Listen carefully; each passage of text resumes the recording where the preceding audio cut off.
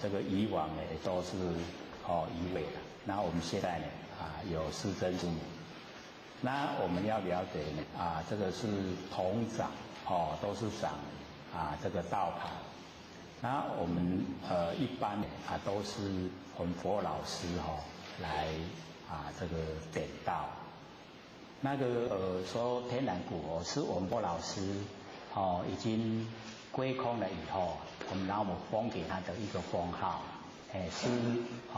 是相同的。然后我们在办道的时候是一解坛的，然后呢，我们佛老师借着点盂师的手来点开魂那个乾官窍，那个是要找道盘的祖师才有的前辈啦。当然我们师母也是可以来点。可是呢，我们师父都会这个礼让给我们老师所以事实的情形也就是这个样子，是一样的不要说口味那个封号名号不一样就不同，以为说不同人，不是的，是相同的。还有吗？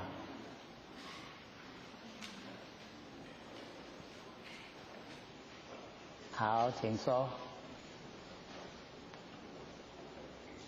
卢讲师好。好。或许曾经有跟部分姐有提到说，可不可以使刘老师在发问的这段时间没有问题的时候，会带大家做外流放下的休息。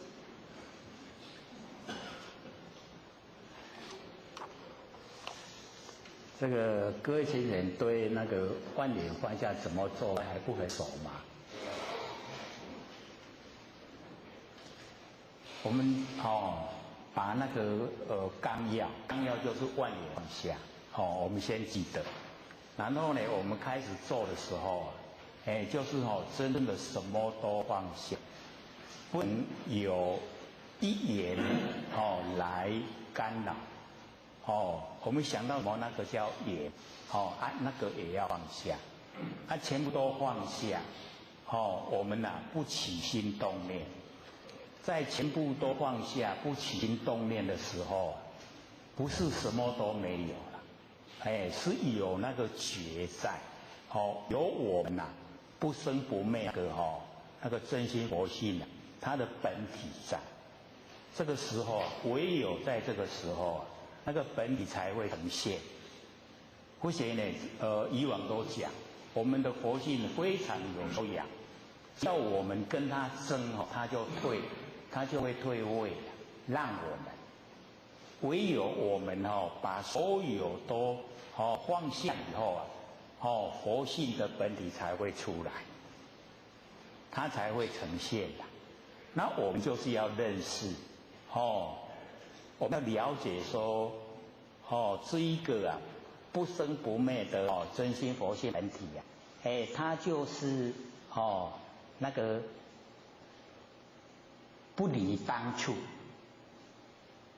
常在，不离当处常在，就是在这一种万念都放下一念不生的时候我们那一个那个佛性的本体就整个都呈现，都出来了，这个都呈现。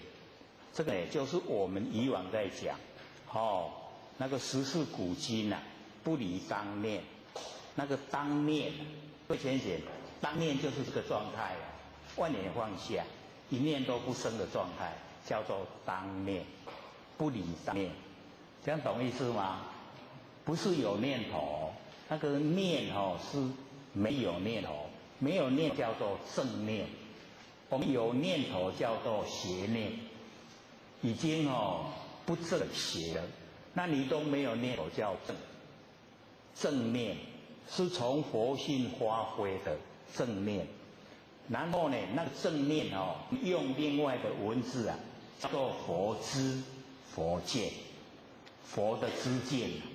然后我们再用另外的文字来讲，这一个万念放下一念不生，这一个当体就是佛，这样了解吗？所以我们说尽性成佛，有没有？这个就是渐渐，这个就是成佛，这样知道吗？有没有很亲切？很亲切哦。所以哦，各位同学，我们本身就是佛。哦，各位看哦，一尊那一尊拢谁啊？叫做谁？一尊那一尊分呢？知道吗？谁啊？自己，我们每一个都是的。晚上哦，这个睡觉的时候啊，要告诉自己，我就是佛，欢喜爱困不起。好，请说。好。没有讲那个六根生六尘生六识，什么七大。那请就是那个怎么写？好，请坐。那个哦，是我们在凡尘啊，能够修持的一些法门。从我们的六根，眼、耳、鼻、舌、身、意，六根，然后从六尘，色、声、香味、触、法，这个都可以可以修了。六根各根都可以修，六尘各尘也都可以修。然后从六识，就是从眼睛对色尘产生的那一个识，眼识，眼耳鼻舌身意六识。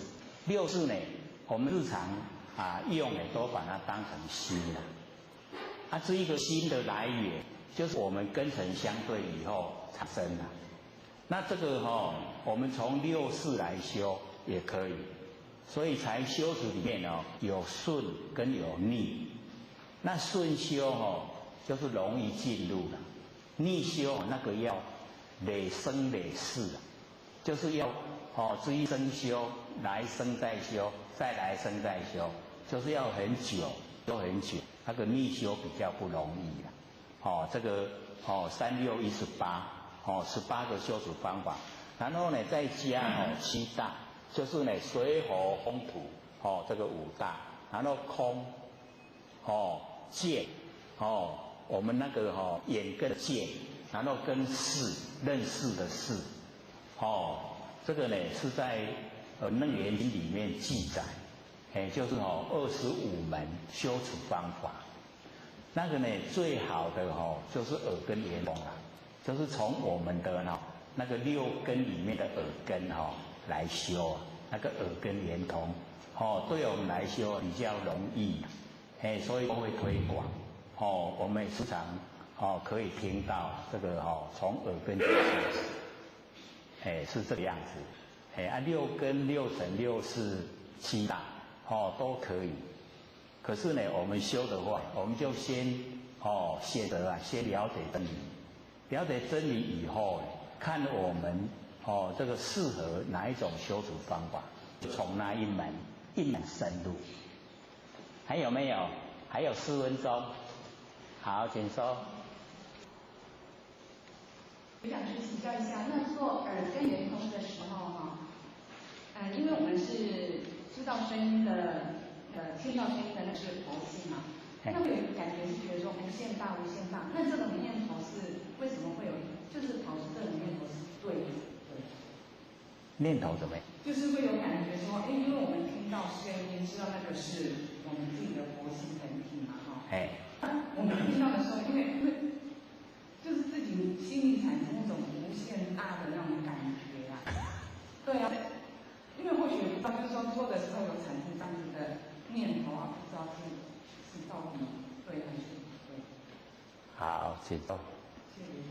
这个我们这个做耳根圆通因为在推广这耳根圆通，因为它修的方法很容易它很快进入，所以先呢要了解说这个我们在这方面一定要先知道说耳朵的功能就是听，然后呢我们第二个闻，那个闻跟听听是耳朵的功能然后文呢已经加入我们的心意识，我们听到声音以后加入我们心，所以我们在处理事情的时候都是用第二种那个文，所以我们文是很习惯的。那么第三个就是文性，那文性是佛性的。那佛性我们要了解说启发佛性的时候就跟第二个文有一点不同，因为第二个文我们要详细的听到那个内容，听到讲话的内容、声音的内容，一定要了解，我们才会应对。然后呢，那个文性它不是这样，文性它是重点在那个谁听到，谁知道，那一个重点是在于能够听闻的那一个佛性能够听闻，佛性呢寄托在耳朵，让我们能够听闻。所以我们在这个应用的时候，就是生有亦非生，生有的时候不是我们闻性产生的，生无即无昧，就是声音没有的时候，我们闻性也没有昧，所以闻性没有生也没有昧。那我们在这个时候，我们不要有念头，因为这个时候我们是在用耳根。那假如说我们用念头那变成用意根加入意根，那用意根来修的话，它会变化很大。我们就单纯就在耳根就好。耳根呢，我们就是先启发自己不生不灭的佛性，然后我们用耳根把我的佛性能够扩散到整个这个空间。因为只要哪个地有声音我们就会耳朵的闻性就会呈现。呈现声音就表示我们佛性有在声音发生的地方。那声音它不久就变化会消失，可是我们的佛性呈现以后，它并没有消失，它一样在。那只要有声音的地方同时呢有好几个地方有声音，我们同时呢都知道。同时知道的时候，佛性呢就整个都伸展出来。那伸展出来的时候，整个佛性就充在这个空间。那声音变化没有了，我们佛性一样还在。修跟圆通就是要修这一个，重点呢是要把佛性能够跟空间合一体。所以到我们这个很熟悉的时候这个很遥远所以只要我们肯专心的做比如说很远的地方有救护车了，本来我们都一般人都还听不到，可是我们做耳根圆通竟然会事先听到，还很远的就已经知道了就是有那个救护的车要来。那个时候就是我们的佛性德那个伸展度已经延伸到那么宽广的地方越来就越宽广然后我们有讲说尽虚空就整个虚空全部都呈现了我们那个稳性。这个是修耳根圆通我们要达到的那个功效，不能再用意根，不能让它有起心动念，不要有念头，了解吗？会不会冲突？就是你专注在稳性就好，不要我们在听声音的时候不要去分辨声音的内容，因为我们分辨声音的内容会返回来变成第二个闻。变成第二个闻的时候，咱就要知影那个内容声音的内容，这样了解吗？那我们知道声音的内容，各位前有时候我们就会住相，就会产生烦恼。那我们不要记录声音的内容，只是要把闻性延伸重点在这里。然后我们单纯，越单纯就越好修道，这样了解吗？超过时间，各位讲师、各位来宾、各位先生，大家好。谢谢大道天师的老千天大德，以及感谢各位先贤给我这机会学讲。好，我们呢，接着上个礼拜，讲到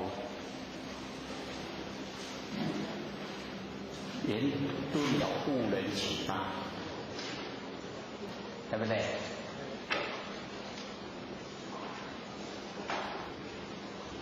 是不是讲到这边，还是讲到呢底下那个修行孔洞断肠坑？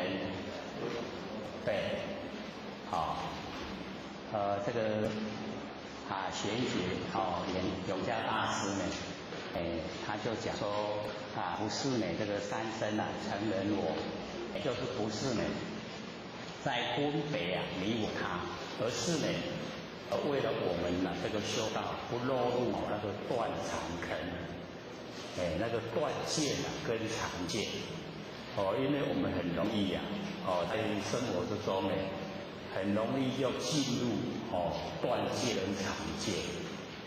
那断见我们最容易了解就是一了百了，了百了那个叫断见。那我们也内心深处都有一种当人永远都是当人，佛有佛的那个根基就是义无反顾，那个叫常见，翻成不是这个样子的，所以我们不要落入那个断常，断见跟常见，因为凡尘一切都是无定，没有无定。因为呢无定我们修道才有用，我们呢可以修正的成佛。那凡人不修，做得不好，会落入三恶道，所以都没有固定。所以法无定法，没有定人。这边呢永嘉大师怕我们落入那个断肠坑。上个礼拜我们也讲嘛，我们说。这个努力度化众生是什么见？一个礼拜就忘了。对，就是常见。那我们呢都不去度众生，叫什么见？这个大概容易知道这个是属于断见。还要怎么样不落入断常见？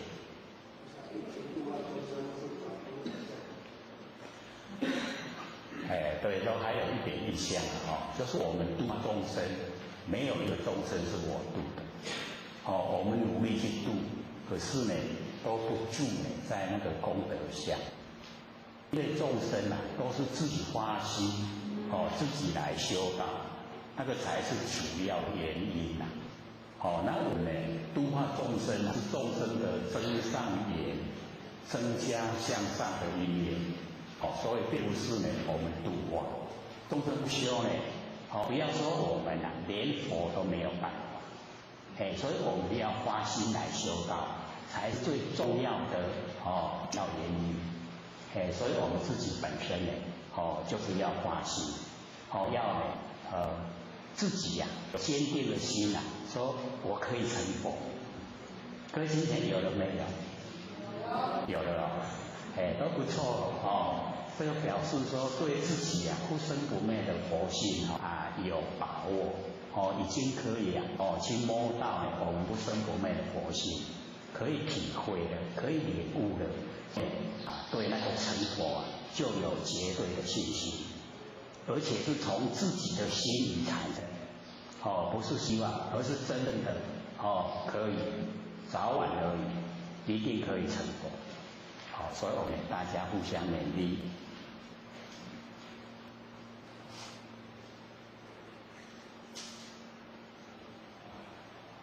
家大师讲说，古早年来须学问，译成呢讨书寻经论。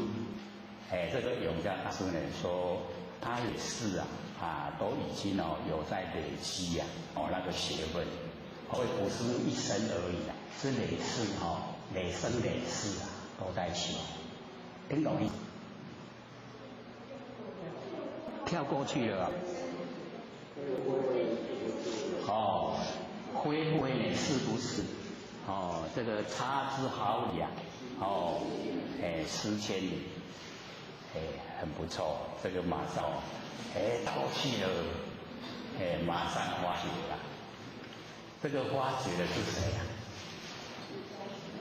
对，就是佛性发觉啊。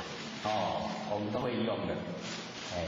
很高兴呢，我们这边呢很短的时间啊，都可以领悟，都可以听得懂，进去啊，我们不生不灭那个佛性本体。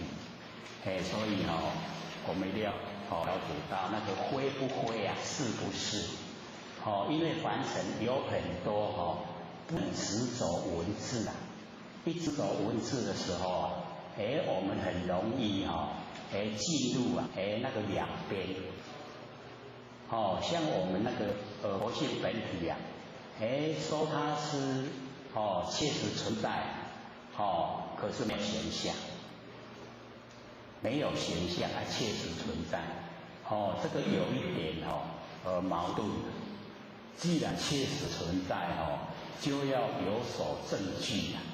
那我们的佛性看也看不到，摸也摸不着啊就是让我们有一点这个很不容易去体会。那么在文字来描绘佛性的时候啊，很容易落入那一种非不非是不是那种状态之下。那我们假如说对佛性没有切实的认识，就会被文字障碍，就变成我们那个理解那个领悟那个了悟的那个程度啊，会不同。那只要差一点点差之毫厘啊，一毫一厘啊，是非常的小。它谬千里啊，就会失千里。好像我们那个开花的时候，出花的时候啊，只有差那么一点点，可是它越走就越偏了，就相差越多了。所以我们了解说，在开始的时候绝对不要有误差。我们现在等于是起步的时候了。那起步呢或许都鼓励各位能够实际做。那实际做一定会有问题呈现。那问题呈现自己没有办法决定一定要问。所以或许很高兴各位学员都能够做，也能够问。说放下一念手，不是有天问吗？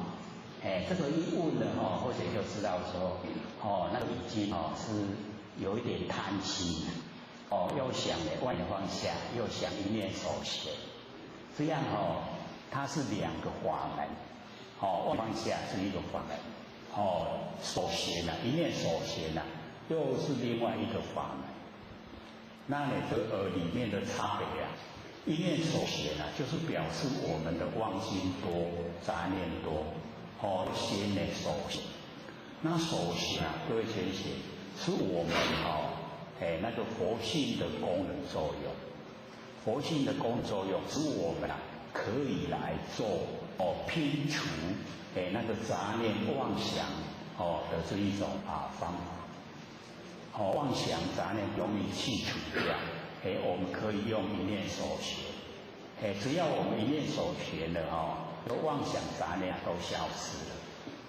可是我们要真正的进入很细腻的这个地方各位一定要了解到，那个妄想是我们用力去想，只要不用力想，妄想就可以去掉这个妄想容易。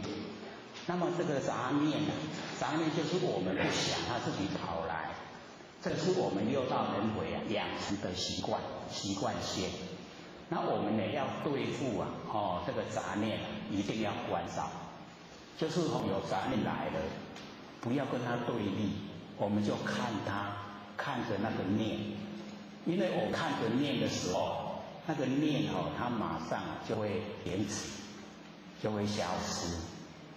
那我们做呢，开始做时候那个力道来的杂念力道会很强，然后那个次数很密集，只要我们按照的功夫不要跟它对立，只要看住它就好。杂念来了，看住它就消失。就好像我们在家里看家，然后小偷来在门口他在探头进来看，此人在家，那个小偷他就离开了。可是那个小偷一直想要得到东西，他又来看了，然后我们此人又在看家，就不要离开了，因为我们有时候那个恒心毅力都不够，才做了个一下下的讲有我做就放下，这样没有功效。所以各位一定要继续看我们杂念，杂念来把它看，它就消失，来了又看又消失，又来了又看又消失。那各位同学要了解到，虽然它还一直来，可是它的力道已经慢慢变得比较弱，然后那个事情就比较稀稀疏疏，没有那么密集一直看一直看，只要我们按照这个功夫到来杂念都消失。这个杂念没有这样构造它不会自然消失一定呢，在我们都没有起心动念都没有动态之下，它会冒出来。只要我们关照以后杂念没有了，没有了我们妄想又不起，那么我们心就清净。那我们心清净以后，可以回到不生不灭那个佛性本体，就很容易所以我们就是要自己做这个功夫。各位有没有做还在听的阶段没关系，先听熟一点再做，才不会这个状况连连第一次这个万念放下，然后睡着了。第二次万念放下，杂念很多。第三次万念放下，一念手闲，不是这样吗？所以就怕我们不做了，不怕我们这个做错赶快问，一定会有状况发生。那我们听熟了，知道怎么做了，然后只要你去做。所以呢，当我们做万念放下的时候，别的法门就不要做，做一个一个就好。当我们念手的时候别的法门也不要做，做一个一念手前就好。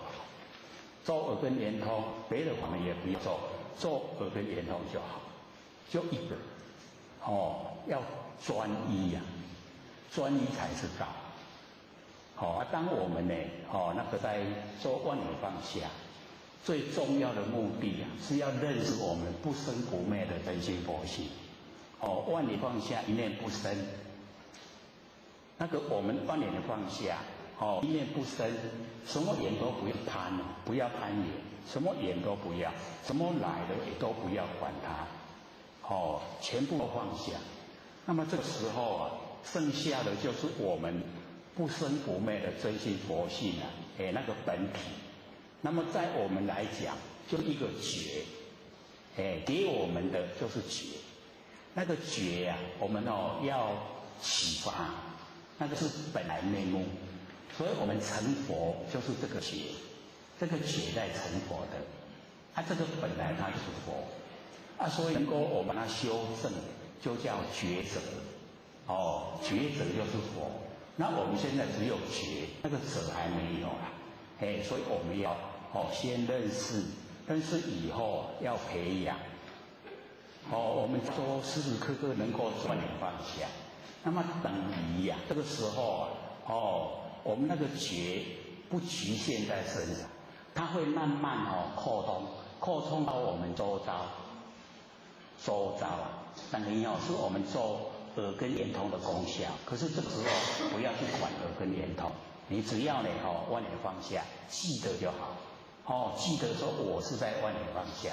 所以各位姐妹，刚开始的时候要强烈的告诉自己，万年放下，万年放下。虽然是有为，可是无为要从这里开始。你一直万年放下，万年放下，甚至连在睡觉你还在万年放下，万年放下，很好睡的，你起来精神很好。为什么？因为没有胡思乱想。一直都万年放下，所以已经使我们的心性清净。心性一清净我们的身体自然很舒服所以呢，只要我们肯做这个万年放下，然后就不会这个晚上睡觉翻来覆去的睡不着，不会万年放下，万年放下，睡不着就是我们在想东想西，就有烦恼。那烦恼一产生的时候这个身体的能量在消耗，所以明天起来这个头会痛，身体会不舒服。那当我们做这个万年放下，刚好把身体的能量都让它呢留在身上，所以摒除外缘，万年放下，万年放下，摒除外缘，心境清净，连睡觉都在做。各位呢一定要做，这个有实际的东西就是真正的可以让我们得到实质的利益，很重要。所以这个灰灰是不是一定要搞清楚，是就是是，非就是非，能把含混，不能混淆，所以一混淆的时候我们就做起来没信心了。那我们很笃定的时候就有了。只要跟照这样有那个恒心毅力，自然而然我们那个一般在讲说那个结生胎各位有没有听过？有没有？一般都把它引用到我们那个练气的硬功的说修到什么程度可以结生胎？各位姐姐，那个生胎可以呈现做，就是我们不生不灭佛性本体。那我们去认识它、启发它，那个就生胎。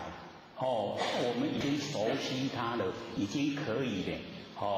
这个掌握佛性不生不灭本体的整个轮廓，那个等于是出生了。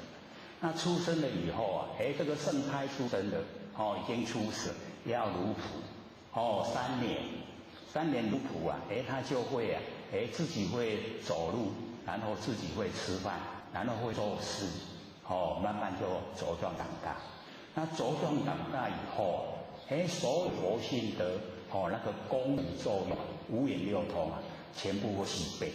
我们不用求神通，做耳根圆通也不是在做神通。各位先贤因为这个是不是会不会我们说神通我们现在都有。各位有没有到过那个高铁台南站？有的没到过了那台南火车站有没有到过？大概比较多了各位先贤，我们神通一想到台南火车站，那个轮廓就出来了，有没有？有没有痛？没有痛还不了解了解那个台南火车站的那个形象我们有去过就一定会有印象。我们现在一想一念间就马上呈现，那个不是神通吗？我们去了又回来了，又坐在这里了，有没有？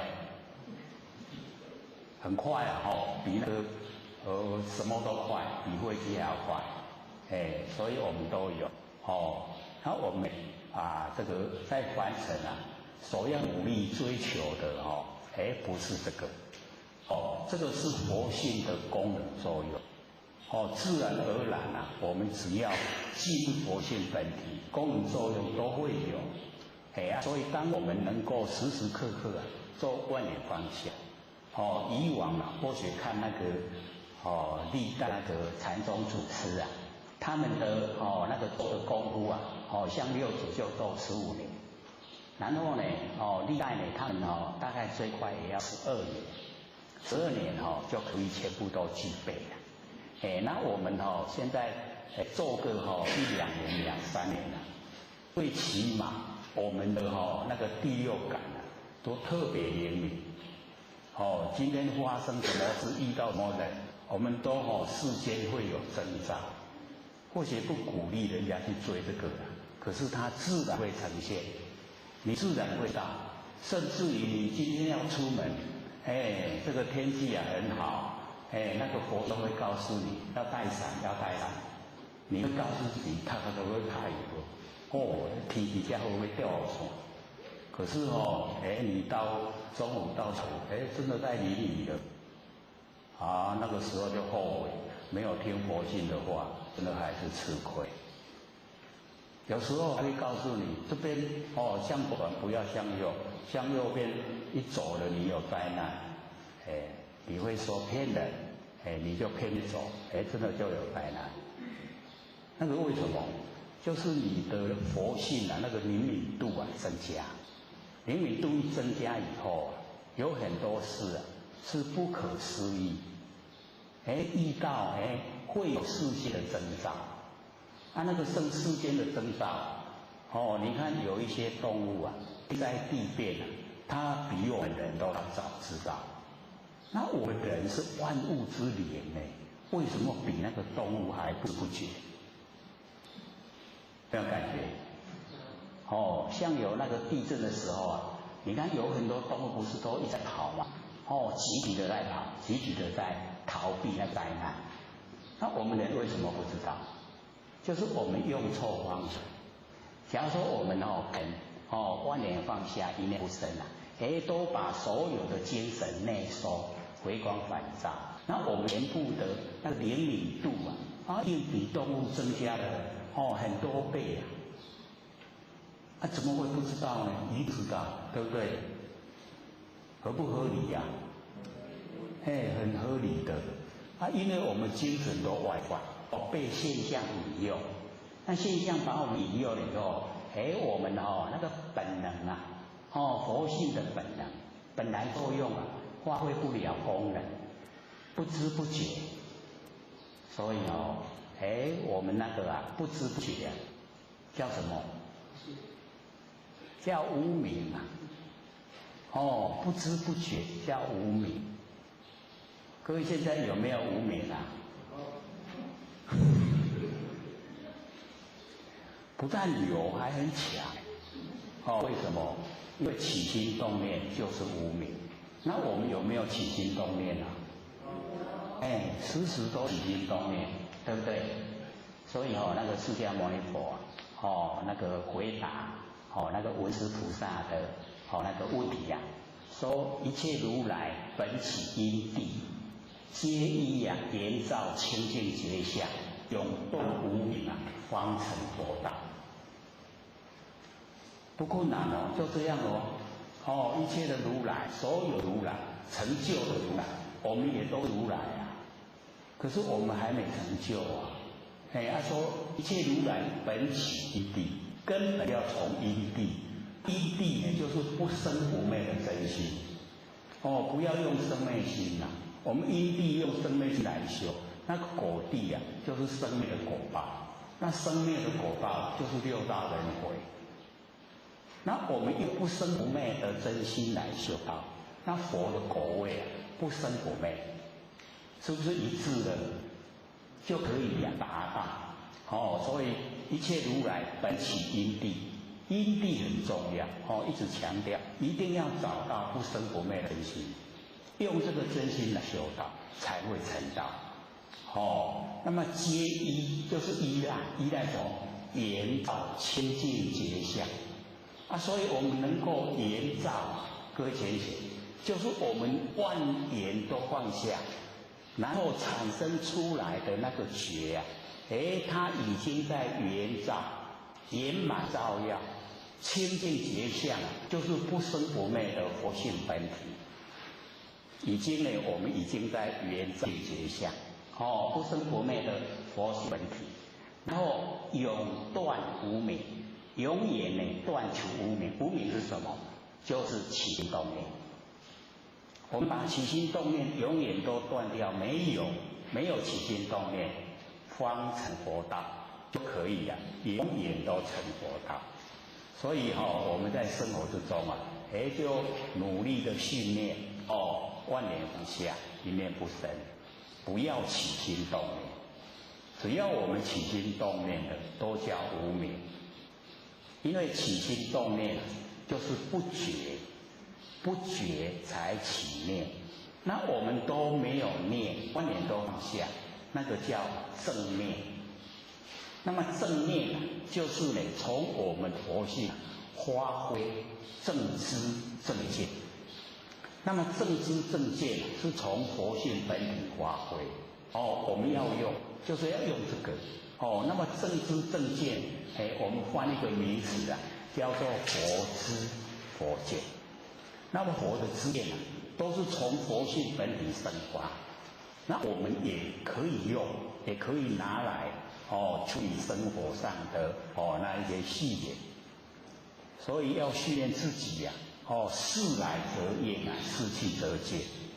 那这样的话，我们就已经整个都在真理，都在我们觉现之中，就叫圆照清净觉相，懂意思吗？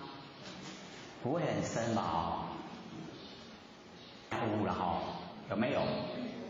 可以了所以不困难，就是这样，只有这样而已一切如来本起地，皆依圆照清净觉相，永断无明，成佛道。就这样而已这简单可以从凡夫地那个来因地就是凡夫地，然后呢到已经成佛道，那个是佛的果位。从凡夫地呢到佛中间的过程就是这样圆清净觉相。那我们没有圆照清净觉相，就可以落入六道轮回。我们落入六道轮回好不好不好，要受苦，对不对？很苦的，凡尘这个年岁越大越知道苦那个吃的苦越多越不想贪恋这个凡尘。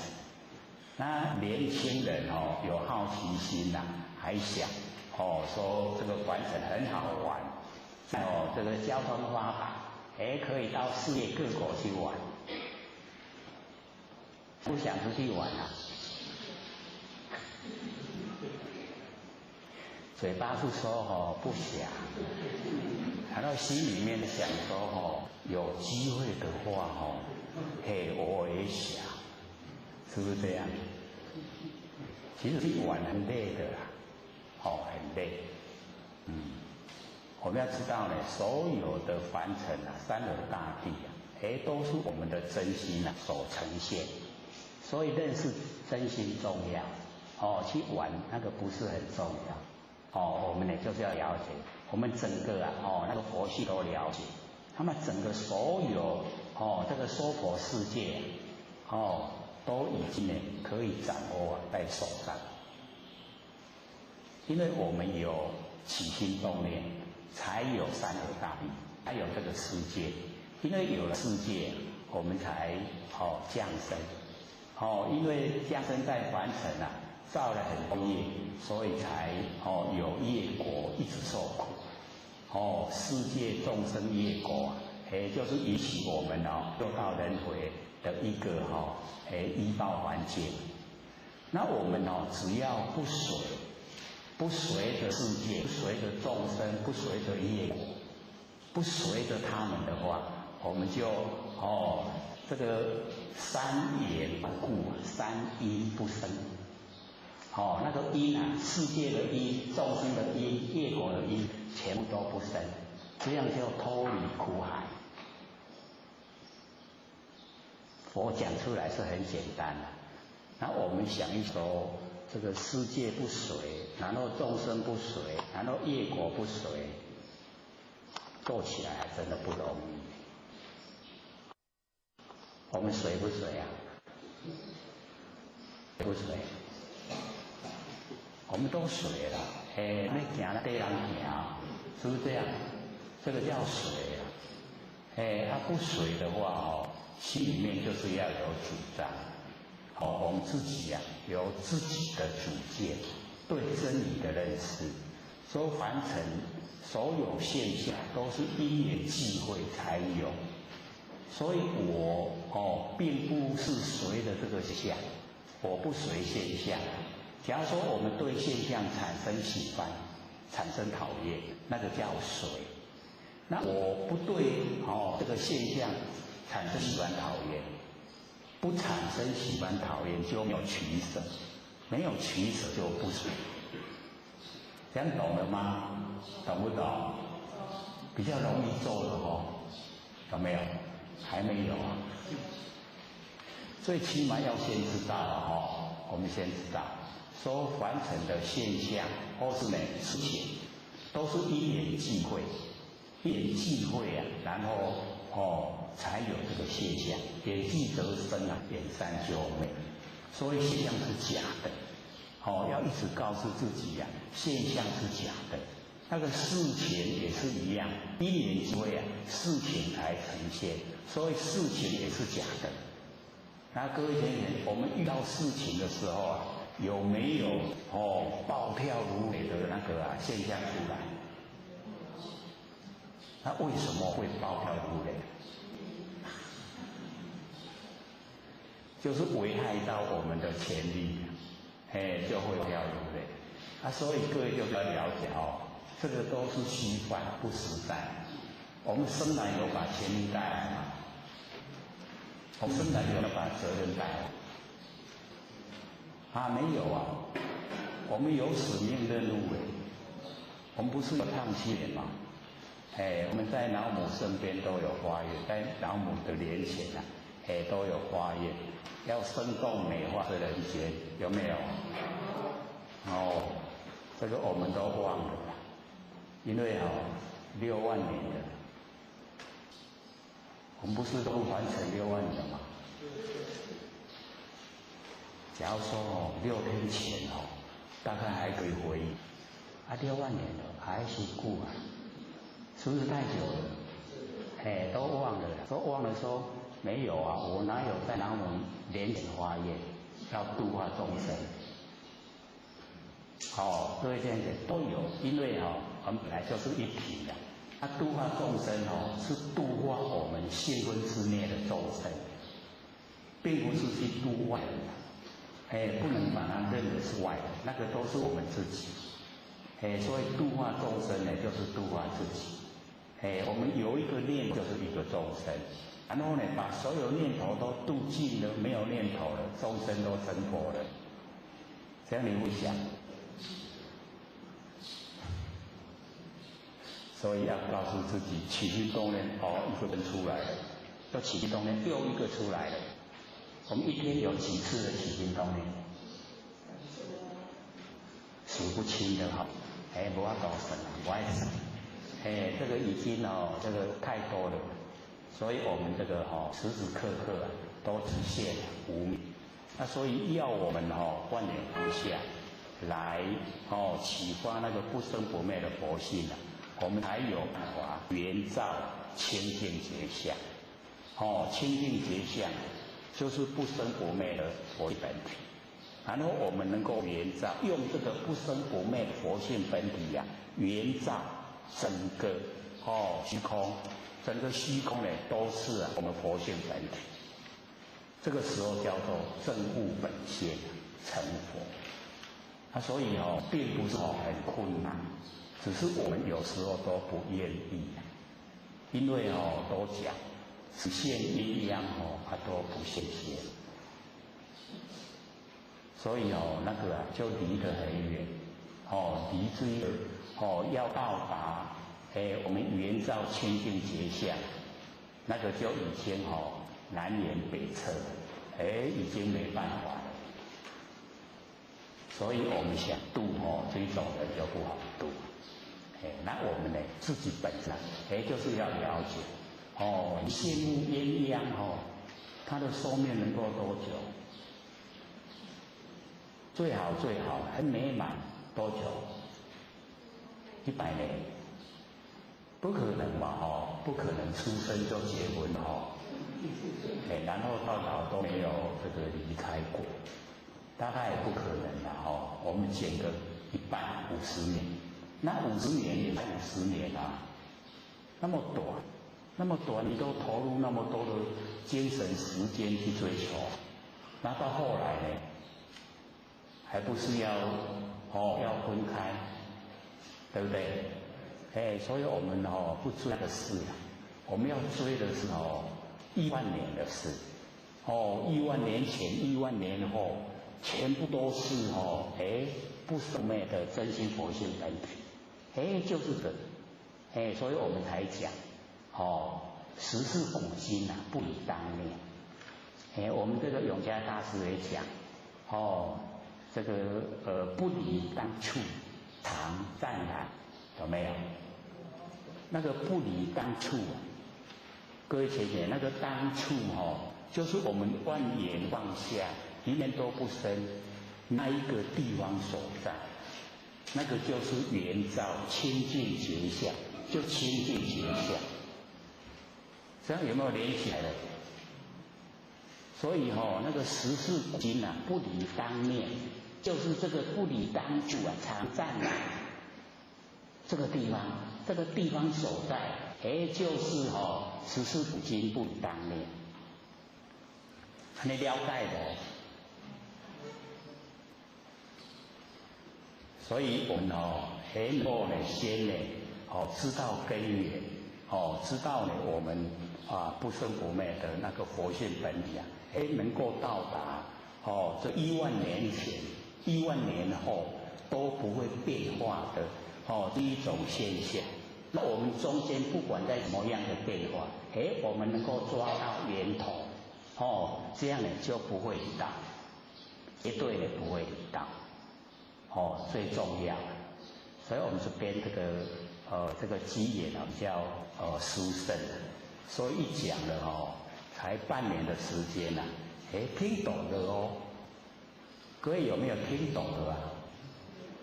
很多人说有一点味道了刚开始的时候真的啦都很不耐烦。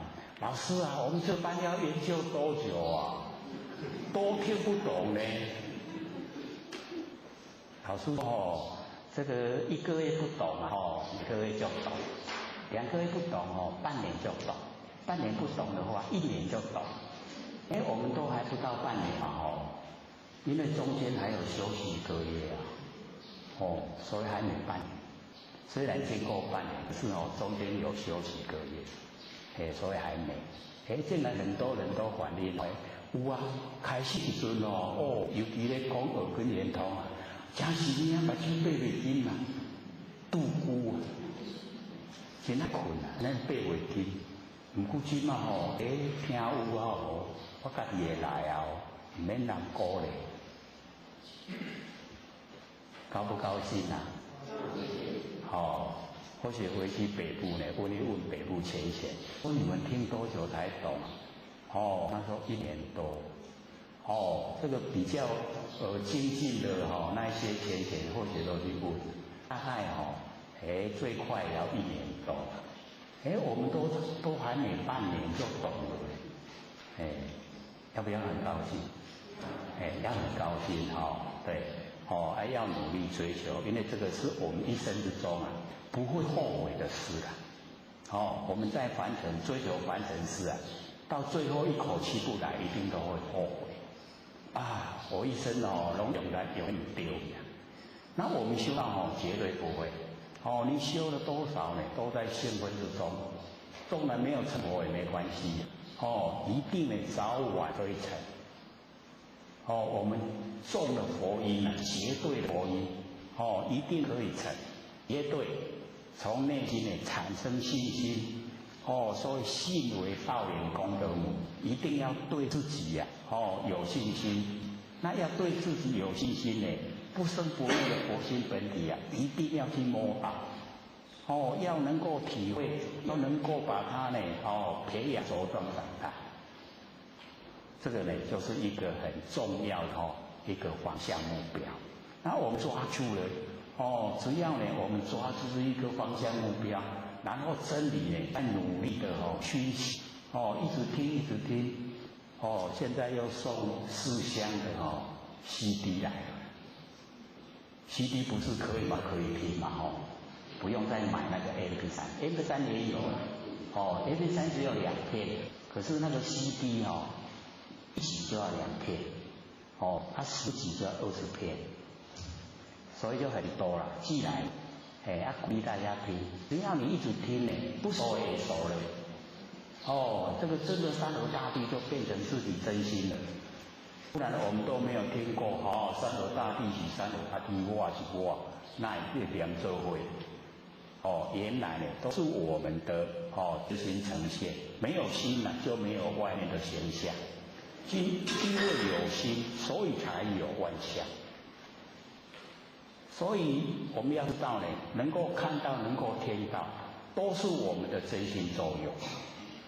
所以在眼睛呢叫做见性，在耳朵呢叫做闻性，在鼻子呢叫做嗅性，然后在嘴巴那个叫味性，身体呢叫触，接触触性，都有啊，都是佛性发挥出来，可是我们都利用而不知，日常在用的都不知道啊，知不知道？日常在用啊，知不知道我们佛性的功能作用？都不知道，都以为身体嘛，讲咱身躯咧做，身躯敢若外搞咧，所以各位要知道，不是身躯咧搞，是佛性咧搞。佛性它很奥妙的，很不可思议啊，它一定要认识，要认识呢，就一定回光返照。然后我们有空闲的时候就可以做万缘放下，然后一念不生，把那个不生不灭的本体佛性本体很熟悉，这样呢，他一段时间就会有敏感的那个第六感，敏锐的那个第六感，我们呢要了解说，时间再久一点，妙智会生花。所以我们刚开始研究六祖坛经的时候或许有先将那个5867狗音转先说我们就可以马上做，还记得吗？我们开始讲的时候，我们说借着六祖坛经来讲心理心法，所以我们重点也是在心理心法。以六祖坛经是我们的文化背景，容易了解。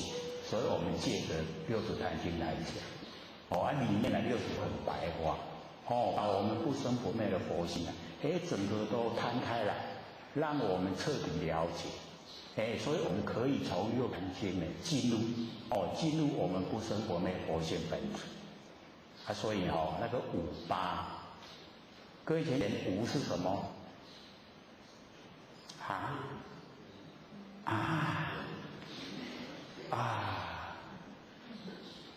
都香拢袂记啦，唔是袂响啦那个5就是眼、耳、鼻、舌、身5个，8呢就是阿赖耶识，6呢就是意识，7呢就是末那识，58是果，6、7是因，58、6、7果因转。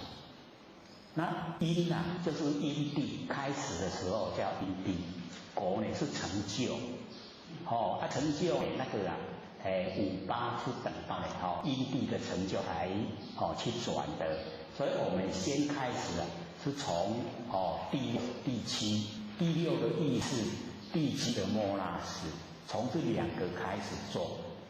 那我们平常在完成都是用那个第6意识，意识就比较浅。第7是意根，它比较深，所以意根是很省思量，我们皱起眉头在想的，那就是用第7识。那我们一般呈现马上能了解那个是第6的意识。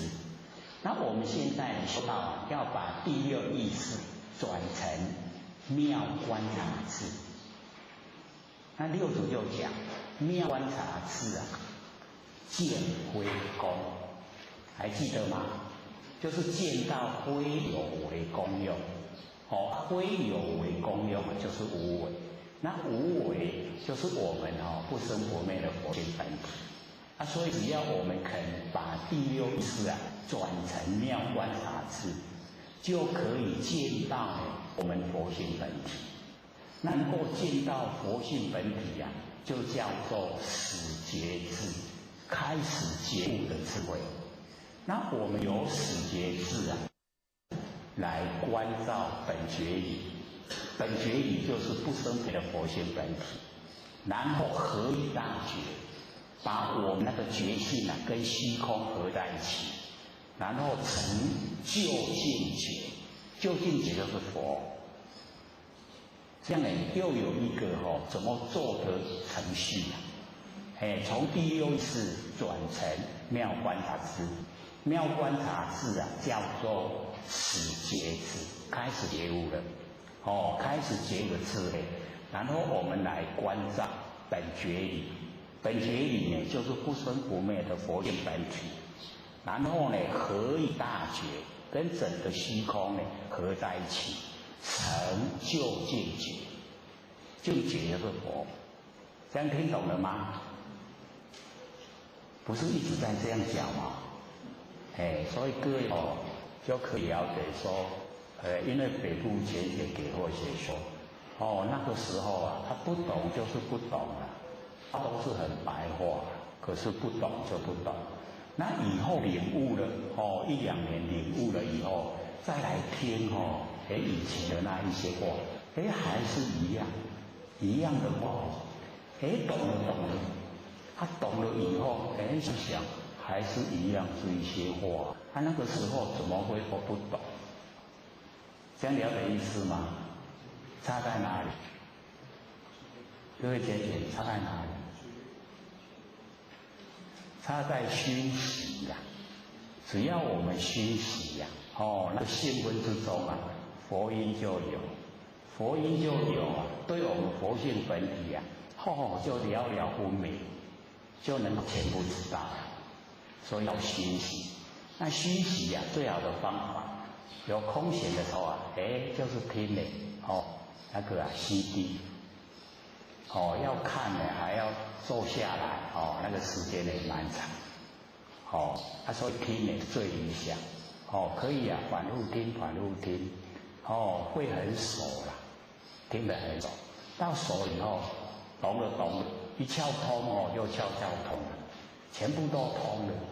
对真理都了解了然后了解以后我们回顾回观我们以往所走的路就会知道说较早拢行一寡冤枉路。可是也没有啦，而且在养成的人对这一个真理的那个熟悉度这样来说我们吃那个饼干一直吃到这个第10块的时候肚子饱了，他就回想我头前吃迄高地拢了。我都摕20块来吃就好头前迄都唔免吃就会使拢给了。谢谢，有没有料？他前面那个9块不吃的话，他吃这个第10块也不会饱所以我们了解说之前做的也有功效伊咧迄甜底迄个迄肚甜无甜较第10个较甜所以我们了解说功不唐捐都不虚气那个唐捐叫做虚气，就是做者要放水流，迄就拢无路用无路用做唐捐那个呢梵文我们比较少用到所以不了解那我们呢就是从又有讲的5867这个果因转，能够呢从第6意识转成妙观察智，然后呢把那个第7的末那转成平等现智。我们现在人为什么这个德性都没有？因为我们都分别心太浓厚所以没有平等性。那就说我们建立那个平等性，人与人之间，不管身份地位不管有钱没钱，佛性都是一样平等。所以我们就是要尊重每一位众生。我们尊重每一位众生就要供养之佛。众生都是佛了，所以我们对众生埋怨就是毁谤之佛。毁谤佛，这个是维摩这个维摩诘维摩诘师他讲，维摩经典就明白记载。或许看到的时候，对众生埋怨的是毁谤之佛，可有没有毁谤过师佛？有没有时常都在毁谤？没有。所以这个语言让我们一听到真的会让我们很惊讶，惊到对众生毁谤的是你毁谤之佛，对众生埋怨就是毁谤之佛。那我们这个埋怨的产生是很容易的。假如说我们的那个比如讲我们在看视线被人家挡住，心中有没有埋怨？你若起来要给我撞到喉咙看我，你嘛紧在边啊，有没有埋怨？就产生了容不容易？太容易了，所以很容易产生埋怨。我们都没有知觉，没有知觉说我们心产生埋怨。那各位前辈要了解到，这个刚开始都是一点点的埋怨，一点点，可是呢，它会累积，一点点一点点一直累积，然后累积到后来变成对事情一有阻碍就变成恨，会不会有会不会说这个埋怨最多的就是夫妻。可以说那个对那个夫妻对这对对方都没有埋怨的没有，找不出来，一定都有没有这个夫妻之间因为每天都生活在一起，那有一点意见不一样不合就会产生就会产生而且呢这个因为都机会太多了，所以累积那个埋怨就会有恨所以才我们从那个报纸看到，那个一方一死掉以后放鞭炮，夫妻有一方死掉以后放鞭炮，那个为什么？为什么高兴？不免互苦斗对不对？有时候那个夫妻之间都是冤家不是冤家呢不记仇这个是冤家所以我们这个在生活之中要转念，不要有那个埋怨不要产生怨恨。所以只要我们呢起心动念的发觉到负面的情绪不来了，一定要赶快降服要赶快降服我们那些不满的情绪，知道呢我们从先天没有带这个东西来，不要让它呈现不要有，要知道说结成夫妻是有因缘我们要把所有的缘都变成善缘，当然是恶缘我们要变成善缘这样的话呢才能够了缘，了缘了以后能够解脱不然我们想解脱我们有结缘的话，那个缘都会把我们拉住不让我们解脱所以一定呢，我们在生活之中啊，要尽量降服自己的所有一切心，再怎么不满我们都要去克服，让它都消失。这样会不会做啊？你看拢唔敢硬要伤大声，唔拄我若有时阵你心肝讲好，我拢实在无用。迄句话有用伫要死去要死的时阵我迄句话拢应假，苛责啦，良心会苛责。所以我们就是要了解到，凡尘呢，我们要朝好的方向去努力。既然来了，就是要了结，把所有一些以往的业因全部都了掉，没有了，新的也不造，旧的都一直了，这样自然就可以解脱了。所以要自己努力。我们还讲到那个回归是不是对不对？还真的蛮久的时间1个小时。这样的话看起来本来说我们其实将今天要把它讲完，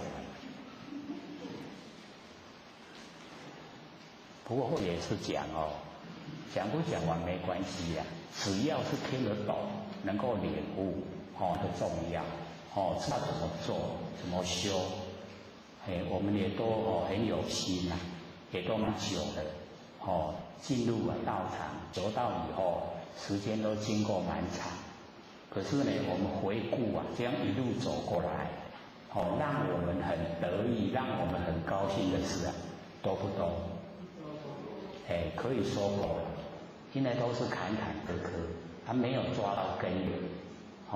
那现在我们可以找到自己的根源，可以努力的来修，修一天有一天的功夫就不要放弃，戒了呢。这个是红土这个身体重点借我们用，我们借假修真，把佛性呢都让它发挥它的光明，不再这个压抑它。现在如来不以世间共争世间以我争，有没有？有没有听过？什么意思？如来是谁不够了大家都知道是自己我们自己的如来都不跟凡尘的所有现象，不跟我们身体的6根眼耳鼻舌身意都不跟他争。可是眼耳鼻舌身意都要跟佛性争。只要佛性一看到我们这个关在争了，他就退隐了，就不见了。是不是修养很好？我们佛性修养好不好？太好了，对不对？就是因为太好了，才让我们6道轮回也太好出来安尼把这感官眼耳鼻舌身意拢来压制，你袂使出头，袂使做出来我已经出来，这样就好了啦。可是佛性他不会这样他都会退位，只要你要争的话，他都退位。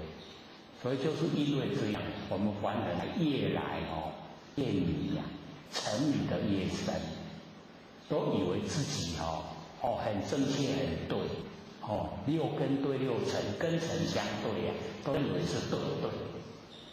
对不对？对还对根尘相对6根对6尘产生6识，那个都是一眼忌讳，所以佛教我们不要用那个心意识会害我们造业，就会受苦。那我们把心意识去掉用那个不生不灭的真心佛性用它来应对凡尘的万事万物，这样就不会造业。没有造业就不用受苦。所以我们了解说呢，在这一种灰不灰是不是的状态之下，一定要彻底的认识是就是是，灰就是灰是到则进，灰到则退。老子所讲的，我们就是要了解，符合于真理的，我们就去做，不符合就不做，这样也不会造业，所以不要差之毫厘呀，就是千里，这个四则龙女呀顿成佛，那个龙女呀，就是在那个《妙法莲华经》里面它有这个出现，那个龙8岁就成了，在那个南方无垢世界成佛。他告诉我们8岁，那龙女她又是始于天龙八部那个龙，不是人八是天龙八部。天龙八部龙女，那才8岁她就能够成佛，表示说我们成佛不再累积很多生很多世只要你对那个万法都能够领悟它的实相，就可以了，就可以成佛。各位先前万法的实相，各位领悟了没有？有没有？有没有？万法的实相是什么？所以各位这个叫做文字万法的实相就是我们不生不灭的真心佛性。我们换个万法就好像跟我无关系，有关系无？所以我们还有一句叫做万象皆空，有没有？难道空性即是佛性？或许不是这样说吗？有没有？所以万法的那个性就是我们不生不灭的佛性。那万法皆空，就是万法万象的都是因缘际会，是事情是形象，一定都是因缘际会。那既然是因缘际会它当下都是空的，它没有本性。包括我们身体也是一样，也是因缘际会。各位田田，我们的身体怎么来？父母亲结婚了以后，把我们生下来，对不对？那个因缘际会，2、5成形3、5成性，那个因缘际会，然后借着天地的物质，所有红土，众缘际会借我们用，所以众生那个解说，众缘机而现的生相叫做众生，是众缘而生。那我们的佛性它没有生，这个身体是众缘而生。那眼即得生，眼淡就灭。它生出来以后现象，无生住异灭，它自然的过程。所以我们的身体都新陈代谢，生住异灭。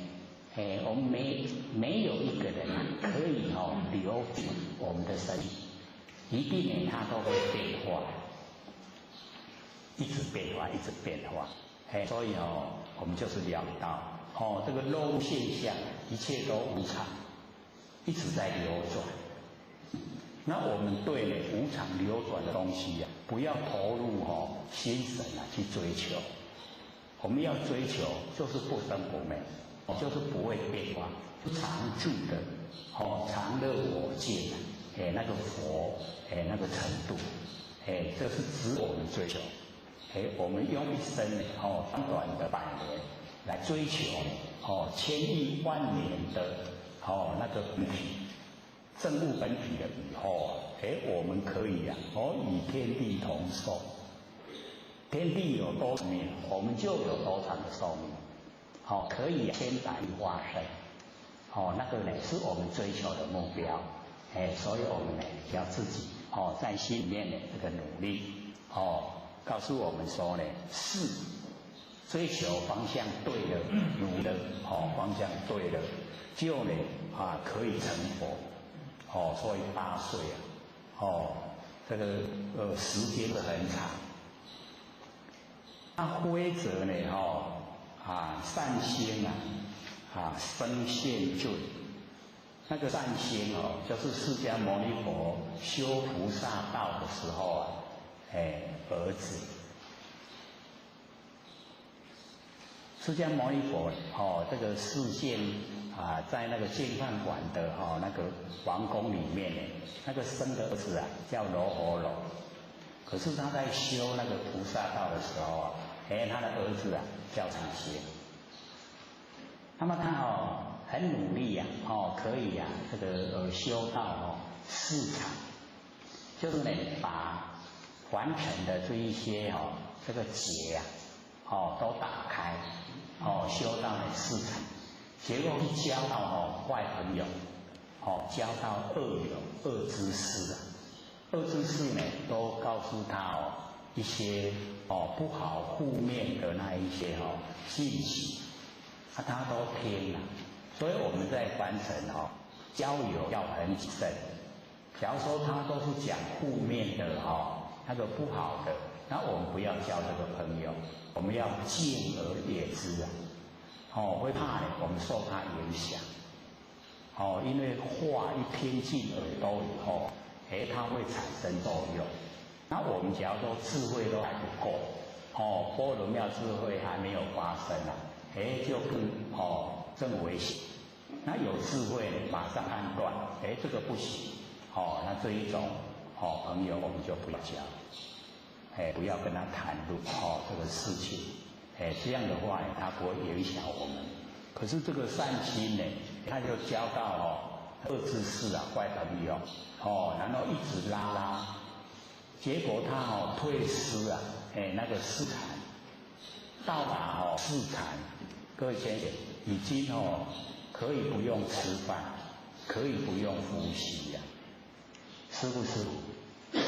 以我们现在在欲界众生地的时候啊，没吃饭没饭，没有呼吸没忘，对不对？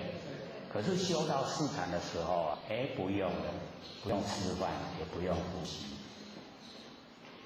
不可想象所以那初禅、2禅、3禅、4禅，到4禅就很理想。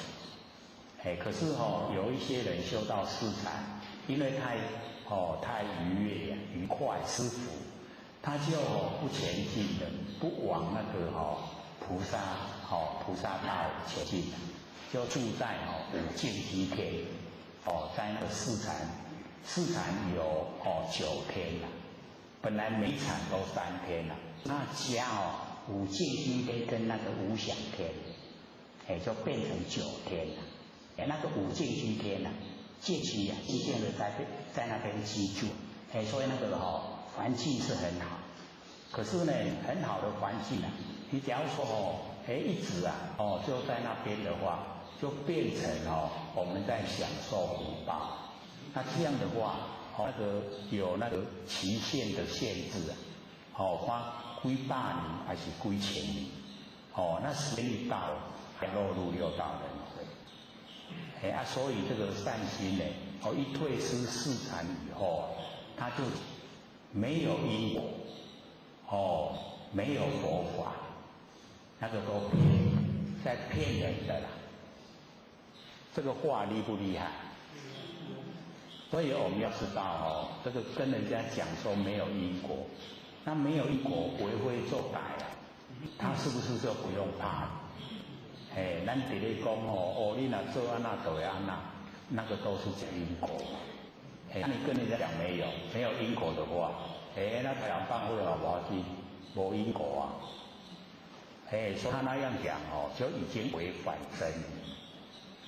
所以这个呢不可以。那又讲说没有佛法，这个又不当佛了。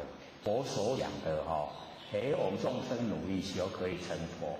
你说没有佛没有法，那众生怎么办？你当众生啊，所以那个又不真理，所以呢那个时候跟那个大弟子那个家说呢现在那个善心呢就在那个泥莲禅河边，我们可以去看他。结果那个迦叶跟释迦牟尼佛2个要你去找那个善心的时候，善心一看到远远的看到释迦牟尼佛跟那个迦叶一来，他生了那个很嗔恨的心结果嗔恨的心一生以后他就是这个生现在生活在完成的生，直接就进入阿鼻地狱，直接你看我们都还要死掉才去的那个善心生生陷入，直接就进入阿鼻地狱去受苦。佛就跟那个讲说他就是在那个无间地狱住在无间地狱。所以佛一讲的绝对都实现。所以不能讲那个没有因果、没有佛、没有法，那个不能说的。所以不能够诽谤那个佛跟法，不能诽谤佛法。这个是很重要。所以呢，这个事容易成佛，归呢善心呢生就陷罪，就是生直接陷入那个阿鼻地狱。吾早年来居学问义真讨寻经论，是不是讲到这边？这个给各位这个一拉回来就拉1个小时，说少讲一行，我们一行就经过1个小时又40分钟。永嘉大师呢说呢，累生累世都一直在记那个学问，所以我们从那个儒家那一些记载儒家经典来看，孔老夫子讲说，弟子入则孝，出则悌，然后这个己而信，患爱众，耳亲人，行有余力则以学文，对不对？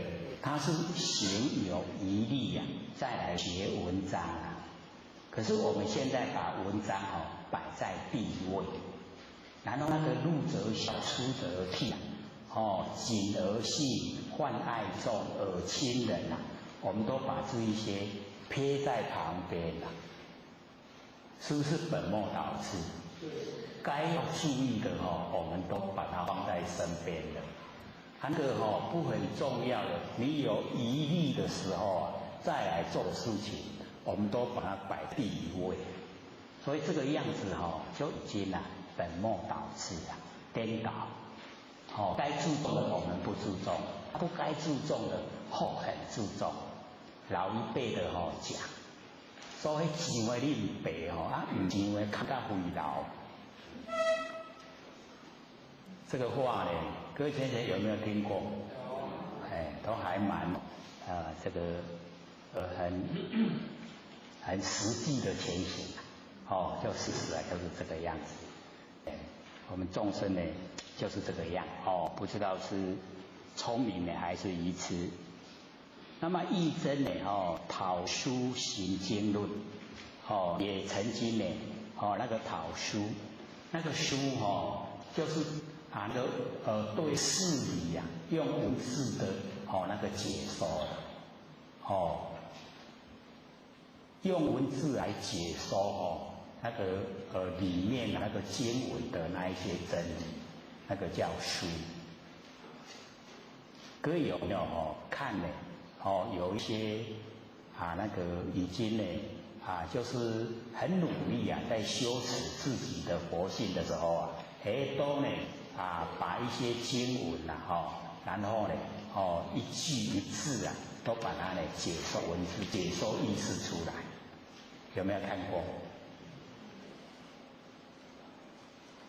有看经的话呢有一些我们都会去探讨它的意思那个书就是探讨里面的意思那个经里面的那一些含义。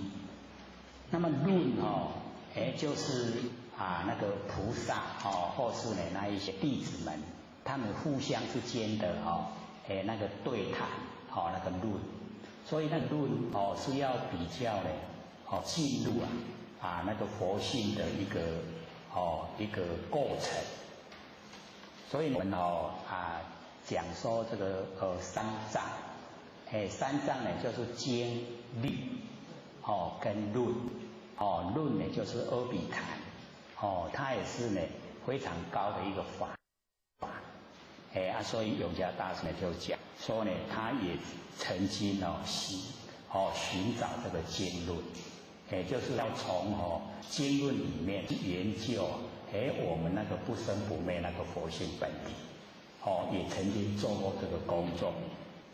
那么分别名相，不知修，就分别名相。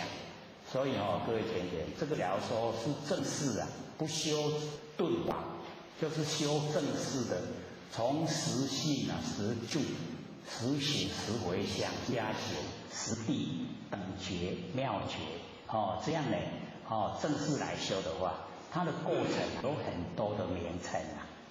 那修持过程很多名称啊，我们一般人都会很注重，就会注在那一些名跟那一些功效的上面。那我们一注了那个名跟相，注在名相，我们进步的那个脚步啊，就会很迟缓，就很慢，那些很屌的，就好像我们画地为牢。在地上画圆圈，然后我们站在圆圈里面，自己观自己，会变成这样所以呢，顿教的他直接从凡夫地，一下子到佛地所以中间这个过程呢，他就不会在意。那一般他正式修的人看到我们用顿教的法门他会很不服气我呢修过了10年，你安尼跳就过，你过了10年都没他会不服气各位了不了解这个意思？假如说我们是那个按部就班的，安尼安尼有哪行有哪行，就这样的各位先生，或许住在基隆我用步行的直直行来到咱家，爱久，很久对不对？那个叫做名相，我那坐高铁偌久，很快对不对？很快我就到了那个叫做顿法。你要坐高铁是哪行？我们都知道有方法嘛我的方法我坐就到很快我用走的现在还搁伫真北部咧，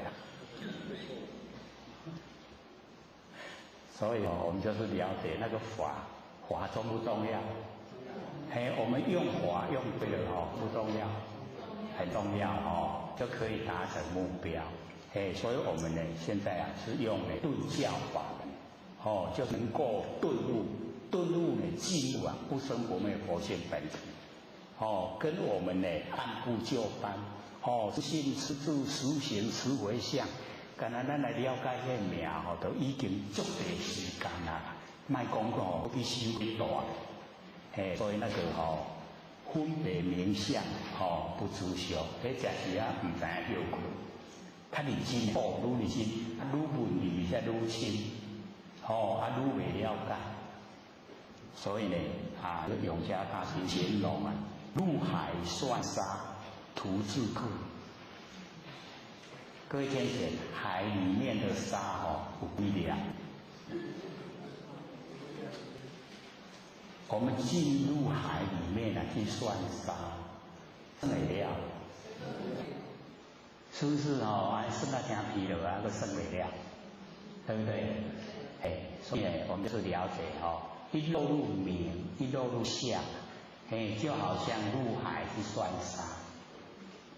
迄种无了事袂讲算了今仔日算一寡，明仔载算一寡这生算不了，交代后先搁再算，总有一生会算完。那海的沙，我们有没有办法像这样？绝对没办法了。所以不要住在名，不要住在相，所以要离相。名跟相都要离，所以我们只要能离相2个字呢，会记了。名称叫佛啊，名佛，4个字嘛，离相名佛。以前不是时常各位说吗？只要我们离相，我们就是佛，有没有？修起来的，所以那个CD送来的要拿，很多，拿回去听，才记得离相名佛。即摆人来甲你骂，你拢莫去带伫迄骂的内容，因为迄拢名相。你像猪呢，是不是有名有相？没有。那我对号入座啊，我像猪哦，生不生气？生气了那个叫住在名相。那我们都不住你看迄讲出来迄个名相迄个空嘴不是对不对？都整个都是空，所以离相了，成不成佛了？很逍遥自在的袂去用骂气啊要死。欢喜啊！你昨嘛爱出气啦？我足欢喜的，我消一寡罪业，高不高兴？高兴。真的被人家骂会高兴吗？所以我们要学向妈妈观恶缘是功德。董家大师说的我们观恶缘就是功德，能够消我们罪业啊。罪红消好唔好？真好对吧？所以唔免搁气到等，不要再还给他了。伊直要甲咱消，理解讲唔免，安那嘛无巧所以呢，不要入海算沙切变呢如来苦苛者，就是呢入海算沙，住在名相。说如来呢，在教化众生的时候他就叫我们说，名相都是假的，不要住。所以董家大师说，我们呢入海算沙，住在名相，就被如来苦苛者，就被他骂了。讲你唔对啦，你修了唔对啊，唔是安尼啦。了解意思吗？所以呢，我们要知道那个已经呢跟真理不相应，住在名相入海算沙呢跟真理不相应，使他呢珍宝有何意？这个好像在这个银行这个上班，他每天一接触都是那些钞票，他都算人家的钞票他每天呢都算很多这个几百万、几千万、几亿，省的下班拢袂使退回，对不对？是不是使他珍宝？剩别人的啦剩的拢无一个是我的，没有利益所以我们就是不要住在名相住在名相就是咧讲数那个珍宝钞票剩的拢唔是咱的从来呢成顿觉虚闲那个成顿呢就是虚度光阴浪费我们岁月对我们来说就是没有实际的利益所以呢这个从来就是以往都是呢这个虚度光阴，然后呢觉虚闲就是能够呢觉醒到呢那一些都是不实在的虚闲，不是实践是虚闲，就是做了什么事情那个功效都放水流做的拢放水流所以呢觉虚闲多年往后风尘客就很久了我们呢都是环城来当客人，他都很冤枉。各位姐，我们到环城来冤不冤枉？还不错哦，卖回答。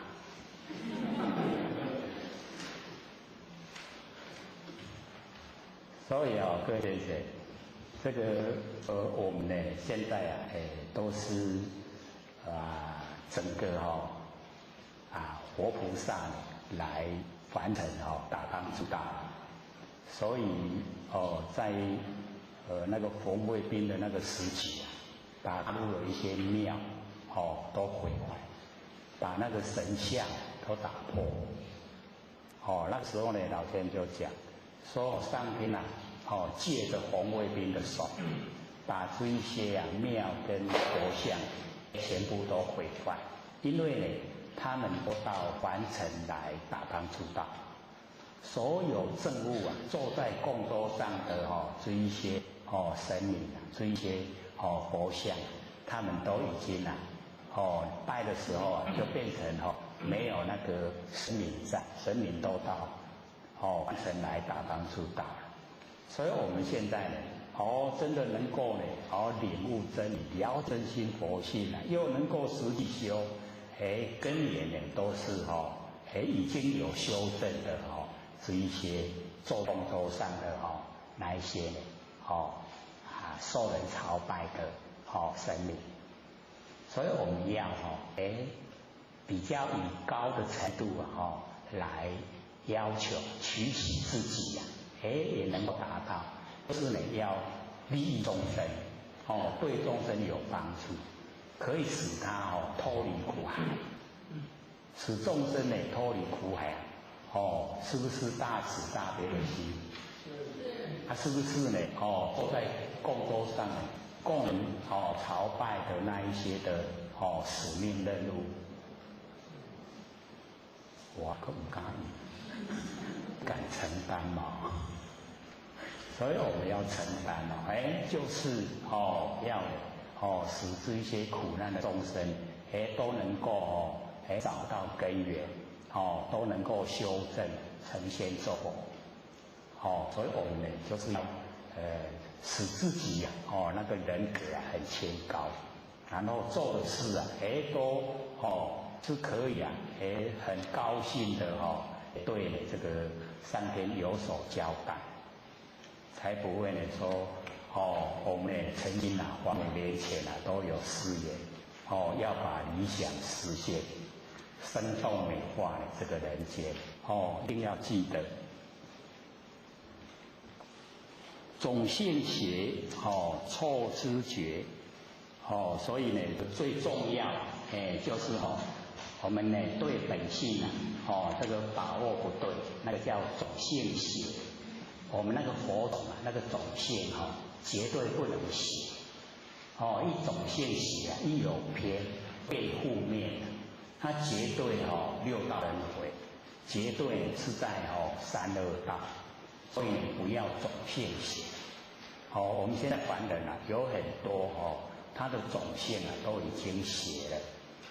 像我们呢可以时常接到那个诈骗电话，也可以时常看到那个电视报纸都在刊登那一些诈骗的嘴脸，他都很年轻也长得都很帅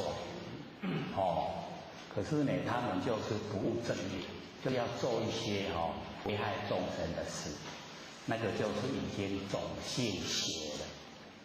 他呢认识他不生美的佛性，不知道因果。那么这一些人他都没有邪知吗？也不是。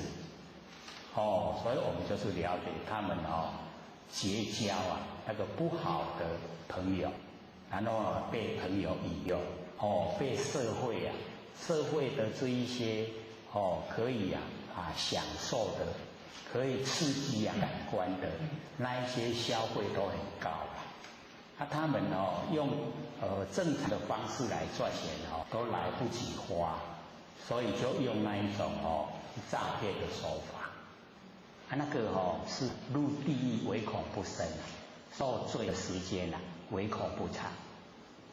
所以我们以真理的角度来看他们，他们是很可怜的。可是以社会众生的角度来看他们是很可恶，辛辛苦苦赚来的钱，这个养老退休金都骗走了，那以后生活怎么办？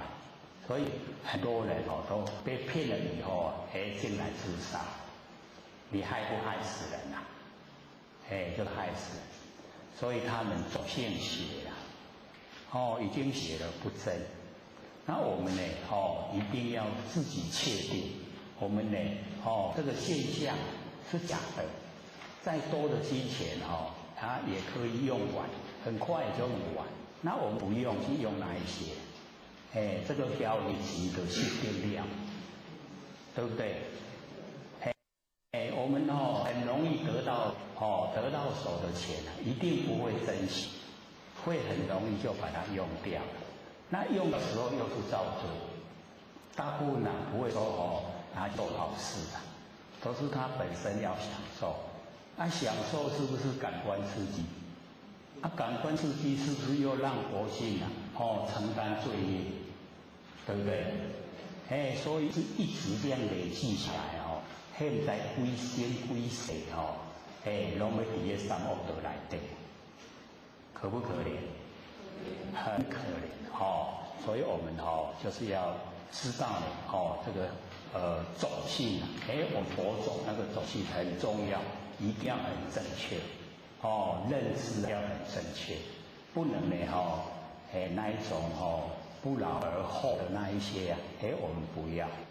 所以也不要去买那个什么彩券刮刮乐那个也都不要，因为那个假如说让我们得到意外那一些钱财，对我们来说是灾难不是好事所以我们就是了解我们就是要有一分的劳力才有一分的收获。要呢来源，那个我们生活的来源就是要很明确、很正大，这样的话我们就不会有对良心过不去。那假如说我们对良心过不去表示跟真理不相应那一种事我们不要去做，我们要自己就是呢立定那个目标。各位有没有买过彩券我们是用什么心来买？是不是想得到金钱？所以我们就是要了解到我们不用出那个不正当的心，我们要训练自己纵然有那个陌生报了一大堆钱，说要送给我们无条件的送给我们，我们也要拒绝，无功不受禄，可不可以达到？所以各位都不敢回答，那我肚子我敢摸来，所以不敢回答，我们要了解到假如说人要报钱给我们，那么那一些钱一定有问题他本身不敢要了，然后拿给我们，是不是灾难来了？绝对不是好事我们不要是不是哪一种意外之财我们都不要，是不是已经很笃定了？生活笃不笃定？意念笃不笃定？修道容不容易？这个叫做不相应。我们很笃定修道就容易每一样都很笃定，到修道就不容易。可见我们心你看这个心口不一，要训练自己什么都很笃定，修起道来就很笃定就很容易那不容易的呢，就是我们还有一些非分之想，就是有侥幸的心理侥幸台湾话叫什么？要命哦！我们都有那一种心呐、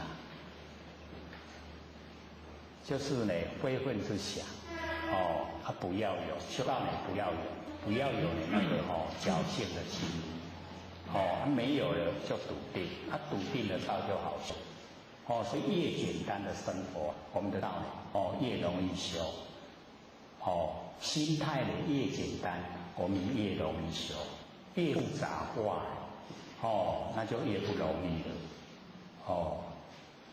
所以呢，我们了解说，这个种性学以后就错知觉，那个所有的知觉全部都错了，不正确，所以我们种性很重要。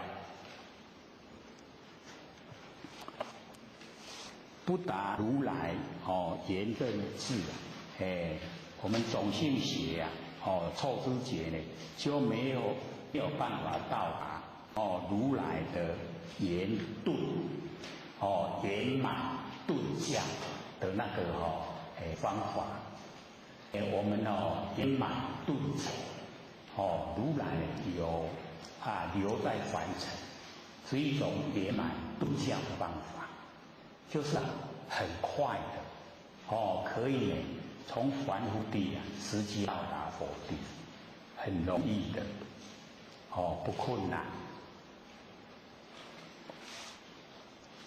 那么圣呢精进悟道心，那个二圣呢就是声闻跟缘觉。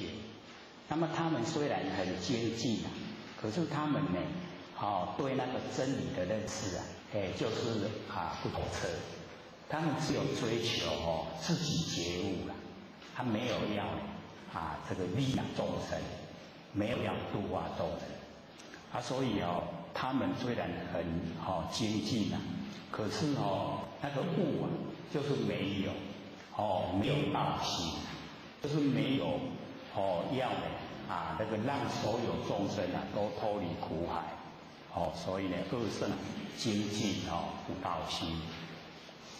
那么外道聪明无智慧这个外道就是呢在道之外已经呢他把那个所有万象都当了心之外，不把万象当成我们真心所呈现，所以那个叫做外道。那么外道很聪明可是没有智慧。那我们了解这个外道再怎么修都只有五通所以叫五通仙。他最后一个漏尽通他一定不会有漏尽通各位有听过吗？我们六通里面最后一个就是漏尽通我们漏尽的就是全部的烦恼都有，就是呢我们的精神都不外放那个漏已经尽了，没有了，没有漏了因为我们呢有漏，精神的外放有烦恼，所以我们进入六道轮回。那我们已经到达都无漏了解到不生不灭的佛性本体已经可以摸到它了，叫做无漏。上个礼拜我们不是有讲那个洗澡嘛，有没有？还记不记得？就是呢是洗尘呢还是洗体？洗尘谁的灰尘垃圾，可是灰尘它是无知无知之物。那洗体洗身体，身体是四大假合，所有风土，所有风土是无形之物。他们都没有知觉我洗澡怎么会有知觉？是有那触的感受，所以呢他从洗澡就领悟那个无漏。无漏呢就是不生不灭的佛性本体所以发现明了无漏，发现明了不生不灭的佛性本体已经注重在本体，所以他成阿罗汉，已经进入无生法忍。阿罗汉呢就是啊，得到无生法忍。无生没有生，有生的是我们身体，没有生是佛性，不生不灭的佛性，没有生，没有生就没有灭，它可以把心啊已经安住，不生不灭的真理上面，然后不动，这样就叫阿罗汉，容不容易呀？那我们也发现，我们每一个人都有如来。都有不生不灭的真心佛性，只要我们发现，我们把它安住，把心安住在不不灭真理上面，然后不动，不起心动念，然后我们也可以到达了，就已经是阿罗汉。然后我们又度众生，进入了菩萨，这样知道吗？要多听了就会很熟悉。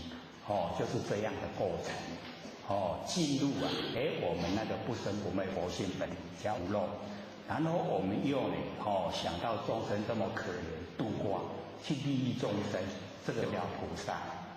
所以只要那个发心出来，就已经有这个名了。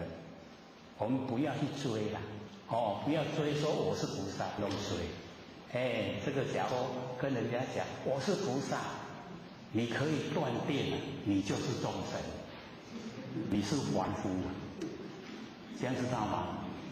所以菩萨佛不会说他是菩萨阿祖，不会的。一说了以后，他绝对不是，这样懂意思吗？所以我们来观察就是要了解到这真理，因为真人啊不入相，入相非真的。所以那个寒山拾得啊，被人家一认识了以后，他就赶快逃到山中，躲进那个石头里面就不见了。没再个地囊嘛，那个风干老和尚，他是阿弥陀佛来转世，他被人家认识了以后也不见了。所以只要那个让人认识了，他就不能呈现。不会说呈现的时候啊，人家在吃，这个就是阿弥陀佛了，没那个代志，这样了解吗？所以我们在修学的时候啊，就是努力达到，什么相都没有，什么相都没有，就是最高了那个程度，到不离当处常藏了，跟那个十四古今啊不离当念。就是呢，万念放下，一念不生。那连起来各位先生干两条，都是在讲一件事。意一字啊，意小害，在讲是一些恶圣啊，精进悟道心，或是悟道聪明的无智慧啊，这个呢就是愚痴啦。有高功重功的，像我们这个。日常生活之中呢，也很多都有这一种有高功的那个做法跟那个念头啊，然后在我们生活之中都时时在呈现，我们也都不承认。所以我们要了解，那个很笨的我们不要去做，做的呢就是要聪明一点，放下也不生。那么意小害呢？就是让人对他这个产生的这个可怜的那一种心态，不是说我们害怕，而是说为什么你不追求那个最上乘的可以成佛的？那个很容易啊，你为什么不追求呢？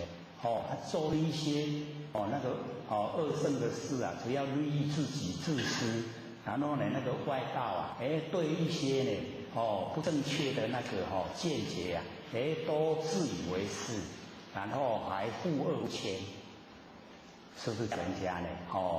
这个很意小害，很多人做出来都那个样子。那我们透彻了解真理以后来看他们，真的是叫我们这个意愚痴啊，意小害，还剩下14分钟，给各位这个问问题，各位有问题好，来这边，给了是要这个要好。我们刚刚讲的龙椅跟我们那个观世音菩萨的龙椅有没有相关？不一样。那个完全都两回事，完全不相关，不相关。不是，还有问题吗？好，请说。那个罗睺罗，他是已经他过了5天地狱之后，他就释迦牟尼佛就把处理他。不是罗睺罗，这个是善仙。他不是他儿子罗睺。那个善仙是他菩萨修菩萨道的时候的儿子，罗睺罗是他成佛时候的儿子。他是那个修秘密啊，就是他在做什么不给人家知道，他在修持都是密行地啊，就是罗睺罗。所以他表现出来就是很仗势啊，靠谁？阮老爸做婚呢，我一定幸福嘛无问题啊。那个他在那个《未舍因缘经》啊，他就是这样。那个当小沙弥的时候啊，他父亲要他研究道理，他说唔免遮少记袂掉，迄时间拢过了。然后阮爸咧做佛啦，我一定阮老爸照顾我嘛会幸福啦。然后释迦牟尼佛跟他讲，我家己都照顾不了我家己啊，我讲你。所以那个《未曾有因缘经》很有意思啊，所以那个是修密，就是秘密的在修，外表形象不让人知道，密行第一。这边讲善仙是他当菩萨的时候，因为那个释迦牟尼佛还修500世的忍辱仙人，在菩萨之前啊，还有500世的忍辱仙人。仙人之后才修菩萨，菩萨道之后才修佛，所以那个经过啊，真的是3个阿僧祇劫啊，非常久。有经那么久的修持所以才无所不知啊，无所不晓。现在都是示现的，就是要来带领众生修道，让众生都成佛，是这样的。还有吗？好，请说。请问一下，像我们时常要提醒说，放假念不生那跟比如说我们时常心中默念3宝、3祖师真言，或者是念佛号，这差别是？好，因为我们要了解到这一些法门呢，都是要降服我们的妄心，跟这个我们的杂念。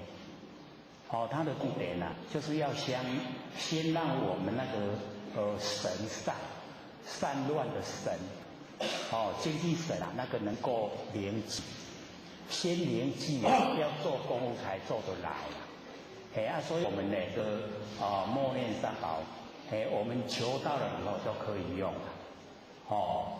那个我们要进入到信心法，是要我们先有根基。要先自己打根基把这些散乱的气都能够集中，然后集中以后我们来做，才能够使我们那个不生不灭的那个真佛心到达清净。一清净了以后才有办法回归那个本体里面。那假如说我们都还很散乱，精神都很散乱，那离得很远。所以我们对这个心求道的，还是对没有信心的，我们还是要他能够直接就从3宝入手，那是很真实的很实在的，可以除掉我们一些妄想杂念这个是先把这个神集中，然后在修持信心以后那个杂念刚才有说。那个妄念，只要我们不起心， 2年就没有。那个是有一个程度以后，才这样做。还有吗？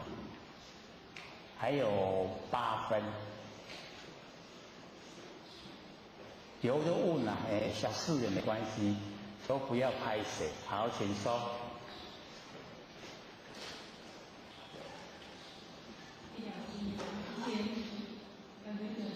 好。以前之前在台北有听过心法，可是以前我都不知道为什么会听到变成王空。好。好，请说。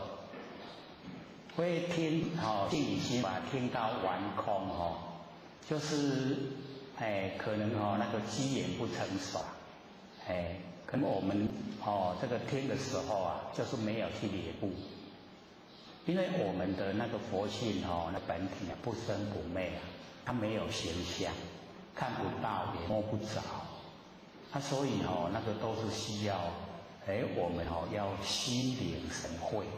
就是要用很真心的去面对它，所以慧也在讲比方说我们没有启发不生不灭的真心佛性，那我们对这个虚空，这个虚空叫完空，那我们有领悟了有领悟不生不灭的真心佛性本体，而且我们有把它培养了以后它会扩散到整个虚空。这个虚空呢，就不要变成真空，不是完空，是真空。然后我们佛性有，可是没有形象，叫妙有，叫真空妙有。那我们要是自己不生不灭的佛性，人家说无你讲我听看卖，你就可以跟他讲，说你现在不着有，然后也不着空。不着亦有亦空，也不着非有非空，离世即皆不非，那个就是你不生不灭的真心佛性。因为在这种状态之下，是有呢，还是没有？是不是都连想都没办法想，没办法想，没办法讲，叫做不可思议。不能用头脑来思，不能用嘴巴来闻名，那个就是我们不生不灭佛性本体。所以研究现心法，就是先把这个先确定，确定了以后，我们从有为进入无为。因为开始的时候，我们用很强烈的意念，观点往下，观点往下，这个叫有为。那做到很习惯的时候就已经不用再强烈的告诉自己要万年放下，不用，它自然就放下。好像我们学车你用排档的开车，一定要先开始在头脑里面先想我要先踩左脚离合器右脚加油，然后呢手就要排一档然后离合器慢慢画，然后油门慢慢加，它车子就会动。动了以后要赶快离合器踩，赶快排2档。然后呢速度30了，赶快排3档。40赶快排4档，是不是？是不是有为？当我们开了一个时间已经在路上跑了这个几年了以后，有一个人突然问你，你按那变4档，你真的跑对不对？唔知安那就自然就到4档，速度若去12万外，你就自然变3档，对无？搁较慢就2档，点去要行就来1档，拢唔免讲，这就叫无为。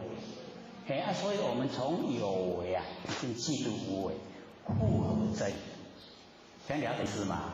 不是说有为都不对因为我们要了解说我们养成。这个养成一个我们习惯性的时候，像说我们小孩子吃饭，一定要让他自己吃，先长时爱盖来靠，到尾爱盖牙低，伊一半杯里来，一半杯外靠，对不？唔通养。我们小时候也是这样过来的，慢慢学就习惯对不？习惯就拢个飞起来对不？对不对？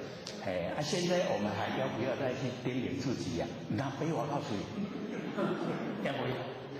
不用了哈。就是这个样子哦。所以我们了解说呢，很多都是从有为，你做到已经习惯性的无为。不要你去想，自然你会做。那有一些呢，我们习惯性的不好的，跟身体不合的，一定要把它改掉。我们修道，修则改也，改那个不符合的你的，一定要改掉。那个没有很强力的那个意愿改不了，因为我们那个习惯性深根蒂固，自然而然就爱。你哪呢？你看，我们时常会遇到的这一种现象，对不对？你看，那个就是习惯性。那我们习惯性跟真理相合的不用改，我们把它留下来。所以六祖也有讲，说我们这个佛性不生不灭，我们要去学到让它都习惯，所有的一切都从佛性出来，这呢都从佛性出来，所以有辱习性，有没有？六祖讲有辱习性，你去学习让它习惯，它就变成了整个都佛性。那个恒沙那个妙德自然就整个出来。因为太多了，所以用了恒河的沙来比喻我们的行为全部都是佛性出来。恒沙妙德不是自然看到那个就是在讲这个人。我们所有的行为都从佛性出来，就恒沙妙德。还有2分钟，还有吗？好，你说。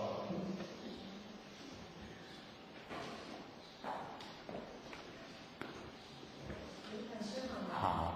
同学在做关于当下就觉得很容易进入，但是就是同学想做耳根圆通然后耳根圆通不晓得为什么做不太起来。好，请坐。这个做万年放下跟耳根圆通只要把它区隔。就是呢，做万年的时候不要去管耳根圆通；做耳根圆通的时候不要去管万年放下，把它分开就好了。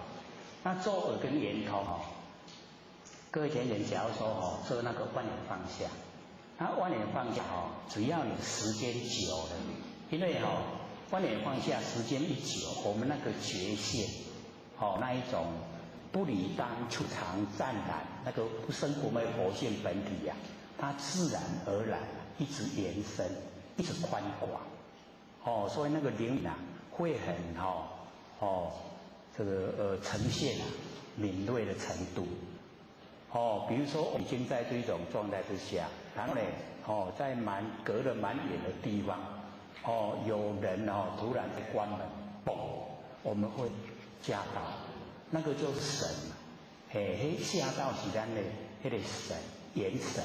都是咱不生不灭的佛性本体，所以我们就了解说，原来我们的神已经到达那个地方，已出来那个地方。那我们做耳根圆通呢，也是这一种状态，就是把我们局限在身上的，我们一般都认为佛性就在身上，可是那个耳根圆通就是要把它整个扩充到整个虚空，所以尽虚空遍界都是真心佛性。然后那个呢，耳根圆通从开始静静的、慢慢的延伸，一直到达很宽广。不要贪要到我们自己能够了不程度，才慢慢熟悉以后，才慢慢延伸。这样就正确了。所以不要同时做了，做的时候呢。一定要分开，这样才有效果。好了，我们下课。各位讲师、各位坛师，先生大家好。不学三道天师德天天大德，以及感谢各位先生给科学系的学讲。我们今天又讲这个有家大师呢，这个僧帽歌。上次呢，我们讲到哪边？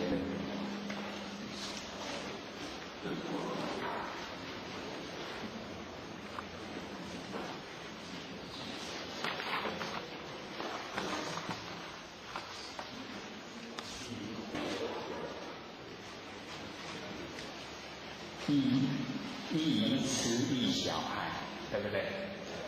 好，这个呢就是我们传承的人可以说呢这个本末倒置该注重的都不注重，不该注重的非常注重。所以这个永嘉大师讲说义于此，就是很笨。那么也让人家呢小孩这个心生了一个害怕。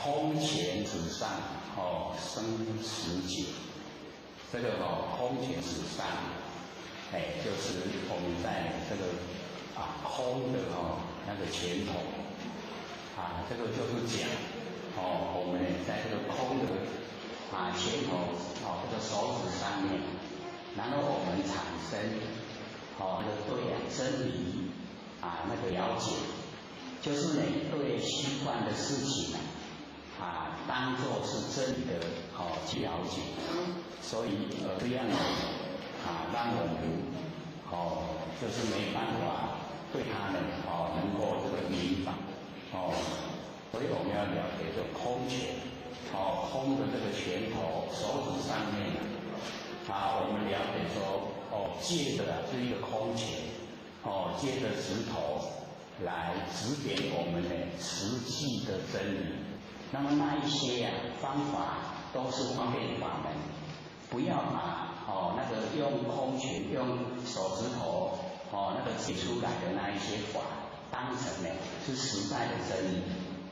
这样的话呢，我们就是不容易了解到这个实相。所以这边呢就讲空前之上生死解，直直为月我施功。那个直直为月这个是呢在经里面的释迦牟尼佛时常做比喻就是呢我们用手指头来指月亮，那我们呢就在目的是要看月亮不要看你那个那个指头，不要看你那个手指头，可以了解这个意思吗？因为我们这个呢以那个天上的月亮当成我们的佛性本体，那因为要指点佛性本体很不容易，所以佛就借着那个手指头来指着天上的月亮，说我们的佛性实相就是那个样子。那我们要随着那个佛所引导的，我们要去看月亮，不能看着那个释迦牟尼佛的那个手指头。我们假如看着手指头的话，就没有办法了解到那个实相。知道这个意思吗？可是我们都执着那个在指那个月亮的那个手指头我们都看着手指头，执着这个就是那个已经的佛性本体。所以这样的话我就讲说很难领悟了。所以直指为月这个叫枉施功，很枉费那个佛来引导我们走入了解实相的那个见地，所以才有这一句话说直指为月枉施功。了解意思吗？各位先生知道根进法中心内观，这个根呢就是我们六根眼耳鼻舌身意，进就是色声香味触法。我们的六根呢对六尘根进，所以各位先生我们要了解说我们在凡人的生活都是根进相对，然后我们产生六识我们把六识当成我们的心所以这个它是因缘际会根的因，境的缘因缘际会才产生的。那这个时候心是从根境然后产生的那个心，它也是变化无常，无常变化。那我们都把这个无常变化当成真的，实在的，我们从虚幻不实在的景象之中，产生了实在的我们的认定，然后认定以后，我们就落入行为，有行为以后，我们就造了业。所以这个根基我们一定要知道，它是虚幻不实在的。我们在日常生活之中的生活，都是六根对着六尘，然后产生六识。要知道这个事啊，这个心我们都把六识当成我们的心，不能用这个心来修法。这个心都是生灭，知道吗？因为我们在生活之中已经很习惯，六根对六尘产生六识。我们说把它换缩小一点，我们用眼睛眼来对色，色就是形象我们眼睛对形象，然后产生那个形象我们有喜欢有讨厌，有没有？我们已经很习惯生活是这样眼睛对形象，然后看到形象以后有喜欢有讨厌，那喜欢我们就亲近，讨厌我们就远离排斥。那我们在落入行为这个喜欢跟讨厌就有取舍。那么取舍之中呢，我们就已经造了业障了。虽然说有一些都是善，可是呢，那个叫做福报。所以我们了解说，我们已经生活得很习惯。那现在呢，我们努力就是了解说，我们的眼睛对了形象，那所有在判断判别的那个是佛性本体。所以我们就要把眼睛眼根转变成那个文思的妙智慧，用文思的妙智慧来判断形象。那这个时候所有的形象它的变化我们都会掌握在心中。形象一直在变化，我们眼睛所看的就把它固定化。那既然不固定化，我们就产生喜欢讨厌。那不产生喜欢讨厌，我们就容易打事来则应，事去则见。该怎么做我们就怎么做，这样都没有业。这样的意思吗？所以差别我们要了解这个差别很大。我们有喜欢讨厌那个是我们已经六道轮回很久了，不知道不知道这一种相对的根境相对的产生虚幻不实。那我们假如说已经知道了解整个生活面的佛性本体它是一个绝对，没有相对。然后我们用在用眼的时候我们就要启发我们那个那个般若妙智慧，用那个妙智慧就像那个文殊菩萨智慧很高所以我们用那个文殊菩萨的妙智慧来应对完成万事万物。那假如说是要用耳根的话，我们用那个观音观世音用观音的那个智慧来应对。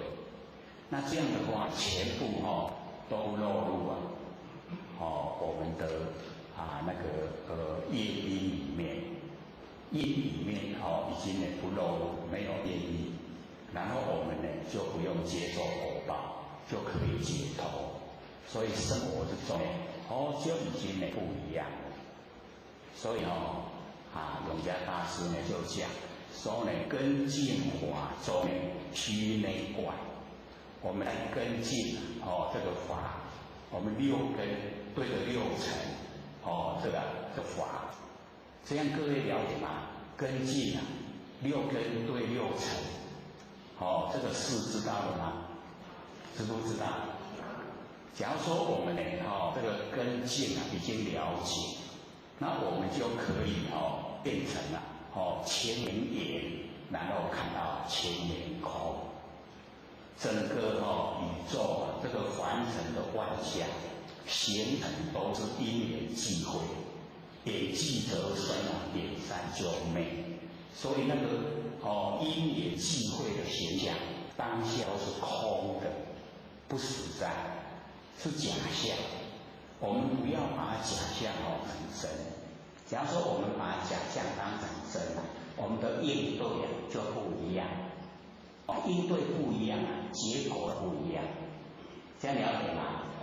然后呢，我们已经到达千年眼，千年就是我们整个明心见性，心都明了，是我们真心，然后性都见到了，如如不动。那我们能够明心见性就是已经启发我们前眼，整个都是为师的妙智慧。然后看到万象都是假象，所以都是看到空，叫做千年眼见到千年空。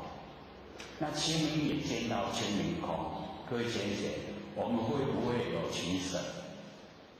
就不会了，对不对？所以没有取舍，事来则应失去则见，该怎么做我们就怎么去做，完全都没有取舍，那这样就不造业。所以我们解脱就是要自己从因解脱，因都不种的就没有果报。所以这个根境我们要认识透彻。根就是我们六根，境就是六尘。那我们生活之中就是六根对六尘。所以我们要后彻去了解，说我们六根对六尘都是变化无常。我们在完成这一些事都是因缘际会才呈现。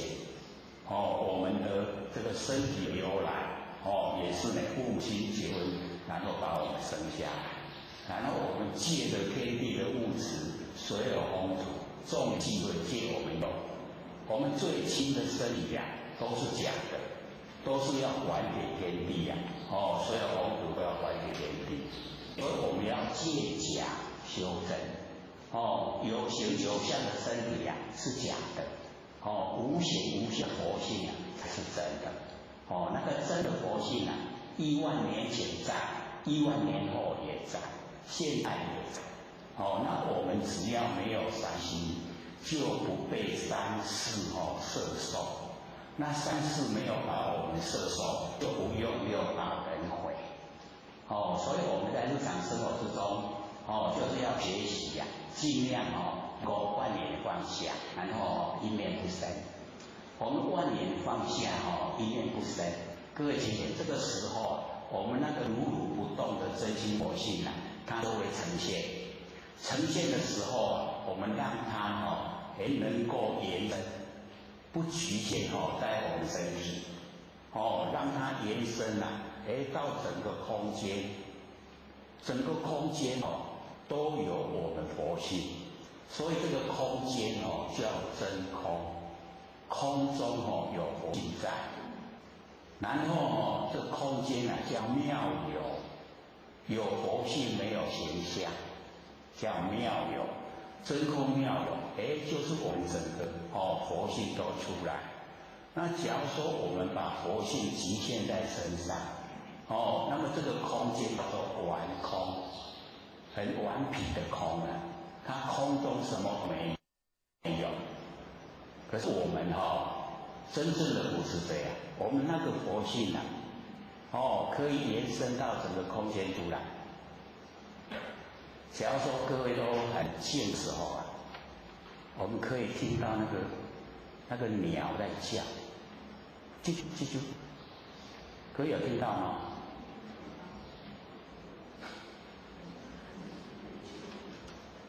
为什么能够听到呢？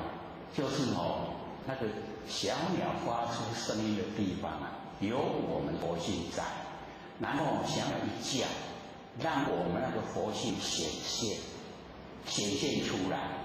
所以各位先生那个声音一来了，一显现出来，我们佛性没有声了，小鸟不叫了，声音没有了，寂静了，佛性没有昧，所以我们佛性不生不灭，然后再整个空间，我们只要长时间来做，我们佛性会延伸的越来越宽广，然后到达整个宇宙虚空都是佛性，所以我们就可以体会说，佛性是这么的奥妙，这么的广泛，很大的不可思议啊！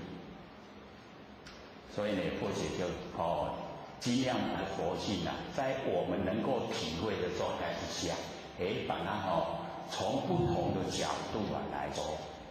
之前不是有讲嘛我们不着有，然后也不着空，不着亦有亦空，也不着非有非空。请问是有还是没有？是不是可思议？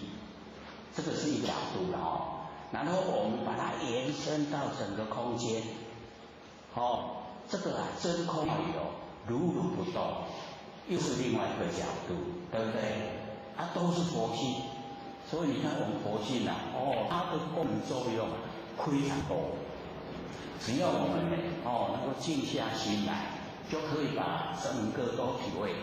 所以这个身所有公主这个身是假的，不要看重，看重身的话，对佛性没有形象，就会看轻，就会不管它。然后呢，我们不管它以后就会有一些不符合真理的那一些言行会呈现。那我们就造了业，造了业其实都还不知道。受苦以后会怨天尤人。那我们从这个最亲切的，我们这个身上不生不灭的佛性本体，我们能够努力抓到根源，这个叫做摸着根摸着根就成仙做佛，你摸不着根就瞎修行。所以重点一定要摆在这里，摆在那个如如不动的真心佛性上面。它是那么亲切，就在我们身上。万年放下就呈现。只要你想有念头想，佛性就不见。这样了解吗？所以我们要知道说，我们佛性是我们自己不愿意让它出来。只要我们起心动念，只要我们攀缘，佛性都全部推移不见，覆盖了。所以我们看到那个畜生畜生它有我们不是有三魂吗？生魂、结魂跟连魂，对不对？那我们众生有很多都把连魂覆盖不见。那我们看畜生它有生魂有结魂，它到恶，你打它是到痛，那个有结魂。它有没有灵魂它的灵魂都覆盖，有，可是它不显现。那我们看那个狗狗是不是比较灵敏？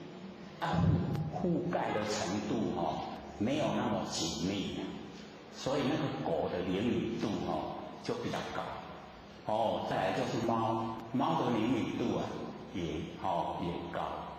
然后我们再看鸡，这灵敏度呢就没有了，对不对？很低了鸭也是低了。所以或者讲一起转世到牛我们南部比较容易看到牛有看过吗？有那个牛或者来讲，以前呢都是要拉着那个牛车，现在还有没？要不要拉牛车要，还要弄一讲再来牛车再来行就办的，人我行较紧。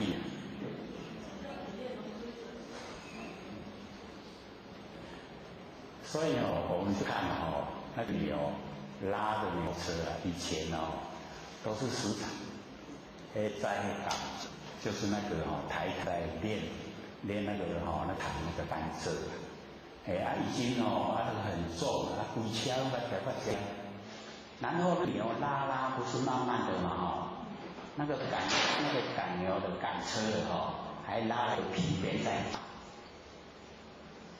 各位姐姐，牛体积很大，对不对？力道也很大，对不对？他都在想咱人拢比牛较细，牛较大只。咱人咧赶牛的时阵迄牛安尼快离经过行啊紧，有没有？伊那会卡出来这样讲啊，命。它体积很大，力道很大，比咱较硬是安那伊袂甲咱人较早，人一个较顺利，经过行啊紧，很听话。知道为什么吗？他在还债，那个牛在还债，所以我们从这个角度来看，绝对在还债，不要这个去侵人的钱、拐人的钱、骗人的钱，那个都要还的啦。当你转世当牛来还的时候那个会含着眼泪，去往事搁行啊紧含着眼泪，就是要还债，他不会反抗。不然以现象来说，遐大只，搁遐有力，牛车较重搁拖咧行，看甲你一个人，对不对？所以我们就是了解到我们都认为理所当然。我们要去研究它的原因为什么会这样？就是他在还债，他欠人家钱，就是要还，以劳力来还，以生命来还。你看他到最后拉不动车的时候，主人不是把它卖掉吗？然后去杀来给人家吃，对不对？所以最后那个去卖掉，那个是在还债，拢整个拢在还债。所以我们不要看说一些人他都不用劳力赚钱，用头脑要假人要亲人要不要高兴，转世成牛那个后悔都来不及。那个比较小叫鸡呀，出去一届才还200块尔，咱去买一只鸡丸200块吧，对不对？大概还200块，所以你欠少去出去做鸡来害。一届无改，搁加一届就400，慢慢来加。那做猪超3-4千块啦。所以那个不少不多的去出去做猪，这样好不好？所以我们在凡尘就是要光明正大。这个是我们该要的钱我们就不要。人家送到眼前来说不要。不是我的我就不要，不是很笃定的吗？上次我们说笃定好不好修道，各位还说不好，那个没有默契。心里笃定就是好修，我们因为心笃定才不好修。心很笃定，相信是主生活没有佛性，都体会了，都启发了，笃不笃定？很笃定。这个就成佛了。那个因因果一致，所以你在因已经找到了，就已经可以成就。那个时间早晚一定成就。所以我们研究这个就是最殊胜的。假如说我们都没有经过这殊胜的，我们哪知道是成佛这么简单？简不简单？很困难，自己都没有信心。所以我们有了解这个心理经法，光明心、见性，那是从内心里面生发出来的相信。因为这一个不生不灭的这个决心，就是佛，就是他在当佛。哦，那迷昧了，是他在当众生。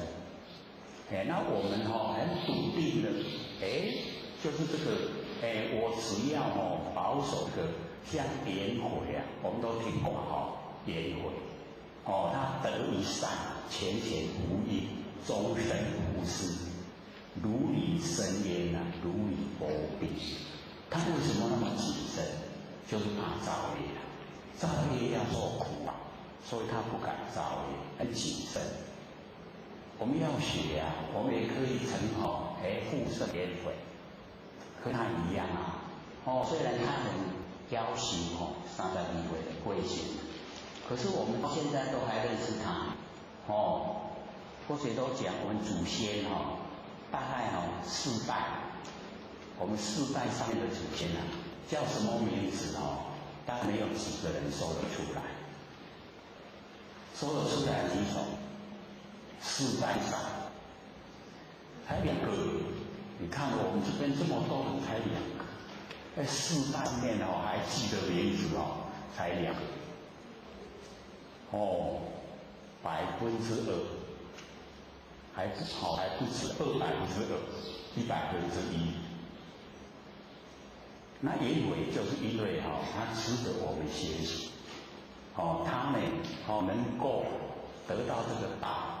就是呢，那个觉，他保守得一善，一善就是觉，就是那个如如不动的真心佛性，就是那个觉，他得一善，都是保守住了，都让他丧失掉，所以这样就可以成就。那我们也都得了我们求道了嘛，都得到了，都得了。那因为现在是先得而后修了，之前单传独授都是要修到功德圆满，才受记，才得到。那我们现在是先得到，然后看我们愿不愿意成佛，愿意就努力修，不愿意你就放荡。只要我们放荡，就不会成佛。各位愿意放荡吗？可是放荡很重要，我们要那个战战兢兢反而不容易，要像个颜回那样，那个如履深渊，如履薄冰啊。那个深渊我们站在那个悬崖上面，底下一摔下去浑身脆骨。那个薄冰啊，就是冬天的时候，那个河面已经结冰。可是那个冰很薄，你稍微大力一点就破了，人就摔下去。那一摔下去以后绝对死亡了。为什么？你摔下去再浮上来容易有冰堵掉上面都是冰啊，你就袂呼吸啊，会活，袂活。所以行路要行迄薄冰啊。安尼轻轻啊，袂使较过来较走一下，较走就破了。表示呢，就是在日常生活，每一件事都是非常谨慎，不敢违反真理。那只要我们有这一种这么努力这一种心绝对成就。在日常生活。时时刻刻都保持觉，就是4个字，2、6、10中。2、6，知道各位今天知道怎么写吗？知道知道意思吗？这个2、6就12，一个时辰有2个小时12个时辰刚好是24个小时。那24个小时里面，时时刻刻都守住中道，时中2、6、10中，就是觉都在，没有不觉的时候，就是没有起心动念，起心动念就是觉，不觉就是无明，无明就造业，造业就受苦。所以2、6、10都守住中道，那个觉都在。只要我们能够这个样子的话，绝对成就，而且是还快，很快就成就了。所以这个呢需要我们自己努力。在生活之中，因为我们六道轮回都太久，养成了那个习惯性，我们很多习惯性都不符合真理，所以造业受苦。那我们呢就回光返照，检视一下自己的习惯性，到底合不合真理？不合的就把它改掉。修则改也，修法就是改掉我们不好的那个习惯性，那好的把它留下来。是最好的，把它留下来。这样会不会做？会嘛？这个自己呀，回光返照一下，看看呢我们的习惯性合不合理？很多习惯性我们都不知不觉，都落入不知不觉。所以我们就是要在不知不觉的一些行为动作里面去检视一下、检讨，然后这个看看它合不合真理。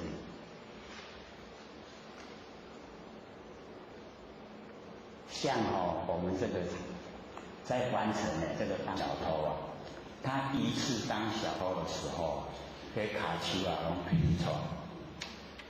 没错然后当第二次当小偷的时候，皮错就减少了。当他第三次的时候，他就习惯了。当第四次的时候，不拿白不拿。他当以后没有去偷卡手来瞄，所以那个习惯性以后，他也不知道那个是错，不知道错了。各位有没有当过小偷？没有，那最好的，或者有，所以才会上，才会知道说要这样偷摕袂前买敢若想命，迄字要摕还佫真戆，就开始比吧。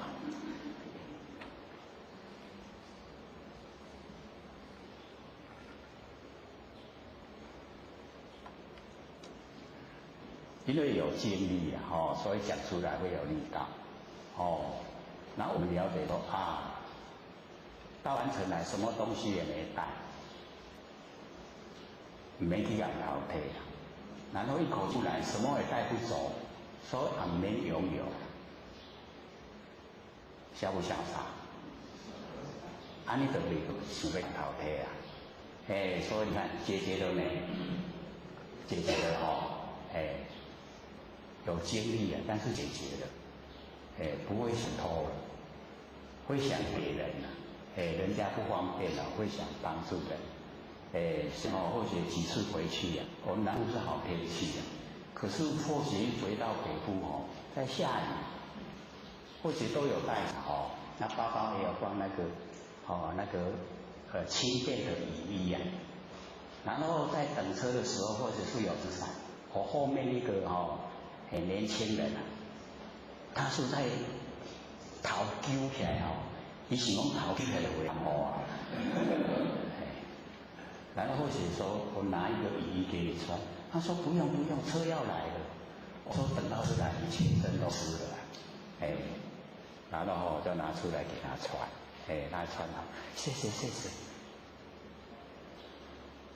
所以我以前都买10件的那个轻便雨衣放在包包背着啦，然后看到人家在躲雨你知道什么时阵在填，尤其在捷运出口都袂得出来就南湖然后是看水源都会看到这我都可以我说这个轻便雨衣给你穿就可以走了真俗一年才10块对不对？大家不是付不起那10块4倍月，你听得你都买，听落来买好贵的古龙港，所以那就是给人方便现在是因为背得太久了，拢怎样伤重，现在剩背2领，可是会用到有一次哦，还是笨的，很大，那个雨又下斜的，就有风啊。下雨的时候风哦一吹啊，那个雨都是斜的。结果哦，咱撑伞哦，干那咧俩跑呢啦，头没有淋到雨，整个都淋湿了。然后回到家里以后啊，什么都湿，连背包里面都湿，全部都清出来以后说，我来这个我上那2撇块钱。想一想说啊，够笨的。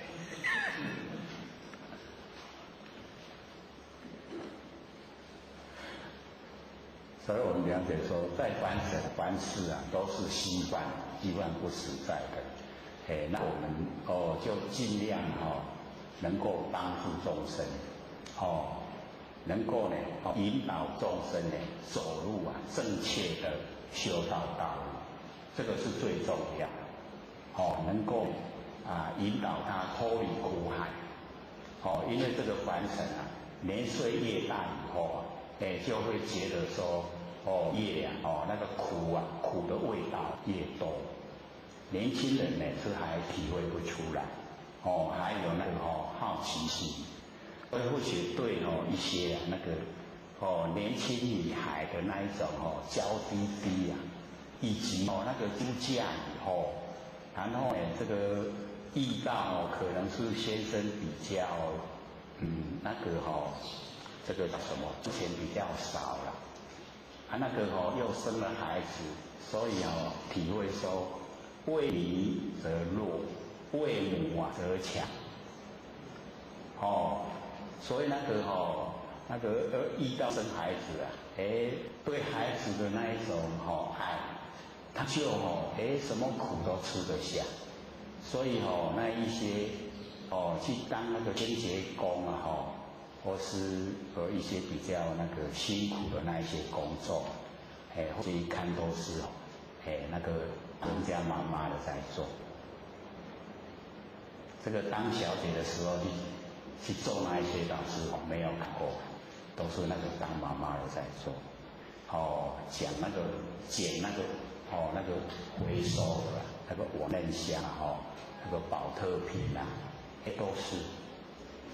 都是那一些当妈妈的人在做，所以真的是为母则强。环境会不会改变？真的会改变的所以要培养自己这个视野很宽广，看得很透彻。这样的话我们就不会被凡尘迷惑。那不迷惑呢，我们走的道路就正确。会朝着大路正路走，然后修道，然后呢帮助众生，然后脱离苦海，能够回到每一位都是佛，所以呢把这个整个娑婆世界变成莲花棒。各位有没有这个预言有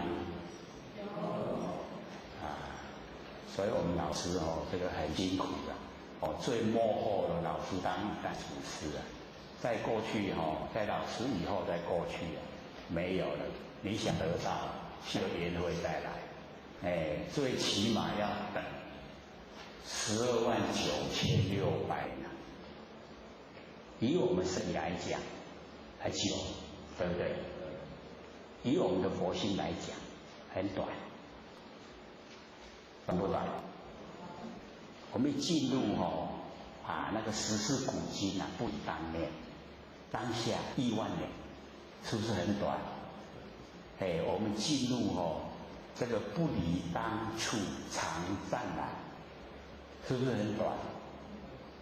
那个佛是现在完成，然后讲经法49年，然后80岁入灭。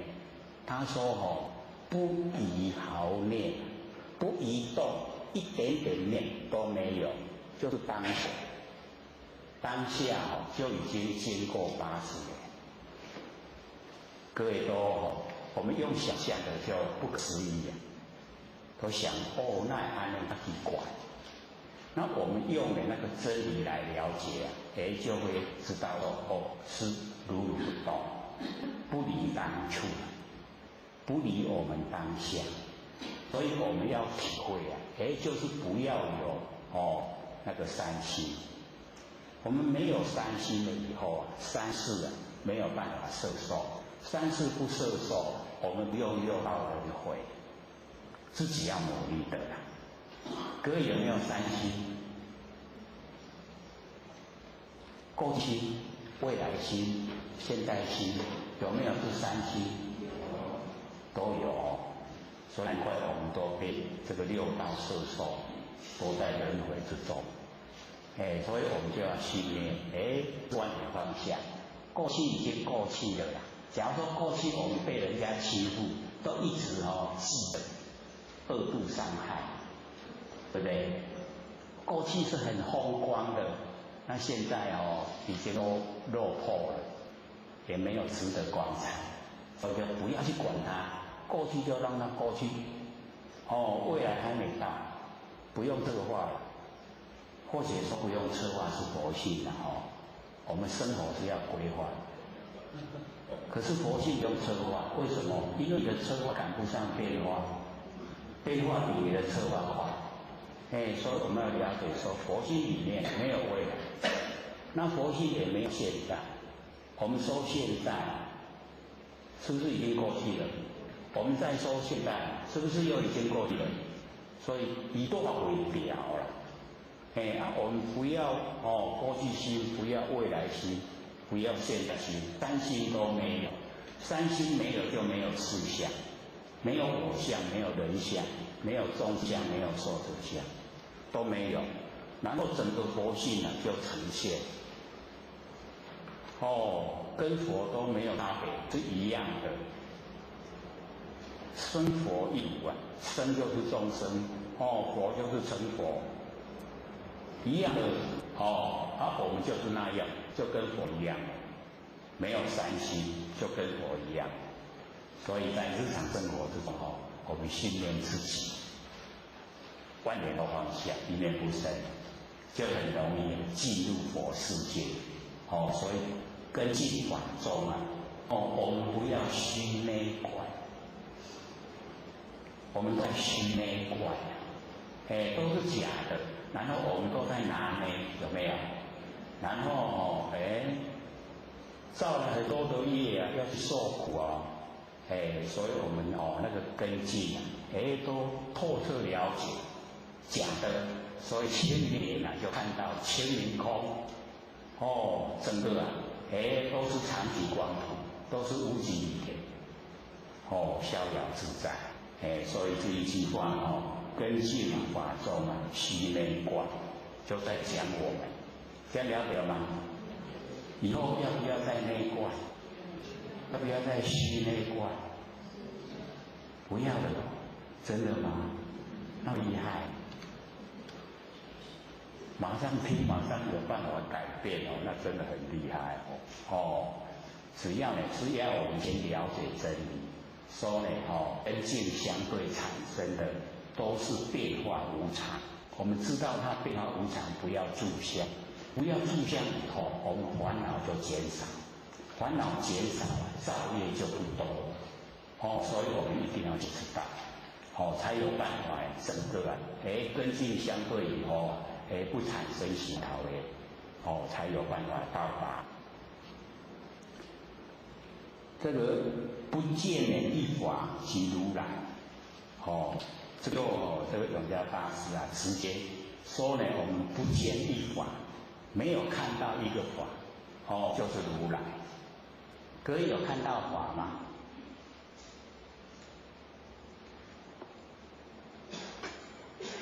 我们在凡尘都是心生万法，万法由心生所以说不见一法，那是很困难。我们都见到万法，所以这边我们说不见一法，已经都没有，全部一法都没有，那就如来。那我们眼睛一睁开，万法都呈现了。各位了解吗？这个法。比如说我们眼睛在看形象，算不算法？我们身体坐在椅子上，算不算法？我们坐着在听啊，算不算法？那对法有了解吗？他不见一法，不见一法，我们有见到吗？我们是没有见到一法，可是我们都在法之中。我们身都在万法之中，所以呢，我们要了解说，要真的一点法没有啊，那个是要经过修持。我们这个万念都放下，不要攀缘，不要生念头，一念都不生。这时候真正的就到达不见一法。一法都没有。这个时候那个觉那个觉就是如来所以不见一法是如来，这样了解吗？这个一定要自己本身体会，在日常生活，只要有空闲的时间我们就可以做什么？万念放下，万念都放下，万念就是万法，万法都放下，万法放下了，一念不生，全部的法都不见，然后这个时候就是如来。还有看法吗？有没有听懂一点点的？有没有啊？听有啊啦我们万念放下，万念就是万法，一言就是一法，然后我们万法都放下了，然后呢一念都不生，一念也是一法，我们一念都不生，没有了，这个时候什么法都没有了，什么都没有了，那个就是如来啊。有个了解有无？所以南无好势都鼓励我们都一直烧，看规大地拢无人要提去听拢唔捌佫唔听，唔知要安那。爱听才会了解对不？对不对？就是要听才知道无拢唔知咱若有法度迄个万念放下，迄个万法，咱拢去体会伊的实相，领悟那个万法的实相，那个成佛所以那个妙法莲华经那个农民8岁就成佛，他就是体会万法的实相，领悟了就成佛，8岁了农民又是灰人不是人，不是人道那个天龙八部那个属于灰人，不是人他你看那个8岁很短的时间为什么能够成佛？就是因为体会实相，万法实相。那我们呢一样只要说你能够领悟万法的实相，领悟了以后就可以成佛了啦。这样了解吗？所以一定要先领悟真理，然后我们去做，做了以后就很快到达。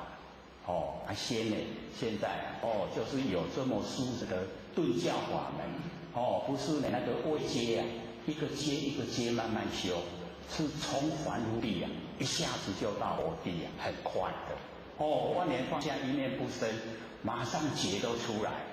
我们从那个或者不是讲嘛那个文殊释迦牟尼佛说要怎么修？他说一切如来本起因地，皆依言照清净觉相，永断无明，方成佛道。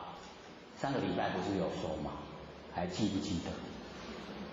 一定要还给我了。再说一次说一切如来本起因地，皆依言照清净觉相，永断无明，方成佛道。所以我们如来要怎么成？从因地，因怎么成？就是用言照圆满的来关照那个清净觉相，就是我们不生佛门真心佛性本体然后永断无明，就是不起心动念方成佛道就可以成了。那我们为什么不成？就是起心动念。所以起心动念各位先生真的是害惨我们了。我们把起心动念看成自然而然，没有想要去断它，想不想啊？想断起心动念吗？所以要了解这个或许也不会苛求说马上要断掉起心动念，先要说发觉就好。你在起心动念的时候，自己发觉说要起心动念吗？这样就好了。这样会不会？当你要起心动念的时候，你说我要起心动念吗？然后这一些念头都在你的关照之下生出，会不会改变？绝对会改变。所以这个时候因为你在关照生出来的念头，那绝对不会落入三恶道。已经你知影咧起心动念，念头拢你拢咧改关照。关照的时候那个念头就不会离谱。都是朝着正道，所以先发觉自己起心动念的内容。起心动念要它断持要一段长时间啦。先发觉以后，慢慢才会朝那个断除起心动念的方向去做。这样会吗？现在各位先生，起心动念知不知道？知道啊。这么灵敏拢知影你即马起心动念咧起这两头，都知道吗？都知道啊。那很厉害或者都不知不觉，是要经过长的时间才会说即马咧起心动念，放下面两头。要蛮长一段时间才能够掌握那个念头的内容。所以我们呢就是要了解说还没有办法到点回的那一种那个战战兢兢那起码我们要知道说自己在造什么业。那知道自己在造什么业最起码可以先摒除三恶道。三恶道不去了去了以后那个灵性都覆盖，我拢未呈现。这么我看一个过来转世当人的时候，不会出来拢模样样。我们看那个小孩子出生不是有的就很聪明嘛，有的都笨的，有没有？有没有？那个就是累世修的话叫根基好，根基好的话出生你跳到超过了好超过头跳。然后讲的这个大概都是父母亲生的太多了，伫头发咧白加晒蛮年听一下，有讲无？以我们大人的角度来看，高峰的迄袂食你来讲，所以很多这个小孩子一出生了以后，他那个智跟语就很明显的差别。那我们了解说那个当那个畜生道第一次又有人的身体的时候又转回到人道。那么他一出生以后那种做屁眼，各位可能也都会有遇到这一种人，你跟他讲什么因果，讲什么拜拜，他绝对都不听的，有没有？那个是从畜生道出来。出生各位先生，出生他在世的时候他做什么动作？有两个，一个吃一个睡，对不对？所以咱这句话来讲出世用干那要吃到要困那就不好了。为什么？从出生道出来。不过从出生道出来要一下子听到是正佛法，那也真的很不容易没有机缘，没有那个机缘来听到。那我们能够接近那个正佛法要了解到是我们累世有修，或是呢已经有修正了，要下来要达知道，或是我们祖先德性都够，那个必应主生是要这样，所以各位都是要珍惜，能够呢接触上乘佛法，那个都很不容易，不简单的，就是要自己也要呢程序都要讲的，一直这个在完成帮助众生。各位想想，帮助众生是我们帮助的人得到快乐，比那个被帮助的多。各位只要说有体会的话就会了解到，我们去帮助人呢，我们快乐那个多了很多，受帮助的只有一点点，不很多，所以我们越帮助就越想帮人。吃亏没关系的，吃亏就是占便宜，能够培养好正气，或者都讲我们只要这个比着那个真心诚心来对待万事万物，那我好来真气都来，所以那个时候都讲，我们旁边那个狗园半夜的时候来的时候都还不会怕。那假如我们没有那个浩然正气充足，我们要来大概会丢毒丢毒怎样？就是会稍微考虑一下可不可以去？所以慧姐都讲说你考验自己的浩然正气够不够？就是夜晚的时候自己一个人去那个龙阿波，我们南部好像比较少了，或者一看龙阿波那拢很惨的，它都是一个两个，不像或者在中部一看规山坪，那龙阿波规山坪，整个山都是龙啊，各位有看过吗？有啊，想不半夜的时候自己一个人去试验胆量，不想啊。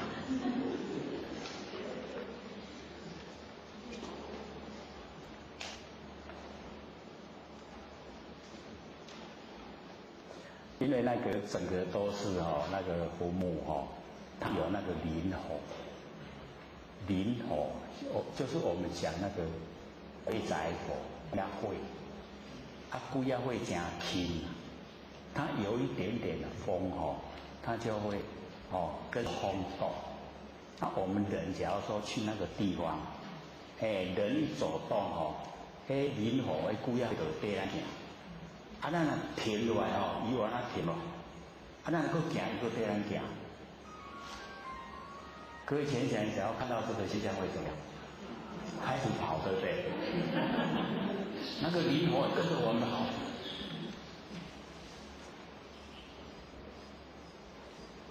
所以那个需要胆量，然后在自己就是都没有一点那个亏心事。都很坦然，而且呢，浩然自己培养在那一种地方从内心产生的那一种笃定，那真的要本身去试验，不然一般都是会批评话，那个不知不觉的恐惧，就会上来。所以我们了解说，在生活之中呢，多多少少都有一些那个违良心的事。那么在那个时候就会呈现，所以骗得了别人骗不了自己。自己曾经有去害过人。有那个心念不好的时候，在那一种现象之下它都会呈现出来。那呈现出来就会让我们不自在，批评错。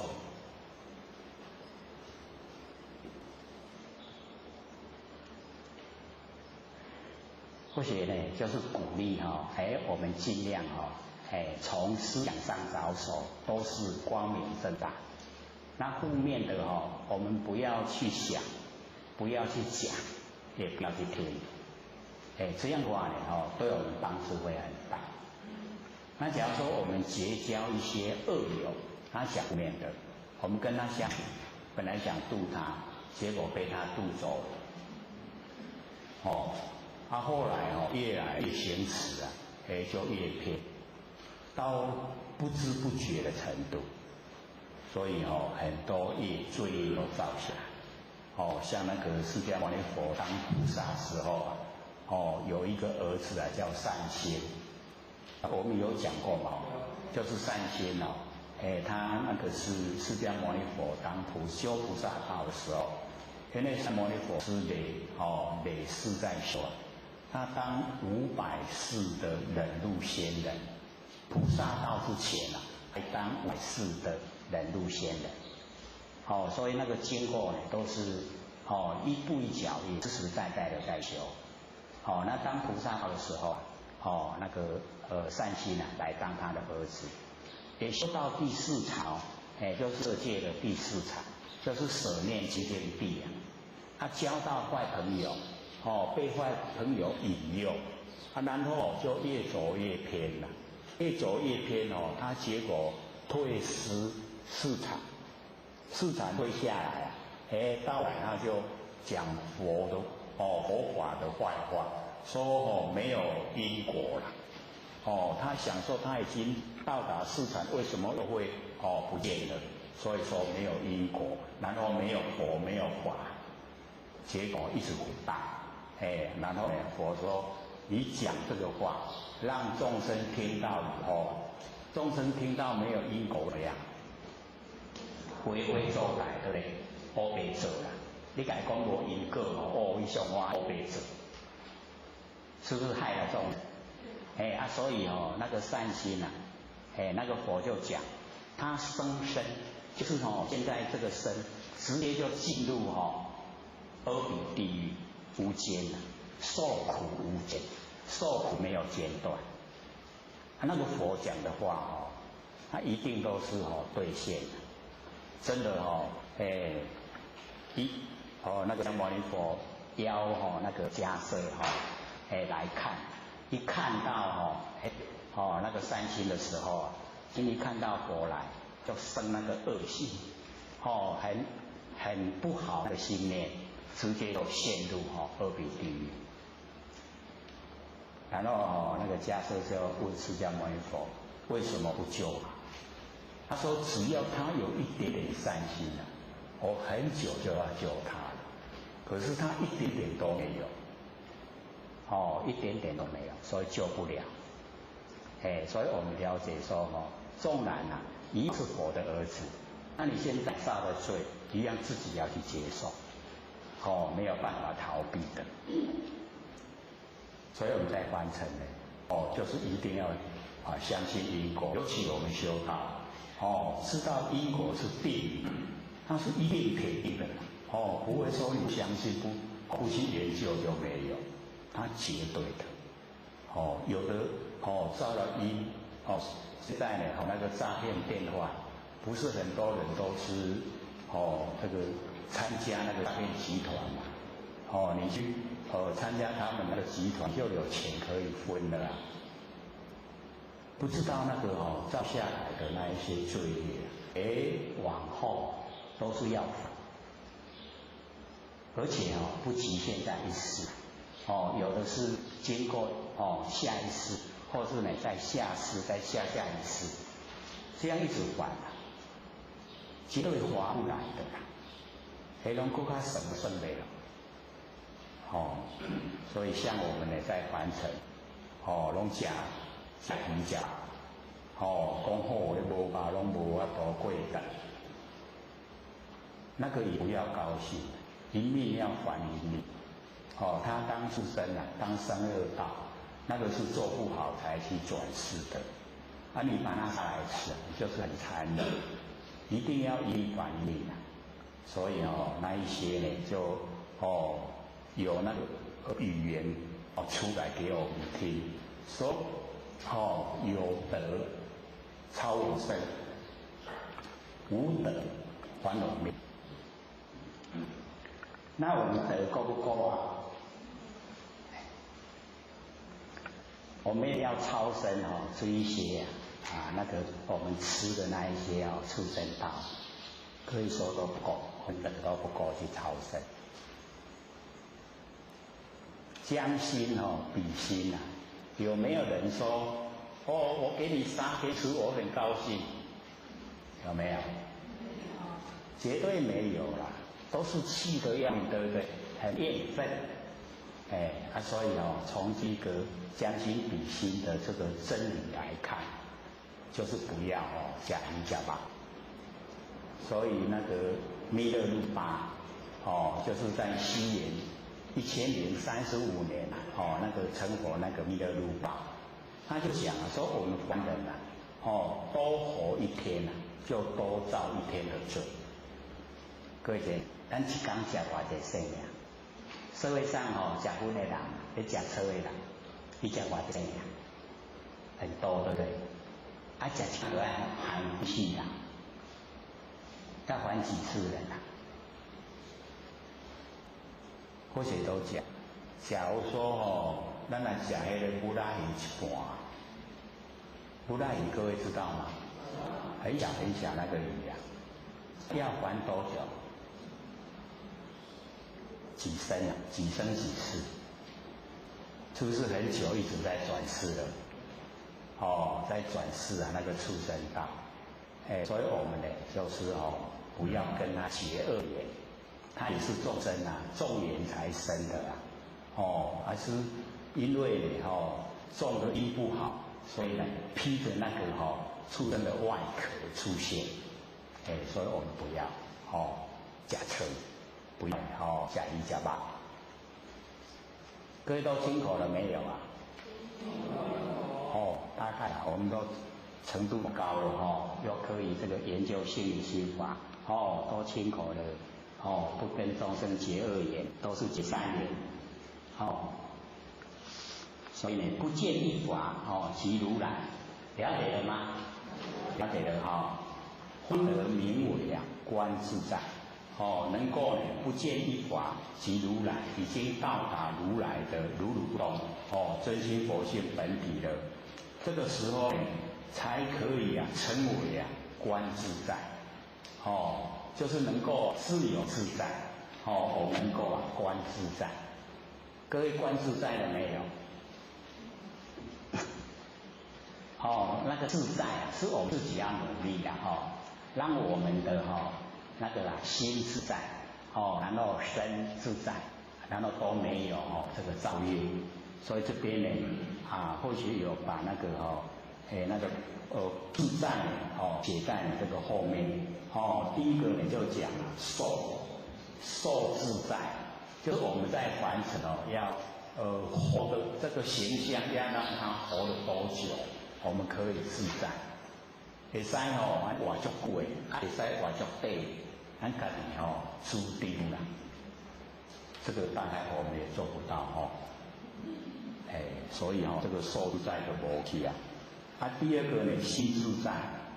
心的想啥拢好去想啥，自由自在，这个大概还可以做心可以自在。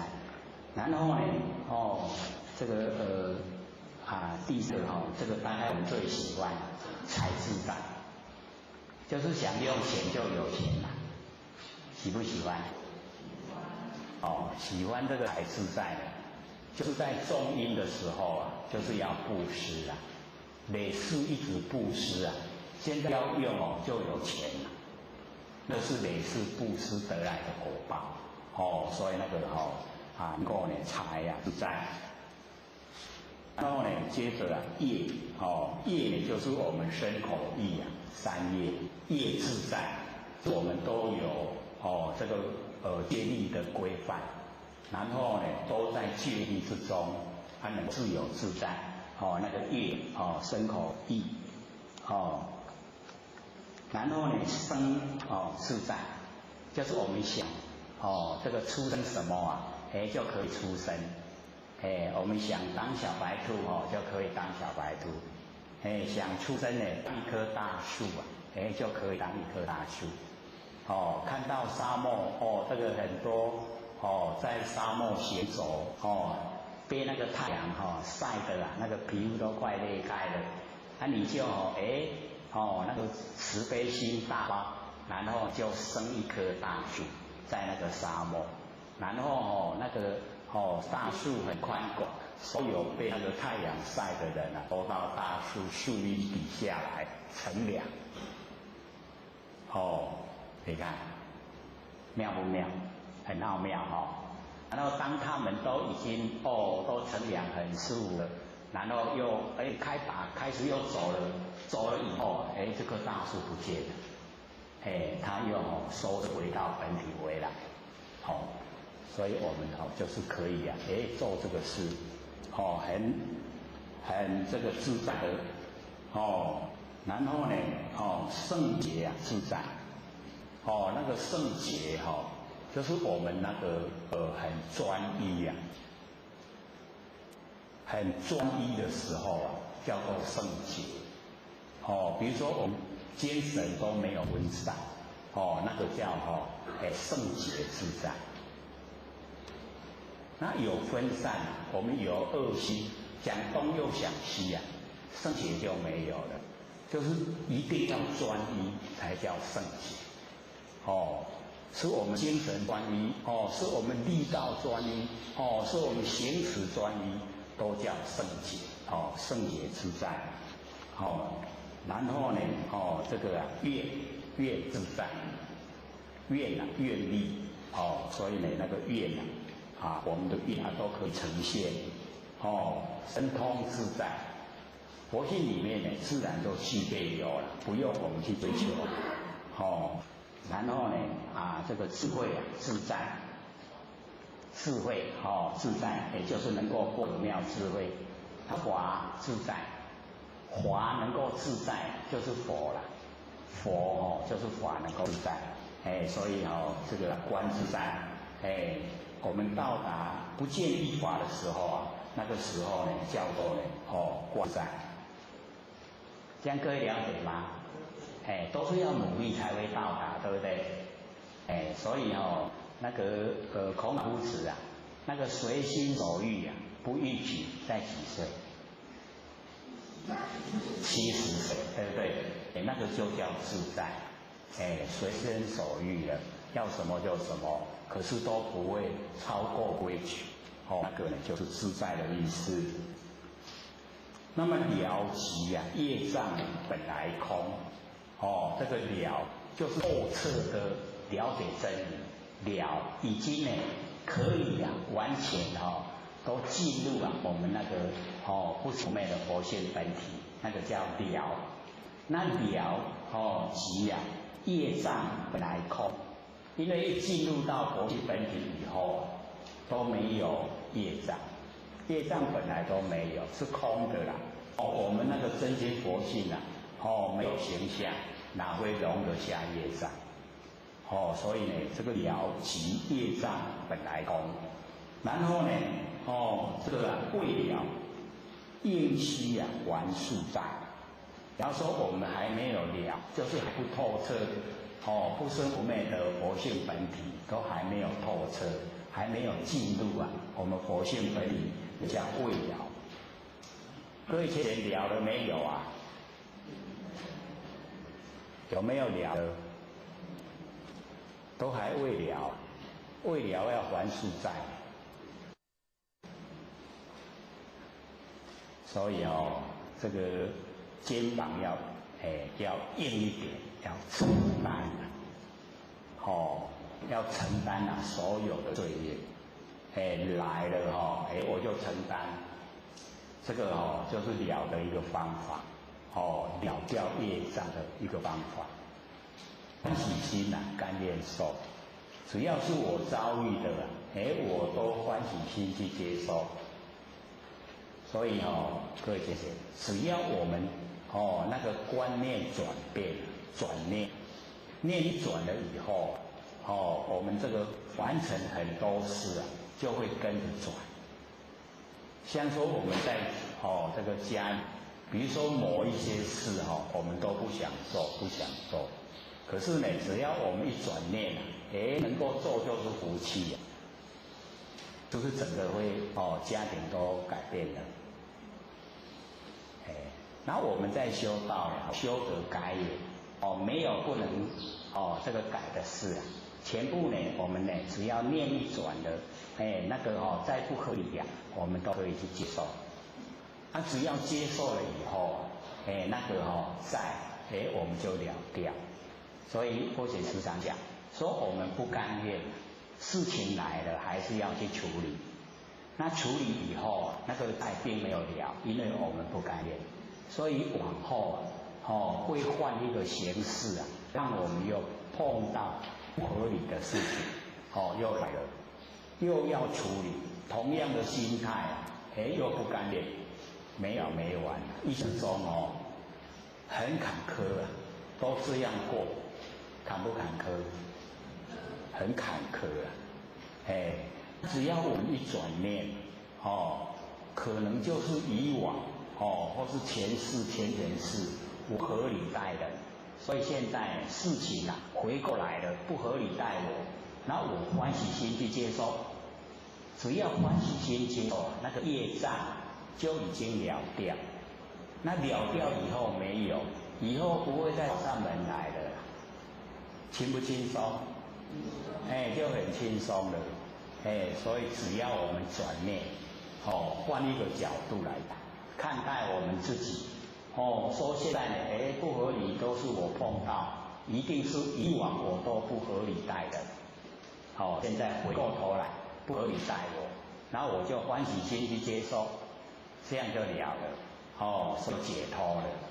那我们时时刻刻呢都解脱，都很高兴，我们家人也跟着我们高兴我们周遭的亲朋好友也一样受到我们影响他也会改变这样呢就越来我们整个这个娑婆世界就越向莲花榜了所以呢这个了即业障本来空，然后我们未了应虚还数在还没有透彻进入佛性本体，还没有时时刻刻二六时中，还没有二六时中的时候叫做未了，那还数在。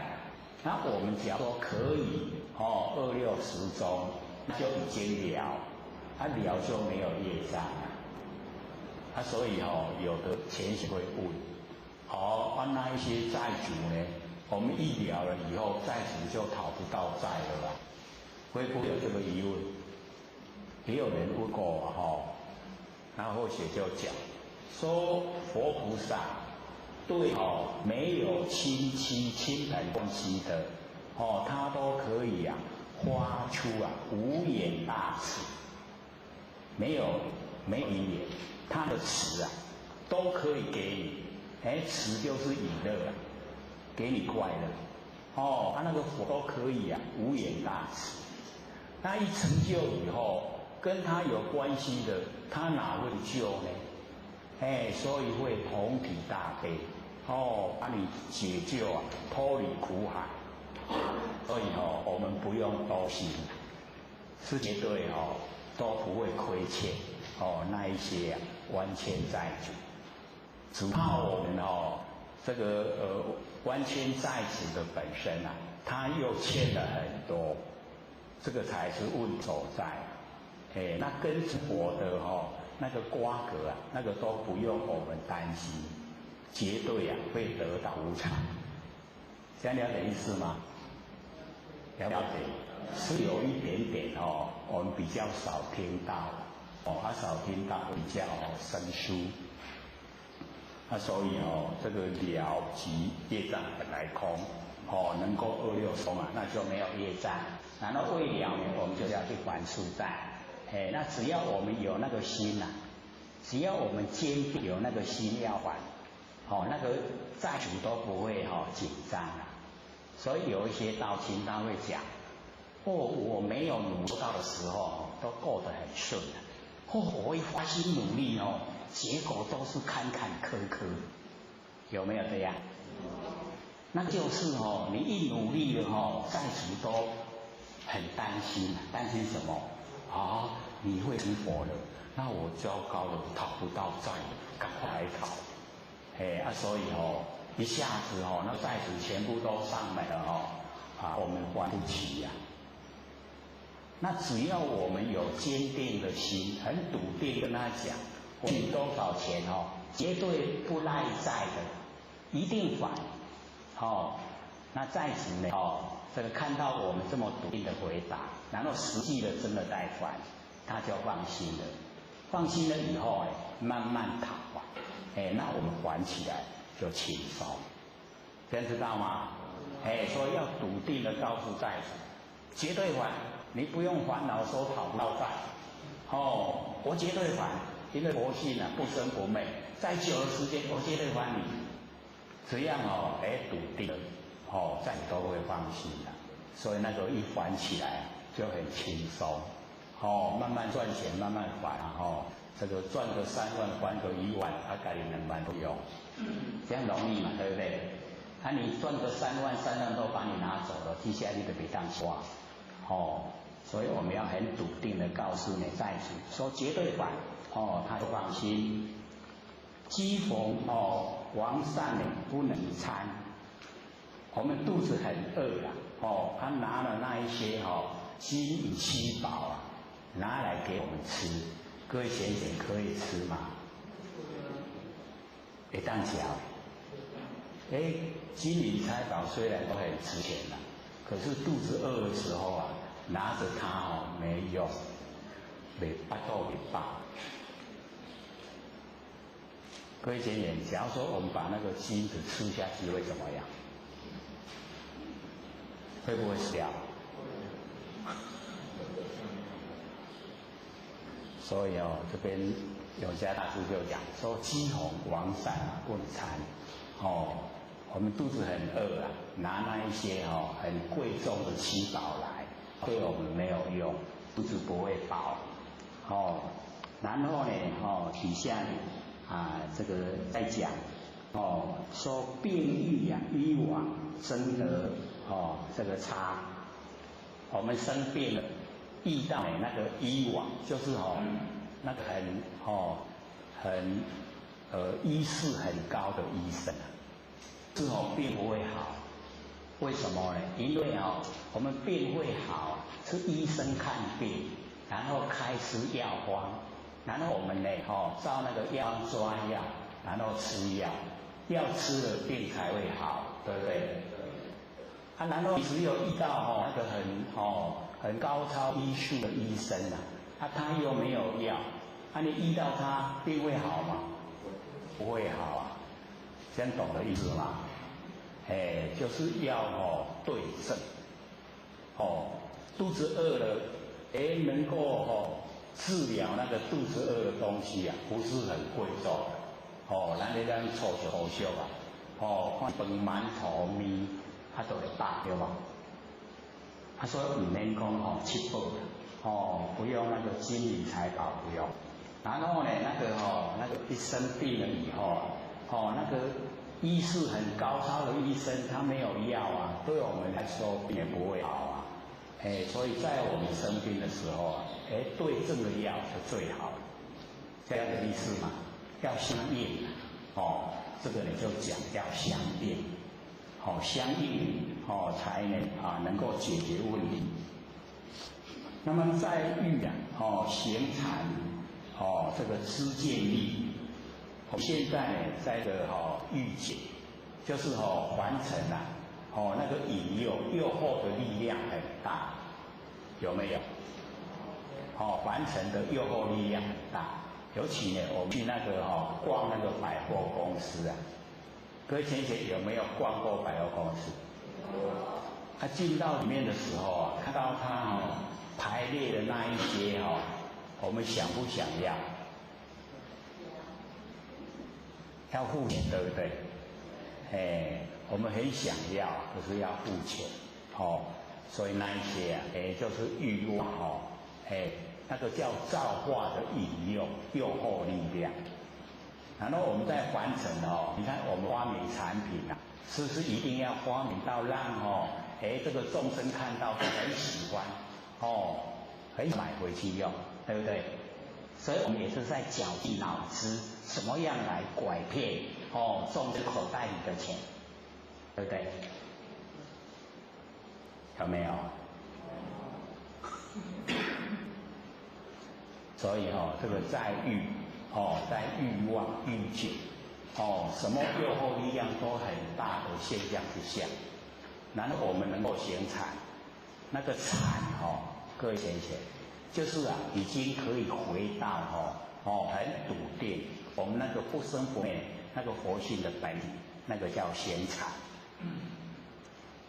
我们一回到佛性本体各位先生，所有这一些诱惑我们的那个需求是不是已经降低了不见了？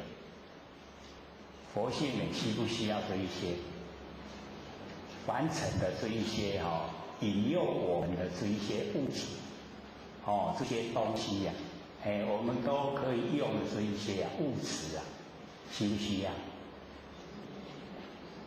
各位都在想，很需要，很好用然后也是讲说我们佛性本体佛性本体不生不灭，如如不动这一些呢物质对他来说产生了不了诱惑的力量，不会。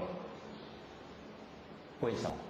各位先生，假如我们已经修持到一个程度，都已经存量，然后呢都已经可以等于是进入那个大定，就好像老僧入定进入大定之中，那个呼吸吃饭都不用，请问还要不要还成的物质？所以我们要了解说在欲行禅就是在欲界我们欲望之中，然后来行禅，那个就叫知见欲，我们知道的见解的产生出来的力道。那我们呢就是在生活中就要培养我们众生是半阴半阳，所以我们白天也可以适应，晚上也可以适应。那我们一直在培这个阳，让那个阴减少，可以到纯阳纯阳就是仙佛，纯阴就是鬼魂半阴半阳就是我们人。各位先生，阴多还是阳多？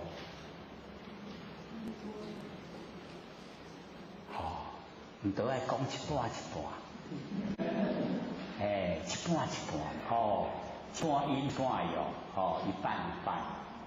那我们就是开始培养阴呢去掉，从念头上着手，有那个负面的念头，马上打住，不能有，因为有一个念头，那个负面的念头是培养阴所以我们要了解说，这个防微杜渐，从念头来，不能有负面的念头，不能有骂人的那个念头，不能有不好的念头，都不可以有。这个呢，就是我们培养的第一步。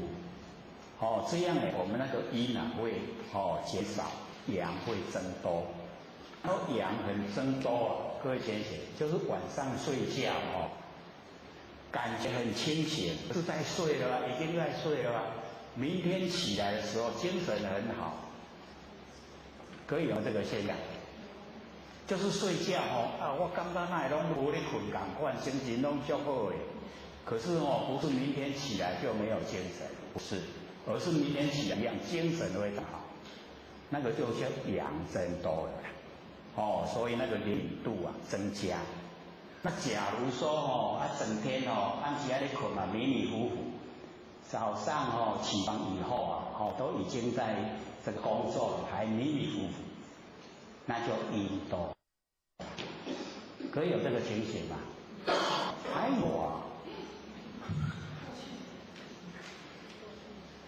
过去了，过去因多就让它过去，从现在开始啊，就培养，把那个阳啊，让它呢，增加，从念头着手，不要有负面念头。人家讲那个负面的也不要听，不要参与，这样的话呢，都是培养。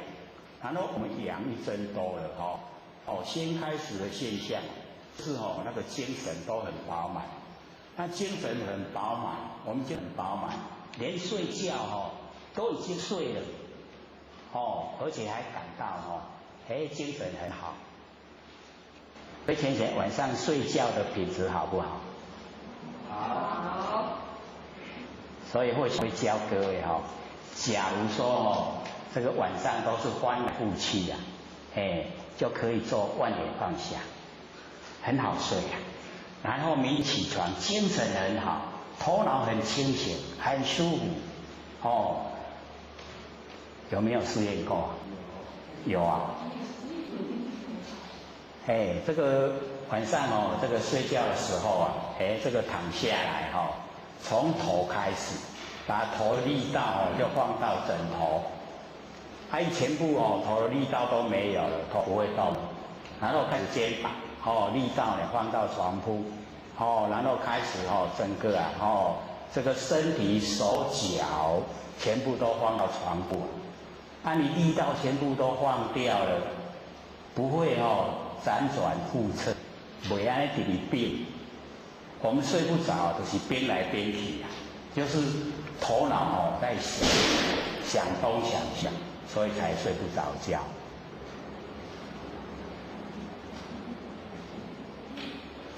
我们这个心理心法蛮好意思的，因为有一个动作是那个关下面大家注意力拢遭压去。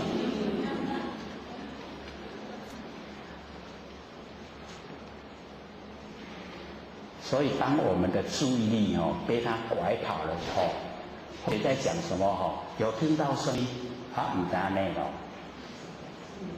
对不对？有没有意思？我们就可以说原来明心见性都是安尼心中照去无去啊，心无去啊，性也不得了，不见了啦，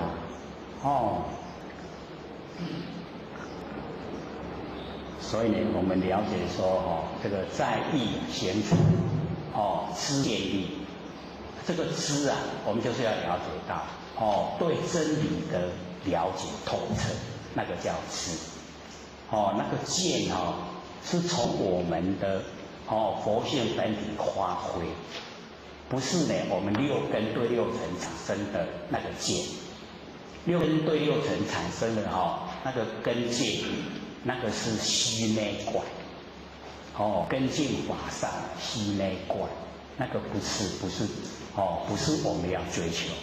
我们追求呢，就是呢这一些根茎都拼除掉了，然后从我们那个如如不动的真心佛性本体产生的那个叫做佛知佛见，那一个见，那一个知见，就是我们要追求，从佛性本体发挥的，是从我们那个根源。就像天地白天黑夜春夏秋冬自然而然呈现，我们跟他商量都没有用。各位先生，我们跟天地商量，说今天对我来说日子很重要，能不能够把那个白天延长一点，然后把那个黑夜缩短一点，我们跟上天商量，可不可以？不可以，对不对？所以我们那个知见也一样，从那个不生不灭的佛性本体发挥出来，都不能够商量的。是就是从直接本体发挥出来。春夏秋冬，我们跟上天讲说，那个冬天太冷了啦，可不可以缩短一点？可不可以？还是不可以所以我们这个知见力就是这个样子，是佛性出来的，不生不灭的，就是佛性出来，不是就不是。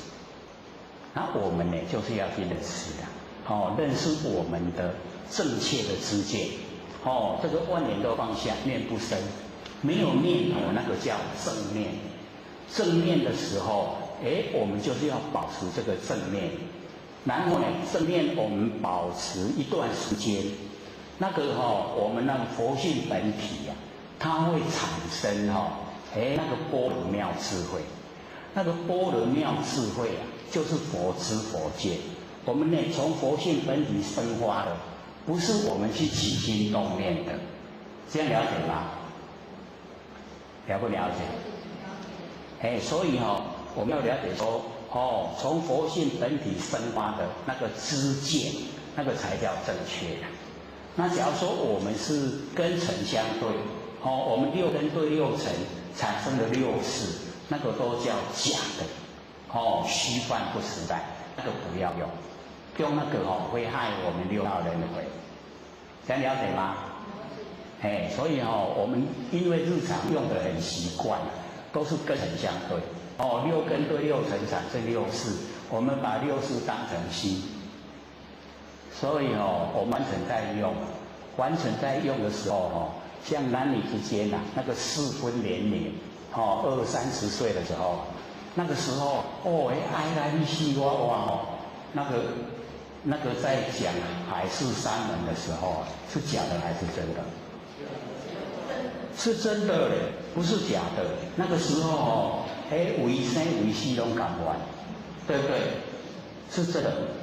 可是他的真的真心是建筑在事心上面，是建筑在生灭的上面，它会随着外境的变化而变化，这样知道吗？所以说你看那个广告是某一个明星在真心推荐，他是真心还是假的？他在推荐的时候是真心的，为什么？他要赚钱。他真心要赚钱那个推荐的时候，有影伊的设计啊，都是这个为这个住家着想，看一看，他真心的来推荐，可是他的真心是建筑在事心上面，事心是生灭的，所以我们凡尘很多都在用什么？用事心的真心所以男女之间恋爱也是一样爱甲你死我活，结婚以后去外遇，不是真心爱外遇，所以那个就为了环境变化，环境变化心就跟着变化，那心会跟着变化，这个心是真还是假？是真还是假？真心会变吗？所以我们在讲那个即心即佛，即心即佛呢，就是我们万念都放下，一念不生，那个就是真心那个心就是佛，所以叫即心即佛。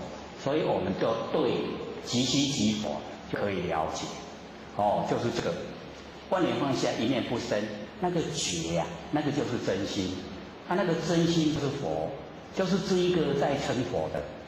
所以我们就见性成佛无疑就是这么笃定，绝可以成，就是够自己见到。那我们要见到不困难，只要你万念放下，一念都不生，就见到了。这么久了再没有见到都不行都一定要见到了只要你有空闲的时候，你就去体会，然后把它能够时间能够让它拉长。把那个局限在身上的佛性可以出来，使整个空间都变真空，整个空间变妙有，真空妙有都呈现在日常生活之中，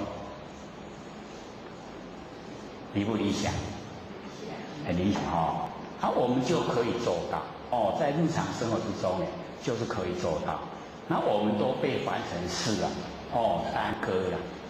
我们在日常生活之中所有心思都放在现象，对不对？烦不烦恼？都是烦恼，对不对？那我们知道相都是假的，烦不烦恼？对嘛哦，那个烦恼都是多余的，哦，它会变，都已经变了哦，我们还住在假的相里面的烦恼，哦，所以我们不够聪明啊，笨不笨？还真够笨哦，都会骂自己啊，真够笨。所以我们一研究以后了解真理以后，生活海阔天空，这么宽广，都是我真心，分别心就减少了，就降低了，越来就越舒服了，不会讨厌某某人，讨厌得很厉害，会不会啊？会不会？这个我们在凡尘因为这个人的这个行为动作，我们有欣赏的，然后有讨厌的。欣赏的就喜欢想亲近，讨厌的就想远离，有没有？很自然而然，对不对？那我们一进入到真心佛性本体啊，没有这些啦，都没有。所有众生呢，都是我性温之中的众生，都是我佛性里面的，所以没有分别。那佛已经证悟到没有分别，所以成佛。那我们还在分别，所以我们当众生。只要我们把那分别心都去掉了，成就了。这样了解吗？这个我们这个永嘉大师曾大哥还讲了蛮久，都已经2个月了有没有？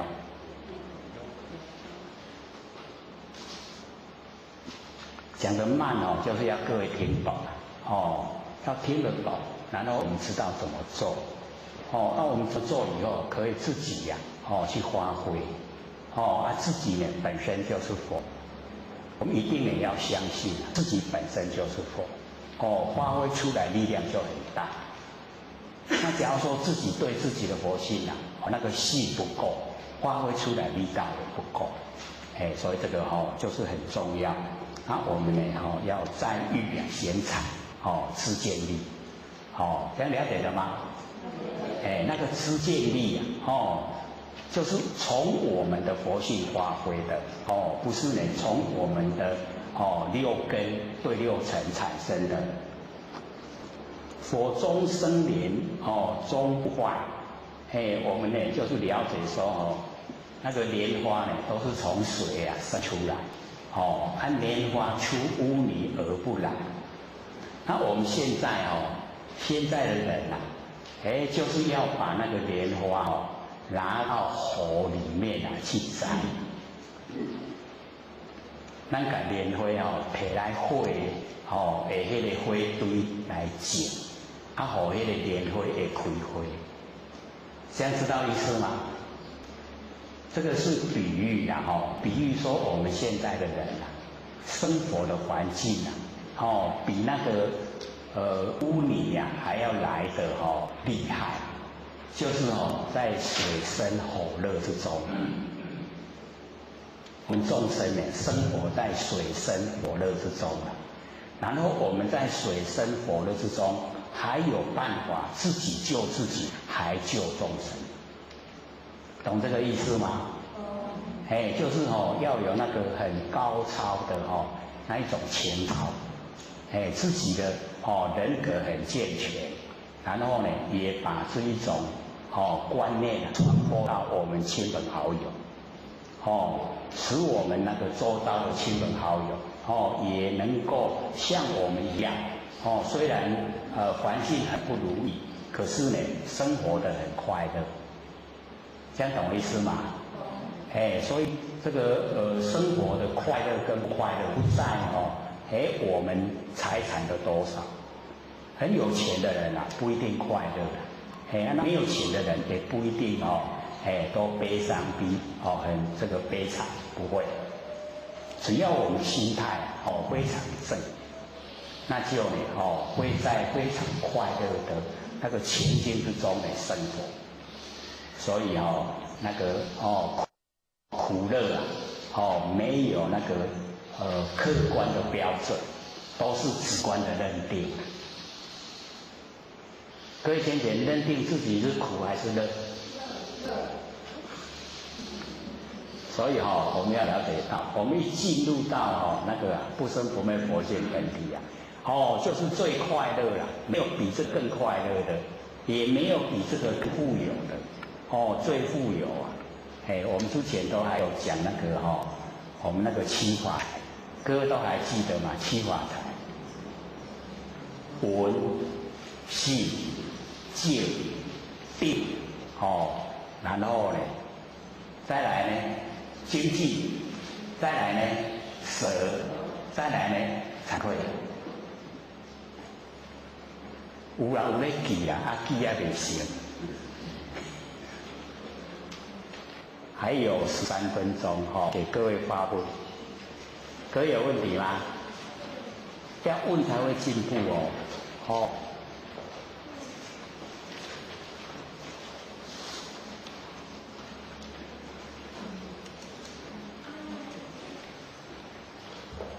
问的进步还快。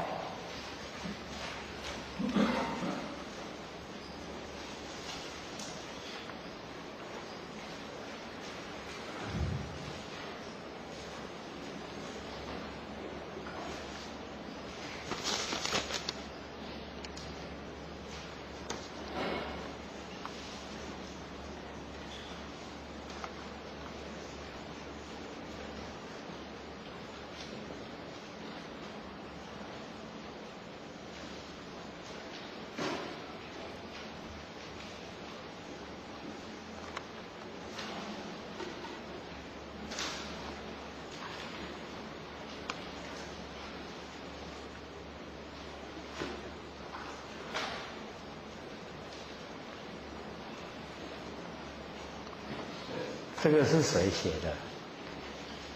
要不要前负责讲，帮我念。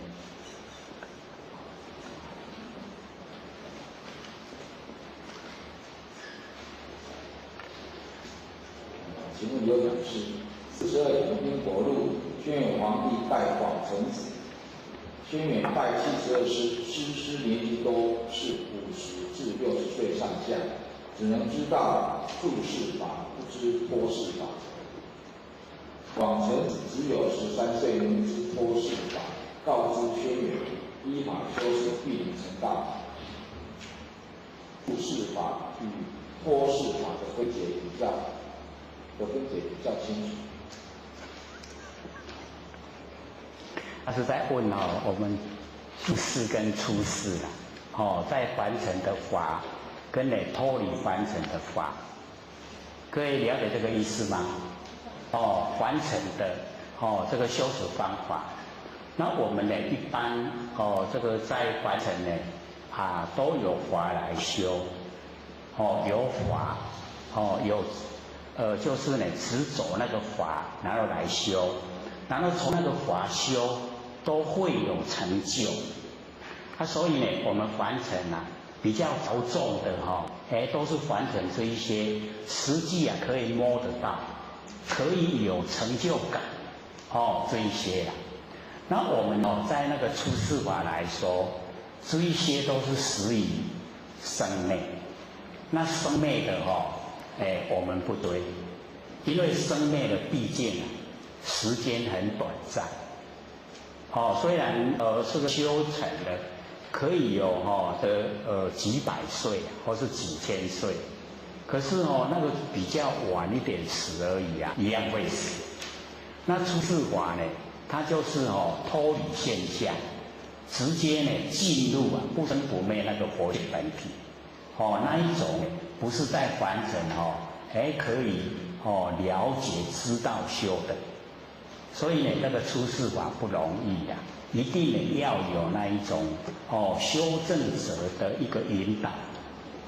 那我们凡人对这个全部都没有法的这个法，就是最高这个法，都有一点疑惑，就是认为说没有了，既然都没有了，怎么修？所以会执着那个有。有法搁浅浅就是有执有副执，有法执，我们了解说修道就去掉2个，一个呢就是我执，一个呢就是法执。那两个都去掉就成佛了。我们最不容易啊，就是把那个法执去掉。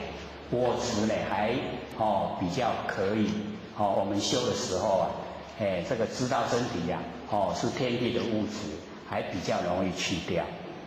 可是这个法就不容易了。法执啊一在，他从这个法去修成，有成就感。那我们就是了解到我们修到成就以后啊，就是什么都没有了，只是回到佛性的本体。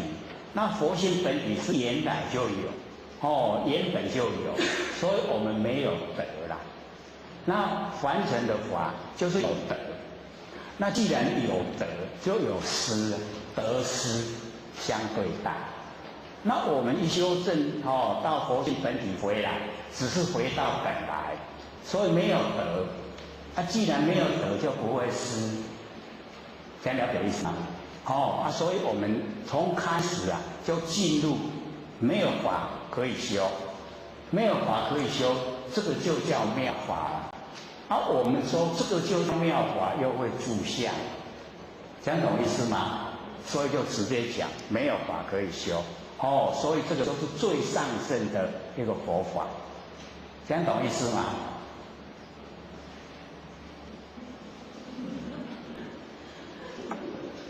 要说懂还没了还没有透彻。要说不懂嘛，有一点点开裂，对不对？所以这个呢，就是需要时间。我们要了解到，我们在凡尘啊，就是要去掉我，没有这个身体的我啦。所以这个我，就是充在整个宇宙虚空的真空妙有，如如不动的真心佛性。就是这个。我们已经进入这个身体的有，已经都不在我们的那个脑海里面考虑，没有，所以我相很容易就去掉。然后我们直接进入最上乘的法，没有一个法无法可学，没有法可以学。既然都没有法可以学，就没有法可以执着。我们一个法执着也没有，没有法执。没有执，这样就成就了。所以不见一法，名为如来。不见一法，我们就见到如来了。这样了解吗？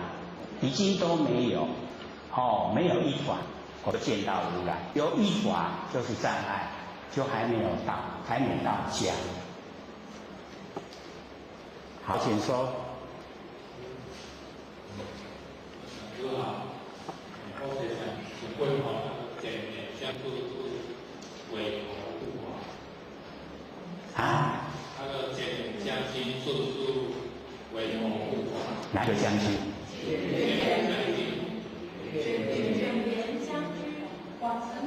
广成子委托护法他是我们这个贤姐啊。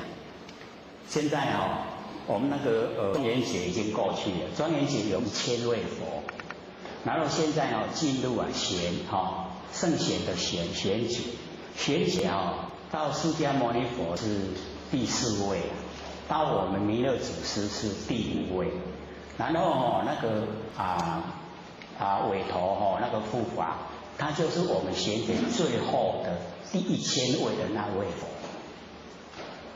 他会在贤节成佛，可是在最后，我们还有得等，还没到，因为我们要了解到这个他们的那一种视线，视线像说观世音菩萨是圆通古佛，圆通古佛呢，他先来转世当观世音菩萨以女身来修。带领坤道修道，然后再转世就是丹景公，丹景公嘛是迄个为圆通古佛观世音菩萨不容易，就是丹景公。丹景公伊起码做自生良良，他们一世现在凡尘，他们做的事就是要给凡人去学效法。所以我们要了解说，那个一视线以后，他的那一种作为啊，跟他本尊又不一样。那我们后人的纪念啊，都是纪念他有现象时候的那一些功绩，都是这样子。所以我们呢，有时候就不用一直去追说什么人是什么人，什么人是什么人，因为十方之佛同一个法身。还有吗？还有，还有一点好。就是他的内涵的见解，这样的那个意见内涵见解。内涵好，请坐。那个内涵假如说我们是用那个张卓那个悟道记啊，那个内涵跟生死是平等。张卓那个悟道记，各位还记得吗？记不记得？那个很好，对我们帮助很大。光明急照遍河沙，然后还圣寒林啊，共家一念不生啊，全体现，六根才动，被云遮，这个意断烦恼从真变，趋向真如啊，亦是邪，随顺誓言无挂碍，生死涅槃本空华。生死跟涅槃平等，都是空中的花，就是生死也是假的，涅槃也是假的，空中的花不真。可是我们把涅槃前面加一个大涅槃，那个就不一样。那个大就是摩诃，摩诃呢就是充塞整个宇宙虚空。那假如说我们用充塞整个宇宙虚空来称涅槃，那个就是不生不灭的真心佛性本体。所以那个涅槃跟生死啊就不平等了。因为它有大，就是有摩诃啦。所以涅槃本来啊就是不生不灭。那我们凡人在用不生不灭跟那个生死的生灭相对，就是苦乐啦。那既然有苦有乐啊，两个相对，两个都不真啊。那个生死跟涅槃既然是相对，那两个也不真。所以大涅槃就超出他们相对，没有相对的。所以它是不生不灭佛性本体。还有啊，还有1分钟，再问，好，请说。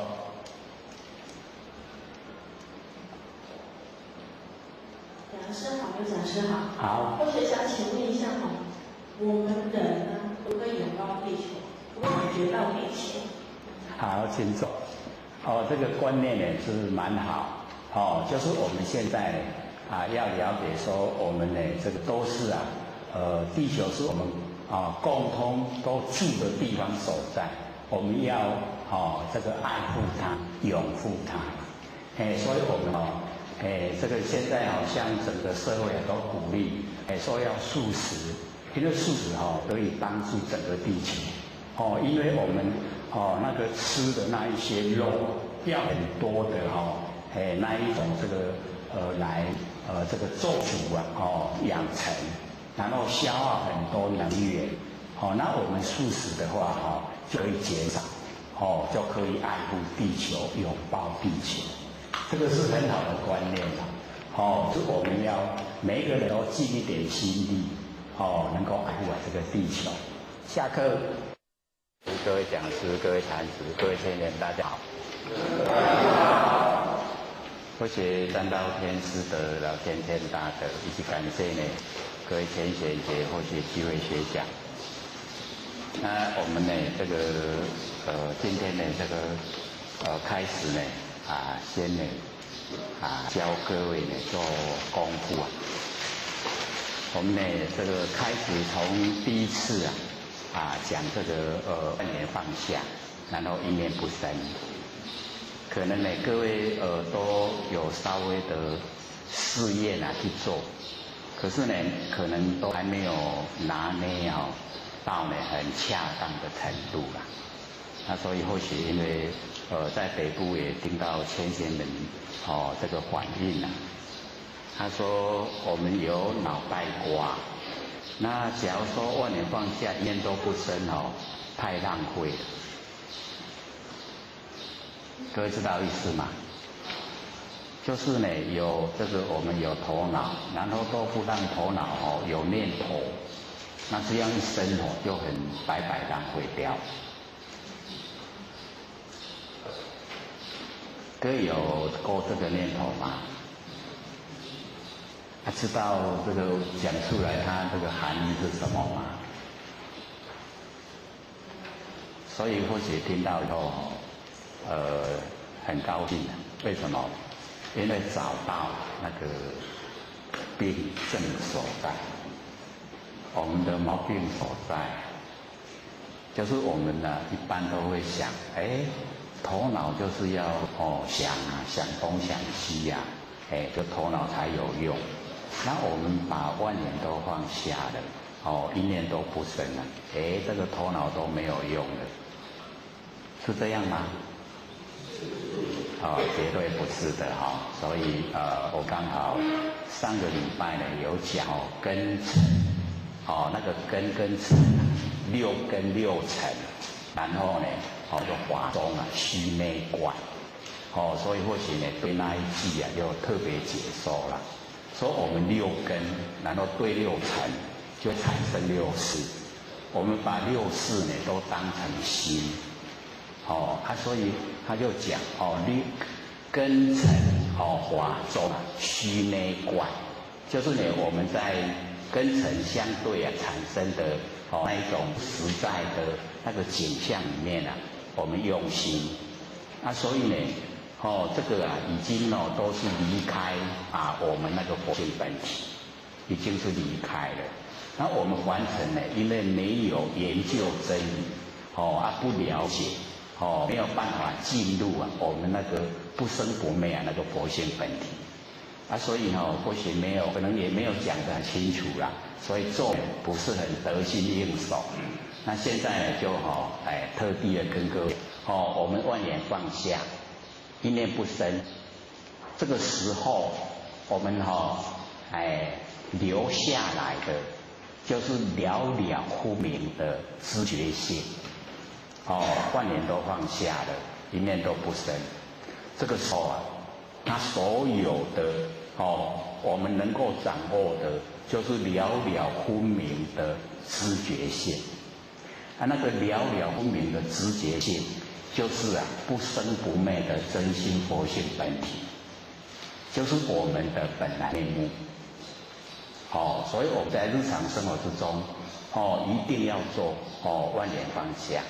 然后一念不生，这不是说头脑没有用，而是让它浪费，不是而是我们已经进入真理世界，让我们的头脑都进入真理的世界。先把这个了了分明的知觉性，这个佛性本体先把它认识，先把它启发。然后我们有空闲的时间一定要做，让它时间久一点，越来越熟悉。熟悉了以后，我们做耳根圆通。做耳根圆通的时候我们使我们在身上的那个了了分明的知觉性，让它延伸，延伸呢一直到身外，不局限在身上了。我们求道的时候先做手闲的功夫，因为我们在凡尘六道轮回太久，所以妄想非常多。然后我们能够手闲，就把那个所有的妄想能够拼除了。只要我们能够手闲，那个妄想杂念它就消失。那消失了以后，我们了解那个佛性已经可以专一集中精神。因为我们在凡尘那个精神都太分散，叫做神散。那神一分散了我们就会很疲劳，那我们现在呢，这个修道做功夫，就是要使我们的精神集中。那精神一集中回来，就容易使我们的那个心性清净。那心性一清净以后，就可以回到本体。所以我们刚求道那个时候做手旋，然后我们已经能够控制自己的妄想，不会胡思乱想。这个时候我们来做万念放下，一念不生。这个时候已经呢，把那个佛性很清楚的从我们的身上延伸到人外，不局限在身上了。所以我们了解说，一般我们凡人都是把佛性局限在身上，所以呢，到一口气不来的时候就变成没有路可以走，已经没有路可以走了。那我们修道就不一样，我们修道以后我们已经可以集中精神了，然后呢，我们把佛性延伸，让它呢能够伸展到这个空间，这个空间伸展出来。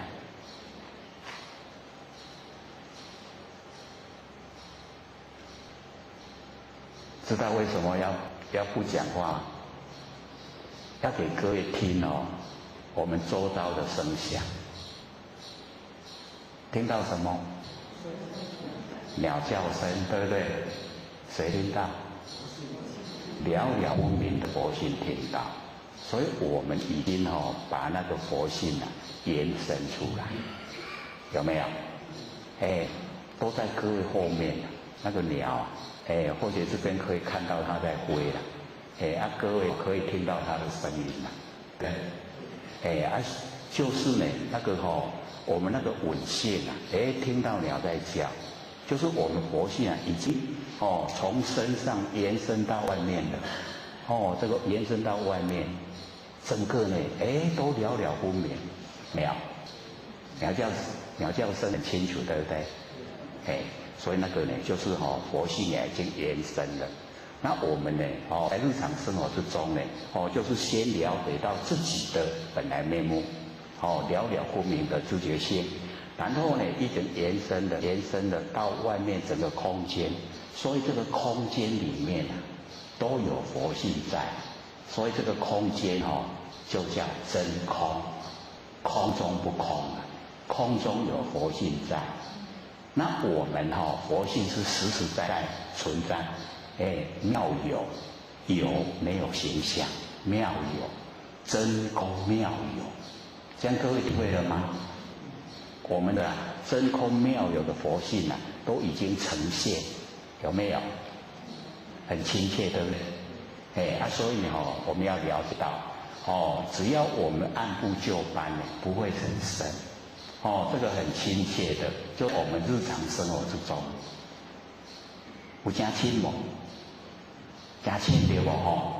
就这简单你看听了就是简不简单？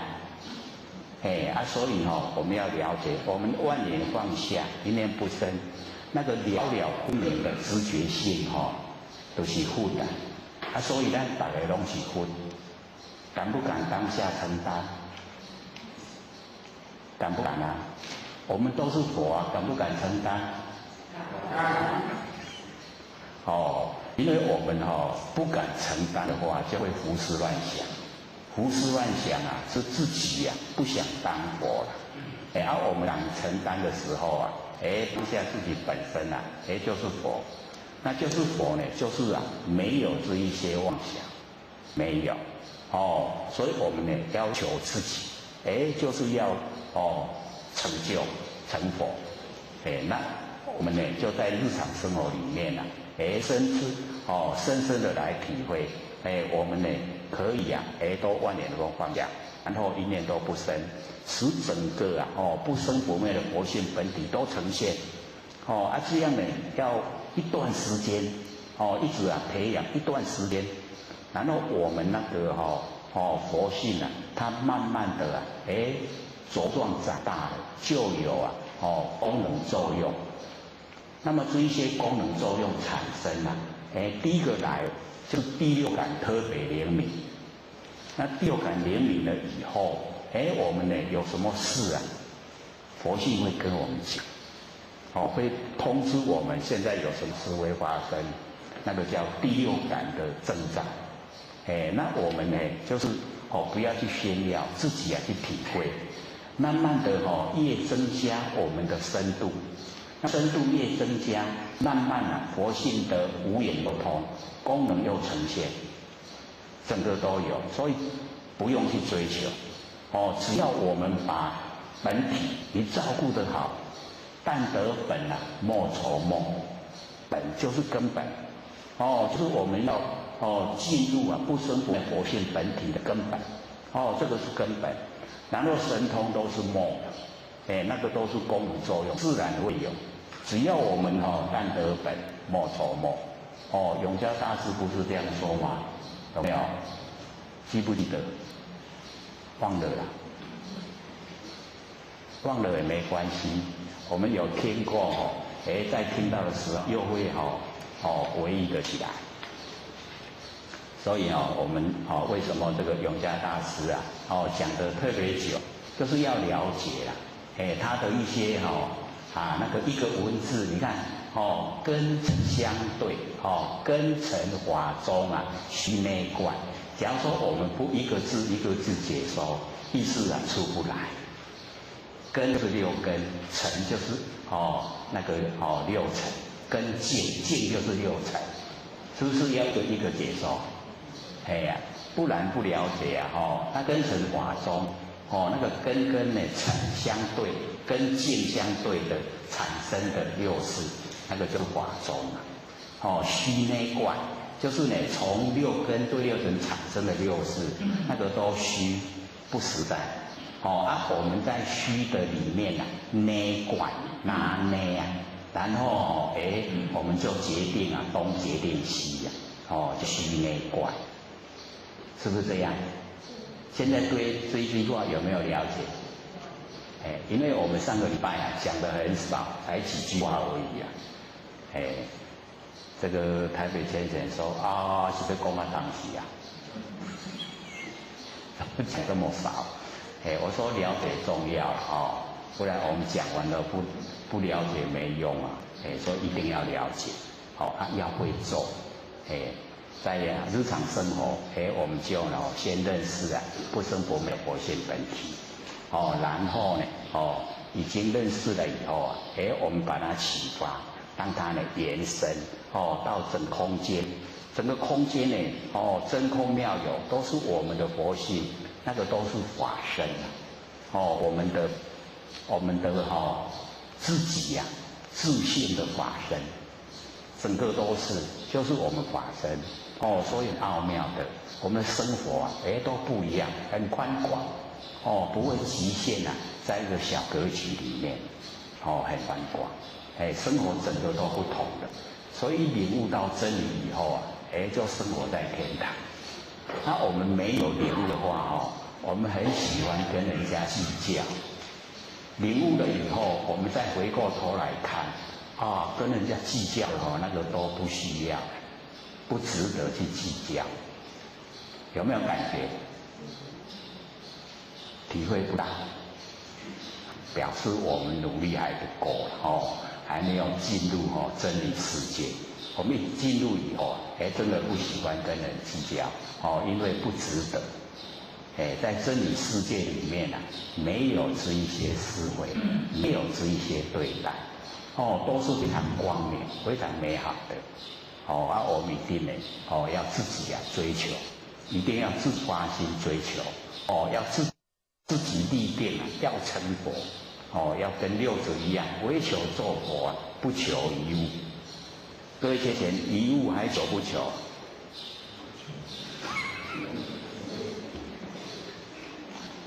会想说还在完成还是要求只是就是已经那个重点所在不同的，我们的注意力的重心所在就是要放在佛性本体。虽然它没有形象，可是切切实实存在。所以我们要放在佛性本体。那适当呢，我们就借假修真，借这个假的身来修真的佛性。不要借真的佛性想用假的身体。我们完成所有行业最好赚钱就是感官的刺激感官的刺激那个最好赚钱。所以那个我们都放下，那个都假的，那个都造罪。都不要它。我们呢，照顾佛性本体。佛性本体呢，就是心性。我们要明心见性，使我们呢，整个心界都很光明，恢复到本来。这样就正确。所以呢，我们在日常生活，就培养。开始的时候一定要强烈的要求自己万年放下。虽然比较有为，可是呢，我们做久了，它就无为。开始要强烈告诉自己万年放下，万年放下。一直这样告诉自己，然后久了以后呢，它自然我们只要一静下来，万年就放下。万年一放下，佛性就出来。佛性一出来，我们应对事情事来则应事去则静，完全都没有业。这样了解吗？因为或者在北部都鼓励不了解马上问。这边我们是有定都剩下15分钟的时候再问。可是或者感觉各位都不好意思问。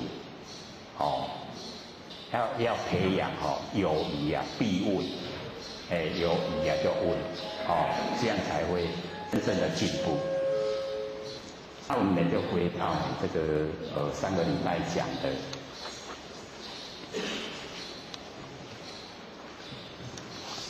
讲到这个咏诗万众不无声，对不对？是不是讲到这边？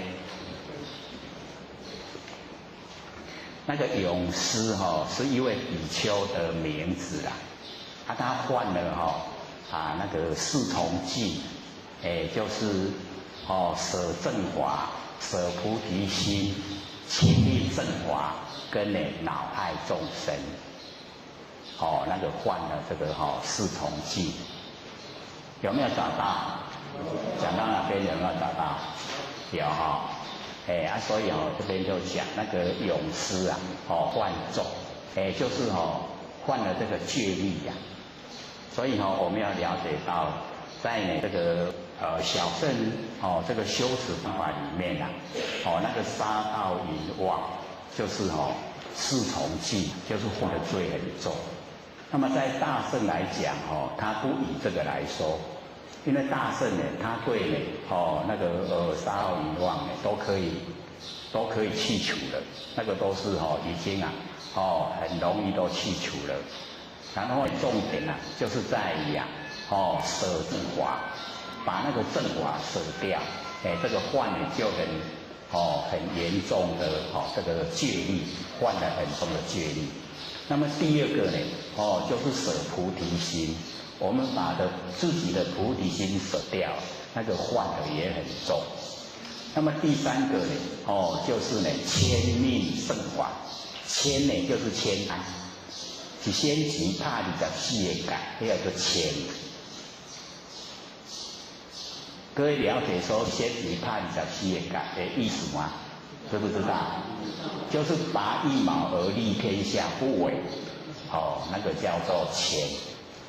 迁吝，吝就是吝啬，吝啬就是讲看薄，家己下向拢唔加，迁吝圣法，圣法呢就是殊胜的佛法，就是家己知影拢唔敢讲，家己点点咧修安尼啦，安尼叫做迁吝圣法。所以有没有有没有迁吝圣法？有没有把这边听到的回去告诉亲朋好友？有没有？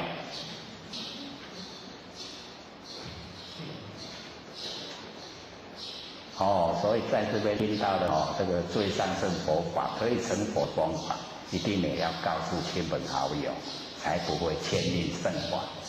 然后第四个就是恼害众生，就是对众生这个讨厌，然后要害他，所以这个呢都是犯了很重的戒律，所以我们了解说在修持的过程啊，我们就是不要有这一些舍正法，正确的法我们把它舍掉，然后去走那一些不正确的那一些方法，然后舍菩提心，把那个觉悟的心啊把它舍掉，又是走路啊那个外道，知道有殊胜的佛法不告诉人家，然后呢对众生呢做出一些危害的事，这个都是犯了很重的戒律，在修上乘来讲，这个是最重的，所以呢我们就是了解，这个呢勇士啊这个比丘，他就是犯了这个四重戒，所以他自己了解以后，他就忏悔。忏悔呢，就是到街上啊，一直说有哪一个啊，要接受我的忏悔，这样，那个都是很，勇气啊很大，才可以做到。然后呢，遇到有一个那个三知识啊，我跟他讲，说呢，罪性了不可得。这个罪性啊，各位先生，那个罪啊，它有没有独立的个性？罪独不独立？意思呢，就是讲，这个罪啊，可不可以拿来给人？可不可以？我们把一个罪，说这个罪给你，这个罪给你，会当安尼的？不会，对不对？不会。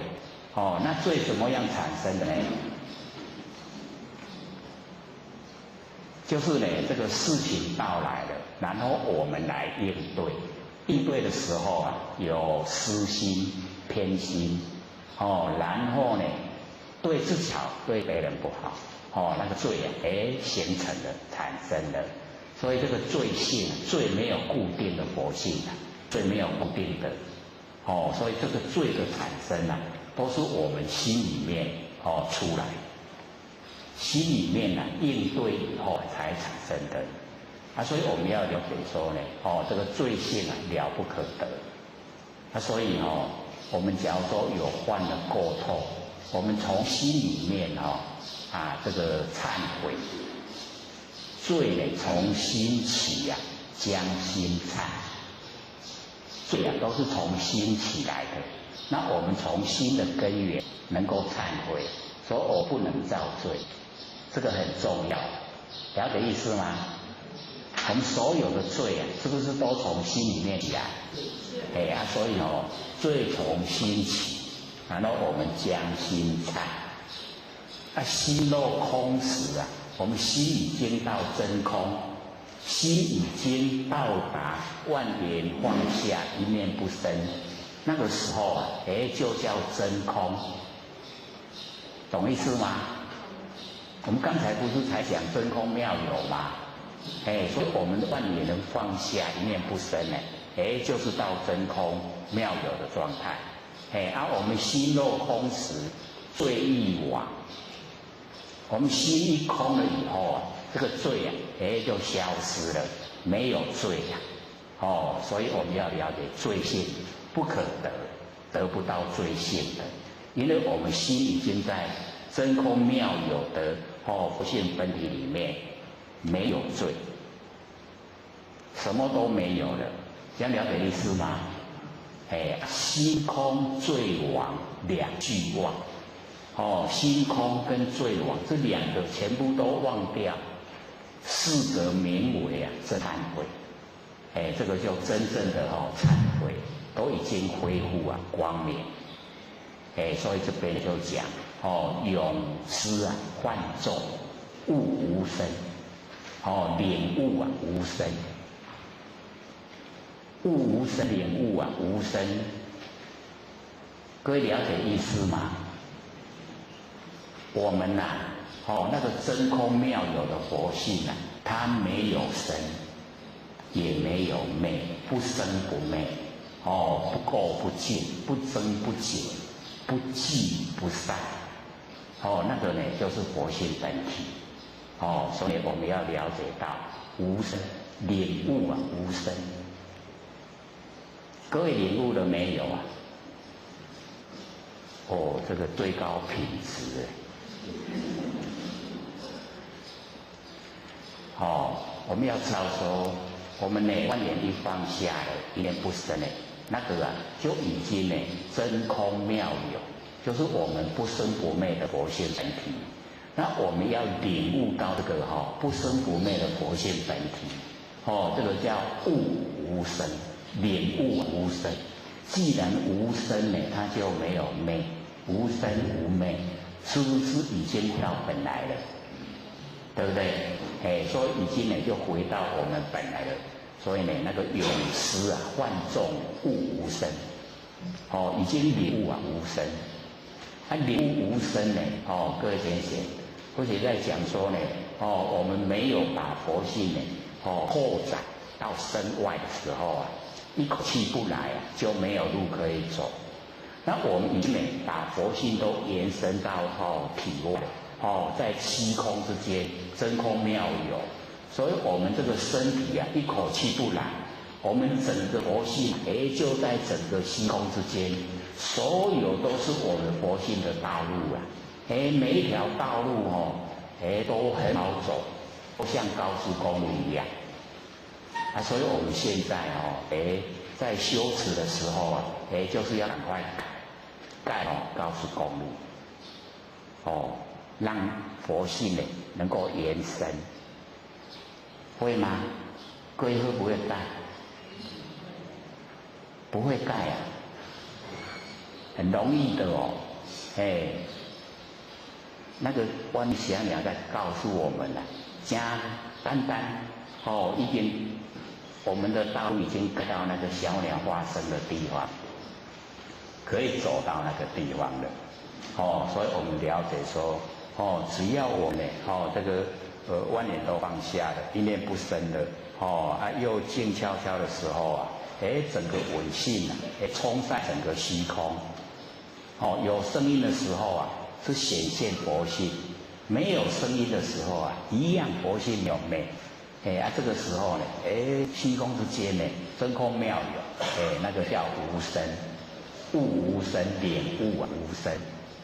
这样各位领悟无生了没有？还没有啊？很困难吗？不是很容易啊。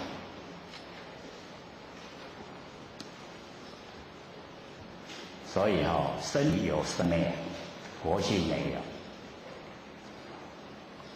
我们那个名称啊，就讲得很好，众生众缘积聚啊而现的生相，众生那佛性本体本不生不生就不灭不生不灭，会生会灭这个众缘这个才有生灭缘聚则生也散就灭所以这个生灭都是假的啦。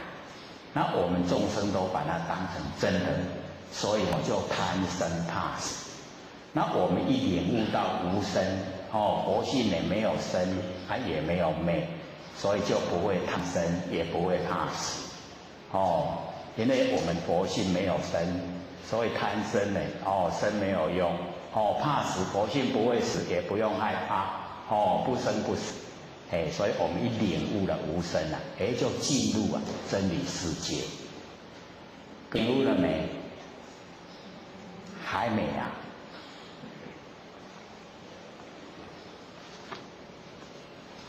所以呢，我们看到呢这个永失呢那个幻众悟无生这个早时成佛已经在，已经成佛了，因为他领悟无生，领悟无生以后就可以成佛回归到本位我们每一位都是佛每一位都可以回到我们佛的本位。那因为永师现在他没有到娑婆世界来度化众生，到别的佛世界去度所以我们了解说，一成佛了以后看我们愿意到哪个佛世界都可以去自由自在那个千百亿化身。狮子佛无畏说那个狮子佛，就是呢狮子百树他一佛教以后，所有百兽都降服了，所以呢，这个就讲说我们这个阐扬真理就要像这个狮子一样，要呢这个把它宣扬狮子佛，然后无畏，没有畏惧就是呢不会顾忌到呢这个讲真理了以后很多呢会顾忌到他的生活状态，所以有一些敢讲不敢讲那个叫有畏。那无畏说呢，就什么都不会害怕，只要是按照真理的、符合真理的，他都不会害怕，所以呢，那个狮子吼无畏说，就是呢这佛一讲讲这个讲经说法，那好像狮子佛一样，都不会有畏惧的。那我们呢，领悟了真理以后，希望说呢，把它发扬，像狮子一样把它呢佛教，然后呢让所有呢苦海的众生都能够得到真理。这个狮子佛呢无畏说，身皆懵懂顽皮态。这个深深的那个皆就是感叹，懵懂，懵懂呢就是懵懵懂懂各位先生，懵懂的谈话怎么说？我们导师说得很流利。那懵懂什么意思？莽撞，对不对？莽莽撞撞懵懂。那为什么会这个永嘉大师会讲说深深的很感叹大家都懵懂，知道在说谁吗？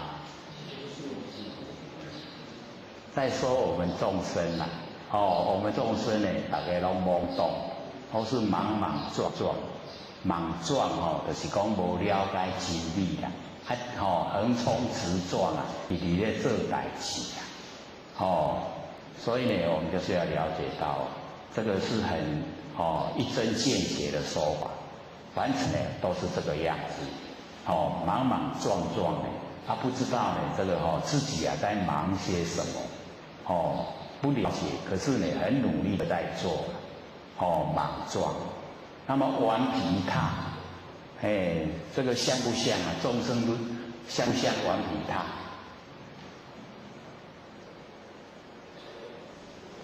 这个我们都会说小孩子很顽皮可是呢大人顽不顽皮？可以说这个程度上的差别而已小孩子呢那个顽皮呢是有他的天性在还是从佛性发挥，看起来很可爱。可是我们大人一顽皮起来就不可爱了，那个都是造罪让人呢去受苦所以那个永嘉大师呢才讲说我们这个凡人呢都是懵懂，然后呢顽皮大那个踏呢就是皮很厚的那一种制品这个深解就是深深的感叹。只知呢万众这个大菩提这个凡人呢都只知道犯一些罪过很重，然后会障碍这个菩提。这个是从正面的角度来说啦，说我们呢有犯了戒律犯了很重的话呢，就会障碍这个菩提是一般正确的一个教导方法是这样跟所有的修持人讲那么不知这个不见如来这个开秘诀，就是没有领悟那个如来就是呢已经成佛的这个呢他有这个开秘诀，就是呢我们可以恢复到本来的那个方法有秘密的那个诀窍这个佛有打开所以不见这个正确修持方法的啦，他呢不知道呢有这个奥妙的一个修持方法，就是呢这个顿教法门，所以我们了解说这边永嘉大师呢把它讲出来，说呢这个凡人的正确修持方法，犯了戒律呢自己就在那一种很难过的那一种心情之下，然后障碍了自己追求那个菩提的那个勇气会丧失掉，所以呢这个永嘉大师呢就讲说如来呢他有开秘诀，那我们呢要见到，这边呢是不见了如来开秘诀，可是呢我们就是要了解到有一个很殊胜的那个方法，可以呢让我们从凡夫地可以到达佛地。只要我们了解，我们可以摒除所有的两边对待。一方面呢就是犯了这个罪过，一方面呢就行了很多功德。那这两个方面就是相对。那相对里面呢，我们要了解，有犯了罪过自己会苛责，然后有行了功德自己会这个炫耀，自己会骄傲。那这个两个变成极端了，你很这个骄傲呢不对，然后一直苛责也不对，了解意思吗？我们呢就没有走入中道了。当然我们犯了这个过错呢，要自己反省，要了解说怎么会犯，原因是什么，自己要了解。然后呢，我们有帮助人，有行了功德，自己也要知道，那毕竟呢都是很少很小的那个方面而已帮助人跟众生结缘，一方面了自己的那个业障，那个都不算。真正的要功德，都是在性分里面，在我们佛性的本体，要见到自己不生不灭的佛性，那个才叫功。然后要了解真理，都是平等，四法平等，就呢我们佛性本体都是平等，不管呢是这个社会地位有钱没钱都是平等，人与人平等，物与物平等，人与物平等，全部呢都是平等，平等才是德。所以我们要领悟平等，那德才有，那有功德了，才能够利益众生。所以呢，从真理世界来讲，一进入到佛性本体才有办法利益众生，才能够无量无边利益众生，才称为功德。所以我们凡尘做了很多的好事那个都不见得是很大的，纵然很努力去做，也是有限的，那个所帮助的人也不多。那我们从性分发挥出来，那个就很广泛很大，所以我们要从根源来追求，这个呢这个开秘诀如来已经开秘诀，让我们可以直接回到我们的本来，每一个都是佛。有二比丘幻饮杀，有两个这个比丘幻那个饮，一个幻饮一个幻杀，这个过程呢就是有这个两个那个比丘这个修道，然后呢自己到这个山上去修，然后呢在那一个居住的环境有一个妇人，他对其中有一个比丘非常仰慕，他有一天呢另外那一个比丘出门了以后那一个妇人就去找另外比较喜欢的那一个比丘他在就跟他挑逗就跟他发生关系。那这个时候那个外出的比丘回来回来一看到哦，他的这个同伴哦，竟然这个样子啊，那个妇人哦，看到这个就回来，他就赶快逃跑，这个回来这个就追，一直追然后这一个妇人就摔到那个山底下摔死了算杀。然后那个跟他发生关系换银所以一个换银，一个换杀，所以有2比丘换银杀，就是这个过程，然后那个波离荧光深最觉，那个优波离呢，就是这个10大弟子里面那个戒律第一的。他对守戒律守得最好，那释迦牟尼佛呢就要他来掌管这个戒律，就是呢来看看哪一个犯了戒，要他来管。他们这个优波离的出身呢，就是也是很低贱他呢在这个礼华，他在礼华的时候那个心竟然可以进入市场，就是很容易进入那个定，修持的功夫很好，戒律守得很周全，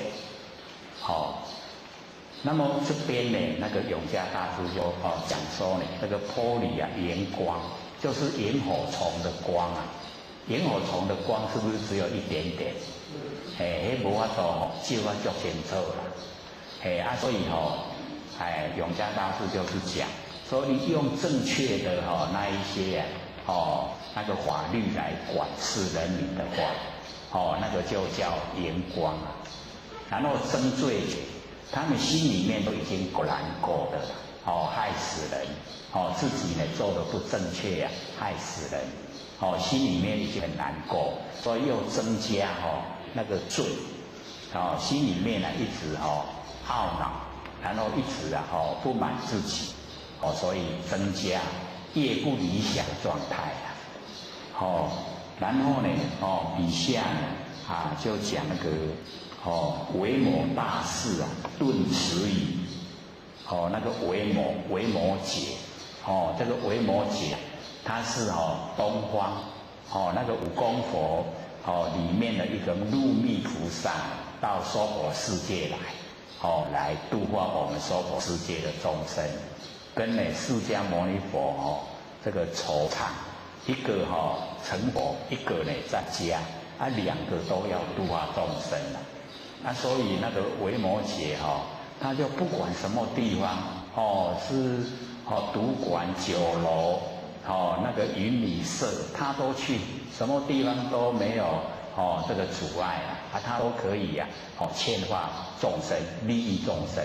所以这个维摩诘他就是呢，一发挥出来就是最上等的，不像你犯了罪就是要处罚，不是那个样子，所以呢，他就跟这个2个比丘讲，说在你们的心中你们就是要这个修道，那修道遇到社会凡尘的现象，你们在现象之中自己没有坚持。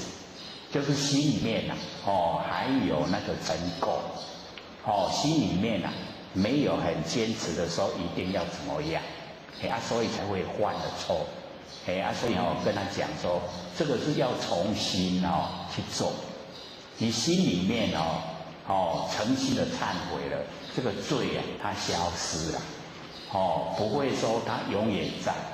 你假如说把这个罪都放在心上。那你自己障碍自己，没有利益众生对你也没有利益，所以那个维摩大师跟这个2个比丘讲，就辞掉了他们心中的疑惑，就了解说原来罪性了不可得，是从我们的心产生的。各位先生，罪是不是从心产生？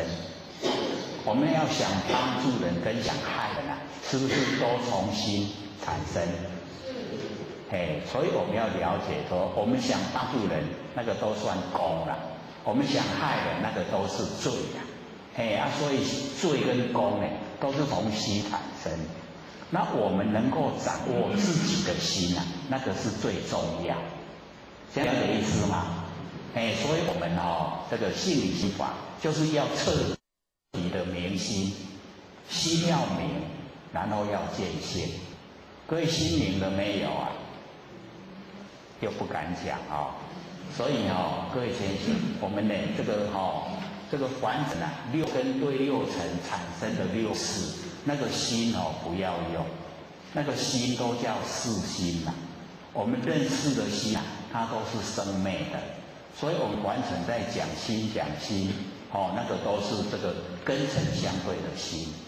那我们有听到说即心即佛，那个即心即佛就是这个根尘相对的心都不要了，没有了，全部都光了，全部都没有没有心。那没有心的时候真心才出来。那真心出来，这个心这个心就是佛，所以即心即佛，这样了解吗？所以我们在讲说即心即佛，不是我们日常生活用的那个心那个都生灭的，那个不是佛那个是众生。我们把那个凡尘那个根尘相对的心全部都没有的心了，我已经无心了那无心以后真心才呈现真心一呈现，它没有对立，没有对爱没有善恶，它是一个绝对体的，所以这个叫即心即佛所以我们本身就是佛了，只要我们肯把那个凡尘根尘相对那一些去掉已经就是了。肯不肯去掉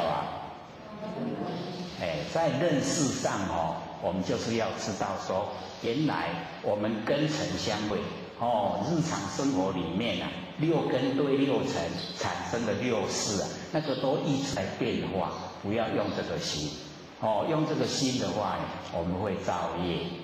然后我们这个心能够放下的，放下以后我们就用直心。直心在生活之中就是遇到事情第一个呈现的，那就是佛性出来，直心叫做事来则应，事去则见那个直心我们用直心就是不会考虑到自己好不好那考虑到自己好不好，那个叫转念。一转念以后就进入世心进入世心就是生灭然后世心以后我就有喜欢，就有讨厌。那喜欢就取，讨厌就舍，就有取舍有取舍就造业，业经形成，果报就来所以我们就是了解到，我们会接受凡尘的这一些苦都是我们自己造的因为不知道真理才造业那我们知道以后业都不造，因为没取舍，没有取舍没有喜欢讨厌没有喜欢讨厌，就跟天地一样，白天黑夜春夏秋冬自然而然运转。各位先生，天地有没有业？天地有没有业？天地会不会造业？不会的因为它都按照自然的运转。那我们看到有天灾地变，那个是我们的众生业因形成才有天灾地变。本来天内都是正常的运转为什么有狂风暴雨？为什么有台风？为什么有地震？那个都是我们众生的心引起的。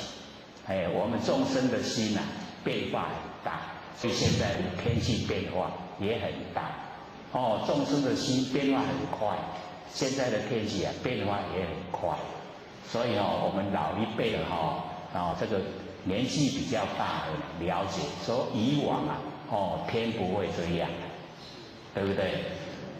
所以现在这个天地拢无照家己老人拢无照规矩，老人无照道理囡仔拢无照规矩，都是这样一直形成我天气的变化很大所以我们了解说这个天灾地变是我们人的心引起的。各位都不会去想象说天气的变化跟我的心有关的，有没有关系？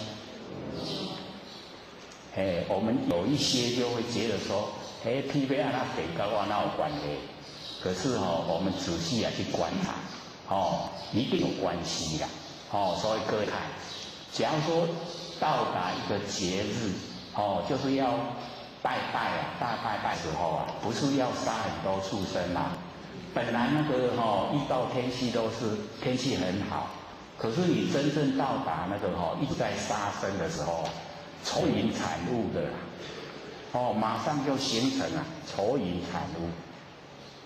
因为父亲以前从小孩子开始就打坐还在后天庙那个瑶池金母慈惠堂服务有17年很长的时间呢，在那个后天庙的这当地所以就了解到说每一次到那个杀生的时候愁云惨雾的，一定是这样，不管他预报说怎么样的天一定会愁云惨雾了。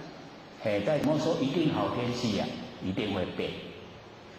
所以就是了解到这个天地它不会做事它只有使万物生生不息所以生是天地的大德。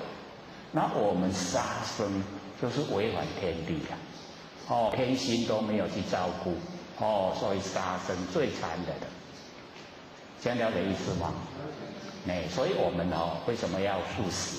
就是不跟众生结恶缘，而且这个一命要还一命的，没有说一个人很喜欢说我给你杀给你吃，绝对没有啦，一定气得咬牙切齿。好，你一定要记得，我要讨回来。所以每次我们自己养的那个家禽自己养的鸡鹅鸭要去杀的时候，不是要去称看看多重吗？要不要？自己杀的为什么还要再称呢？不是不用靠己那个就是跟他讲，我在吃你的时候是几斤几两，以后你在讨的时候不能讨过头了。那个就是明明白白就是我吃你几斤几两，以后你要回去几斤几两，这个讨我还要再讨回来，就是这样没完没了的所以我们呢就不跟这个众生结恶缘因为他做了不好，才会转世当畜生。所以畜生你看我们人不是有三人生劫灵。那个畜生他的灵已经被掩盖生劫有了，灵就没有。那狗因为它那个灵盖一半，所以狗还很灵，灵不灵？有的狗很有灵性可是没有人这么灵了有一半的灵说它盖一半。那我们人有一些人他也不是很灵，对不对？有没有全部很灵？有的嘛是都很笨笨不笨？那个灵也盖差不多虽然没有到一半，大概也1/3有了，已经盖了。有时候我看到那个很笨的知道该怎么样去追求，不追求，都追求那个不应该的，那个算不算了？他的灵已经盖了1/3，有没有？都已经盖了1/3他该咱家己爱去认真的拢唔认真迄无应该咱管的，咱拢管较高。那个大概都是5时出世。我们7片，第七个那个7片，就是下昼时11点甲下晡1点出世。伊家己的代志拢藏的莫管，无要紧。别人的代志若无去管有足艰苦的。所以假如说你那个时间出生的你就要深深的回光返照。有没有这样啊？迄个家己的代志拢迄啃的话题，迄别人的代志无管足艰苦。那就是跟他的出生的时间有关系啊。迄七撇内底第七个好一切杂事，很有意思啦所以我们要深自警惕。假如说是那个时间出生的，我一定不要落入那个旧巢里面一定不要去管别人的事，管我自己的生死大事就好。这样了解吗？那假如说暗时11点加了1点出世爱吃，很喜欢吃所以咱迄个时间出世对吃就较注意，够养生就好了，不要再吃了。或许都是12点半，刚好那个时间，所以对吃的会比较注重。哎呀，真的拢无要紧。有那倾向所以我们就是了解说，不要被我们那个气数绑住了。这个是做参考。所以这边维摩大师能够顿除以告诉我们所有的罪福都是从心发挥出来，所以我们要掌握自己的心使自己的心真正的到达真空妙有到达呢就是即心离佛。所以心理心法最讲究的明心见性能够心明因果不昧，能够见性成佛无疑。心明了，因果不会迷昧不是没有因果，而是在种因的时候已经又非常浅显。所以呢我们就讲菩萨呢为因为记原因凡夫呢为果为记果报，对不对？凡夫在做的时候都不管好坏一直做，怕呢接受呢不好的果报。那菩萨呢他开始做的时候很畏惧原因，只要我不种因，果报就没有；我种因，果报就来。所以畏惧原因各位先生，我们要畏惧原因还是畏惧果报？原因重要所以因一定不要去种不好的因。我们呢都是种非常好的因，可是呢不要记在心上那个叫殊胜的因缘很殊胜。我们种了善因都把它抛开做呢都不记在心上，不接受福报让它进入我们现问之中的德生值德本。我们大德的根本都有了所以这是德本。维摩大师这个呢顿持语犹如鹤入萧霜雪，就好像那个太阳一出来以后，阳光一照可以把那个霜雪融化。所以我们就是要发挥我们那个佛性的光明光明一照，黑暗都消失全部都不见了。所以我们呢就是要发挥我们本性从本性发挥出来，不思议这个解脱力这个不可思议这个不可思议的这个或许就讲就是我们不生不灭的佛性本体叫做不可思议。以前不是说嘛我们不要找有，然后也不要找空，不要找亦有亦空，也不要找非有非空。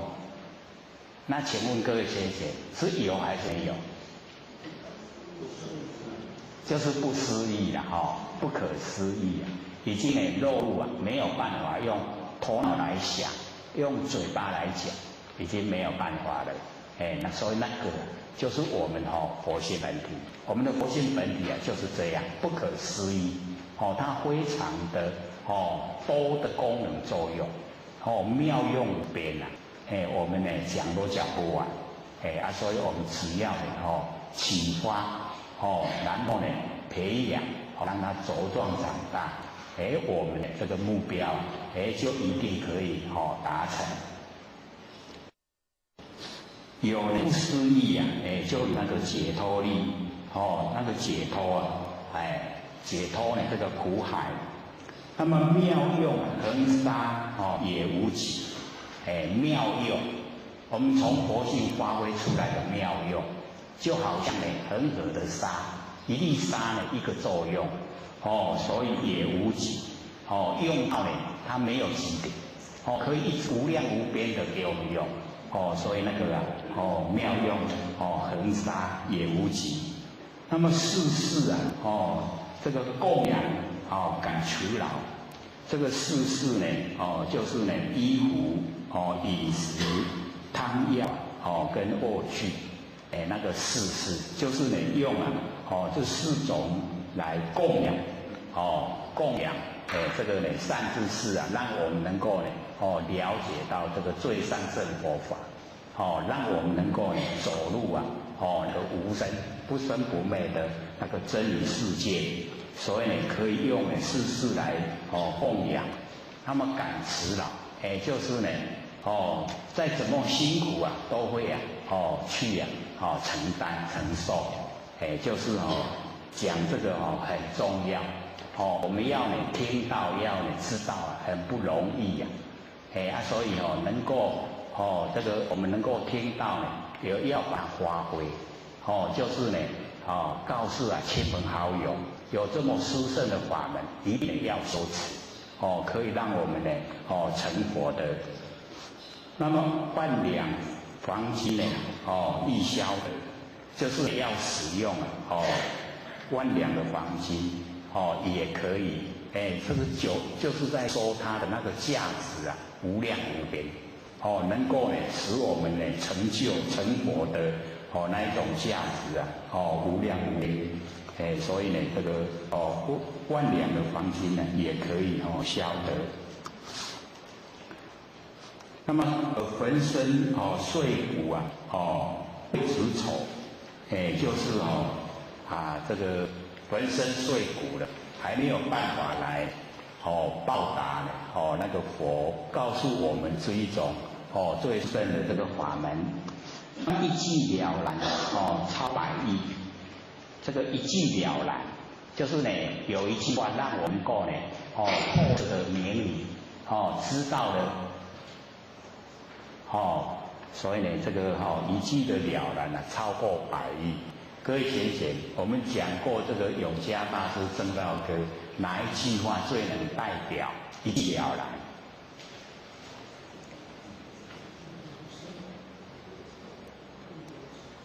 或许有讲过，可能各位听的时候不很在意，就是那个不离当处，常湛然。不离当处，各位前当处是哪里？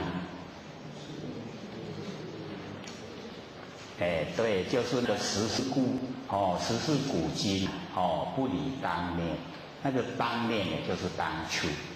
所以离当处常湛然，就是这一句话可以超百亿，这一句话可以了然，就透彻的让我们回到本位。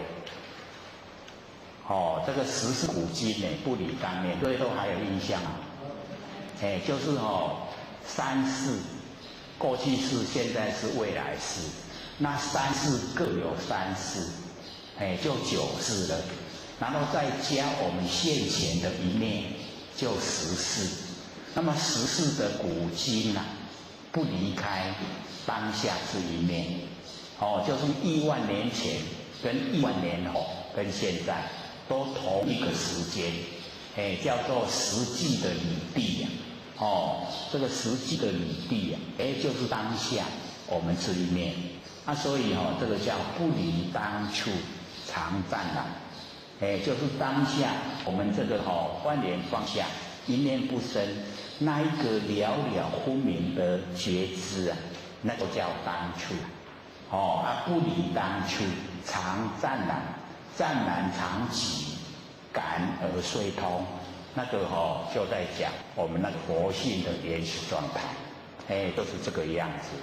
所以我们一回到呢，那个佛性的那个本来，就是每一位都是佛，都已经成就了，所以这个一句了然了，超百亿，不能用凡尘的这一些那个价值来比喻的，因为凡尘这一些呢都虚幻不实在的。那我们修正了以后那个是实实在在，可以千百亿化身，那个呢才最重要，所以一句的了然超百亿。法中王最高圣，这个法中王法王，各位想想法王是什么？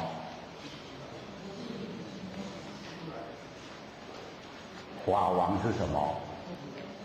法王子是什么？不是都有说过吗？忘了，法王子就是菩萨，法王就是佛。法王在法能够自由自在，那个就是佛。法王就是佛。那法王子就是菩萨。要承担承继那个佛的家业，所以法王子就是菩萨，法王就是佛，所以呢，我们了解说，那个法中王，法中王就是佛，最高圣，他是已经呢是最高，最殊胜，恒沙如来同共振，所以我们了解每一个都可以成佛，所以这个法中王就是佛最高圣，已经最高最殊胜。我们呢恒沙如来同共振，所有的一粒沙就是一位佛，那么恒沙的如来恒沙的如来相同都证悟这个法中王法中诸王，所以我们了解那个法中诸王，就是我们那个佛性本体，佛性本体呢，就是佛，所以我们了解我们都可以证悟同共振。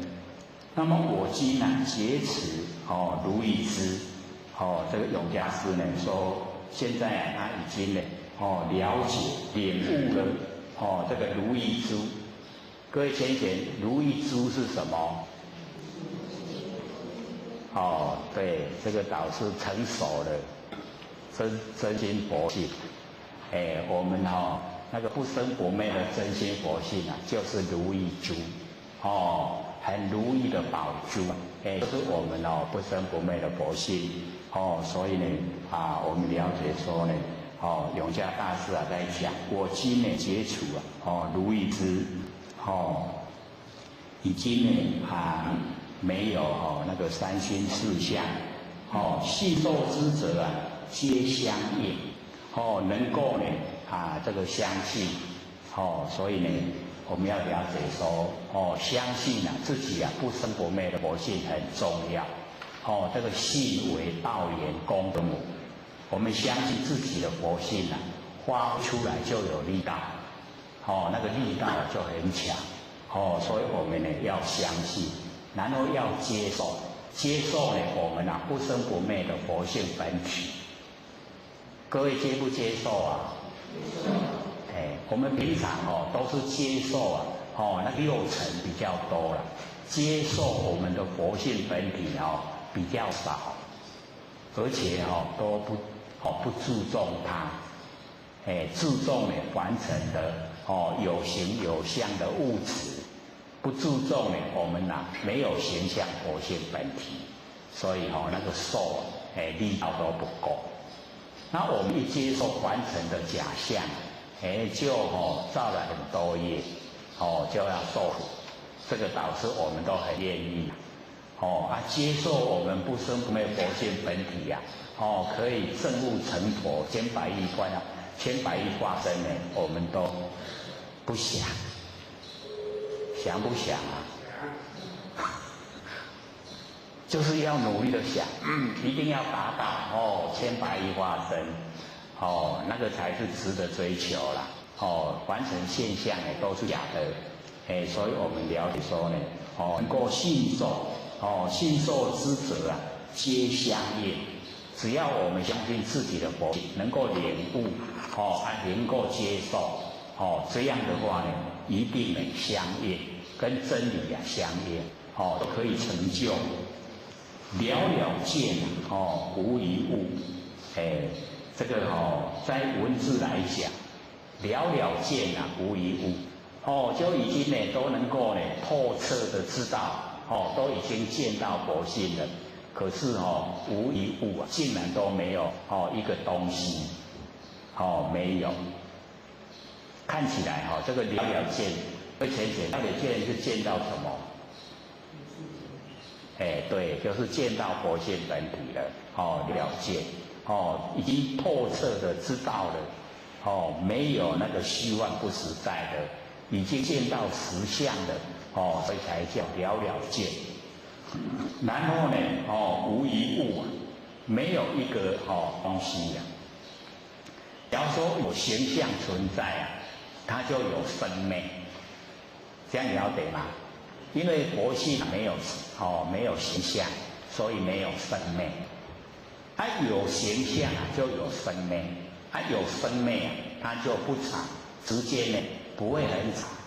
哦，就像最坚固的这个房子啊，它只有100年而已啊，100年，100年在我们不生不灭佛性来讲，是一刹那，哦，很短的时间呐、啊。我们佛性呢，哦，1万年。就是56亿万年以后啊，弥勒祖师下生啊，我们都还在，佛性啊没有消失啊，56亿万年，久不久？非常久，对不对？以时间现象来说啊，非常久。那以佛性来讲，它呢就在当下，当下呢，就是啊，1万年。同时都在，所以我们就是要进入真理世界，可思议啊，这个呢了了见，无一物，亦无人啊，亦无佛，也没有人，也没有佛，所以在呢佛性本体之中呢，没有人，没有佛，那个长沙和尚有讲说呢。满眼呢本非色，满耳本非身，文殊常触目，观音在耳根，会三言一体，答是本同真，堂堂法界性，无佛亦无人。各位都还记得吗？这个就讲这个呢满眼本非色。就是我眼睛看到的不是形象，然后满耳啊本非声，耳朵听到的也不是声音，文殊常触目，就是呢文殊菩萨智慧第一呀、我们呢眼睛这时时刻刻啊接触我们的眼睛，目就是眼睛啦文殊常触目，所以我们在日常生活的时候啊。就把我们的眼睛变成文殊，不是眼睛的本身眼睛的本身我们看形象，都是用那个视心、生灭心那我们不要用，我们用文殊，我们文殊呢，当道当家，所看的呢，整个这个都是真空妙有。文殊所看的就是真空妙有，那我们还原所看的就是形象，那形象是因缘际会才产生的，它当下都是假的，是空的。文殊看呢都是空，真空妙有就是佛性本体，真空妙有，所以文殊一看都是看到佛性，我们凡人一看都看到形象，都是假象。然后呢，观音在耳根，就是我们耳朵所听到的，都是观世音，观呢世间的音声，我们寻声救苦，所以整个都是我们真空妙有佛性的作用，可以寻声救。了解意思吗？慧三言于体，我们体会这个三身有法身，然后有报身，然后有化身。法身呢，就是我们讲这个已经充在整个虚空，然后妙有真空妙有，这个就叫法身。然后呢，报身果报的身，就是我们这个形象果报的身。然后化身呢，就是我们的行为。我们做一件事有一个行为，做善事有一个善的行为，恶事有恶的行为，不善不恶有不善不恶行为。一个行为就是一个化身。所以慧三言于体，我们体会这个三个法身、报身、化身，原来就是一体，都是同一个身，同一个。咱是身躯内底有法身，然后有报身，然后有化身，安尼知影无？知不知道？我们这个身上就具备有三身了。法身就是佛性，然后报身也就是我们的妙智慧，然后化身呢就是我们行为。我们有佛性，然后呢有妙智慧，然后有行为，这个呢就是三身。慧三言一体，体会这个三身本来就是一体，这样了解的吗？然后达事本同真，我们通达那个事，就是四字，我们把八事转成四字，就是那个5、8、6、7口音转，各位都还记得吗？记不记得？我们开始讲六祖坛经的时候就先说的，有没有？那个五是什么？对，眼耳鼻舌身叫做五，然后八呢？阿赖耶识就是八，六呢？意识，七呢？末那识，所以5、8、6、7果因转。5跟8是果，6、7是因。那我们要从因转，因转了以后果才会转。这个或者说比喻了我们因因地我们在这边叫做因，然后我们想到台南车站买一张票，那个到那边叫果。我们现在在因地的时候要买车票，买得到吗？买不到，所以那个果转不动了。我们要从因转，我们从这边出发，然后到车站去就可以买到了，对不对？所以从因转，因转了以后到果地，果地以后果就转了，这样了解吗？所以我们从第6的那个6叫意识，那我们意识不要用，我们把它转成妙观察智。妙观察智因为我们了解意识，我们会落入自己的情绪里面。妙观察智就已经关照这个凡尘的事项，所以六祖就讲妙观察智见非功，见到非有为功用，见非功就是见到我们无为的佛性本体。所以从第6的意识我们不要用意识，我们用妙观察智，就见到佛性本体了。见到佛性本体以后，第6意识转成那个已经转成妙观察智，然后再来转第7的第7我们就是了解是我们的意根，然后我们把它转成那个平等性质，因为我们最不容易就是平等，就是没有分别心，可是我们在凡尘分别心都很浓厚，一见到马上分别，所以障碍我们呢最大就是分别心。所以佛证悟呢，就是没有分别心，他已经平等了，是法平等，无有高下，他已经证悟是法平等，所以成佛。那我们分别心那么强，没有办法平等，所以我们要把摩那识转成平等性智。那我们有平等性智心无病。六祖讲平等性智心无病，心没有病了。就可以回到我们佛的本位。我们第六、第七转好了以后，我们再来转前面的眼耳鼻舌身。我们用妙观察智跟平等性智来指挥我们的眼耳鼻舌身，要眼耳鼻舌身来听我们那个妙观察智跟平等性智的指挥。叫做成手咒智，完成我的命令去做成手咒。成手咒智同圆镜，跟圆满的镜子一样，进来然后折现，进气不流。所以那个已经呢果可以转了。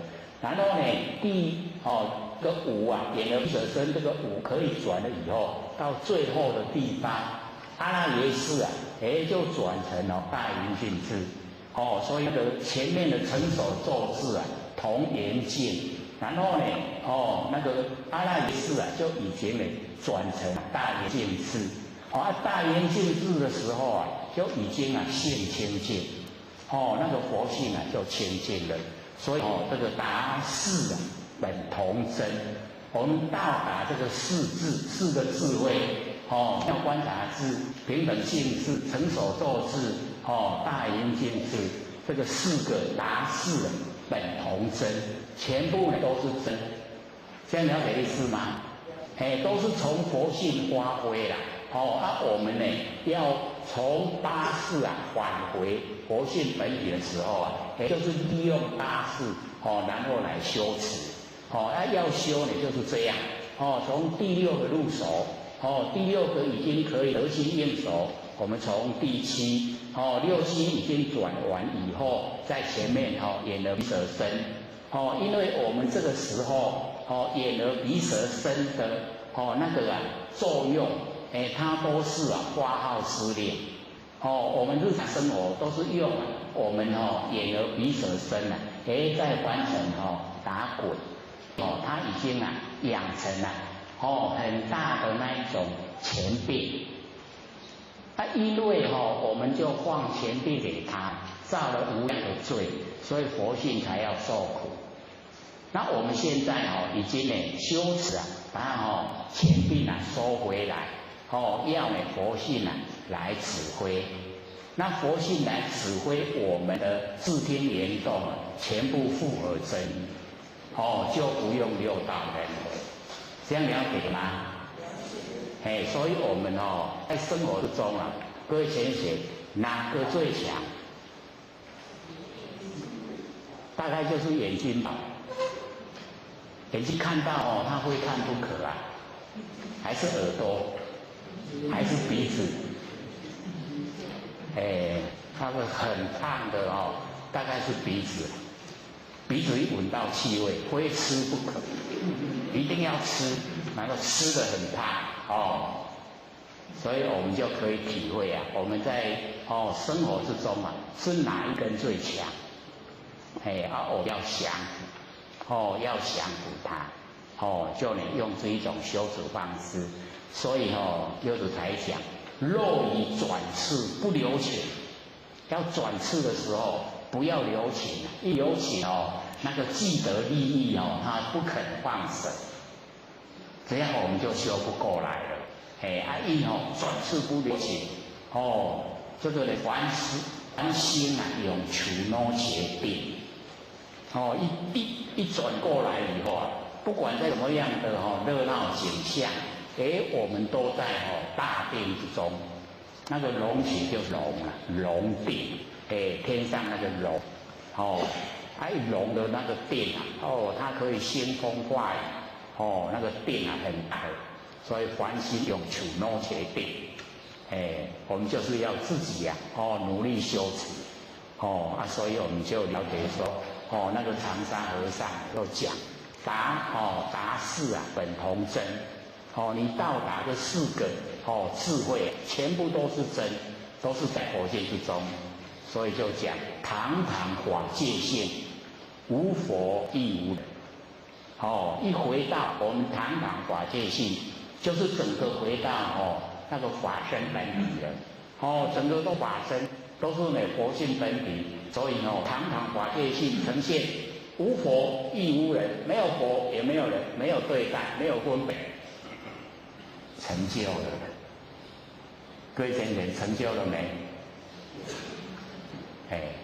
最起码我们听这边都成就了修持还没了这个听都已经成就了所以边呢我们了解说这个了了见呢无一物这个亦无人亦无佛没有人没有佛，全部呢都已经回归到不生不灭的佛性本体里面已经回到本位了。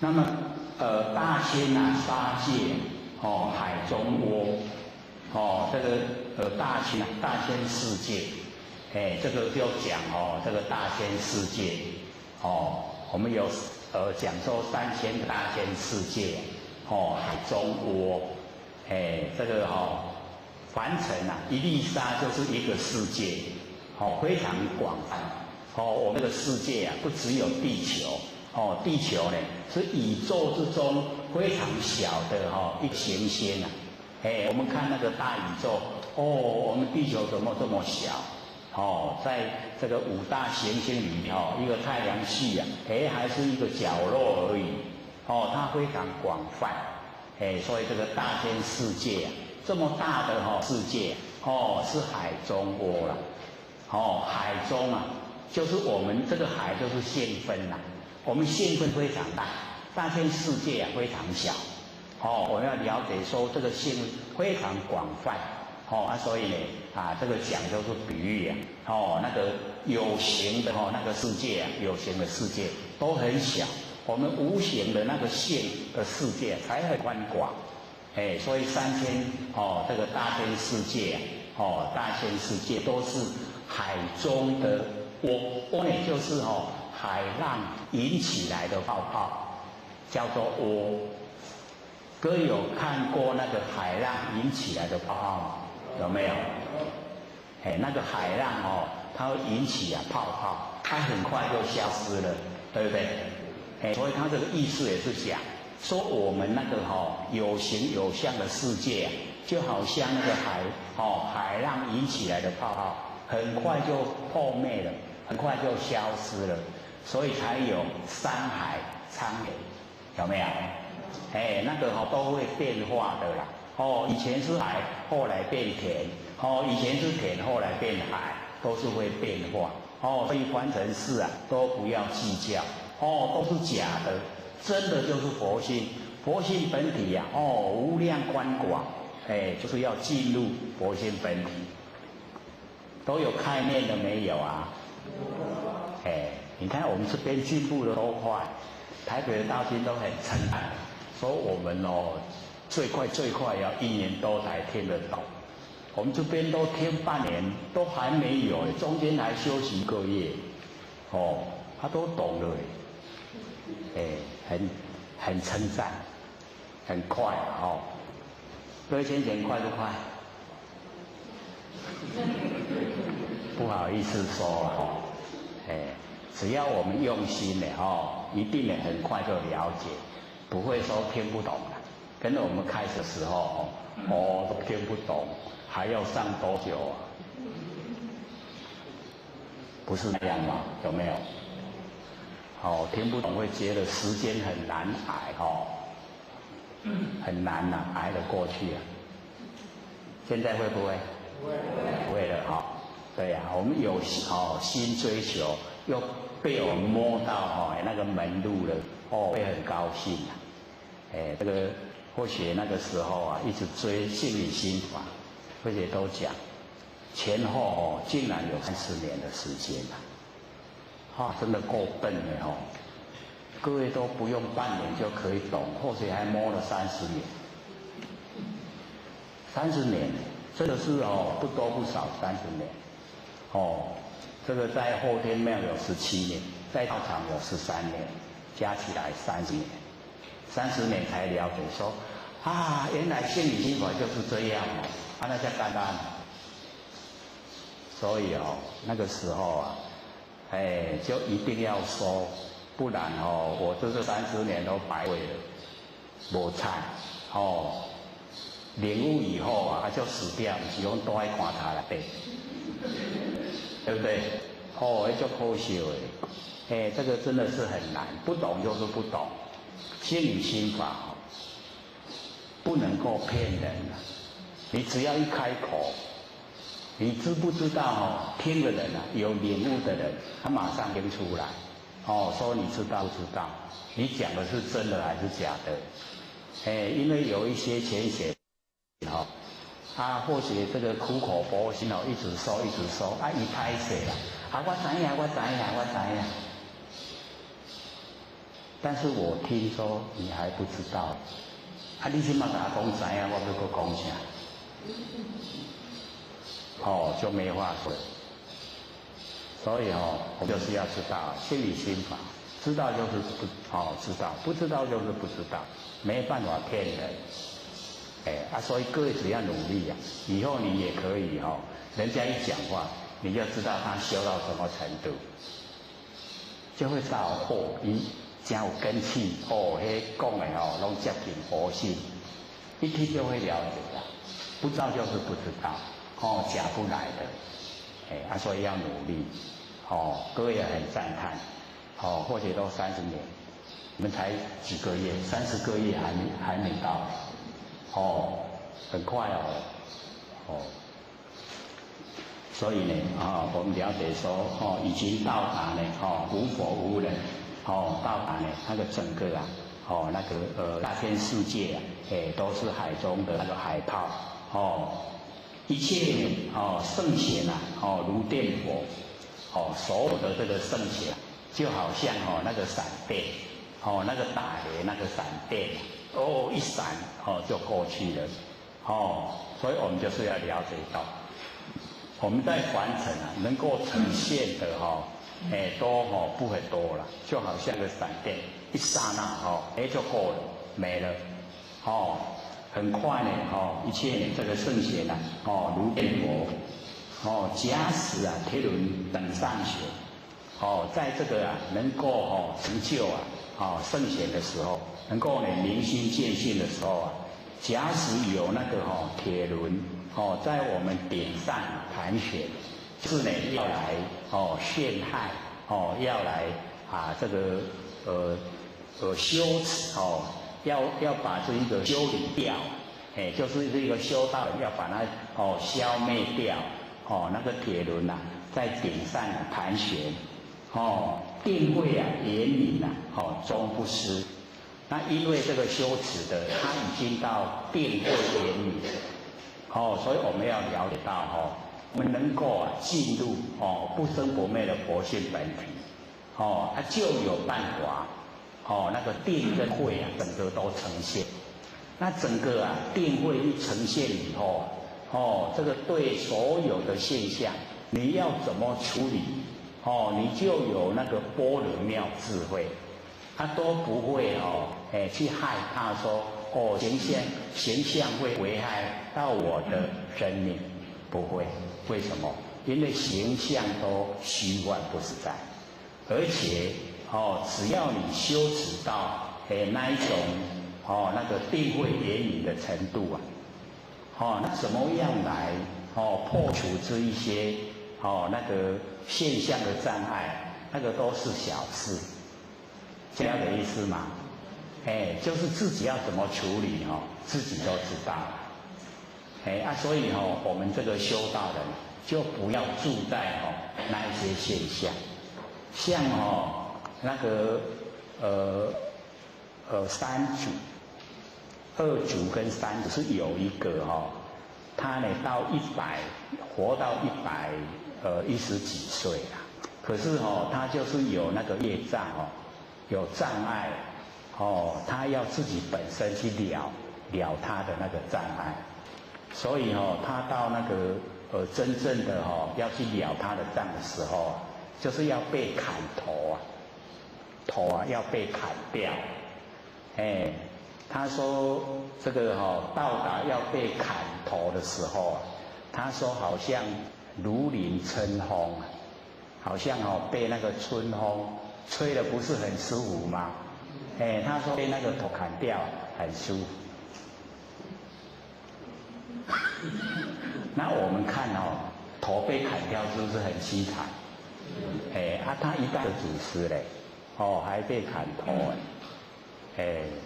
所以我们就是了解到那个就是皇帝啊对修道人啊这个起那个恶心的时候，所以他吩咐啊那个三主就是躲到深山里面，把那个刀脉能够保存下来，不要传。所以三座我们认识的都事迹啊都比较少，因为他听那个神光二祖的话，就躲到深山里面去。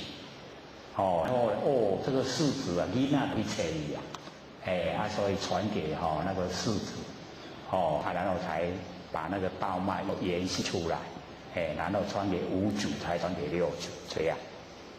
那我们看那一段啊，一代祖师还做砍头啊，他还很高兴，还知道事先知道，所以我们就了解说，有一些真的就是这个重经百千劫啊，所作业不亡，因缘会易死，果报还自受，都还记得吗？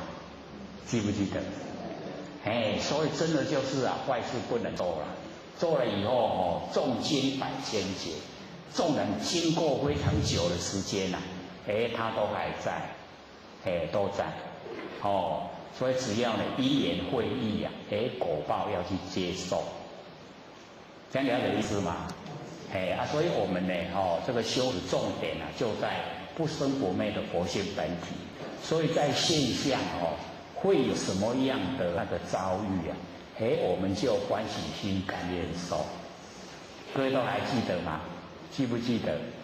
欢喜心甘愿受非常有效，对不对？可以了掉所有的业障。不欢喜心不甘愿受我们会没完没了，一生都很坎坷，都在应付同样的事，可是应付的那个方式都不一样，来的要给我们接受那个果报都不一样。我们认为说造了非常多的业，其实只有一个了只有一个，再了一个业，一个业都了这么久了，你看我们一生坎不坎坷？所以只要我们欢喜心甘愿受，没了，没了各走各的路，就逍遥自在了，所以你看，只要一转念，我们整个人生都不同了。所以我们在凡尘就是要接受真理，要欣喜，要一直听就一直熟了，听了熟做就容易了，听不熟呢，让他走不了解，不了解就会有问题所以要听熟。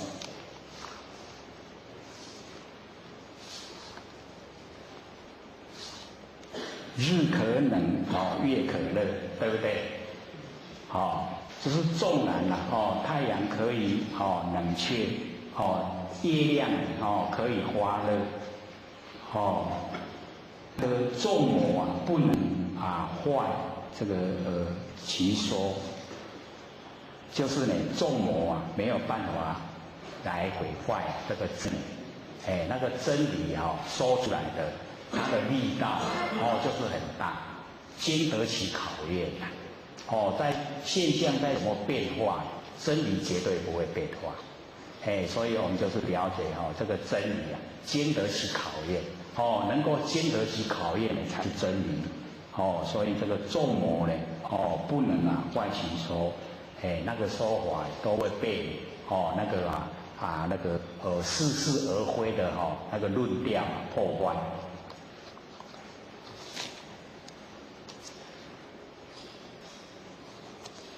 向下真容慢净土，对不对？因为后面有一些都是在解说了，那个小挂号里面都是在解说意思啊，所以我们要找那个比较大的字啊，来讲，所以那个大象驾着那个佛法，朝着那个真容，就是不很平坦的那个道路啊，这个慢净土啊，慢慢的一直前进，就是说。要推广这个上乘佛法不是那么容易啊，那么顺水，一定也会有很多的一些障碍挫折。可是呢，只要我们按照那个真理的那一种行进方式去做，所以呢，这个向下真容啊，慢净土，随螳螂啊能续车，什么人呢？当那个螳螂。各位姐姐，螳螂是什么？草泥啊，人家就是啊，那个小，那个好像看起来很大可是它实际啊都是很小那螳螂，我们都没见过吗？那个螳螂很有意思，对不对？那个螳螂。他这边就讲谁要当那个螳螂来挡那个大车轮的前进，螳螂去挡车轮会怎么样？压扁的啦，一定会被它压扁，整个身都不见了。所以说随螳螂俱车，这真理啊，它传播在凡尘的时候啊。你用不正确的方式要去阻挡它，你都只会损害到你自己，不会对真理有所这个妨碍，所以呢，这个随螳能俱车，大象呢不由己途径这个大象走的就是大路，大象没有办法呢走那个兔子在走的小路啊，所以我们就是了解说。这个真理，这个正当正确的光明大道，我们呢就是要走这个光明大道，不要走那个兔子在走那个小径。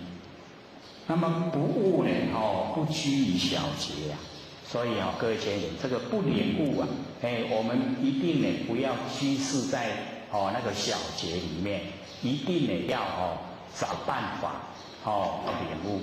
不要被局限在那一些小细节里面，然后害了我们自己。一定要领悟。所以这个永嘉大师啊讲这句话的目的啊，就是鼓励我们一定要领悟。不领悟的话，一定要想尽办法领悟。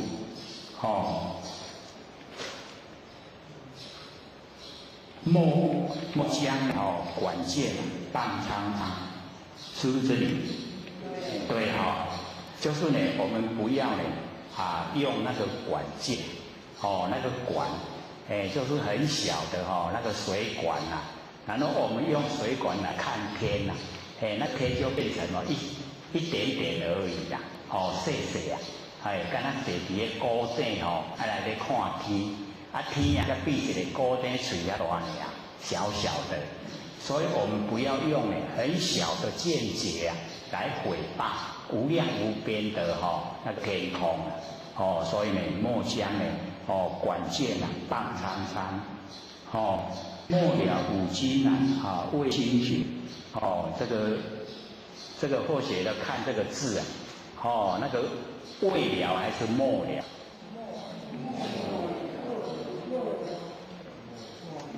所以导有两个未了有未了的意思啊，未了就是表示我们不了解，那我们不了解的话就辜负了永嘉大师为我们说正道歌的意图啦。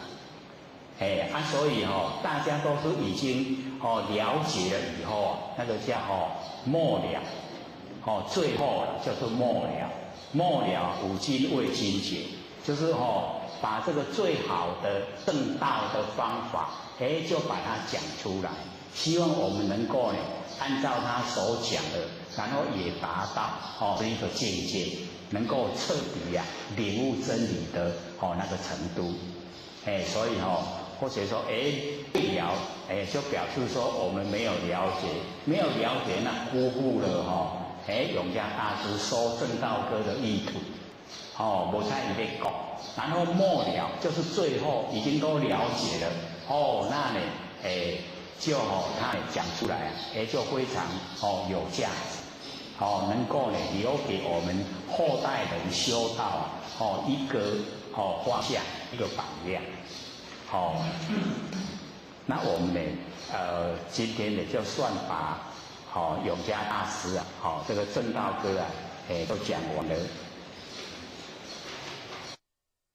对不对？都讲了有几次16开始嘛，16、17、18、19、20、21、22、23、24，9次9次把那个永嘉大师正道歌呢这个讲完了，那剩下还有14分钟呢，就是要给各位问问题，所以一定呢要把不了解的地方呢这个提出来问，不了解呢不是疑怀疑，怀疑就是解他改，一定要把结解开，把那个结能够解开的，这样呢我们呢心中没有疑的，可以去行使做了，就可以证悟成佛。讲师我先请问说，我们现在学这个万缘放下，是不是生病不用去看医生？因为有前期认为万缘放下呢，病就好了。这么好用这个我们了解到说呢，这个四大不调，所有风土没有调和我们生病了，生病呢就是四大没有调和。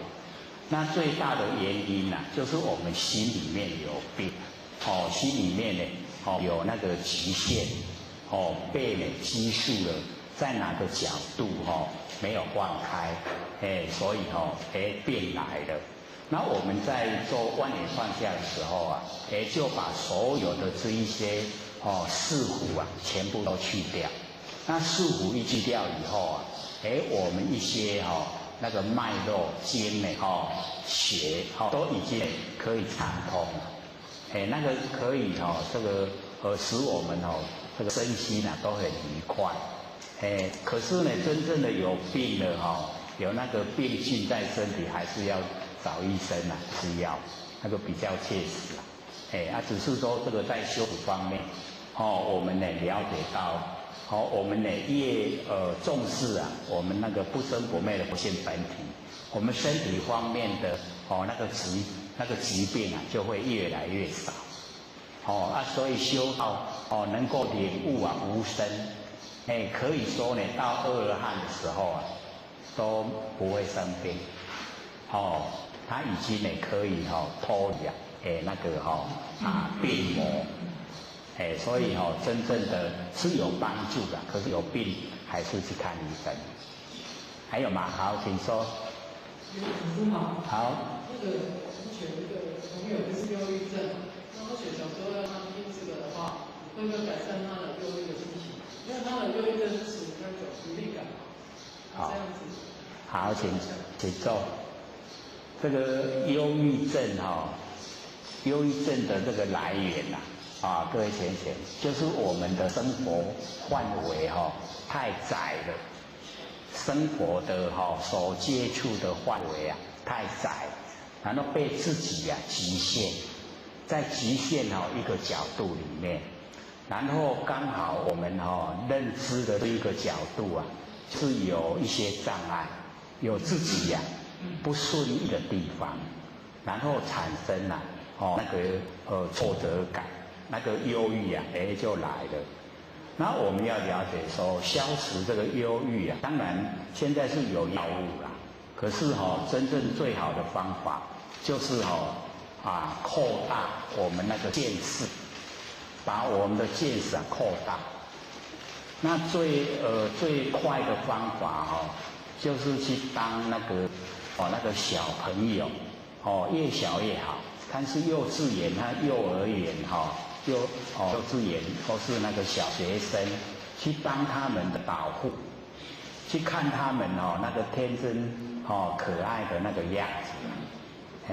或许都讲说有一次，或许在那个居住的社区啊，看到一个要上幼稚园的小朋友，他妈妈可能是很节俭啊，去买一个书包那个高啊超过他的肩膀，那个底下超过他的屁股，那个两边超过他的那个身体，然后他很高兴很大步的在走路。那我从头看到尾，看到没有看见，我说这个孩子太可爱了。你时时刻刻接近这一种画面不会忧郁的，那个绝对是很高兴的。为什么？很可爱。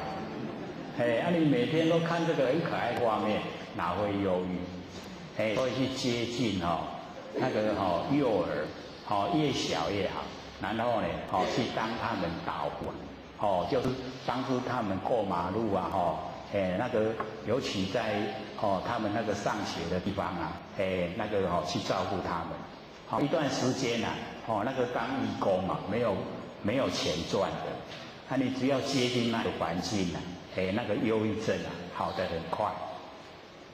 实际的啦，那个是实际的把自己的那个生活范围啊扩大。那个忧郁症都是活在自己的那个很窄的范围里面才会忧郁。所以我们就是了解，要自己啊能够扩展，不然就到处去旅游。我们全省啊到处去旅游去玩啊，带着他去玩，到各地去玩，玩到哪里住到哪里呀，这样也很快可以治疗那个忧郁症。视野一开广的那个忧郁就不知不觉消失了。我们是局限在自己的不正确认知之下。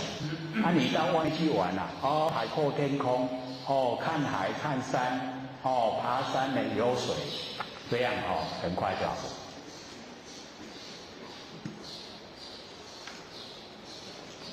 身体虚，就是他平常很喜欢胡思乱想，所以很喜欢胡思乱想的人他把身体的养分都消耗掉。你乱想啊，你吃进去的营养拢无去啊，拢去你乱想饮料所以就感到很累，很累就不想动。你越不动佛就要动啊，你越动的话人就越疲倦。所以要改变。老前有应付为好改变饮食习惯，身体不好改变生活习惯。这个很有用的所以可以把它记起来。胃不好改变饮食习惯，身体不好改变生活习惯。或许在老先生身边偶进的股了。最常到军区问老钱的时候老钱问说胃不好吗？改变饮食习惯。身体不好改变生活习惯。就这样很好用的。还有吗？还有分？好，请说。现在有讲师吗？请现在有讲师吗？在做万年放下之前都是先把一些证据来基础看眼泪再做万年放下。那时候一下子就眼泪就想睡，而且我也敢睡，但是躺下去不再练，练到一下子就不知道就睡觉，这样这方法正确吗？好，请说。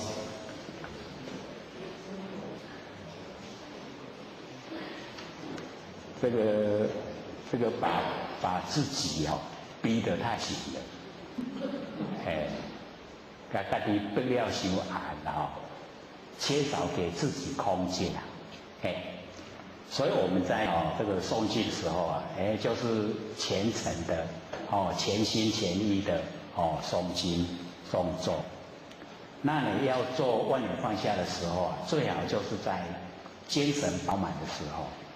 那假如说我们一做万缘放下，就昏昏欲睡这个时候就睡，先睡觉，等到我们醒过来以后，那个已经精神又来了，饱满了，那个时候来做。因为万缘放下是要认识我们不生不灭那个佛性本体，所以一定要慎重的对它。我们万缘放下，一念不生，了了分明的觉知那个就是本来面目。所以那个本来面目我们很久都没有认识它了。所以要认识它呢，就是要很精神好的状态之下。认识了以后，因为要让它结成圣胎，然后要让它出生，让它如朴，让它茁壮长大，所以要长期抗战，不是说一两天就好了。那我们开始的时候假如说还有别的攀缘来，我们就要强烈的告诉自己万缘放下，万缘放下。以这个万缘放下的这一个缘来批除万缘。然后做了一久，时间一久了以后，你自然一进入以后，不要告诉自己万缘放下，它就自然的万缘放下，已经到达能够体悟了了分明的觉知，那个佛性本体都已经呈现了。那呈现以后，我们再做耳根圆通，耳根圆通就是要把局限在身上的佛性延伸出来。那延伸出来以后，让它整个空间，这空妙有都有佛性本体了，还要再培养一段时间。然后我们这样一直做了以后，它慢慢的第六感就很敏锐，那个来味来去味去就有征兆，然后再后来慢慢般若妙智慧又产生。那般若妙智慧产生呢，对领悟真理就很快。然后知道我们在凡尘怎么应，你的佛性我会告诉你，那个事来了怎么应，事去了就见，佛性都会跟你讲，你听从的话，就绝对呢不会吃亏，绝对都是很殊胜的，是这样。还有吗？还有2分钟，还有没有再问？把握时间哦。好，请说。好。现在为什么有让或者看到我们就说现在那个躁郁症有一点严重？那那个躁郁症他们要怎么样治疗呢？躁郁症。好，躁郁症。他是忧郁症，现在是躁郁症。好。那个躁郁症的来源就是给自己逼得太紧。家己逼了伤暗，代志伤多，家己足有责任，大项拢要去处理，要去负责，所以到久了以后他超过他的负荷，超过伊的负荷他就会感到不安，伊就会发现伊的个情绪出来，咱看到就变做躁郁症，所以那个方式就要能够帮助他的话，解除他的一些他要做的一些事情都把它解除掉。讲你什么原则我来给你做，你什么会当放开，让他这样自然那个躁郁症它就会消失。解除他的压力，不要给他有压力因为压力越多，他越负荷不了，那个会越厉害。那个躁郁症，一样那个都是我们给自己找来的麻烦，我们旁边的人啊就可以帮助他，把他的所有一些他认为他需要做的，我们帮他的忙，所以你里面做，我来给你做，你拢放轻松就好，这样会吗？很容易的。下课。讲师、各位坛子、各位天贤，大家好。谢谢张道天师德、老千千大德，以及感谢呢各位天贤给佛学机会学讲。我们呢这个回到呢这个六祖坛经第7品。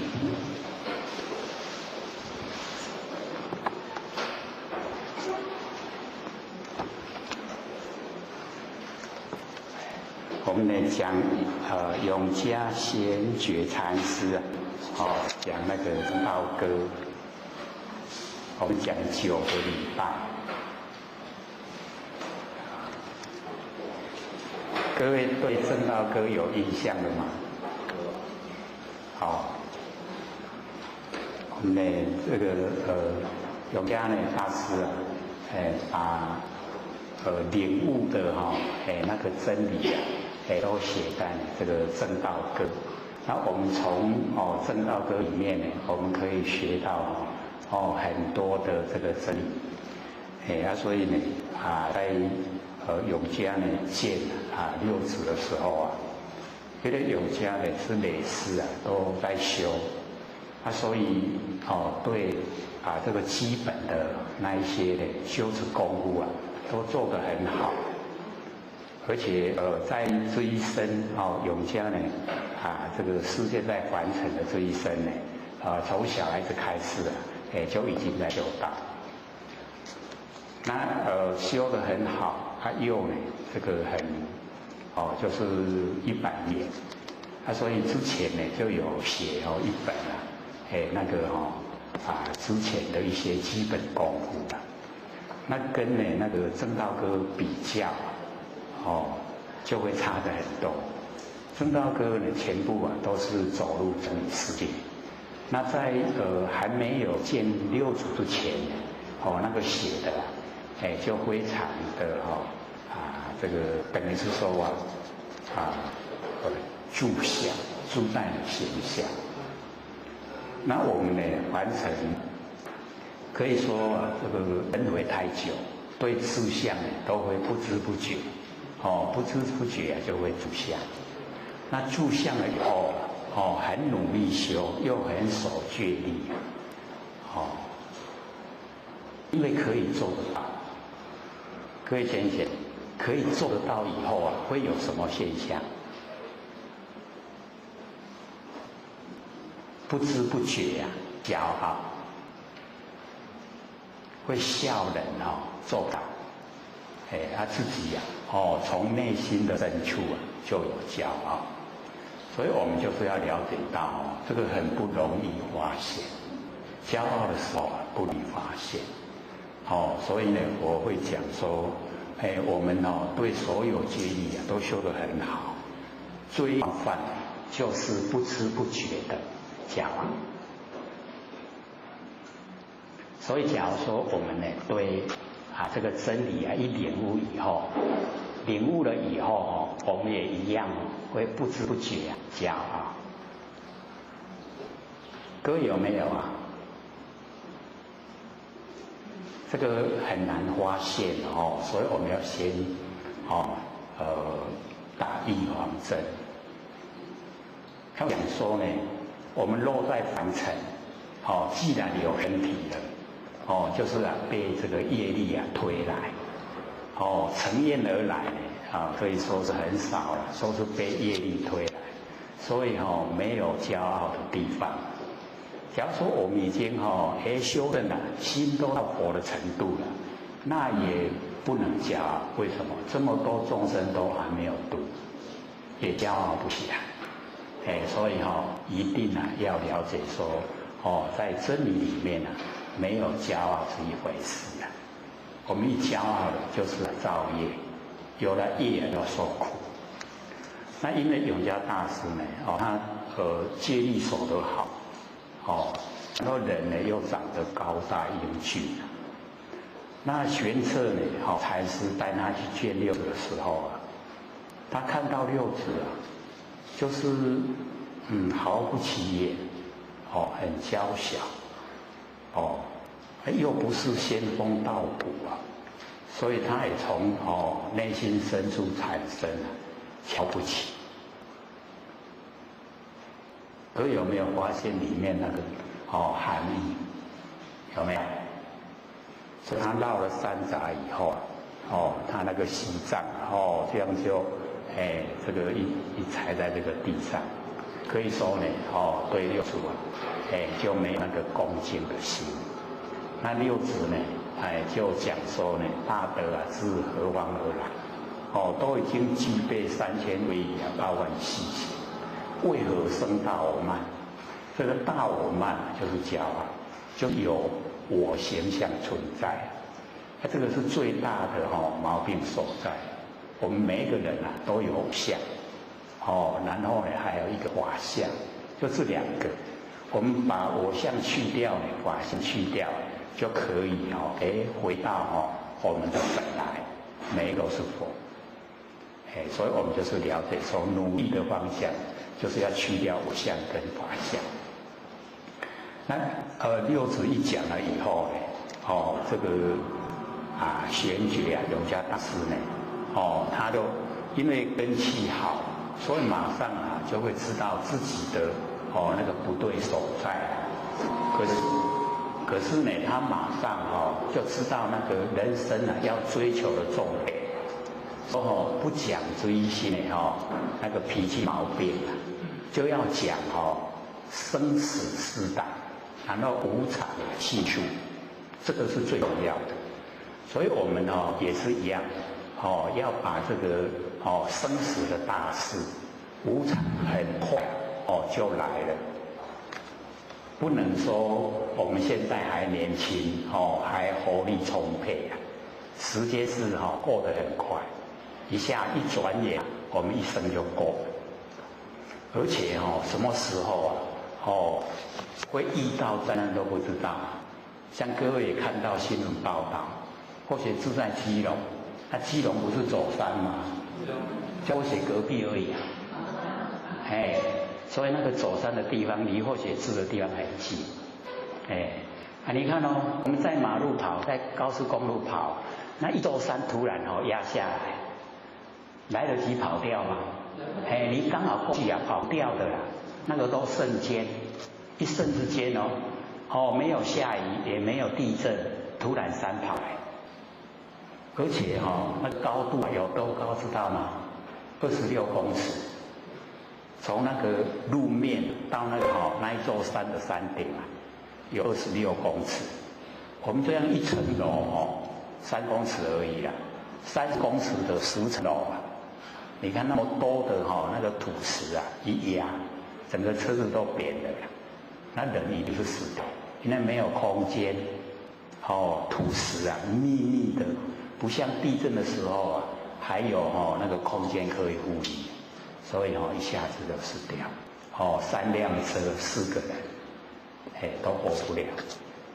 所以我们就是在生活的时候一定要赶快，像或许所讲的，我们呢在日常生活之中万念都放下，一念不生，先把佛性启发，先认识了自己不生不灭的那个本来面目。我们已经把它启发了以后，整个佛性的轮廓都能够摸到。摸到以后，我们要把它延伸，不要局限在身上。我们做这个耳根圆通，我们可以6根都可以用。用眼根呢叫见性，用耳根叫闻性，用鼻子叫嗅性，用舌头叫禅性，用身体叫触性，用我们意念叫做察，观察的察性都可以用。不只有说用耳根只是说耳根比较好用。所以呢，这个观世音菩萨的那个耳根圆通我们就可以用。等到呢佛性都已经我们可以确立了，已经呢知道了，然后呢就把它延伸，延伸到整个空间。我们还没有把佛性延伸出来的时候啊，这个空间叫完空，什么都没有，空间啊什么都没有。可是我们佛性啊一延伸以后，这个空间啊叫真空，空间呢叫真空。然后呢佛性有，可是没有形象，叫妙有。所以真空妙有啊，也就在整个空间。所以这个时候啊很宽广，佛性呢很宽广。出来以后，慢慢的延伸到呢整个虚空，它可以超越整个太阳系。文殊菩萨呢就讲说，我们的那个佛性啊，它的那一个宽广度啊，超越整个地球。地球呢？是海浪的一个泡泡，海鸥啊，就是海浪引起来的一个泡泡。那我们都以为这个地球很大，然后我们佛性很小，刚好相反，佛性很大，地球很小。3000大千世界啊，都在我们的性分里面，是在性分里面很小的一个单位，可是我们不研究，不知道。那现在我们就是要实际的要把我们整个这个佛性啊延伸出来，延伸出来以后跟空间呢合在一起。那等到呢我们呢一口气不来，这个身体啊已经呢生老病死掉了。那佛性呢，它因为没有形象，没有生死，没有生灭，永远都在。那我们也讲过很多次啊，就是十世古今啊，不离当年。正道歌里面讲啊，不离当处啊，常湛然。这个呢是超越。然后接下来说，不见一法即如来。各位都有印象吗？有没有？所以我们了解说我们那个佛性的宽广度非常宽广，可是我们都没有认识。虽然说求道到殊胜，那殊胜在哪个地方我们都不知道，没有研究不知道。所以我们就是要认识我们不生不灭的真心佛性。那我们要了解说，凡尘在用的心啊，那个都是世心，认识的心啊，是生灭变化，不能用这个生灭的心来修，一定要用不生不灭的心来修不生不灭的道，这样才会成就了。各位浅显，不生不灭的心找到了没有？是有人回答，可是很少，还不到1/10耶那可见呢，很多都还没有找到。因为我们要了解到，不生不灭的真心啊，没有1秒钟离开过我们身体，它全部都在，只是我们都没有去认识它。现在呢，我们就是要认识我们不生不灭的真心。因为妄心那个生灭变化很强，我们用的很习惯。妄心它没有体，随着外面的形象变化。真心有体，我们不用它在，我们用它在。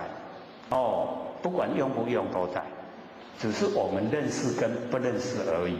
它给我们用，可是我们都不知不觉。那我们现在就要先认识它。万念都放下，不要有那个意念的外放，就是全部的意念都放下，不要有念头，然后很强烈的告诉自己万念放下，一念不生，这样要经过一段时间连那个万念放下，一念不生的念也不要，这样的这个时候我们剩下来就是了了分明的直觉性。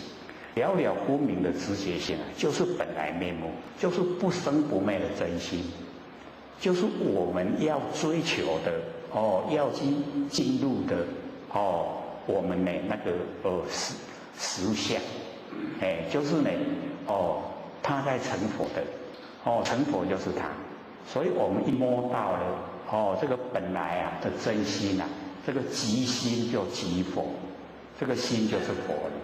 那我们在日常生活的心那个生灭的那个不会成佛，我们一定呢要万年放下了，要一段时间真正的都没有了，没有意念了，没有这个所有一切攀缘都没有，那个时候我们的真心就呈现。那我们一启发了以后启发这个真心，我们请真心呢出来当家，来指挥我们身体的视听言动，都由真心来指挥。那因为是真心指挥所以不会造业。那不会造业，没有业因，我们就不用受苦，没有果报。没有因了就没有果报。那我们在凡尘现在呢，我们都没有启发真心，所以都用生灭心在生活。那我们用生灭心呢，因为都变化无常，所以会有喜欢讨厌，而且很强烈。喜欢就想拥有，讨厌就排斥。那我们在呢喜欢讨厌之间取舍。那一落入取舍业因就形成。那既然造了业，就要接受果报。我们呢也都做善事就有善报，福报。那做了不对了，就有恶报，都落入果报。那我们启发真心呢，用真心来应对凡尘的万事万物，那就没有没有业因，就不用接受果报。这样了解意思吗？或是一再讲都是讲这个都是从根源、从真理的角度来说我们呢一定要听得很熟悉在我们现问之中都有佛音，那一定可以成佛。所以研究这个心理心法，我们能够明心见性心明就因果不昧，不会迷昧不会去造恶因就不会接受果报那我们见性成佛无疑，一定成佛。所以一定要朝这个方向，没有明心见性成不了佛心性一透彻知道了就一定可以成。从自己的内心产生信心，而且呢十足的信心一定要这样努力这样了解吗？所以呢，我们大家互相勉励因为这个都是蛮深蛮纲要只要我们用心呢，它就很浅。所以以往假如说有浅显问我们，你可以成佛吗？我们内心大概都想愿意成佛，那个只是希望，都没有真正的把握。那我们研究心理心法，明心见性那成佛可以自己从内心产生可以时间早晚我一定成佛，有没有信心有所以呢，我们就是说只要我们研究心理心法，明心见性成佛不是很困难，而是很简单我们只要呢启发真心出来用在凡尘都用就可以成佛因为那整个都是佛性本体在应对凡尘的万事万物。那凡尘的万事万物都是眼即则生眼善就昧所以我们要了解这个真理，凡尘的相都是虚幻不实在，不要把它当成实在。那万事的行也是一样，因缘际会才有事因缘消失事情就没有变化了它已经变化了，没有事情了。所以全部都不真我们不要住，我们最容易就是住在形象，住在事情的内容这样呢我们烦恼就来，智慧就没有没有智慧啊，被形象左右，被他呢缠绕，去要拖你行啦，去要形象的拖你行。所以我们在日常生活呢，一定要了解形象都是假的。各位知道形象是假的吗？就连我们这个房子啊盖得很坚固它的寿命呢也只不过100年，水泥的寿命是100年。那100年在我们不生不灭佛性本体来说，它是一刹那很短的时间。我们的佛性不生不灭的千万亿年它都在，所以这个100年是不是很短？只要落入形象，有形象就有生灭。那因为佛性没有形象，所以不会生灭。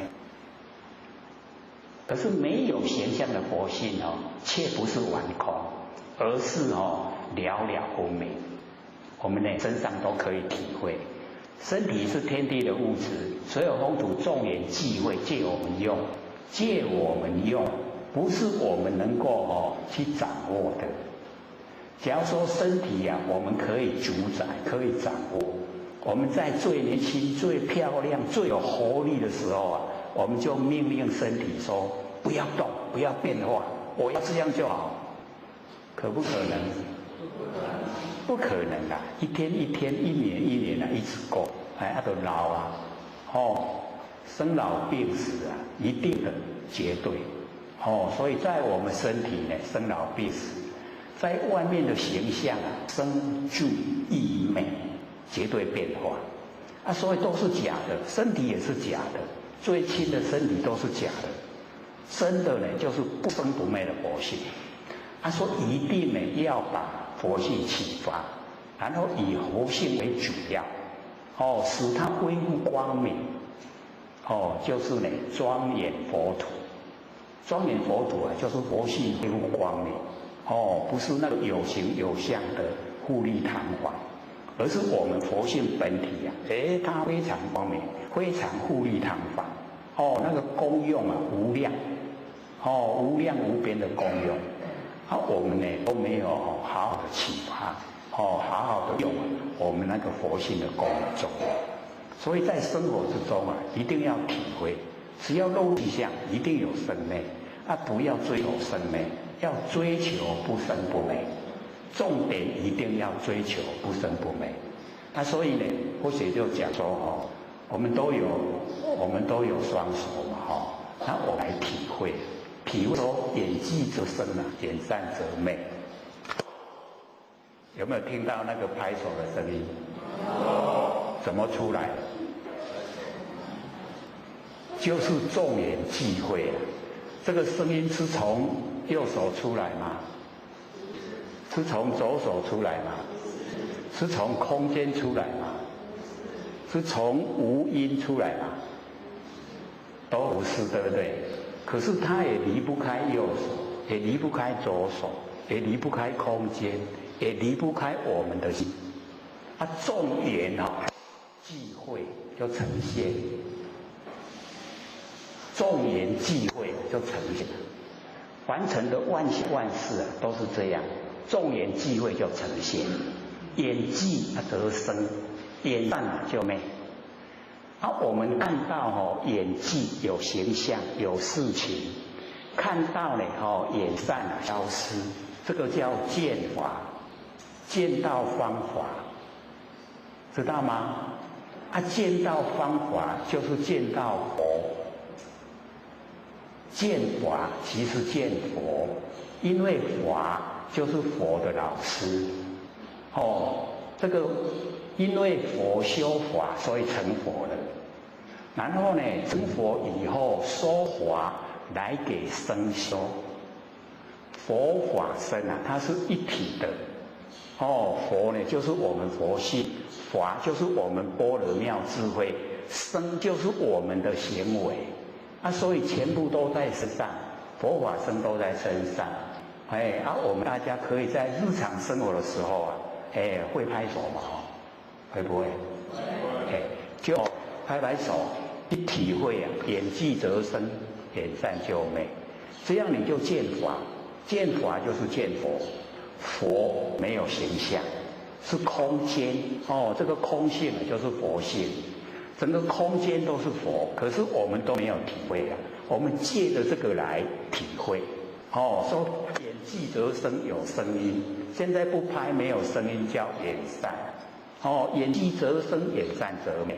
我们见到法了，已经见到佛了，这样了解意思吗？是有一点深了哦，可是只要你去体会，说完成的所有万象万事，都是因缘际会，眼即则生，眼善就美。这样一深入啊，只要我们深入，这个道理啊一定会懂。他道理懂了以后啊，我们不会住相，形象都是假的，都是因缘际会才有。所以烦恼啊，各位浅浅，烦恼从哪里来？从哪里来？我们烦恼从哪里来？两次啊，住相。我们住相才有烦恼，对不对？我们假如说不住相烦恼就没有。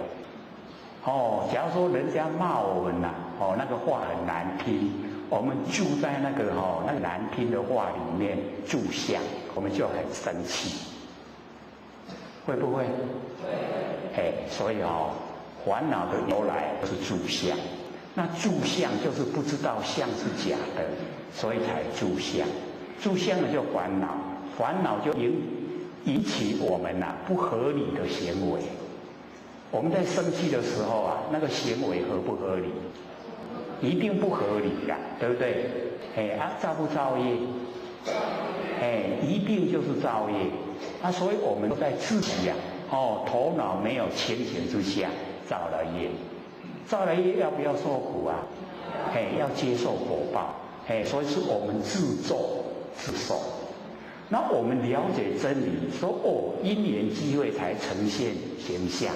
那性是假的，因为它会变化。那不要住，不要住就没有烦恼。我们以后遇到事情，事来则应，事去则见。我们现在不是这样，我们事来则烦，很烦恼；事来则烦，然后事去则思。事情去了以后我们思想就是要开会检讨，有没有？我们现在都是这样，事情来了那叫烦，事情去了咱就来检讨看看都要都有对，是不是这样？跟我们事来则应，事去则见完全都是相反，不一样。那我们呢，要从真理进入事情来了，我们要怎么应对有一个刚好的角度，我们去应对。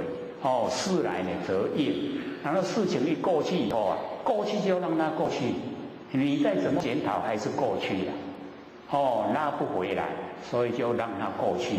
事去则见，就恢复到清净，清净守住我们本体，那我们心性一清净就回到不生不灭的佛性本体回来，这样的时时刻刻都保持头脑清醒，头脑很清醒会不会造业？绝对不会造业除非我们愿意自己去承受那个地的那个苦报，才会造业。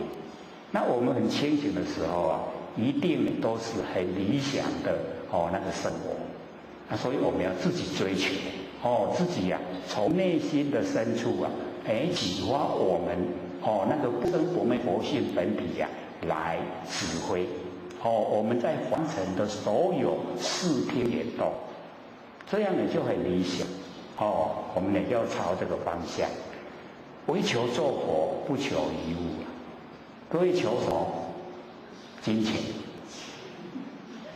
那个一口气不来我们一毛钱也带不走那个够用就好。在凡尘生活有的吃有的穿可以遮风避雨呀，这样就好了。哦，那个欲望是无底深渊呐，哎，填不低呀。你再怎么去把它呢满足你的欲望，都不会满的，不会说好了我不再追求了，不会啦。咱咧欠直欠变做拢收财路，收遐钱啊，愈济愈加拉个啊，愈唔爱布施。所以我们了解我们越拥有越多啊，烦恼啊苦恼越多。那我们什么都没有了，就只有佛性光明了。那个就是最富有的最富有啊，就是我们佛性光明。所以我们有讲过那个七法财，各位都还记得吗？记不记得？7个啊，七法财。第一个呢就是闻啊，能够听到最上乘佛法。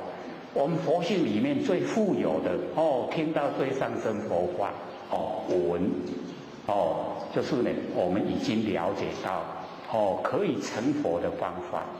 那第二个呢就是信，相信自己啊不生不灭的佛性就是佛。相信，不要向外追求，向我们内心来追求，自己本身呢就是佛所以要相信。然后呢再接下来我们就是要有那个戒力啊，因为造化都引诱我们精神外放。那我们要有那个戒力啊，把那个造化的引诱把它切断，不受造化引诱。我们不接受造化的引诱，那个很重要。我们呢只要保持自己呀，很笃定的那个我们那个不生不灭佛性本体守得住。所以第三个呢就是戒，第四个从佛性本体呀产生的定力，定很重要就是呢这个要从呢本体产生定来了解说凡尘的所有动摇啊都是生灭变化，所以不要落入现象里面，那个有定啊非常重要所以我们了解说有定力的话，处理事情啊一定都会很圆满。那假如说我们这个搭下国语怎么讲？老一辈的才会讲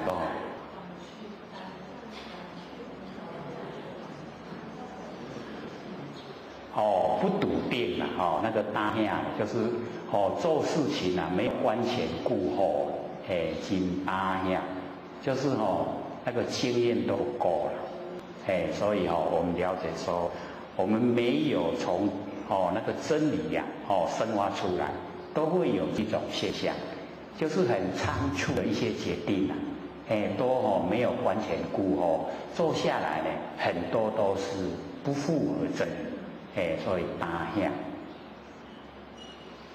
很多那个台湾话翻成国语或许都翻不过来。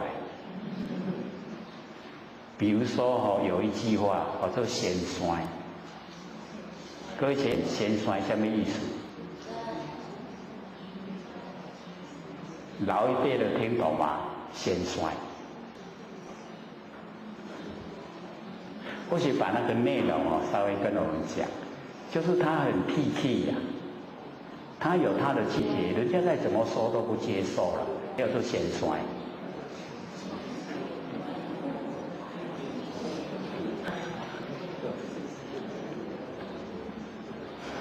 假如说我们从那个出生道，然后转到这凡尘来，那从出生道转到凡尘啊，因为他在出生道之中已经经过很久，所以各位姐姐，出生道他所重视的是什么？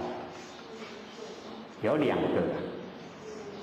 一个是吃，一个是睡，所以他的那个里面啊。畜生道的那个性分里面啊，就只有吃跟睡，吃饱了想睡了，睡醒了又想吃了，所以一转到我们人道来，会怎么样？也是一样，就是想吃，吃饱了想睡，有没有这种人啊？不但有，还蛮多哦。所以你要他来做善事，他愿不愿意？绝对不愿意。你要度他求道，他愿不愿意？也不愿意，因为他性分中里面没有那个事。所以我们就是要培养，要从那个最根本的，所以你要存好心，说好话，做好事，不要苛求了，这样就好了。让他慢慢经过，慢慢累积经过累积一段时间以后，你邀他说我们一起去寺庙拜拜，在他很空闲的时候他就会说好了，我给点把你来拜。那假如说都没有把他培养，他会讲说败坏脆康，有没有？就会这样说那我们就知道那个离得太远了他性分里面已经都很迷昧了，所以我们要了解说我们能够接受最上乘佛法，绝对不是简简单单一定有祖德，祖先有德性，然后我们本身累积善我们有善因，善又生根了善根，善根又成熟了，然后才会遇到上乘佛法。我们又遇到上天大海普渡这么殊胜的机会何不好好把握，把它修正修成，又回到本位，都是佛，然后可以到无量的佛世界要到哪个佛世界去都可以，不是很理想吗？对不对？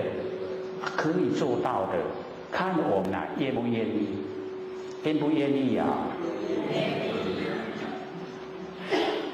因为我们有一些对凡尘都很贪念，很迷恋这个凡尘，所以才有那一句话说只羡鸳鸯。对了，不羡仙他只有羡慕鸳鸯。会不会死绝对会死。那死了以后，还会不会再有那个美好的景象呈现？不会有的啦。没遐好的啦。好的拢我哩包掉，不会的要看我们造什么因一定要有善因，才有善的果报。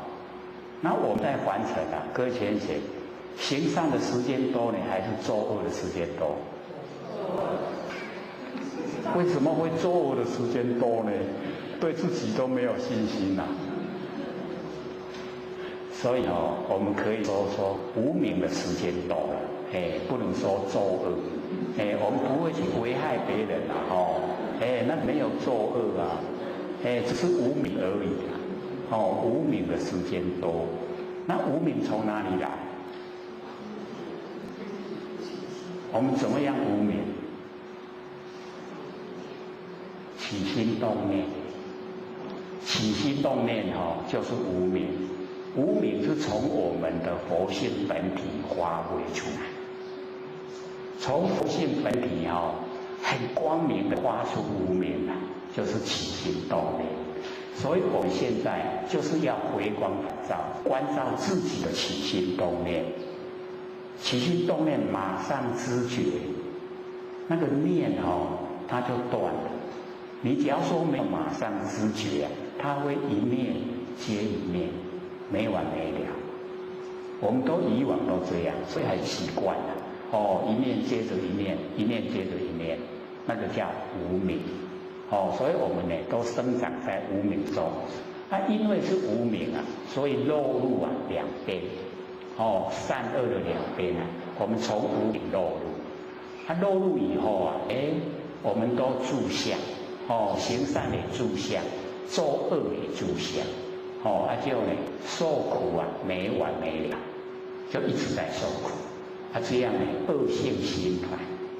那现在我们研究性理心法，明心见性，知道这一些啊，我们从佛性本体发挥的念头啊，那个啊，我们要能够去降伏、克制。所以发挥啊，我们金刚本性，金刚金中之刚，完成最价值的、最锐利的金刚，把它发挥出来，它可以破坏万物啊，不会被万物破坏。表示说，我们金刚本性可以破坏所有念头，不会被念头破坏。各位贤，现在我们生活之中啊，有没有被念头把我们控制？有没有？还蛮严重的呢。我们念头一产生它一定被念头夹，对不对？是不是这样？很难改变我们跟人家谈话的时候啊，他产生什么决定一定按你去做。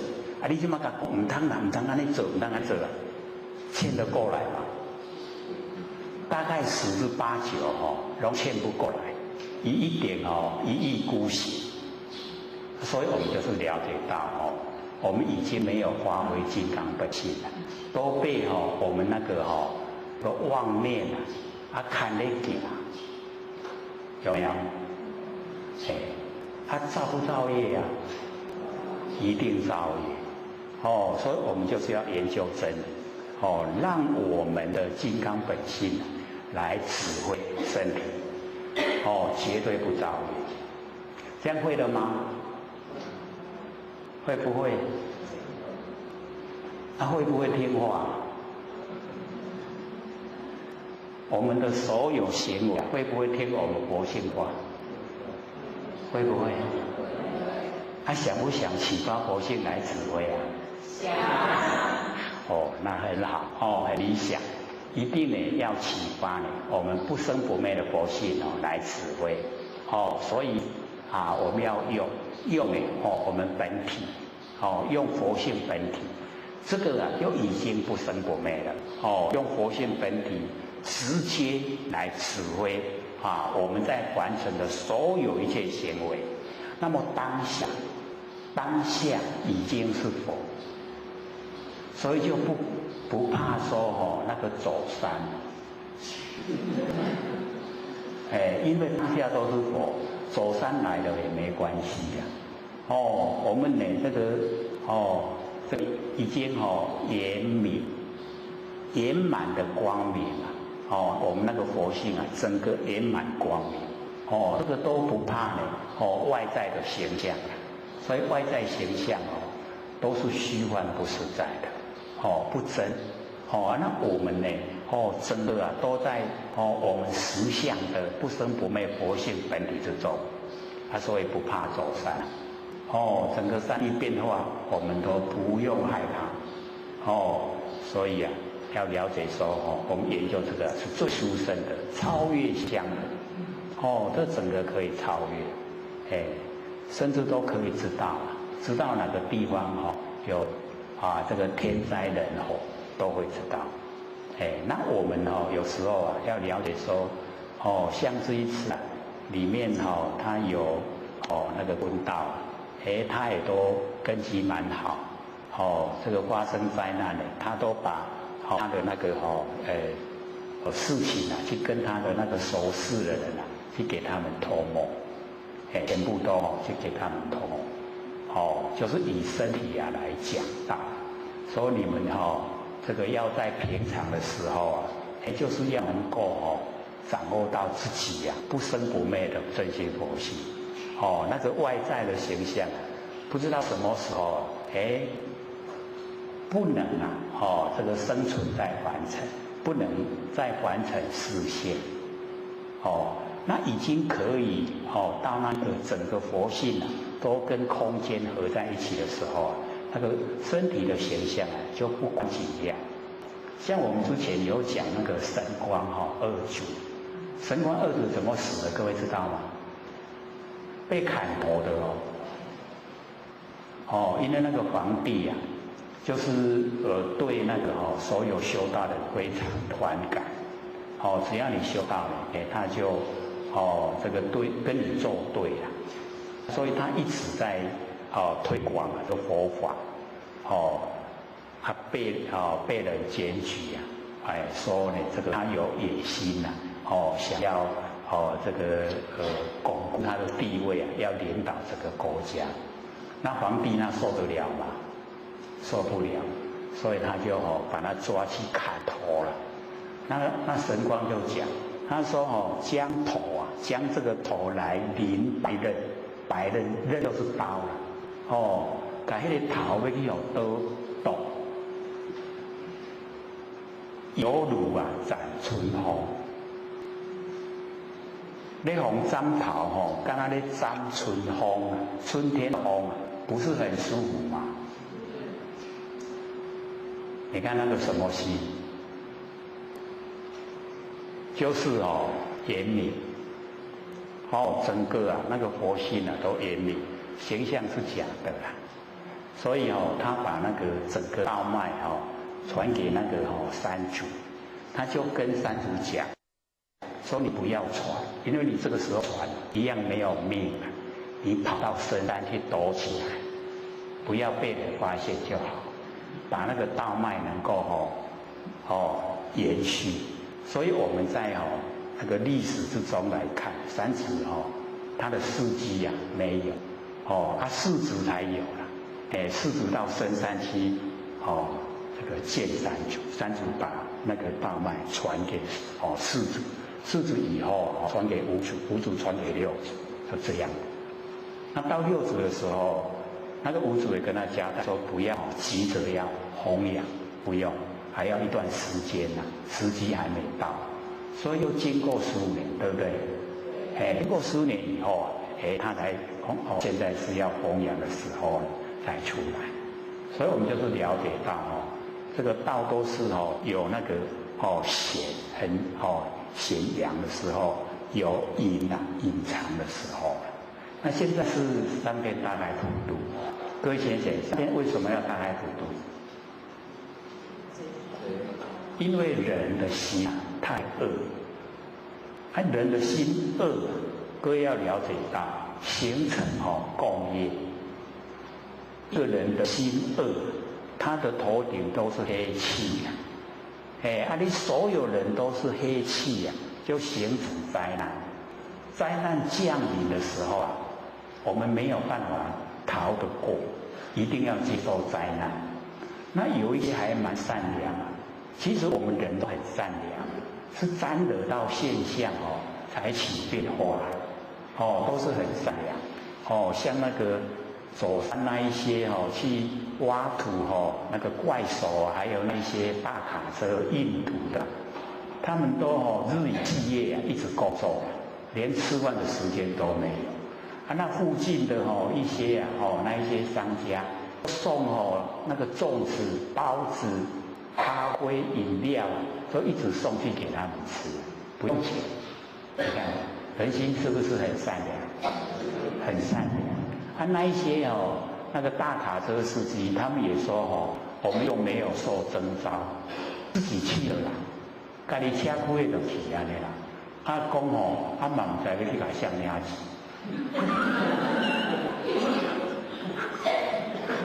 很有意思讲阮来咧做嘛，来要去甲谁领钱，讲无要紧救人就好所以你看人心都是善良也不会这个政府假如没有发给他们钱的话，这个怎么当政府这个政府一定要出钱所以那个都不用买人心都是还是善良所以我们了解说所以会有变化，是我们住相住在形象，你贪图物质享受就会有私心私心一起了以后就会作恶，做了恶就要接受恶的果报这叫做头脑不清醒那我们就是了解到凡尘很多都会这个样子，住在形象，然后被假象迷惑，然后黑气就一大堆就形成灾难。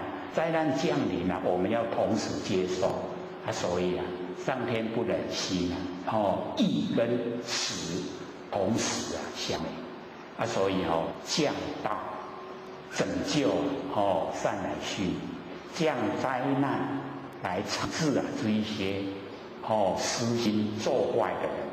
所以这个时候大开普渡只要呢我们都有那个根善根都可以得救所以这个时候上天呢要救我们回去呀。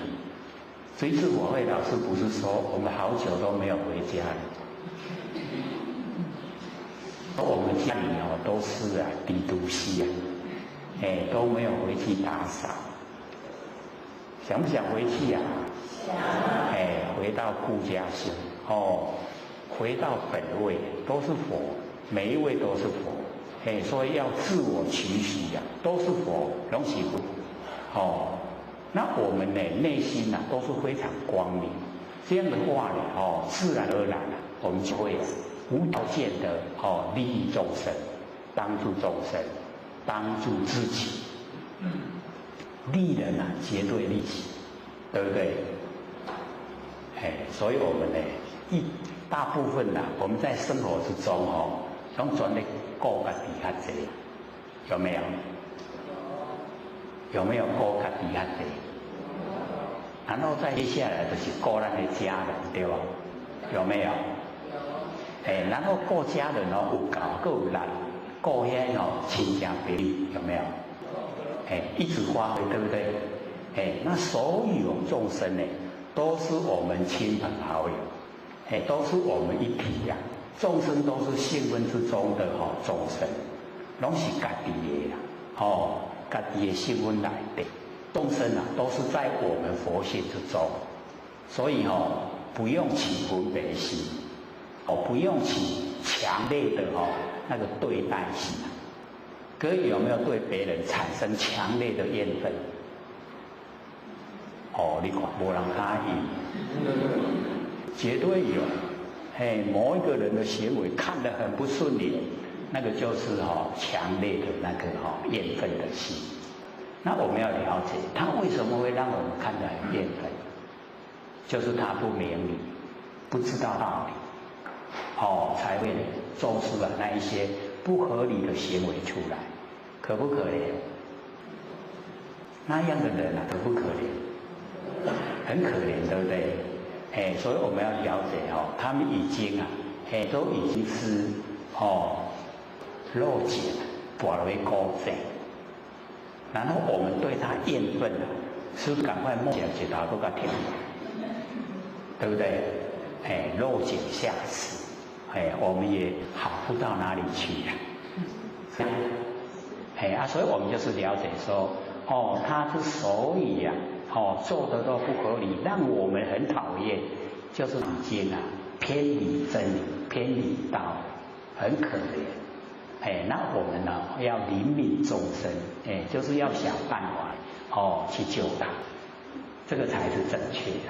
因为毕竟都是我们自己的性分之中的东西，不是外的，是我们性分之中，而且现象很快就变化，变化很快我们好心也会变坏，坏心也会变好，都不固定的看了我们的遭遇，看了我们的认识，看我们的追求，所以一定要追求不生不灭的真心佛性。追求了以后把它推广让所有人都了解，让所有的人都能够成仙作佛。这样了解吗？就是要我们佛老师要我们发那个善愿有善愿就有力道，有力道就可以行得出来，就可以做那我们整个每一个人那头顶都是锐气，不是那个黑气不是灾难，而是锐祥锐之气，它就可以把那个灾难消除掉每一个人都是这个发出那个祥瑞之气灾难就没有。那每一个人发出的心都是自私黑气那灾难一定形成。那些灾难降临我们一定要接受果报，那个都不理想的所所以呢，我们就是要了解到，我们在凡尘，都是一体呀，一体。那佛已经证悟到一体了，所以成佛。那我们众生呢，都是分别心啊，所以成众生，了解吗？我们的分别心很强，很浓厚，强不强啊？分别心啊，强不强？你真好呀，我真善啊，有没有？所以我们在生活之中啊，就是要体会这个真理。那我们体会真理以后啊，那强烈的分别心啊，就会慢慢淡，比较没有那么强烈。到后来真的就是将心比心了，都没有了，分别心啊消失了。那消失以后就成就了，可以归本位了，进入体了。所以我们呢，从永嘉大师玄觉禅师他所讲的那个生死四大无常性趣，我们一定要牢记在心。生死的事最大，完全没有比这个事更大。生死。然后呢，无常就是我们要接受那个死亡的那个时间很快，快不快啊？很快这个一段时间不见了，某某人不在了，一段时间又不见，某某人又不在了。时常可以听到这个信息，告诉我们观察是咧短死的不是咧短老的有一些呢蛮年轻就已经都过世了。所以我们要掌握在凡尘我们有这个能力主宰自己的时候，要赶快把我们的放出去的心收回来回光返照看看我们不生不灭的佛性本体启发佛性本体呢跟整个虚空融成一体，真空妙有。所以先生真空妙有能够体会了吗？有没有？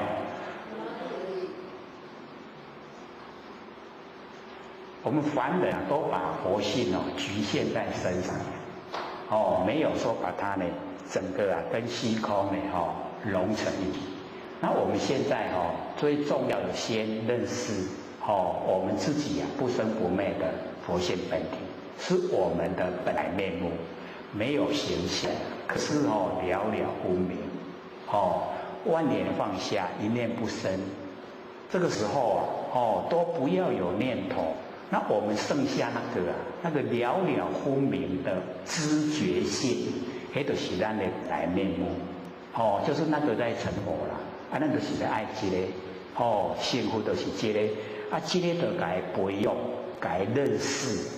我们认识了以后叫做一个生态它会呢这个出生以后我们要如朴，如朴不是要3年嘛一出世的时候袂晓吃袂晓行，都要甲教对不？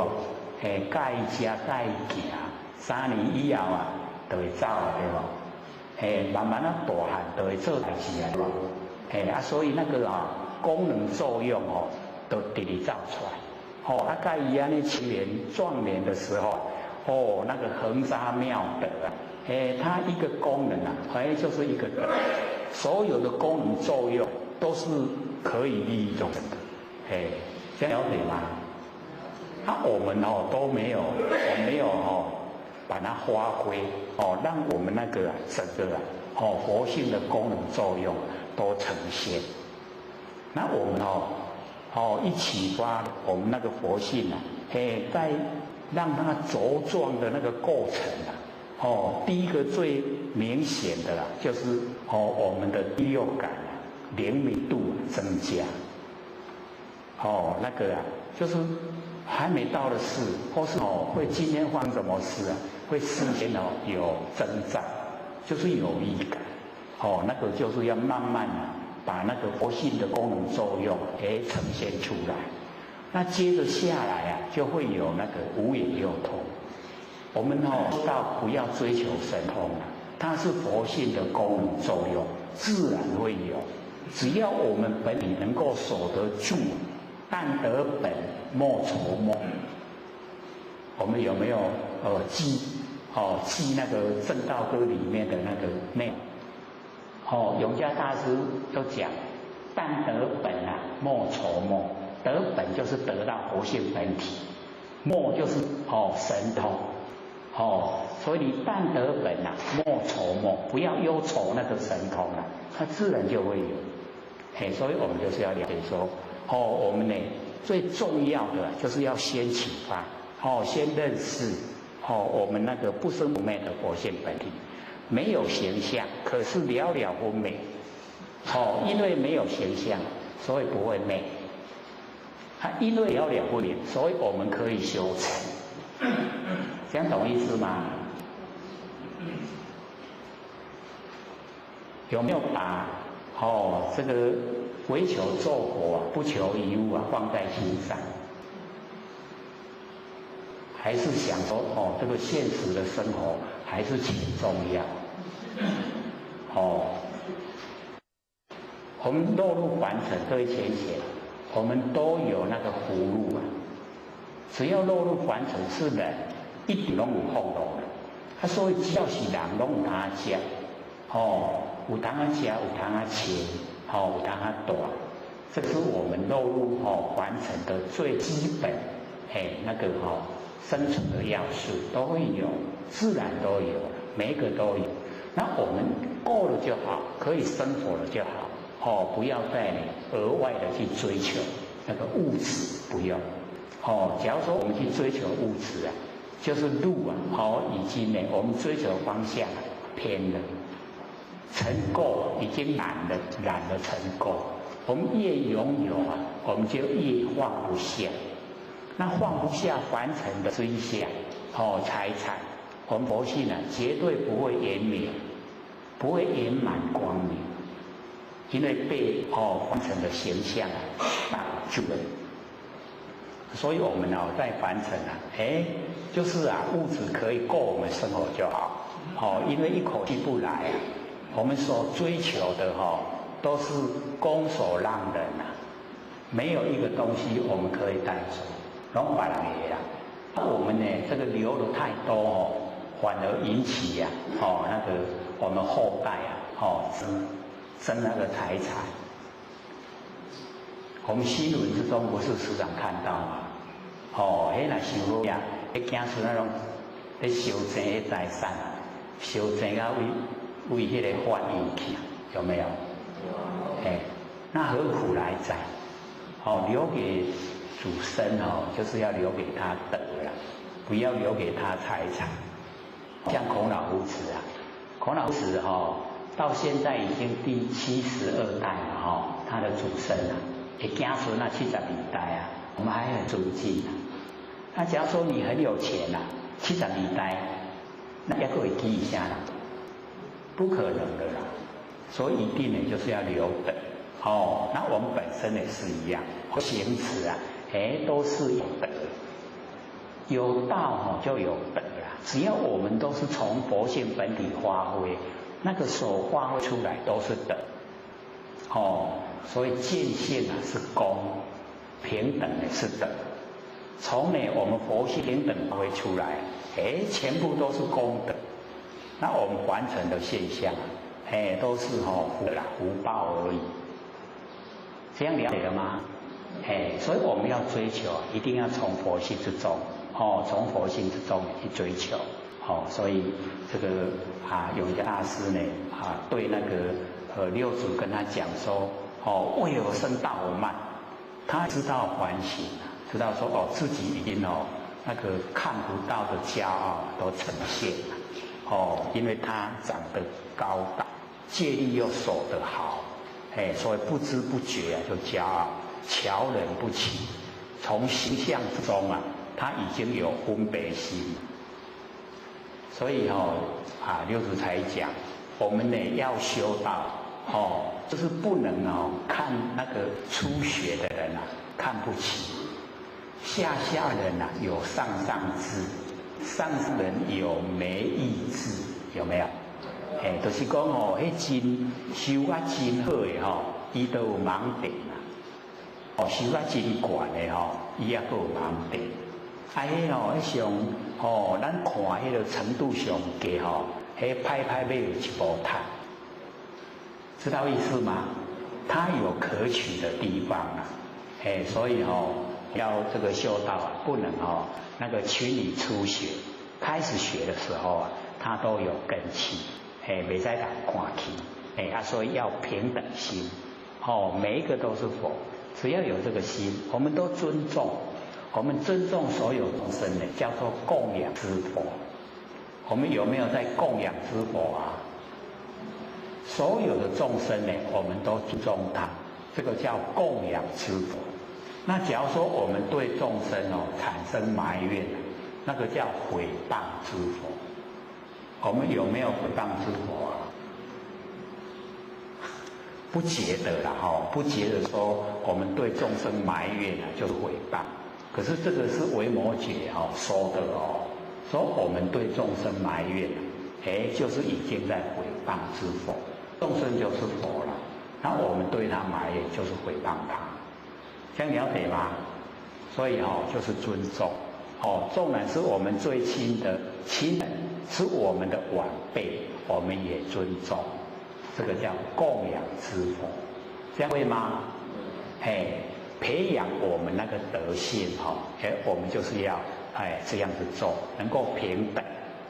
虽然呢这个晚辈啊是我们这个生出来，可是生的是现象，佛性呢不能生啊，没有办法生佛性，所以我们呢就是了解到所以他就把他的那个努力的方向就讲出来说，生死四大无常性出。然后六祖就点他说，何不提取无生啊，了即无事。就是你进入本体，进入本体呀，没有生，你在所顾忌的生死啊是现象，那你的本体呀，它本来没有生，因为没有生啊就没有灭，所以体取无生，然后彻底了解啊，不就像的了即无事，你了了就没有快慢了，这样懂意思吗？文字是文字啦，我们要懂得它的意思。所以我们进入本体了，就没有生死。然后呢，我们彻底了解啊，就没有快慢。快慢啊，是在现象之中才有快慢。那我们进入本体呀，亿万年前、亿万年后都在我们当下。我们当下已经具备了亿万年前，具备了亿万年后，有没有快慢？没有快慢，所以就已经没有过去心，也没有未来心，也没有现在心，整个我们佛性啊都呈现，这样了解吗？又有一点深了所以或者就讲说，时是古今啊，不离当面。十世过去世、现在世、未来世，是不是三世？三世各有三世过去世也有三世，现在世也有三世，未来世也有三世，是不是9世？高水，然后加我们现前一念一世，多10世。10世，古跟今。不离开我们当下的这一念，所以我们当下的这一念啊，具备了万年、亿万年啊，都在我们当下这一念。这一念啊，就是真心；这一念啊，就是没有变化。这样了解吗？咱就是要追求这个啦。所以永嘉大师才讲。不离当处常湛然，都不离开当下这个地方所在。当下的这个地方所在，就是我们现前的一念。我们现前的一念这一念就是湛然，湛然常寂，就是咱的佛性原始状态。所以底下才接不见一法即如来。还记得没？才讲过啊，我们才讲过1-2个礼拜而已啊，就是要了解到不见一法，所有的万法不是皆空吗？有没有听过？万法皆空，空性就是佛性啊，所以万法都是佛性所以呢，万法都在我们性魂里面，都是佛性，所以佛学才说看见的万法都是虚幻不实，我们已经透彻了解了了即业障本来空，有没有？了了没有业障，在性温之中哪有业障？没有。了即业障本来空，未了还须还数障，有没有？未了就是我们不知道，不透彻真理，不透彻真理啊，我们就在对待之中生活。那对待之中生活啊，一定有瓜葛啊，跟人家这个有那个切欠，有欠人有人欠我，这样了解意思吗？就要还数债，有欠就要还，那个就是落入现象。你了以后现象都没，回到佛性本体，不生不灭，光明就是光明，没有业障。各位会不会想说，那业障为何去？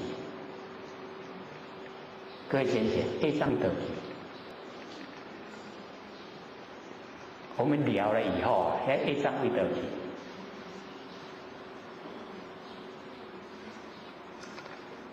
所以有很多我们平常都没有去去思索，没有想过这个问题那我们要了解说我们一透彻了解以后，已经回到湛然就是佛性的原始状态。我们的佛性原始状态有造业吗？有没有？没有，完全都没有。所以这个时候有业障吗？没有，都没有。所以我们了解，一回到我们湛然那个佛性的原始状态，没有业障，没有。他已经回到了就是已经到家。那我们在凡尘所有的一切所有做这个不好的一切我们在这个佛性的原始状态之下，我们可以说已经圆明圆满的光明。为什么能够圆满光明？就是没有缺欠那我们所有的缺欠都已经把它已经全部从根源把它补齐。所以各位先生，我们这个一回到本来，是不是都有那一种慈悲喜舍要所有众生也得到解脱，有没有的心？成佛绝对不会说自己独自享受自己常乐我净就好，然后不度化众生，不会有的啦，一定是全部要度化众生，所以才有无眼大慈，同体大悲。无眼就是跟众生没有瓜葛，跟众生没有缺欠他把那个慈给予众生这个慈就是娱乐，给人家快乐叫慈没有原因的把快乐给你。那假如说有这个缺陷的那一些债主没有原因他都可以给人，那债主要不要给他？是不是绝对是无条件的？所以我们就是要了解到，那个已经都在圆明之中处理完成了，这样知道吗？不要在心里面我们用我们凡人的心来想，欠的这个都没来，有没有那个心？一定会想，对不对？所以我们从那个慈悲喜舍，悲就是拔苦，就是把众生的苦把它拿掉。所以我们要了解说，这个佛啊，要拿掉众生的苦啊，是从根源。众生的苦啊，是从造业来，然后呢，告诉众生说不要造业，苦是不是消失了？那个才是根源啊。假如说那个众生造的业，然后佛菩萨来承受，众生是不是越造越多？那个苦那个果是不是越来越多？那佛他不会这样做，他一定从根源告诉你说你的苦啊是从造业来所以你只要业不造，你的苦就没有了，是不是拔苦啊？这样了解意思吗？所以那个拔苦啊是从根源所以你业只要不造业就没有苦的果报所以已经拔苦所以我们要了解说无条件的给你快乐，把你的苦拔掉，叫做慈悲，而且是很大的根源的，所以叫大慈大悲，懂意思吗？所以我们要了解说我们幸福之中就有慈悲，就有喜舍。那喜各位浅显就是对治我们的嫉妒。各位有没有嫉妒心啊？可能我们都没有发现，说我们的内心深处那个嫉妒心很强烈。我们有没有羡慕别人的时候？那个羡慕的背后是什么？就是嫉妒。所以只要你产生羡慕那个嫉妒已经不知不觉在了。所以我们要了解说要对这个嫉妒就是喜，慈悲喜舍的喜喜就是高兴，对不对？人家呢有好事，人家这个知道了很多学了很多，做得很美好，我们都很高兴，容不容易？还真不容易呢。所以就是要发挥我们新闻之中呢就有慈悲喜舍那个喜所以这个仙佛来这个戒窍开沙他讲随喜功德是无边，有没有？就是要随喜，众生得到好处了，我们要高兴，不要嫉妒随喜。然后呢最后一个就是舍舍就是布施所以我们了解那个释迦牟尼佛连那个佛的果位他也都布施他不会说我是佛，没有他把那个佛也送给人也布施。可是他成就了，我们不会说他布施了我们就不称呼他佛，还是一样称呼他佛。所以那个舍就是我们努力的方向，什么都舍把物质布施给众生让众生过好的日子把那个心意好的心意也布施给众生，给众生快乐的生活整个都布施舍，慈悲喜舍慈就是娱乐，给人家快乐悲就是拔苦，喜就是随喜舍就是什么都可以舍掉，舍到真的是圆满的光明，这样了解吗？我们都是要朝这个方向努力所以那个六祖就跟玄觉讲说彼其无生了其无事会了了没有了了没有了解了没有要了解了我们了解了以后就会慢慢去做所以这个熏习真理是很重要所以这个玄觉说安尼我知影我要来转所以真卡亲行吃饱就行。他已经得到那个答案，他得的答案了。就是讲我遐紧犯太岁遐紧，都伫个真理的世界底哪有紧慢？所以那个讲出来都很有意思哦，所以我们去体会哦，那个讲的就是真理跟现象，哦，现象之中有快慢，真理之中没有，所以或许看那个华严经那个释迦牟尼佛从示现在完成，这个出世当太子，然后呢开始这个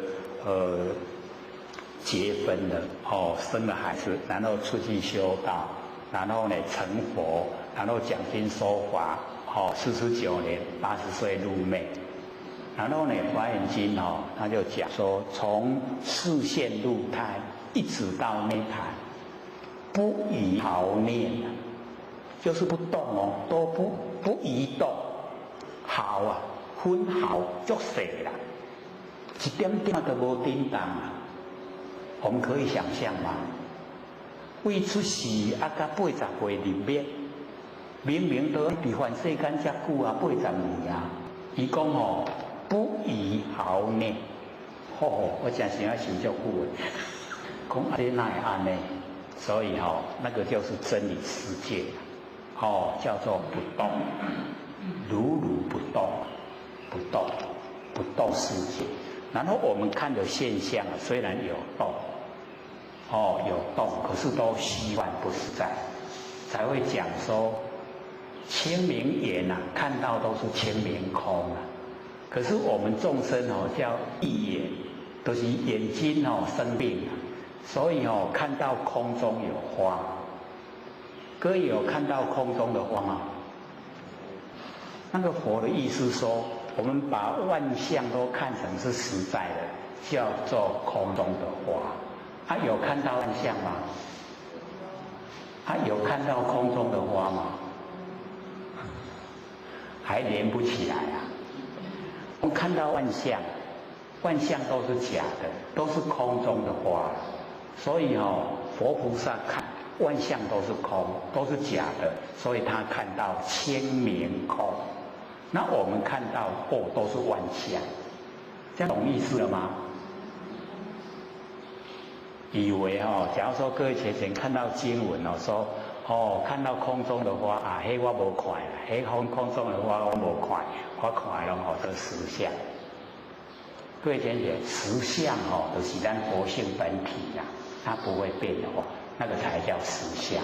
那我们完成的相都是假相，因为它会变化。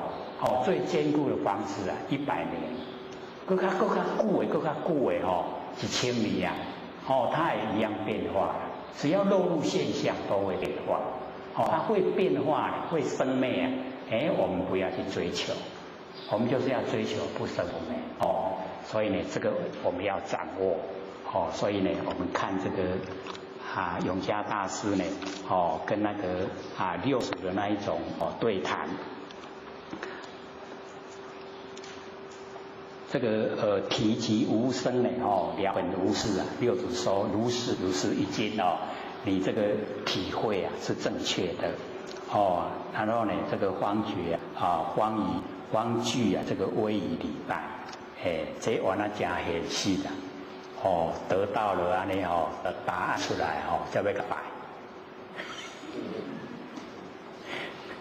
所以我们了解说真的是要你有修到那个程度才会知道那个可贵须臾告诉一点时间你就会回去六祖说缓太疏忽你才记得会回去然后他体会那个佛性本来就不动，所以说本自非动其有数也，无迄个紧慢都拢无叮当如如不动。所以或许之前不是讲我们那个佛性如如不动吗？还记得不记得？用那个照相机的原理来说我们那个有玩过那个照相机我们知道说按快门的时候不能晃动镜头，只要晃动那个影像照出来都迷糊不清，对不对？所以我们各位贤，我们的那个佛性我们用这个原理来去了解。假如说我们的佛性它是动，那就跟那个照相机的原理是一样。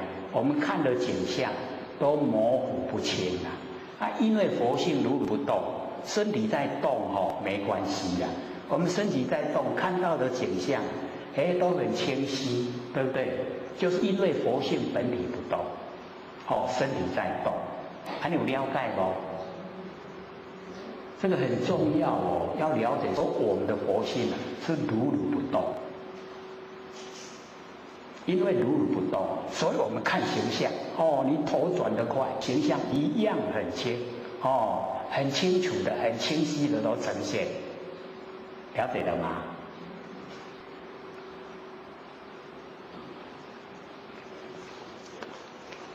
所以贤觉就讲本自非动，本来它就没有动，如如不动哪有快有慢？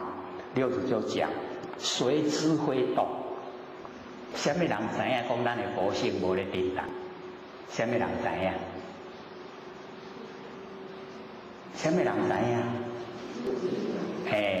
咱家己啦，咱家己的迄个了了分明的佛性啦，咱家己了了分明的佛性，知影讲如如不动，然后呢，这个贤觉就讲说仁者自身分别。就是讲六祖你家己产生分别心啦，所以这个是有一点两个呢在抬杠，六祖就讲汝圣德无生之意，讲你这个无生无灭这个如如不动的真心佛性已经知影较真清嘛，真了解，然后贤者就讲无生岂有意也。讲迄个不生不灭真心佛性内底伊哪有意？然后呢，六祖就讲无意谁当分别？假如说我们如如不动的真心佛性它没有那一种功能，那为什么会有看到什么知道什么那一种了了分明？分别就是了了分明。各位贤贤，这样我们佛性里面有没有意？有没有意？我们都不敢承担。有，可是这个跟我们凡尘在用的意不一样。这个它是原始状态的，本来的、本具备的功能，这样了解吗？不能用凡尘的我们那眼耳鼻舌身意的意来说，眼耳鼻舌身意的意是我们有身体以后才有。那这边的意它是佛性的原始状态里面具备。了解无了解嘛无要紧由哪来？规备得了解。然后呢，这个贤者又讲。分别亦非意，他说呢，这个了了分明的分别，他不能用意来说了，他已经超越那个意，这样懂意思吗？就是进入不可思议的那个内容。那不可思议，各位体会吗？或许不是有讲过我们现在不要找有，也不要找空。不要找亦有亦空，不要找非有非空，请问是有还是有？就是不可思议啦，这样的状态，那一种了了分明，可是又不能讲好像不对，可是很了了分明，就是这个状态，我们那个佛性本体。那么六祖就讲，善哉，少有一术。点点大一暗才转去。那么十位一数觉，就说这样呢一暗就已经了解，就彻底领悟真理所以呢一数觉。那么接着底下呢就是这个禅者禅者呢自法。那么初参无主自谓以得正受。这个自法去拜呢无主，他就认为自己已经得到正受。各位浅显，正受就是讲咱已经接受咱家己不生不灭的真心佛性啊，已经接受，可以接受咱家己本心的佛性，那凡尘所有的一切假象都不受，这样了解吗？正受，正受的是讲咱家己接受家己呀，不生不灭佛性啊，那所有万象跟万事啊，我都不接受，因为那个是假的，那个不是正受，正受的是我家己本心的不生不灭佛性本体啊，我接受，这个叫做一心正受。各位天贤，我们在凡尘生活的时候啊，是接受什么？接受凡尘的假象，对不？啊，甲迄所有的万事啊，迄嘛拢假，啊，咱拢接受假，对不？啊，伫假来拢甲当作真的，对不？是不是这样？啊，所以那个叫做不是正受了，啊，正受就是干那接受咱家己的本心不生不灭佛性，才叫做正受。了解不？啊，所以我们只要说了解真理啊。我们对凡尘的这一些景象，这一些事情，它到来的时候不会进入我们内心。为什么？因为这一些都是假的，假的啊，我们不会让它进入内心啊。你知影无？迄种假嘛它袂进入去咱的迄个内心深处，不会，因为假的，假的我事来则应啊，事去则见。我又呢，接受我自己啊，不生不灭的佛性，那个叫心正受。你了解无？会晓没？不好做为什么？因为万象万事啊，咱拢甲伊当作真的拢会去接受这些假象，没有正受我们的佛性啊。所以那个智广他以为啊，他已经得到正受，就是一心正受，拢伊行入真理的世界，然后呢，这个安居啊常住，是伫迄个伊家己的迄个厝啊内底伫遐大，然后呢转坐下，转呢这个常住，那么居呢20年，安尼坐20年啊，咱若坐咧20天。还是20点钟都伤过久啊，对不伊坐20年啊，所以可见那个古时候的那个修持，那个心都很强烈，一直要修，已经20年。然后呢，这个六祖的弟子啊，那个玄策，这个游方呢自何受？所以这个玄策原来拢是设计去找人。这个呢，广道那个玄觉永嘉大师嘛是玄策去找伊啦，这个智王嘛是玄策来找伊啦，设计看是咧修道，伊就去甲伊拜访，这个玄策啊，这样呢，真的就是啊，在成全人行专啦，去引渡他，甲伊引进行入来迄个真理的内底，那么文皇之民听到呢那个智皇这个赵安呢问语，伊就来伊咧坐这个所在甲伊问，说汝在此啊做什么？你伫家伫咧创啥？那个智皇呢他就说伫咧入定。各位先生，入定怎样？这个我们就是打坐了以后然后进入那一种都不参与完成事那一种状态，以供我说入定。那我们有的在凡尘也是有着一些功夫啦，像那个龟基塞啊，龟基塞就是什么名啊？广清老和尚，广清老和尚他也是啊，他那个入定啊。可以伊的入定可以讲迄个罕极啊，伊迄个生活真的是很不可思议啊！伊咧罕极即马放咧甲埋伫咧土内底，互咧罕极生长，伊即马初定的时阵哦，迄番薯摕起来食，无食到完啦，吼，甲食到头一半，剩1/3，搁大咧，搁咧大土内底吼，番薯会搁生长对无？伊搁入顶，即马搁初定的时阵哦，搁乌迄个番薯出来食，迄个番薯搁生真大块，搁食的吼，搁甲放咧土，搁大咧，搁互伊生长，可不可思议？所以它那个入定哦，就是真正的哦，已经进入到一种哦，不用那个生理的变化，嘛无大小便，哦，嘛无呼吸，是不是不可思议？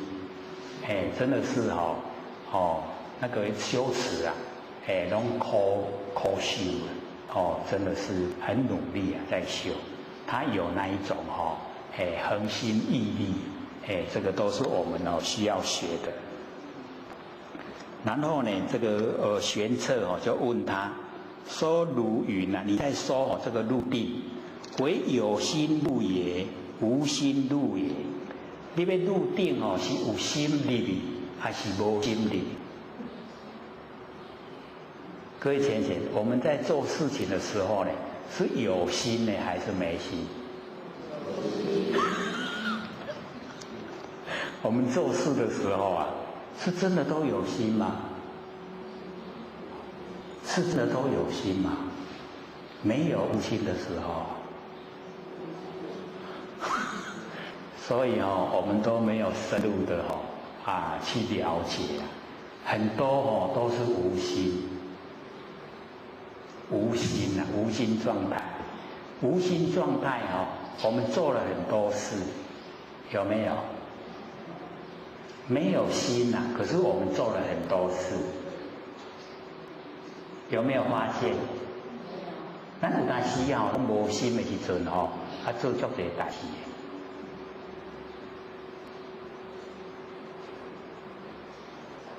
往后的生活里面，在做事情的时候，你就可以体会说，我今嘛是有心在做，还是无心在做？可以这个。反观一下，到底我现在做是有心还是没心？很多的状态都是无心没有意识心，它自然的做，那个无心有，各位没有发现而已，那个是佛性本体发挥。若无心入者假如说无心入。一切的无情草木瓦石应和得定。假如说我们没有心，没有心就是佛性的本体状态了。所以我们了解一切呢无情，那一些没有情事，那一些没有情事的草木瓦石应和得定。树啦迄茶，迄个瓦片、石头，因拢安尼大定，因拢伫咧定的内底啦，有没有？有没有？他们有没有大定？他们都是大定。那么若有心入者假如说你是有心进入定，那么一切的有情有情事的众生呢，含事。包含那个情事之流，一切的有情含事之流，意应得定，所有呢都能够得到这个定。所以不管是有心，不管是无心那个呢都是现象，现象中。所以我们了解我们呢在生活里面时常呢都会落入这个两边，有心无心，有心无心。可是我们呢要了解到，我们所谓的心都是用根尘相会产生的那个叫识心，认识的心那认识的心都虚幻不实在我们不要去认定它是我们的心，知道吗？我们时常会听到我是真心的，有没有？可是这个真心是建筑在事心上面，当时他真心啊，因为他没有发现那个不生不灭的佛性，所以不知道真心是什么东西。那么他的真心啊，是从自心生发，像男女之中恋爱好像各位都有经过嘛，有没有？年岁都蛮大的都有经过那个适婚年龄啊。那个时候爱到对方的时候啊，是不是有时候有人爱他入心，有没有？真的是真正的真的是为他生啊，为他死都愿意，那个是假吗？是不是真？就是真心。可是那个真心会不会变化？绝对会变化以后环境变化了，然后心就跟着变化。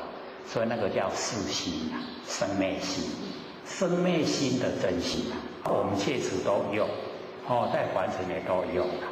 那我们现在修道就是要知道说，世心啊都是生灭我们呢在凡尘啊要认识世心啊是生灭，然后呢启发不生不灭的真心那个即心即佛，这个心啊就是佛所以一定呢就是要认识。然后智房呢，他回答说：“我正入定的时候啊，不见呢有无之心啊。我伫咧入定的时阵无看到有，也无看到无。这个叫做无意识状态。那个六祖不是讲上人有没意志吗？这个就是没意志啊。那个无意识状态。”然后玄策他就说不见有无之心，讲你无看到有也无看到无即是常定，就是讲常住的定啦，迄个拢永远是安尼啊，唔免你个用功夫去做，本来就有啊那个常定何有出入？免讲有迄个出定，有迄个入定，无。这个就是讲真理啊，真理里面就是这个样子，它已经整个都是全部都是若有出入啊，即非大定你哪有迄个出来，有迄个入去，安尼都不是大定啦，就跟真理不相应不合。然后呢，这个智房以下无都应对各位唔知要讲啥些不一样经过真久就问呢玄策说事实是谁也？讲你的老师是什么人？你承系哪一位这个祖师？玄策呢就讲说我是呢曹溪六祖，我的老师啊，就是泽 K 六祖六祖。然后智房就讲说六祖啊以何为禅定？六祖跟你讲是什么有这禅定？那么贤者他就讲说我师所说就是六祖所讲的妙赞言集，体用呢如如。各位先生，这8个字一定要很熟悉呀那个妙赞，妙就是佛性本体的，湛然呢就是言辞状态，妙赞缘起圆满的如如不动那个起如如不动妙湛缘起我们佛性的本体状态很奥妙不可思议妙湛然都是原始状态圆满，然后呢极昧，就是没有生灭啦所以呢极。那么体跟用如如它的体本体跟它发挥的作用都是真如如如如不动，真如就是一真一切真，全部都是真这一种状态就是在真理世界很理想所以我们要了解说我们的佛性本体它很奥妙妙，然后湛就是很深沉，然后原始状态，然后呢圆满光明然后呢极昧如如不动这个妙湛缘起体用如如，它的皮跟它的用，虽然呈现的用无量无边，一本善以万殊啊，可是它还是如如不动。虽然说我们看的有万象，可是呢，它回到色用归体以后又如如不动。可是我们就会这个错误的认为它的用，把那个用当成本体，所以变化万端。这样了解吗？是有一点深不过各位亲人不用怕，这个经过一段时间我们活老师会讲，不懂只要你再听一定懂啦，别都会懂。我们经过半年了，对不对？不是已经可以稍微懂了吗？跟刚开始听是差别很大，有没有？我们这边很棒呢，才半年就可以可以听得知道意思。我们北部虽然说这个知识分子比较多，可是这个半年能够懂的好像没有嘞，最快都1年嘞。这个上个礼拜遇到一个2年1个月才懂，才说我现在听懂了，就懂。了了分明，知觉性，这一句话懂了。从这句话一懂了，一窍通，窍通。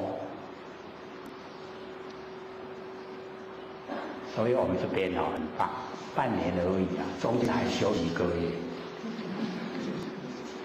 时间很短又可以听知道那个意思，也很理想的。只要我们深入，从性文里面深入绝对会法喜充满。或许都讲等到你懂了以后，那个冬天晚上盖着棉被睡觉泡久了，笑起来，真好，真的就是这样，那个法喜充满，整个都进入晨阳的世界，很理想，已经呢，跟凡人这个处在苦海都不一样的，从内心的产生的高兴，这个就是最值得我们追求的。所以这边这个贤策就跟智网说呢，妙赞言集体用如如，真的是回到我们那个佛性本体。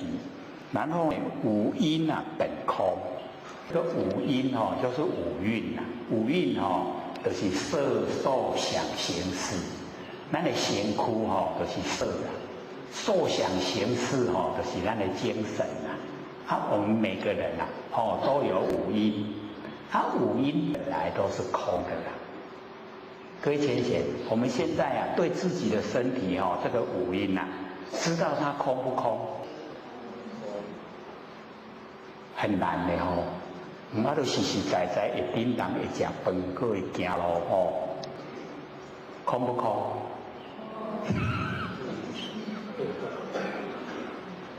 所以从真理来讲，这个是天地的物质，水火风土啦。你咱身躯这水火风土，水火风土伊是那个无知之物，它没有知觉啦。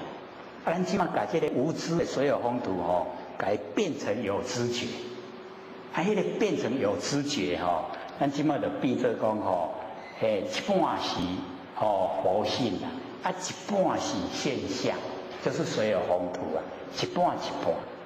看咱的注意力是注意的佛性，还是注意的水火风土？各位浅显，我们注意哪边？正确，我们都注意水火风土。要不要轮回？真的要啦，为什么？咱都没注意佛性注意水火风土它虚幻不实的假的我们把假的当真真的佛性什么时候我们去照顾它？有没有？有在照顾咱的佛性吗？无看管你，对不对？佛性都无看拢不爱管你所以我们就是要了解说我们已经颠倒、本末倒置了。应该注意的佛性哦，我们都忽略；不应该注意的所有风土啊，我们非常在意。哦，甲顾到哦，有够功夫啦，有没有？互伊食，互伊穿，搁较穿较好，去买化妆品来穿，有没有？我们非常注重所有风土，哦，所以看到服装哦，橱窗内底衫遮水无买使困袂去，有为了自己的佛性困袂去无？从来没有啊，哦，那么是为了现象的困袂啊，所以我们注重哦现象，假的，真的都不注重了，所以佛才讲我们颠倒。那现在我们知道说，哦，身体是假的，哦，所有风土，我们要借假修真，真的就是佛性。他要使佛性啊，时时刻刻啊，都光明，时时刻刻呢都觉，都在觉之中啊，没有不觉的时候，因为不觉就是无明，我们时时刻刻都无明啊，都不觉。他现在研究了，就是要觉，哦，时时刻刻都觉。然后到我们下面加一个字，者，觉者，觉者是什么？就是佛啦。那一样的，咱都时时刻刻保持觉啊，那个者是不是要就加了？对不对？觉者，成佛了没？成了觉者就成了，我们不觉就无明，无明就造业，造业就受苦，我们自己找的啊，所以我们要转移啊注意力，把那个现象看淡，把佛性啊没有形象的佛性啊，是了了分明，那良心拢对嘛对不？良心就是佛性本体啊。大家都有啊，可是我们都不愿意用，愿不愿意用？一定要把它启发出来用。这个良知良能良心嘛，袂使讲的一斤偌济啊。我们很多人都我会讲的话家讲一斤偌济，你良心一斤偌济？各位先生，我们良心一斤多少钱？无价之宝。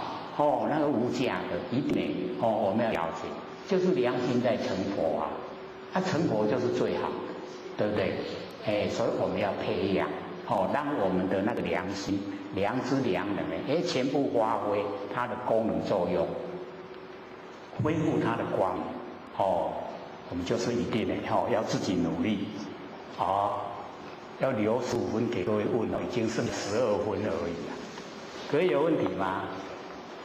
剩下12分把握。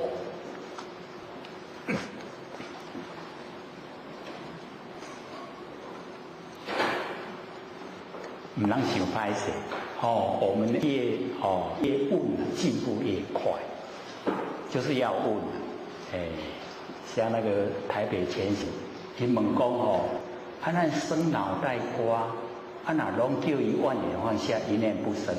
这样是不是浪费？你看这个问题很好我说不浪费我们用到正确的方向。我们因为脑袋瓜都胡思乱想，所以呀，我们这个时时刻刻都不清醒，没有理智，然后我们胡思乱想的太厉害，各位先生就可以试验。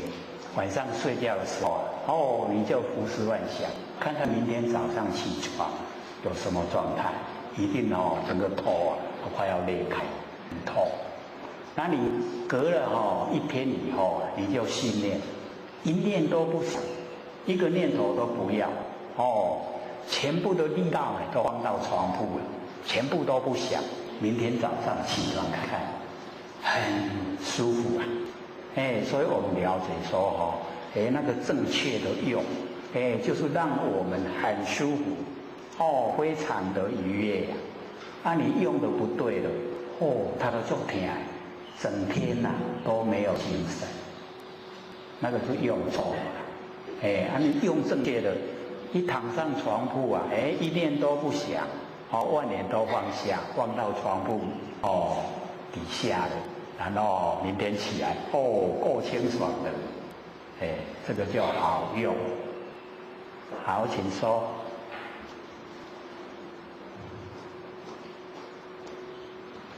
袁老师，请问一下修行者接受是个硬壳，那他们是回到里边还是七边？是回到里边还是回到七边？是吗？各位同学就是要了解到那个硬壳就是我们那个求道的受持，那个我们求道那个给他思考。把我们那个习惯打开，那个是佛老师一代的祖师才有那个沉淀，把我们的那个习惯打开，那个叫做立可，那个受记就立可，就是说你可以成佛，那个可以成，那我们要不要成就，就要自己努力。以往是已经修到功夫圆满才受记。现在是先受记，然后看到要做。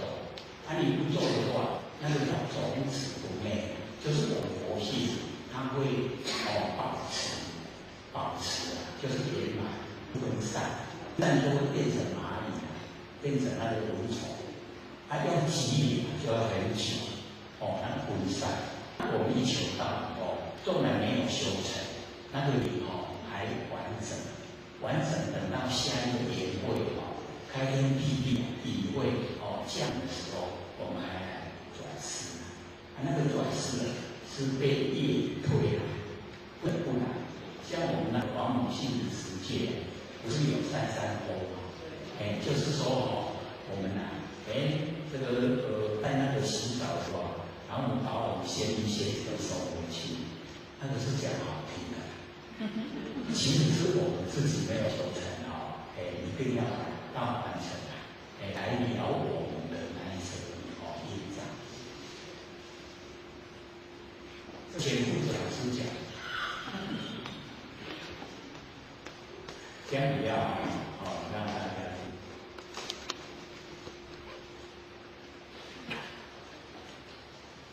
李讲师这边有些询问说，以入世之心行出世之以入世之心行出世之法，以入世之精神行出世之道。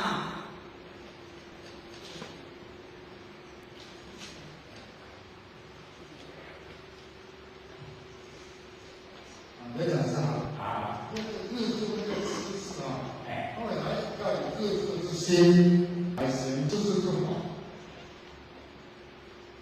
入世之心行出世之法，这个呢就要看我们有这个本钱没有。心虽然是很善很好，可是你对出世法有没有了解？可不可以引导众生脱离苦海？我们发心很重要。那个心要就是大，发心要大，度化众生脱离苦海。这个入世之心，可是你出世之法，你要行止，可不可以让众生一个很明确的方向，正确的修法，可以让他脱离苦海成就？那个我们就是要努力，不能是光有那一个战略，然后没有实际的那个内容。这样的话，虽然心智很好，可是不会有成就。那我们就是要了解，引导众生我们度化众生，就是要他成佛。那我们本身有没有办法成佛？有没有这个自信？可不可以引导众生也成？这个就很重要。这样了解吗？好，还有吗？还有5分钟。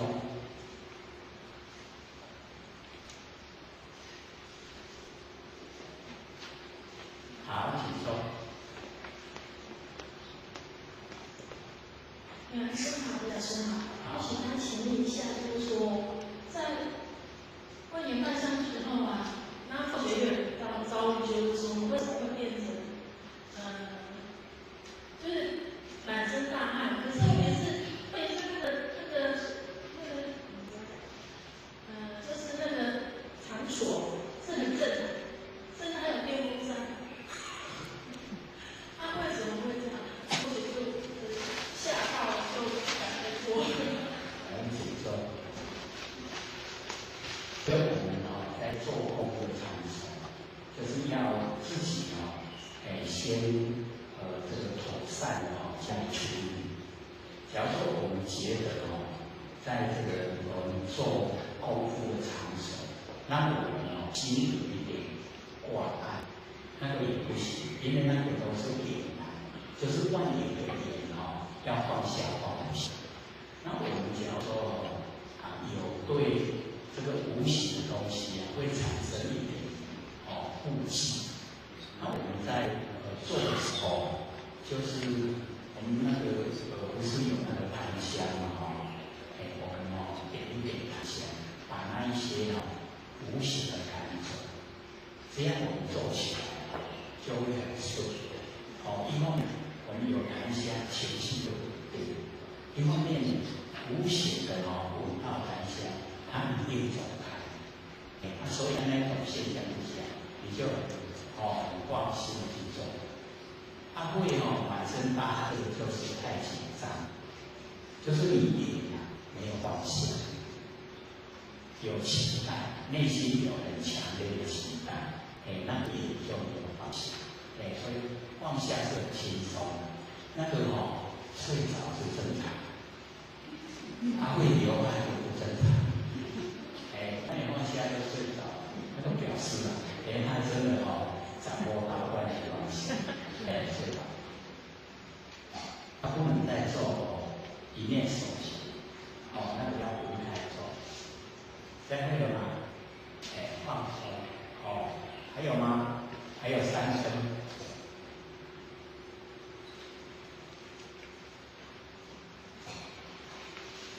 把握3分钟很快就过了。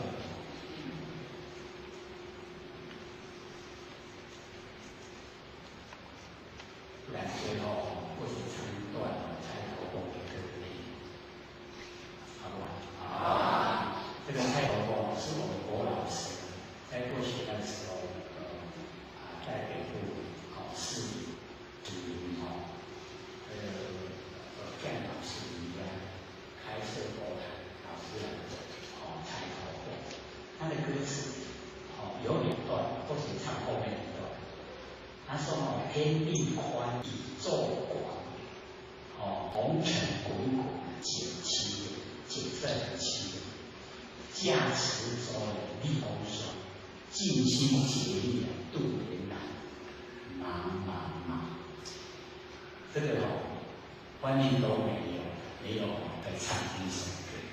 那这个或许很欣赏，老师那一种那个苦口婆心的那一种要不管做自己，不管在遇到什么样的挫折，老师都是要去承担，或许很喜欢唱，虽然年岁有点大，可是还是很喜欢唱。或许唱歌天地广，宇宙红尘滚滚尽凄凉，驾持舟立功爽，尽心竭力度严绕，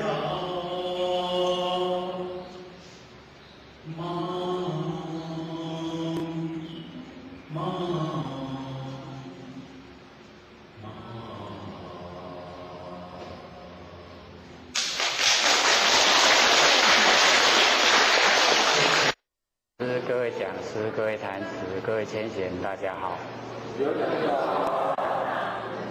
佛学占道天师德，老千千大德，以及感谢呢各位千贤给佛学机会学讲。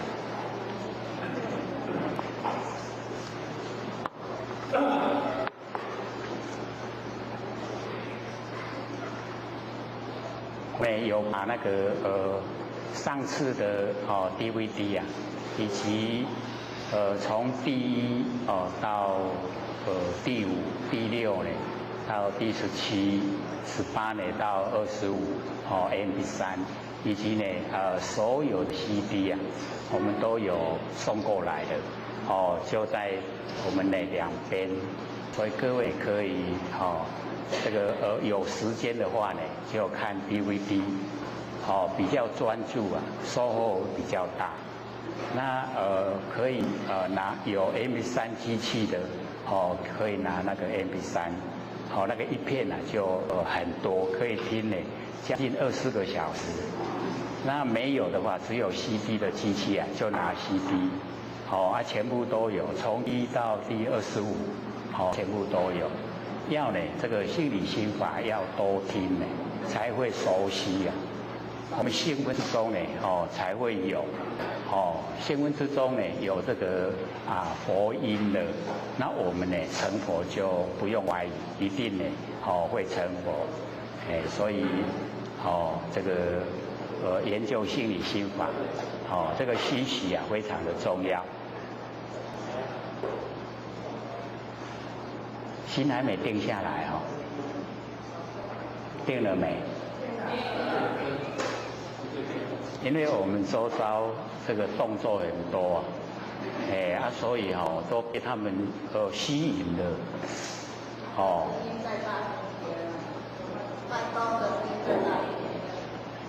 麦克风的声音，这个控制室里面呢，要把那个声音呢再放大一点。这样听得清楚吗？可以的我们呢这个接着呢讲那个六祖坛经。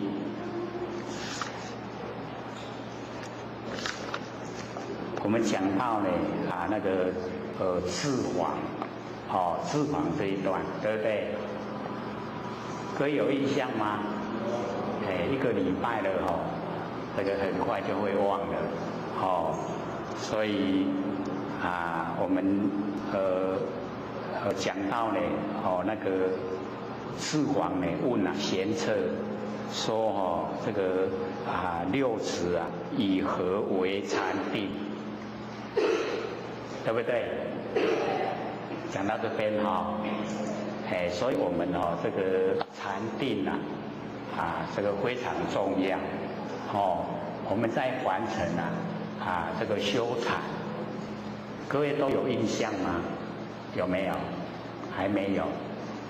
平常我们有没有学习这个禅定？有没有？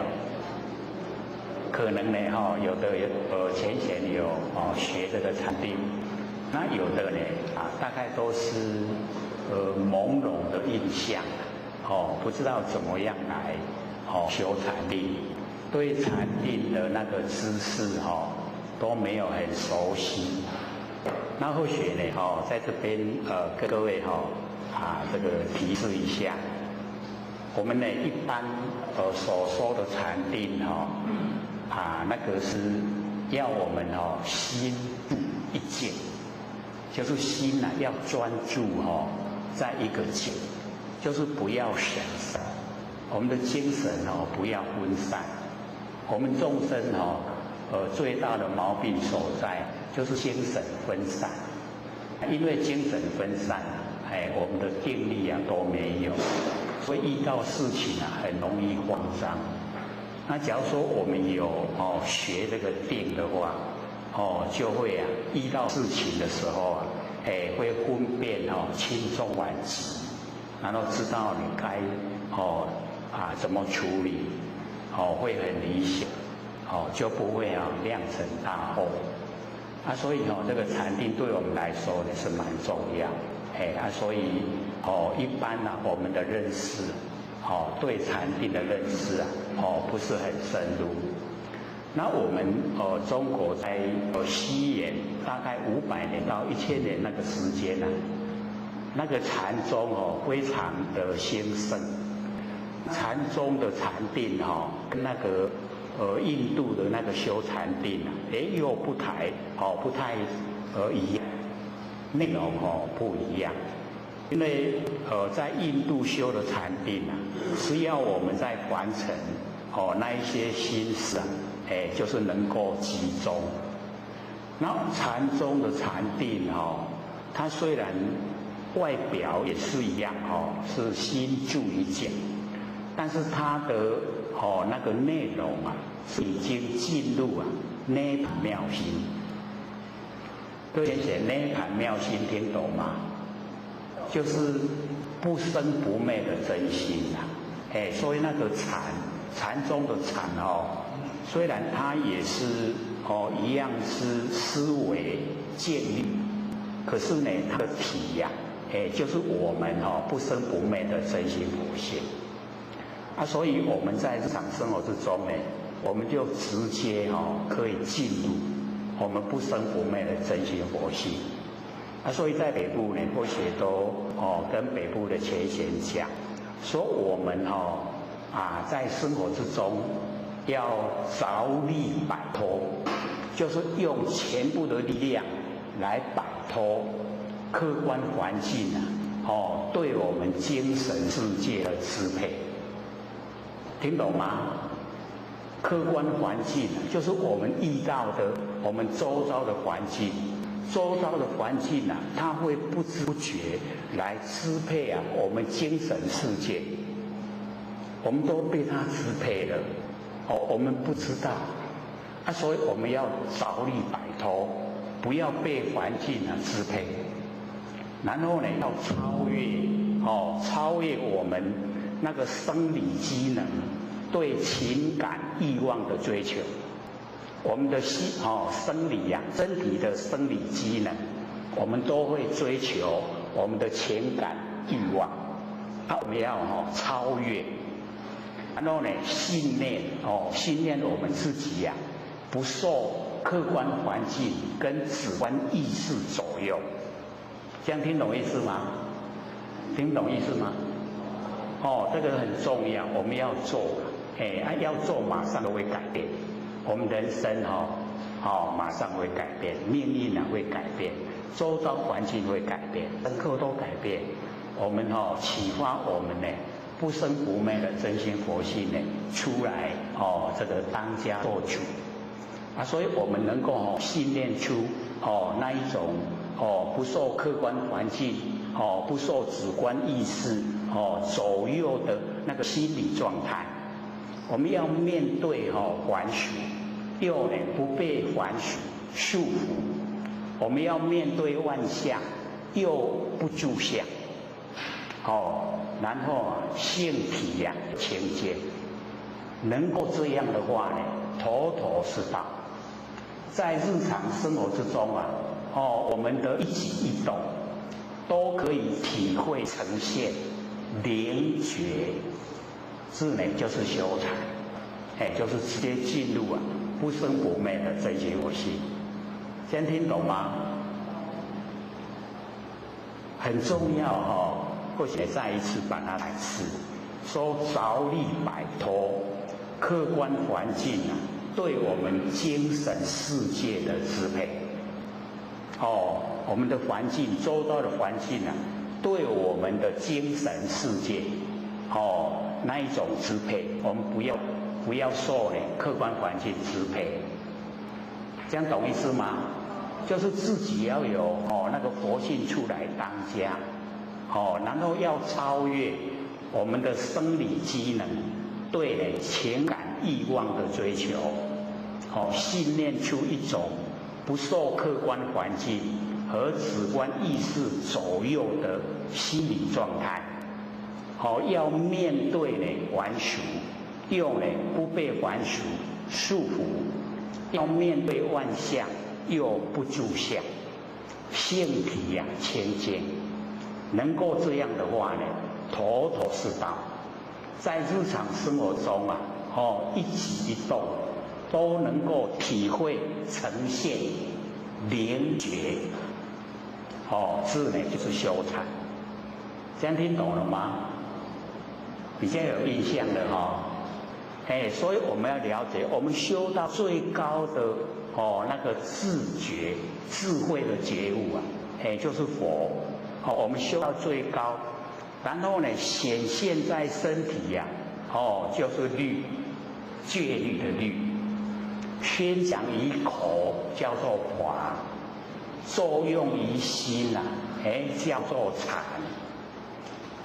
作用呢虽然有3个但是我们要了解它的来源就是一致的从一个来源出来那个律离不开法，然后法就是禅，这样听懂意思吗？懂不懂意思？就是我们在讲的佛法僧呢是一体，就呢在我们日常生活之中呢就可以呈现了。这样对禅有没有一点认识了？因为我们一般呢在讲禅定那个都是我们在身体方面呢专注心住一境，就是我们心神集中那个呢都还没有到达，或者刚才讲的直接进入呢不生不灭的佛性本体。我们不生不灭佛性本体叫做涅槃妙心，不生不灭的真心这样懂吗？有一点生疏他唔捌听到啦，这都要听好些，所以或者就鼓励呢，我们拿那个 CD 片回去听，有时间的话看 DVD，然后呢有 MP3 机器的话，我们就听 MP3， 一定呢要时时刻刻反复的复习。我们信问之中呢还有佛音。佛音已经中了，佛的果位就呈现，因果同时。各位找到不生不灭的真心没有？一定要找到不生不灭的真心成佛才可能。假如说没有的话，那不可能成佛了。因为呢不生不灭的真心才可以成就不生不灭的佛的果位。所以一定呢要找到不生不灭的真心。后学都一直鼓励不很困难，只要我们都万念放下，一念不生，然后呢我们体会万念放下一念的不生的时候那一个状态，那个状态我们要了解到不生不灭的真心佛性你再怎么放都放不下。它都在，那一个了了分明的知觉心，就是我们的本来面目，就是不生不灭的真心佛性，所以一定呢要在日常生活之中呢，赶快把它这个体会启发，然后我们启发我们不生不灭佛性以后启发了以后要培养要能如朴。如朴听得懂吗？我们还生出来伊拢袂晓半项，咱起码了解自己的不生不灭佛性本体一样，他也不会，什么也不会。可是我们要经过那个慢慢让他茁壮长大然后呢做耳根圆通，把佛性能够整个延伸到虚空，整个虚空呢都是我们真心佛性所以我们没有启发佛性之前的虚空是顽空，我们启发佛性以后的虚空是真空。真空跟顽空，各位可以分别吗？顽空就是空中什么都没有，那个叫顽空。真空就是空中里面也有佛性在，所以叫真空。这样懂意思吗？我们佛性确实存在，可是没有形象叫做妙有，有没有形象。所以呢我们佛性在空间叫真空妙有真空妙有啊，就是我性本体。我们启发了以后，让它延伸到整个空间。所以这个时候啊，只要我们一静下来，我们整个线啊，都跟整个空间啊，融为一体。性啊与天通，跟天呢都相通的。那我们现在都没有没有把佛性的启发，所以我们呢这个性跟天不通。各位先生通了没有啊？通了这么理想啊？都性与天通了，很好我们要时时刻刻啊，都保持性与天通，就是我们的良心都在，我们都了解到，每个人啊都有良心。那有时候我们遇到社会的现象，我们会把我们的良心把它埋没。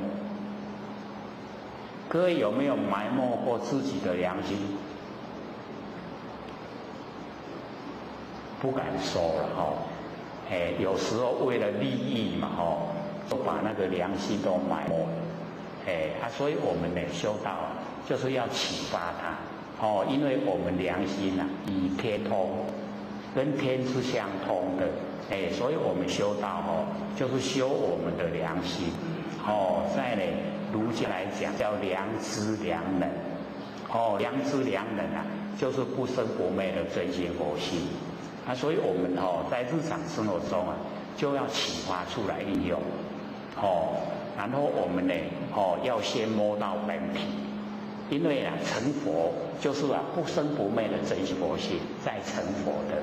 那只要我们摸到啊，我们成佛就自己啊，有信心，可以从内心啊生发自信，自己可以成佛，时间早晚而已。那假如说没有摸到不生不灭的真心那个成佛只是希望成佛，因为不知道要怎么成。我们有摸到以后啊，知道佛就在身上，就是我们那个很灵觉那个就是佛，就在身上，时时刻刻啊，我们都跟佛在一起，时时刻刻都可以做佛。可是我们现在各位先生，我们的内心是做佛呢，还是做众生？已经做佛了很棒对，就是时时刻刻要提醒自己就是佛，依佛自诩，自己取许自己已经就是佛，所以这边智法这一段，他用20年的时间在训练他的病，所以那个就是那个心跟剑已经合在一起。可是我了解这一种在形象用功夫破坏很快，要做成效很慢，成效很慢，破坏很快。要一直定非常久的时间呢才能够心跟剑合在一起。可是只要外境对我们有伤害，马上那个定力都不见了，对不对？所以那一种修持方法叫这个难成易坏，很难做成，很容易破坏。那我们呢，从佛性本体生发的禅定竟然是如如不动，那个才叫真的禅定或者都讲我们那个真心佛性它充塞整个宇宙虚空，而且如如不动，动的是我们身体佛性没有动，那我们都没有体会所以我们研究性理心法，就是要体会我们如如不动的真心佛性。或许用那个照相机的原理来让我们了解。说我们有玩过照相机就知道，在按快门的那一刹那，绝对镜头不能晃动。各位有玩过相机吗？我们都知道要按快门啊，是不是不能不能手不能动？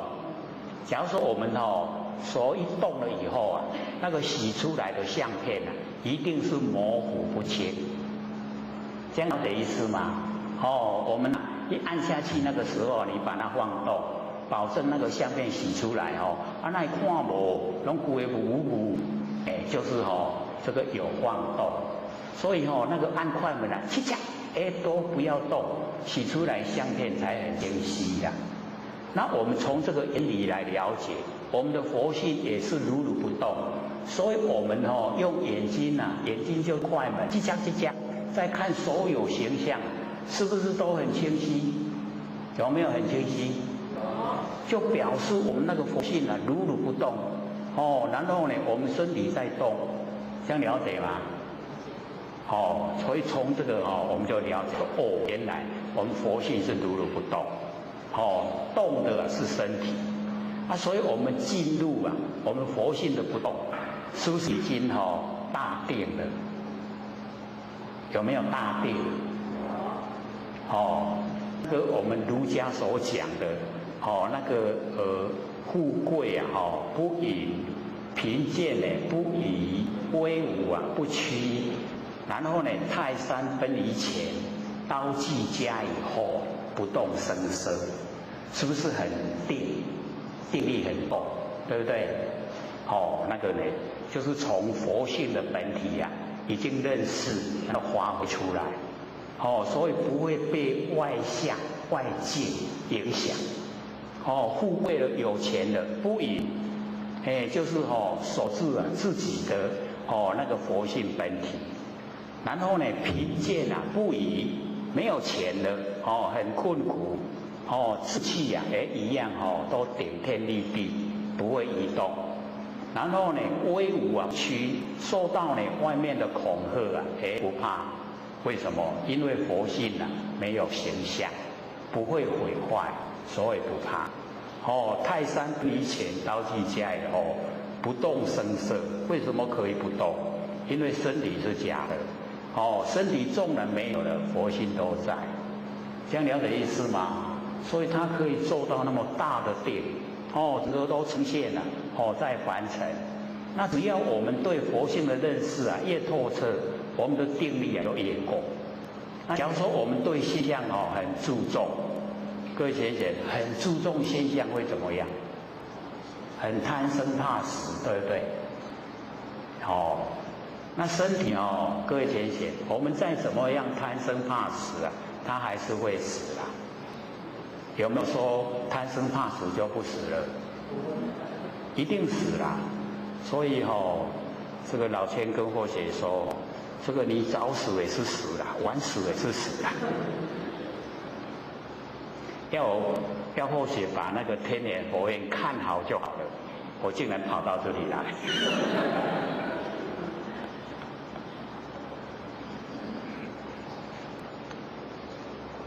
所以在凡尘我们这个身体是生老病死有出生就一定会有死了。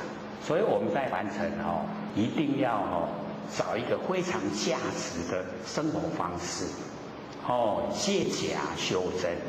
身体是假的是所有风土众缘际会借我们用，没有一个人可以拥有它。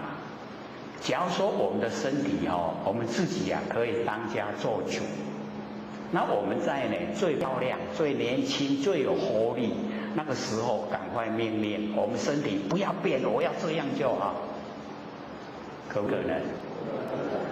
一天一年一直过，它都给你捞来就会这个样子。所以我们也不要在身体方面太着重。我们身体太着重了佛性就会看清。那佛性看清了我们就六道轮回不会停止。我们只要进入佛性身体的生灭就已经是小事了。我们已经佛性都启发了已经跟虚空融成一体，而且进入如如不动。这时候啊，身体死了，就还给天地所有风土，就没关系呀。那假如说我们没有启发，我们的佛性还是在我们身上，那业力啊会把我们推，我们在凡尘做得好，会推到天道去出生；我们做得不好，推到三恶道啊去出生去受苦，然后呢，天道的福享完了，三恶道的苦也受尽了，我们又呢到凡尘来现象，出生在凡尘，就这样一直在轮回。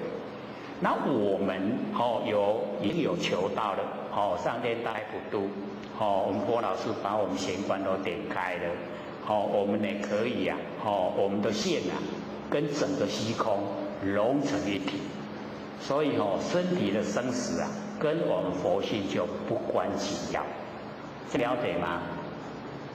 我们没有启发的话就很关紧要，一口气不来啊，业力会把我们推。那我们有修，有把佛性修正，让佛性呢能够跟虚空融成一体。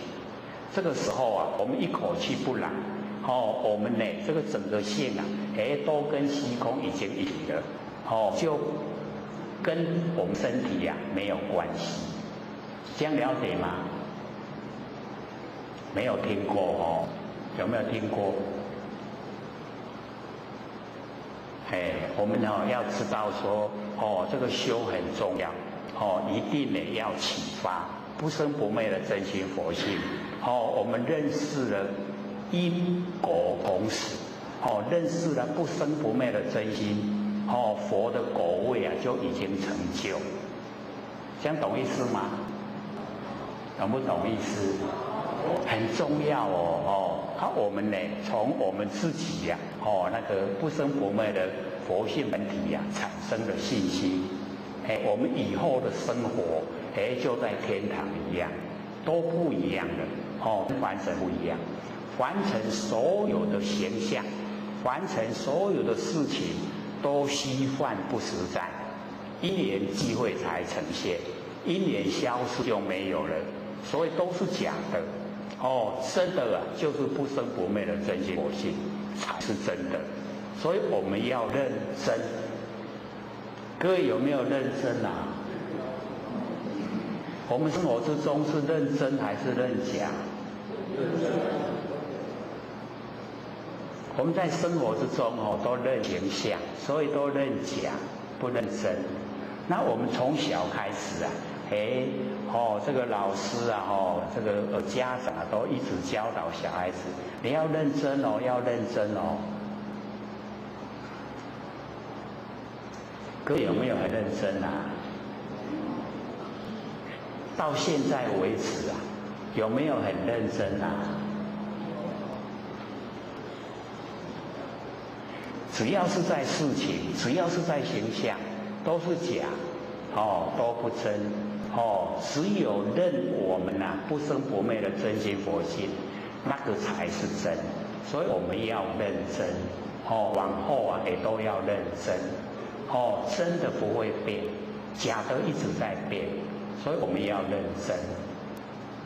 认真真的认识了没有啊？或许都讲我们南部的浅显真的是悟性很高啊。在北部要都1年2年才听得懂，我们这边竟然不用半年就可以了，悟性都很高，都可以进入不生不灭的那个真心佛性，这个现象呢很理想，我们就是要自己全心全意来追求，就跟六祖一样的，唯求做佛，不求一物。各位求不求一物啊？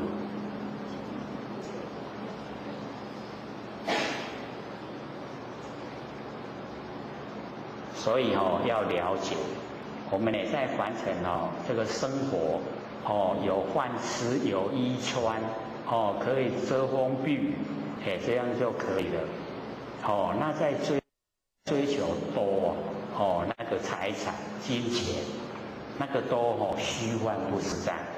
我们一口气不来啊，我们带不走啊1毛钱，1毛钱都带不走了。所以留给祖孙财产啊，那个都让祖孙不争气啊，都会为了财产在争。所以要留给祖孙那个德积德了，德才是重要。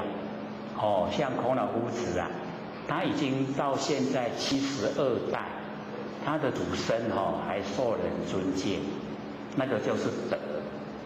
那你留财产没有用啊，子孙啊，你安尼屈长去，你还都咧烧钱啊，钱到去拍官司啊，有没有？佫足济，唔是讲少少啊。所以子孙啊爱留德互伊，唔免留财产。子孙呢要让他自立自强，追求自己的人生。所以呢，不用呢留钱给他，留给他了以后啊，他反而这个萎靡不振，生活不是很理想。所以我们在凡尘努力的方向一定要确定，就是追求让自己呀不生不灭的佛心能够光明恢复本来。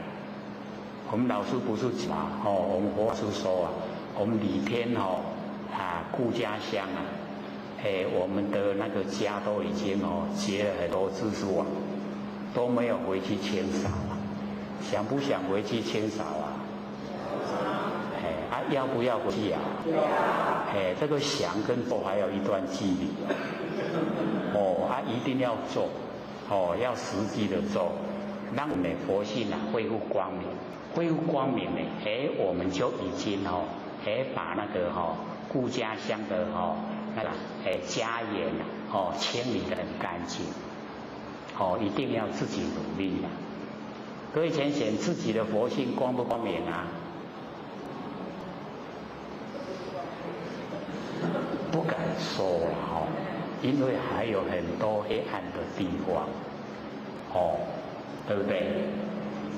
所以我们在日常生活，只要我们有负面的念头那个都是黑暗要把这一些全部都去掉。所以成佛是很困难慧姐都一直讲，我们佛性本体呀不生不灭的佛性没有念头，所以只要我们把所有念头都放下，我们就成佛了。这样容不容易？把念头放下，容不容易？是很困难吗？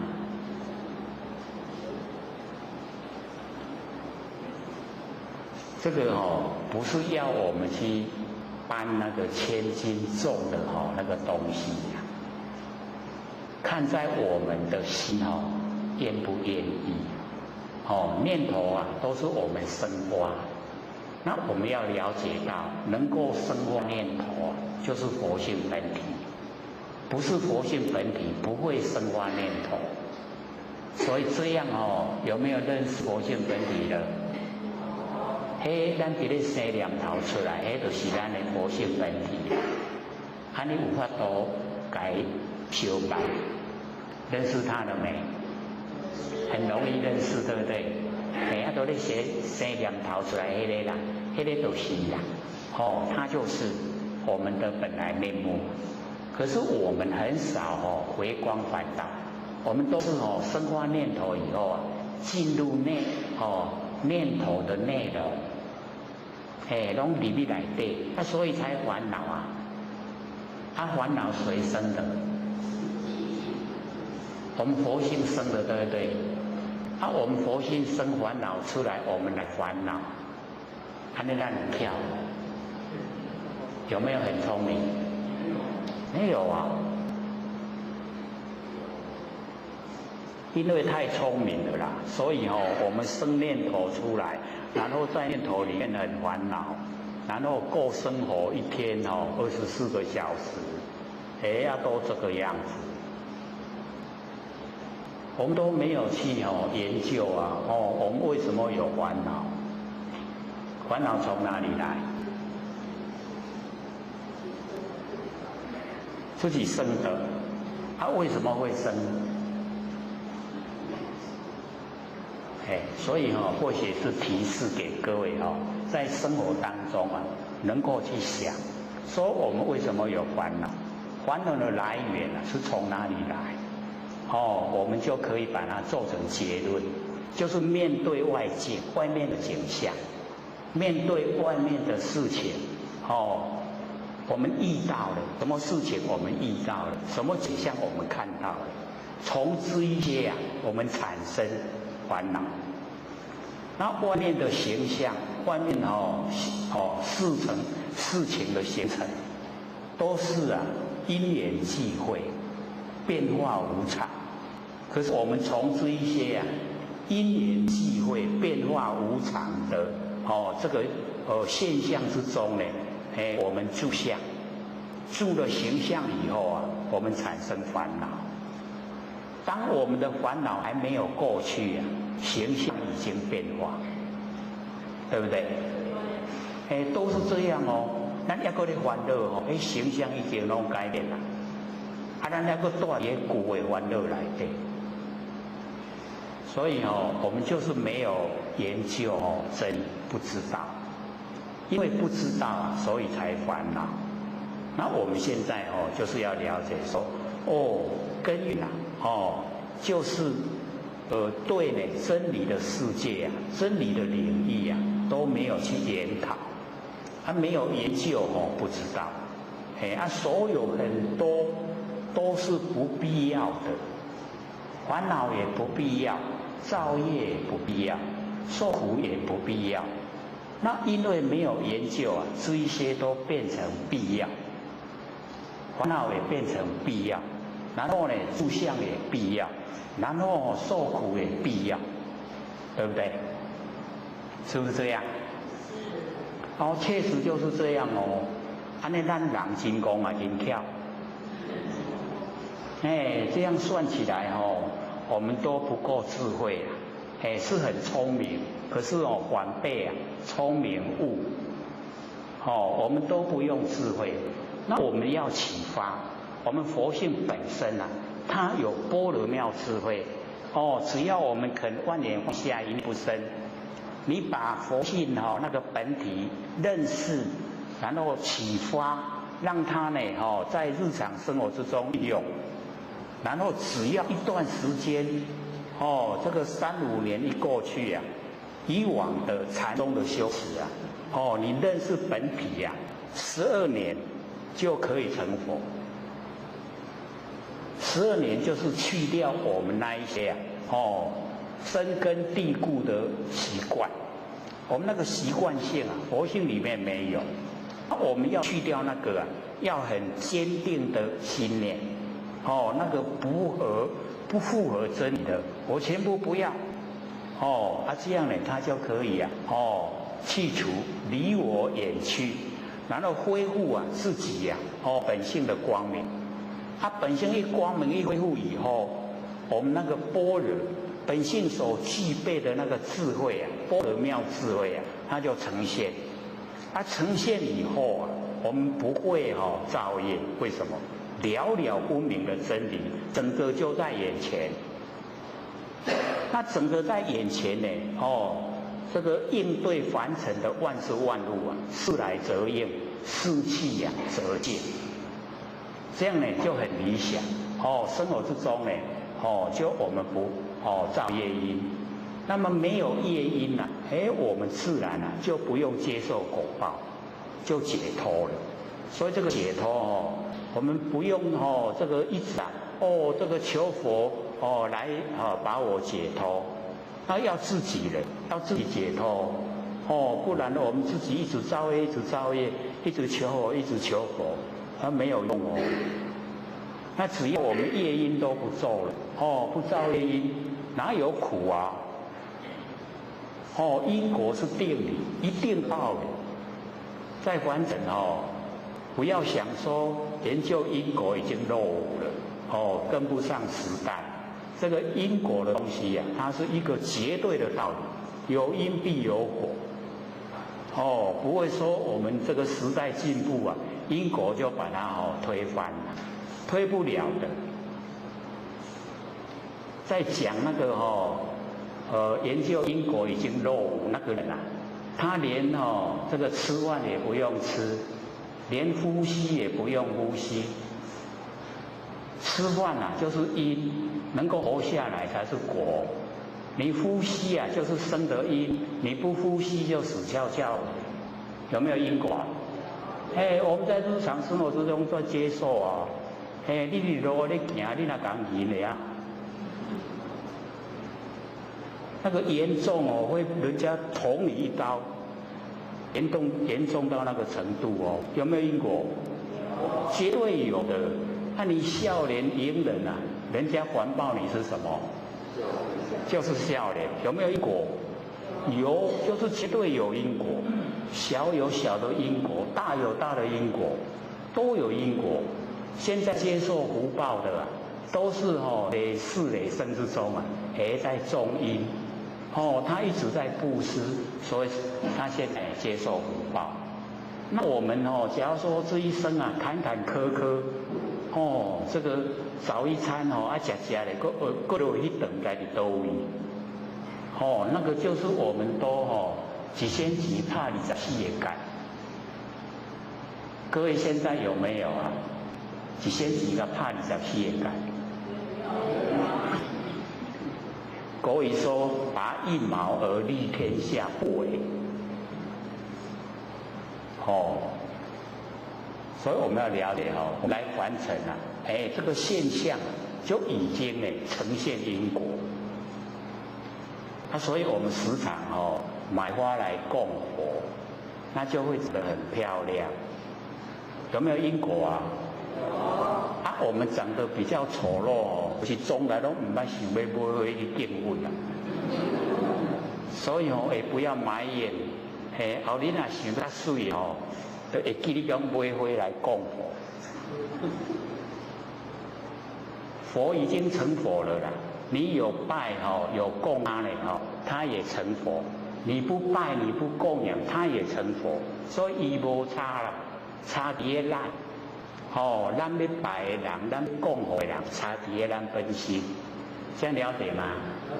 所以心呢就很重要我们修道就是要修心，把心透彻了解明心了见性了，心明以后因果不昧，不会迷昧，然后见性以后成佛无疑，绝对成佛。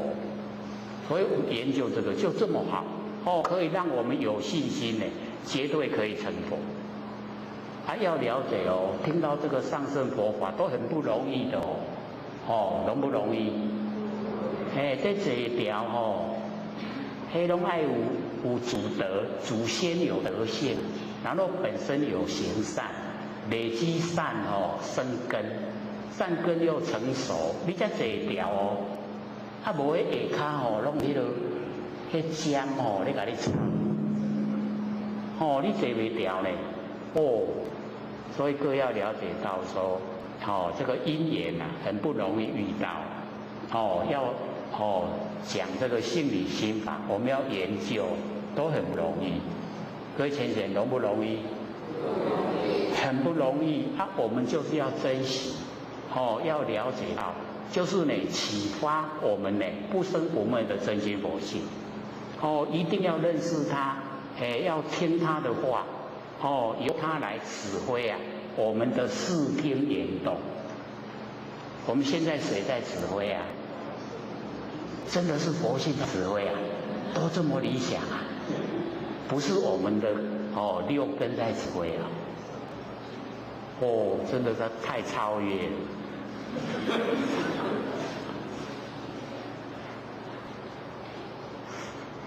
所以魏先生，你现在回答佛性在指挥，回去的时候要知道你的良心是你的佛性，所以你凡事呢都要听良心的话。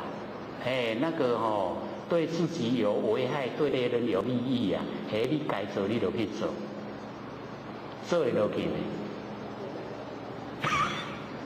应该是做不落去。为什么？对自己有危害。虽然对别人有利益，可是我们就有一句话说：人不自私啊，天师地美。还蛮会背的嘞。这个就是给我们找借口啦，所以自私没关系。那我们自私到呢能够为求做佛，这样的自私啊，或许鼓励我们为求做佛的自私。然后呢，你为求做佛，所表现出来的，自然而然的就利益众生。所以我们要了解说，法就无定法。佛释迦牟尼佛都叫我们要贪什么？就是贪法性。法性知道吗？我们凡尘就两个，一个叫法相，一个叫法性。那法性它包含所有没有形象，是我们的佛性跟凡尘所有三河大地啊，整个都叫做法性。然后呢，法相就是有形有相的东西，就叫法相。所以凡尘就只有这两个，一个法相，一个法性。然后我们要贪法性，因为贪法相住相以后啊，我们容易迷昧。然后呢，我们记录啊，我们不生不灭佛性，连整个三河大地啊，都是我们真心佛性，那就成就了，成佛了。这样了解吗？能够了解，那真的才是奇怪了。所以不了解是正常的，要一段时间，才会知道说，原来是不用分别心。原来天地凡尘都是一样，不用分别，那样就成佛了。所以要一段时间，我们把我们日常生活的一些习惯性认识，它只要不符合真理，我们就把它去掉，摒除它，因为它会造业，造业要受苦，那个果报很快就来，然后我们把它消除掉。没有那个不良的生活习惯，全部生活习惯都跟真理相应，这个才是正确的。那我们凡人在凡尘可以说都是我们六根在当家了。眼睛看了眼睛当家，耳朵听了耳朵当家，都是他在指挥我们身体呀。尤其我们这个鼻子、嘴巴，一闻到那个香，那个炸干，那个炸鸡排炸到真香，无加真干，我们都不会的啦，对不对？闻到那个我们都会说不行，我已经清口了，有没有啊？那个不能吃了那个吃了对肝脏也不好，所以我们要了解说，我们感官当家，时间太久了，所以才一直六道轮回。那我们现在说，不要让六根当家，眼耳鼻舌身意都不要让它当家，因为它都害我们造业。这样了解吗？这个要做蛮困难的或者都讲。像我们混到这个，在比较年轻的时候就是不太，纵然年岁大也是一样的。看到那个橱窗里面的服装很适合自己穿的时候眼睛看到了，这个时候眼睛就当家。我们的身体整个都走不开嘞，拢一直看一眼，迄人我穿足下的。有没有啊？所以天性理心法很好，为什么？厝有衫唔免去看，好不好？一起要化妆的话那个化妆品都很贵然后我说哦，不用化妆，为什么？你吃较老，大家面拢同款。年岁一大了哦，看起来都无分别呢哦，没有分别都一样。而且身体又是哦地的物质，所有风土，啊，所有风土你搁直直甲装，直直甲装，暗时啊你困来洗头呗。爱钱啊，咱不外搁甲洗掉，那要多济。哦，所以不用买，也不用擦，也不用洗，是不是很省？我们哦都全部洗干净最漂亮，最好看。所以我们研究这个可以省钱，也不用买服装的，也不用买化妆品的，省不省钱啊？当然你喜欢化也没关系啦你都收盐搁收一钱啊我再搁甲洗衣裳。我们了解呢，在凡尘有很多呢我们要追求、要了解、要知道当我们的六根呢很强烈的发出意念，我们就要了解说已经偏了，跟真理不相应了所以那个时候要马上清醒耳朵听到呢我们耳朵是很奇怪的，人家那个不愿意给我们知道的事他们都很小声在说这个时候那你看都硬来听也是很奇怪，不要听就好了嘛，他不给你听你就不要听啦那鼻子嘴巴身体意念，各位先生，有什么是好事所有六根惹下来的那一些业因都是要我们受苦，要我们到三恶道去，所以不要听他的话不要让他当家做主，这样会不会会不会要有很大的勇气当我们这个六根根尘相对已经不产生六识六识就是我们日常用的四心，我们四心都不用了，就会用真心。那用真心的话，跟真理相应。那既然跟真理相应不会造业。既然不会造业，就不用受苦。这个是我们一定要认识，要知道。知道了以后，我们就要去实践，实在的做，能够实在的做，功效都会呈现的。我们就会很快乐。所以各位先生，当你已经了解真理或者都讲，这个冬天睡觉盖的棉被都一直在偷笑。各位现在有没有半年就听懂了要偷笑，有没有还没有。所以欢喜充满的时候那个整个都是阳，人是半阴半阳。当你欢喜充满了，那个阴都不见了，整个都是阳，所以你睡不着觉。睡不着觉没关系，阳已经很充足了，明天精神一样很好。那我们假如说阴比较浓的话，我们会昏昏沉沉。昏沉的话阴比较浓，阴浓好不好？阴浓的话要到地狱去阳很充足的话，我们要上天堂。上天堂的好，说要培养，把阳培得很充足，所以不要有负面的念头。各位先生，负面的念头知道吗？就是那个不好的，要害人的，对人不满的，对人埋怨的，这个都叫负面，那个都不要，都把它去掉。所以去掉这个也是要有很大的勇气知道它不好，马上去掉。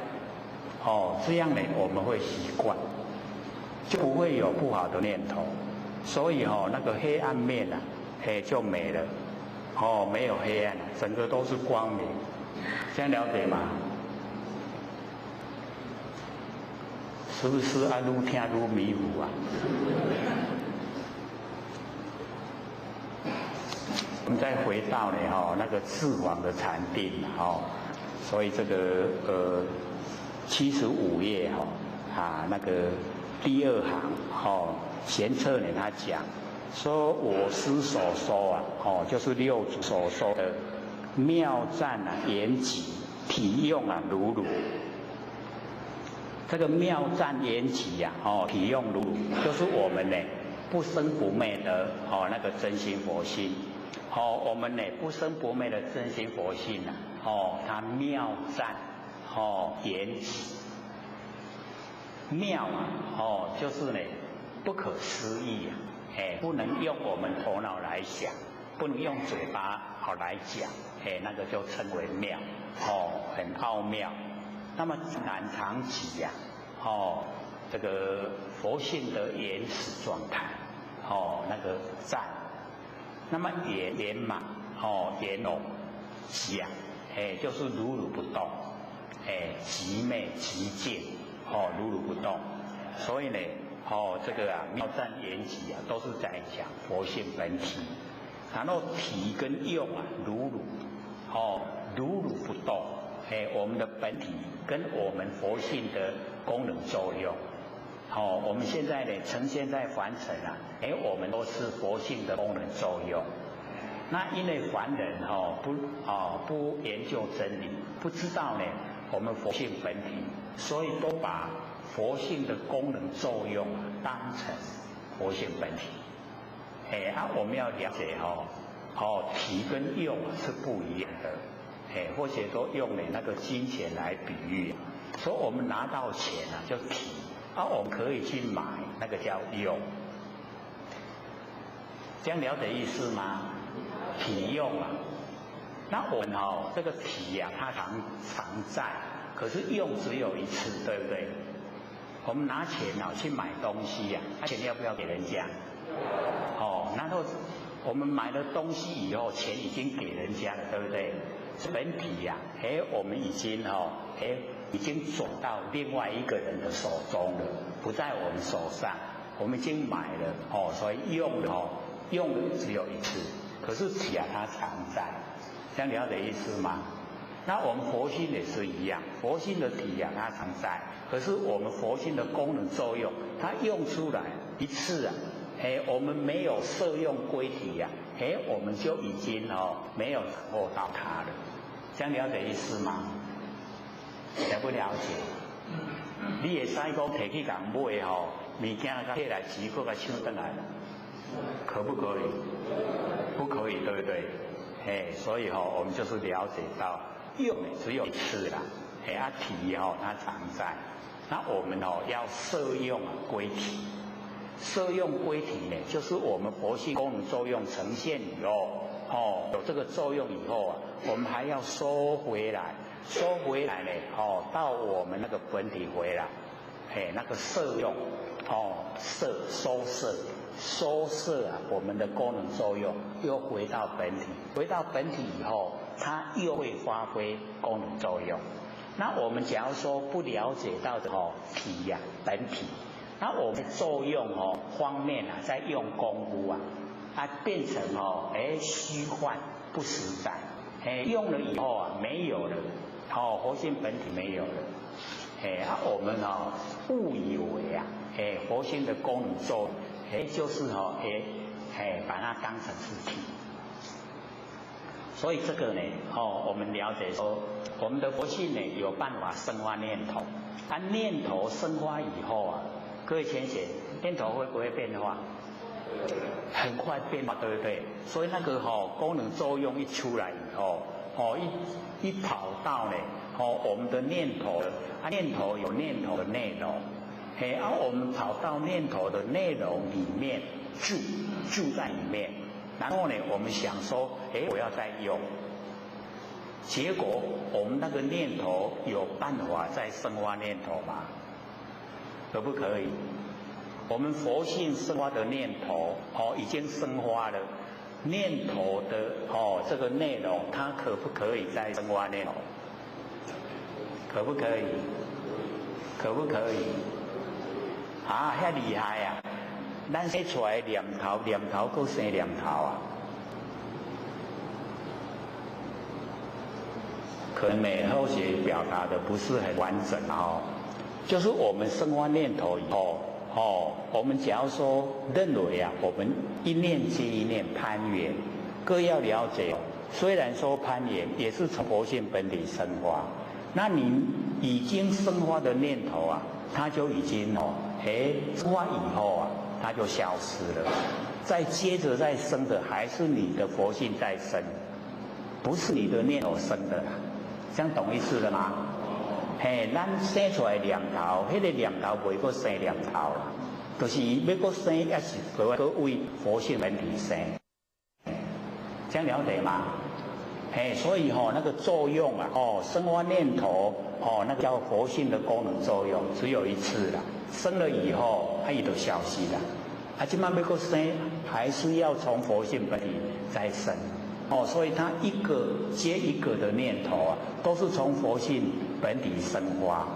可是我们都没有认识我们的念头是一个接一个的。佛性的本体本来没有念头，可是我们现在啊，变成念头很多，所以我们烦恼很多，所以呢噪音很多，然后呢受苦很多，都是从不知不觉来。那我们就是要知觉，为什么我生发这么多念头？原来不认识真理，因为不认识真理，所以才让念头啊，一再的生发，一再的生发念头就变成很多事，然后我去应对这一些事，就造了业因，业因形成啊，果报在后面，这样了解了吗？了不了解这个状况？所以我们就是要了解到说，记得一个根源要记得，佛性本身没有念头，佛性本身没有念头。那我们生发念头，起心动念，生发念头叫做不觉，不知不觉。各位浅显，生发念头的时候啊，咱念头出来，咱有地感，有没有知觉？有没有知觉说啊，我念头造出来，有没有？有啊，这么理想啊！要是说念头生发，我们都知道，各位浅显，那我们所有念头自己呀，就能够掌控。那我们可以掌控自己的念头。所有的烦恼都不见，因为我们可以从根源就止断它。念头没有，哪有烦恼？烦恼都是从念头来的。那念头会住相，会住相以后，我们呢才产生。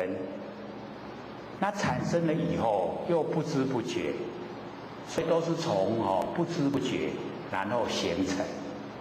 那现在我们研究啊，就一定要回光返照，照啊我们那个生发念头的佛性本体。你要我生念头，你生出我看卖。当你这样的时候啊，那个念头一生出来，你马上知觉啊，那个念头就断了，就不会有。然后呢，你只要按照这个方式。关照你自己的佛性本体，伊要阁生念头啊，你拢要等，这样会不会？好像我们坐在家里面看家了，那个小偷一进来一看到主人在顾厝，他会不会偷？伊就想讲主人在顾厝我无法度偷摕对无？是不是会离开？对不对？你阁顾，伊阁来。讲，佫看主人有咧顾，若无咧顾，我要入来偷摕。佫看到主人咧顾，是不是还佫离开？就这样，你看家，会不会看家啊？唔通看到现在软困我们都会这样啊！直直看，直直回光返照，直直看，看无代志，看到拢无代志就困去啊！他困去了不知不觉啊，不知不觉才到了入来头地，咱的家宝拢给了了，所以修道不是很困难，是看我们愿不愿意啊，愿不愿看家，愿不愿意？即摆咧看家是看咱的念头咧，该看，莫互伊生念头出来，安尼就好啊啦，不简单吗？很简单，修道就很简单，只是我们都不愿意去做。好，你念头出来，我甲你看，看你有无生，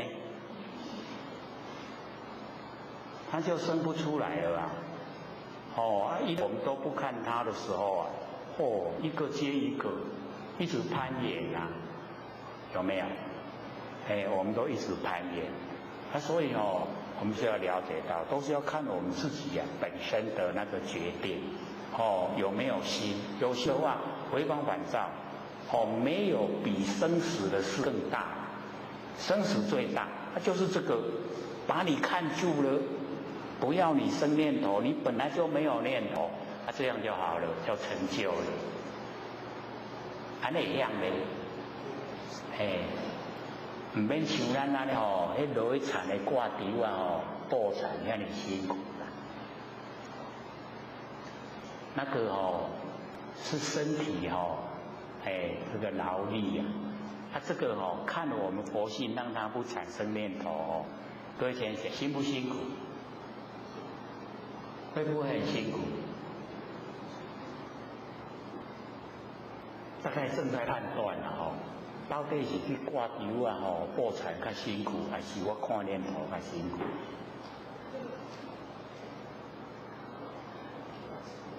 那个工作都有一个段落，这个看念头也是要怎么样？要有始有终。好，我甲你看，看到已经习惯以后伊就拢无念头无念头以后就成就，成就就已经时时刻刻都在觉中。都是觉的话我们不会造业，没有业因就不用受苦，就解脱了，就成就了。安尼样嘞？可能各位在想说你那搞这个代志遮大互我做，看念头，这个很大的工程大不大？很大这个工程虽然说不用我们这个费力不用力气，可是这个费心的成结尾很好看。可是这个可以让我们成佛，值不值得做？很值得做。所以我们在日常生活之中只要你有空闲，就学习观念放下，就学习看是佛性本体，看你要生什么念头出来，这样就好了啦，简不简单？或者教各位都是很轻松的事，很轻松的事很好做的事，只看愿不愿意，愿不愿意呀？那啥无可奈何，个回答愿意。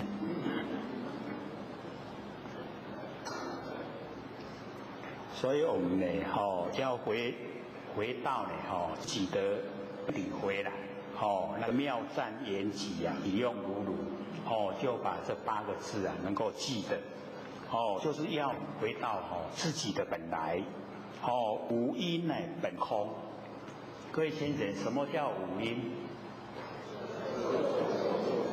不错，就是呢色受想行识无因，就是我们的身体那个色就是形象，形象呢就是我们看到的这个所有风土众缘际会借我们用的这个形象叫色，然后受想行识是我们的精神精神受想行识我们接受了外界的形象、外界的事情接受，接受了以后，我们产生想念头，然后想了以后啊，行就是做，行了以后啊，留下来事就是记忆，受想行识，这样懂意思吗？我们身体呀，就是色受想行识，然后色呢就是看得见的实体，受想行识就是呢精神，就是我们这个身体的精神。那呢从这个呢受想行识啊，没有研究的话，都把凡人的万象万事当成真的来受接受。接受了以后，我们产生念头，因为把它当成实在，所以要怎么去做就是以万象万事实在的角度去做，然后做了以后啊，就留下了记忆。所以我们从这个受想行识啊，这个不实在的，把它当成实在，就是颠倒。那我们呢一研究真理以后啊，受的时候啊，我们要了解凡尘的万象万事都是假的，所以我假的不受，不让它进入内心。我的一心正受都是我不生不灭的真心佛性，所以那个受，这样有没有分别的？了解里面的意思了吗？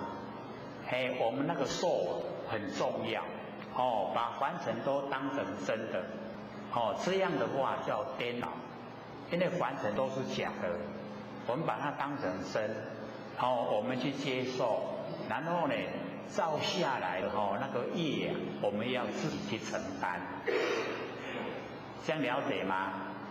最大的差别呢就在这里，所以我们呢一切不受，凡尘都是假的。或许呢在北部啊遇到有一浅显，他是呢一个公司行号的主管，然后呢所有一些职员啊都会向那个主管那个吐苦水啊，就是他经历的那一些这个不如意啊，都会向主管的诉苦，然后那个主管全盘接受了，拢甲伊的迄个苦，人倒不舍伊伊就这份受让，总甲收起来。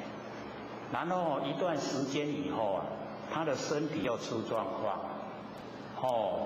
这整个那个医生检查说你这个得到癌炎症了，咱讲癌，你得啦。说那会安呢？还蛮年纪不是很大怎么会得癌？那我们一般呢得到这个炎症啊，会怎么样？他会死讲我得癌嘛会死啊，是不是这样？所以他刚好就听这个道亲跟他讲，说你可以改变心态，什么心态？一心不从，就是所有的那个凡尘的那个假的都全部不接受，一切都不受。一切都不受以后伊迄本事拢无去对不？然后经过3个月再去检查的话，他的癌症都消失了，癌细胞都没有了，奇不奇怪？所以我们就是了解到，我们在凡尘的那个精神很重要。我们精神一直接受呢那个不正确的一些信息，我们这个生理会产生作用，所以就不让它在凡尘继续生存下去。他改变心态以后，全部都不接受垃圾，生理又变化了，那个炎症细胞、癌症的细胞都不见了。真的呢，这个是真人实事，真是拄着这个代志。所以或许就把它提出来给各位呢做个参考。所以我们呢在凡尘要了解现象事情都是假的，因缘际会才有，缘际则生，缘散则灭。记得缘际则生，凡所有相都是虚幻不实在。事情也是一样，缘际则生，缘散就灭。那因缘际会的东西无常，既然它变化无常，我切不住，一切呢都不接受，这样会吗？会不会？很好不然我们一直接受垃圾往后身体会抗议会很多毛病，我们身体的毛病产生很快又很多，这个有一些我们身体的有一些病症连那个医生他都不知道了，他会说不明病因。各位有没有遇过？这个去医生医院检查，我都都有唔好，医生讲这不明病因，唔知什么原因，那会安呢？所以我们要了解到凡尘都是从精神状态生发病症。精神没病了，神有没病了？对神有病吗？一定说没有，不然的话精神病也没有。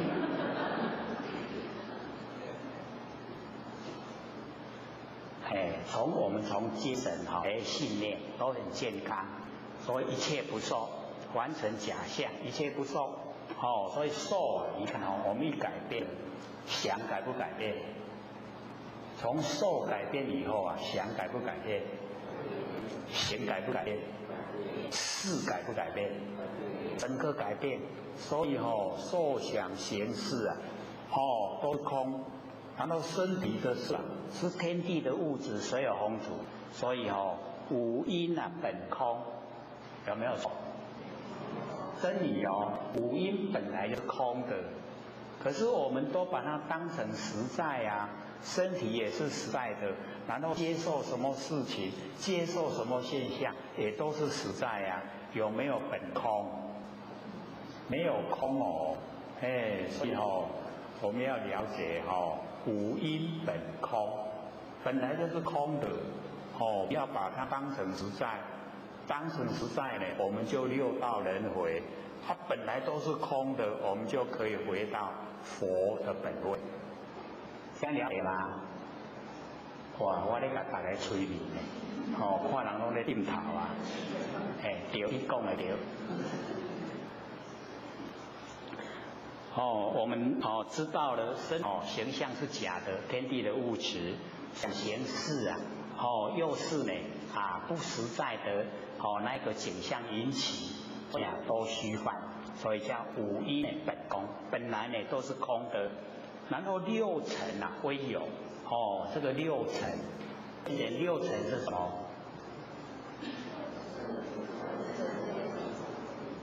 对，色声香味触法叫六尘。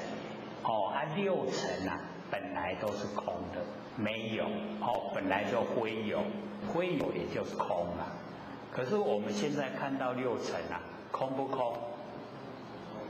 都把它当实在有，对不对？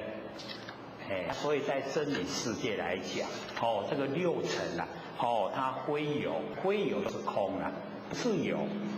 是假的有，一直变化的，所以我们要了解说根尘相对我们六根对着六尘，然后产生六识，3、6、18我们这样做，就有18层的地狱在等着我们，所以不要六根对六尘产生六识，那个自心不要用，用了呢。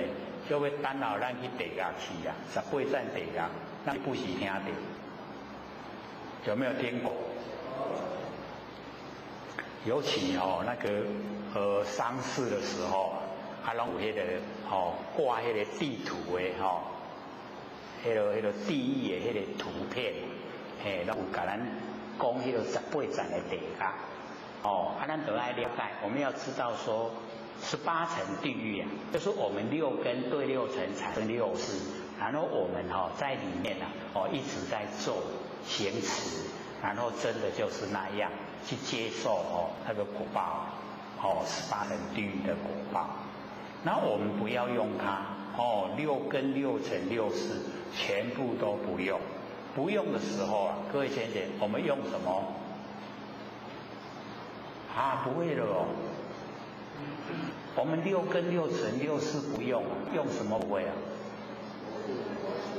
对啦，用佛性啦，用咱的良心嘛，用不生不灭的佛性本体。只要我们把根尘识啊，3、6、18全部都拼除了以后啊，我们用不生不灭的真心佛性，那个时候啊叫做直心，直心啊就是道场，直心呢，就是净土，就是用我们呢，佛性本体，用我们佛性本体来应对啊凡尘的万事万物，这样都没有造业，就不用受苦，就当下解脱，这样了解吗？我们就是要在日常生活之中呢，就把它运用，不要用那个3、6、18的那个根尘识啊，全部不要，6根6尘6识啊，全不用，我们用慈心，就是用我们良心，良知良能，用我们的佛性本体来应对凡尘的万事万物，所以这边呢就讲。6尘啊归有，色声香味触法，那个都不是有，是稀泛的因缘际会呈现的，在迷惑我们的那个6根，安尼听有无？不出不入，因为呢那个自房它呢。就是说入定跟出定，然后呢这个贤策呢跟智房讲说不出不入，没有出入有出有入啊，各位浅显就是有现象，然后有生灭，才有出有入，然后不出不入啊，就是常定、常住、常有。我们佛性呢就是这样子，它常住，然后常定，常有，有啊，不变化的，常住的有，不定啊，不乱，在我们这个佛性本体来讲，不定啊，不乱，没有这一些名相，禅性啊，无住，这个禅性它无住。没有住啊，没有那个止住，没有停止的地方，没有住的地方，离呢这个住禅集呀，离开了那个死住的那个禅集。各位浅显这样听懂意思吗？他说哪有一个会当停止的所在，有停止的地方，那是不是有一个限度？不会很宽广，假如说有一个停止的地方，那表示它不是佛性本体，因为佛性本体啊非常宽广，无量无边，尽虚空的遍法界，所以我们那个禅性啊很宽广，那假如说要有一个停止的地方，住的地方呢，那就变成狭隘，呀，这样懂意思吗？懂不懂意思？因为我们还没有把那个佛性启发跟整个虚空融合，所以现在有一点要体会这一种状态比较体会不出来，等到我们往后越熟悉的时候就会越了解说原来我们那个佛性就是这宽广无量无边的宽广，不是那么狭隘的一点点，所以现在来看的话，有停止的地方，有住的地方，在我们身体的现象来讲比较安稳。可是呢，佛性不是这样，这样了解意思吗？咱有身躯的时阵啊，是爱有一个所在互咱休困，有一个所在互咱住，这样了解吗？可是我们这个身体呀，是天地的物质，所有风土，众缘际会啊，借我们用，不能长期拥有了，所以我们要了解说，身体的那个大，跟天地的所在，迄范围啊，很窄，真矮啊，矮啊，所以我们从那个高的地方来看我们住的房子啊，像不像火柴盒？很像咱大的竟然是细啊！那我们佛性不是这样，很宽广的联合协做高那个高铁下来，然后因为它盖的比较高啊，那个房子好像那个模型啊，我们那个有做迄个囡仔咧算的一款模型，像不像那个？很像我咧想讲咱人哪会拢安尼，敢若鸟啊，大迄比鸟啊小搁较细。各位有没有看过那个鸟窝？那个鸟窝还找我去走呀，走来，我们一看到还蛮大的，对不对？然后我们从远的地方来看房子比那个鸟窝还小，很小。我们人像不像鸟？飞来飞去的所以那个我们这边的前贤跟后姐讲说，去基隆去那边去玩，才知道说原来基隆这么远啊！你每个礼拜都从基隆下来，真远呢，没有听真的很可惜。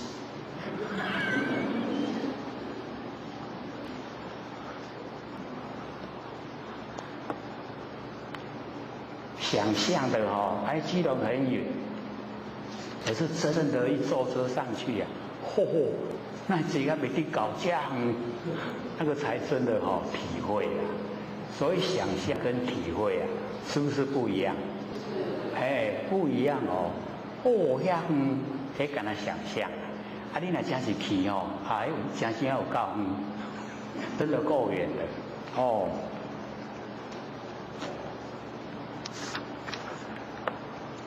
那么禅性无生离呢生禅想，就是我们那个禅性没有生灭啦，没有生灭，所以离开那个生灭的那个念头生禅想。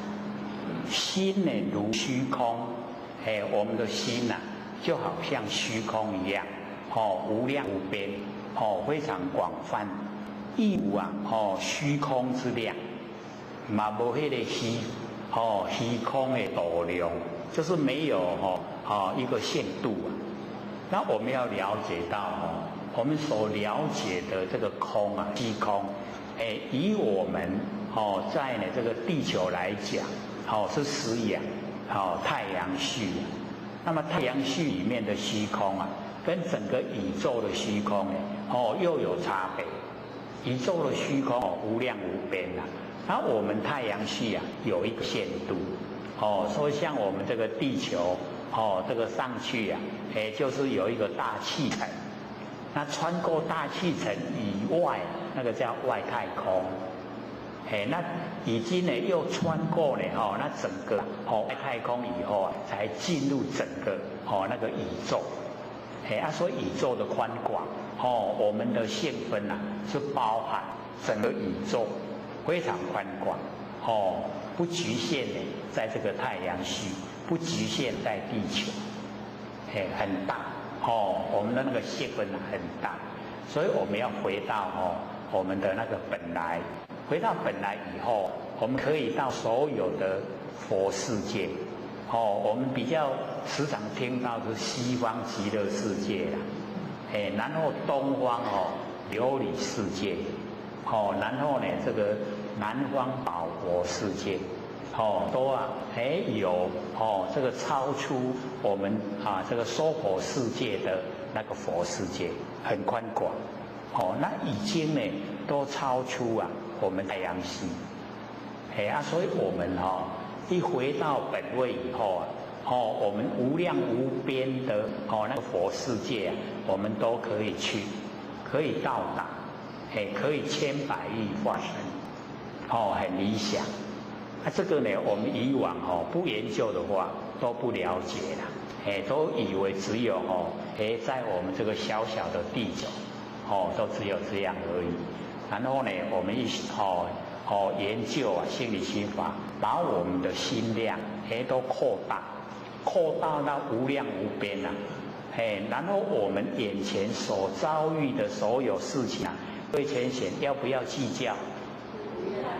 就不用了，因为从那么大的世界，然后回到现象这么小的现象这个心量一大以后，扩大了以后凡事都会让的，牛郎啦，都没必要计较，也不值得啦，不值得计较，所以我们老子师就现给我们看，度大能容。了却了人间多少事我们很多事就是不能容纳，所以才有事一容纳都没事了，对不对？各位浅显度量大不大？有没有学我们老祖师要学老祖师呢，度量很大然后要学我们老祖师的满腔欢喜。满腔欢喜呢，笑开天下古今愁，全部呢都笑开。他或许时常会讲，说我们现在的凡人很多都是从厕所出来，整个脸都臭臭的，有没有？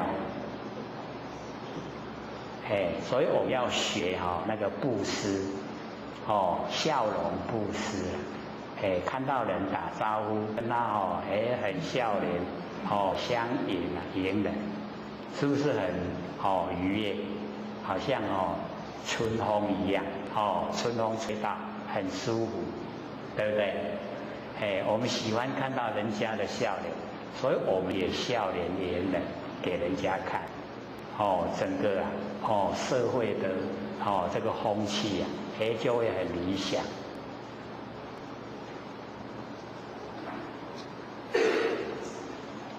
那么智王闻是说近来乐师他直接就来找六祖，那六祖呢就问他仁者何来？所以那个六祖一样也没有那个分别心，他称呼呢叫仁者何来？也是就是同等那个同等地位同样的那个心来问。那么智王呢据事前也，就把那个玄者去找他跟他对答所问所讲那个内容讲给六祖听。那六祖呢就说诚如所言就像那个玄策所说的这个卤蛋呢心如虚空，只要你的心就好像虚空那么无量无边，不着空见心如虚空呢又不着空见这个是很重要的，全部呢都没有住相。然后应用无碍这个应用无碍就是讲到我们那个体用如乳那个呢妙赞言其体用如乳，我们就用我们佛性出来应对凡尘的万事万物应用，然后呢都没有障碍，没有挂碍所以那个事来则应事去则静，完全都是以真理来应对凡尘的万事万物，所以叫应用无碍。这样会吗？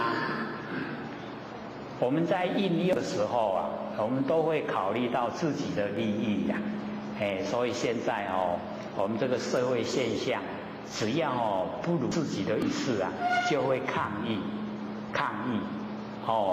那个举那个白布条抗议，这个教导我们那个住相，教导我们那个偶像加强。抗议的时候有没有偶像？是不是很强？自己的权利受损了，所以要抗议。所以那个呢，就是不好的那个示范。所以我们要了解到说，我们能够从真理来应对完整的万事万物，应用无碍，没有障碍，没有挂碍，没有阻碍。那个整个都很理想，也不会造业。动静无心，就是不要落入跟尘相对的那个四心。所以应用呢那个无碍，动静无心，整个动静呢都没有起心动念，完全呢都是从佛性出来。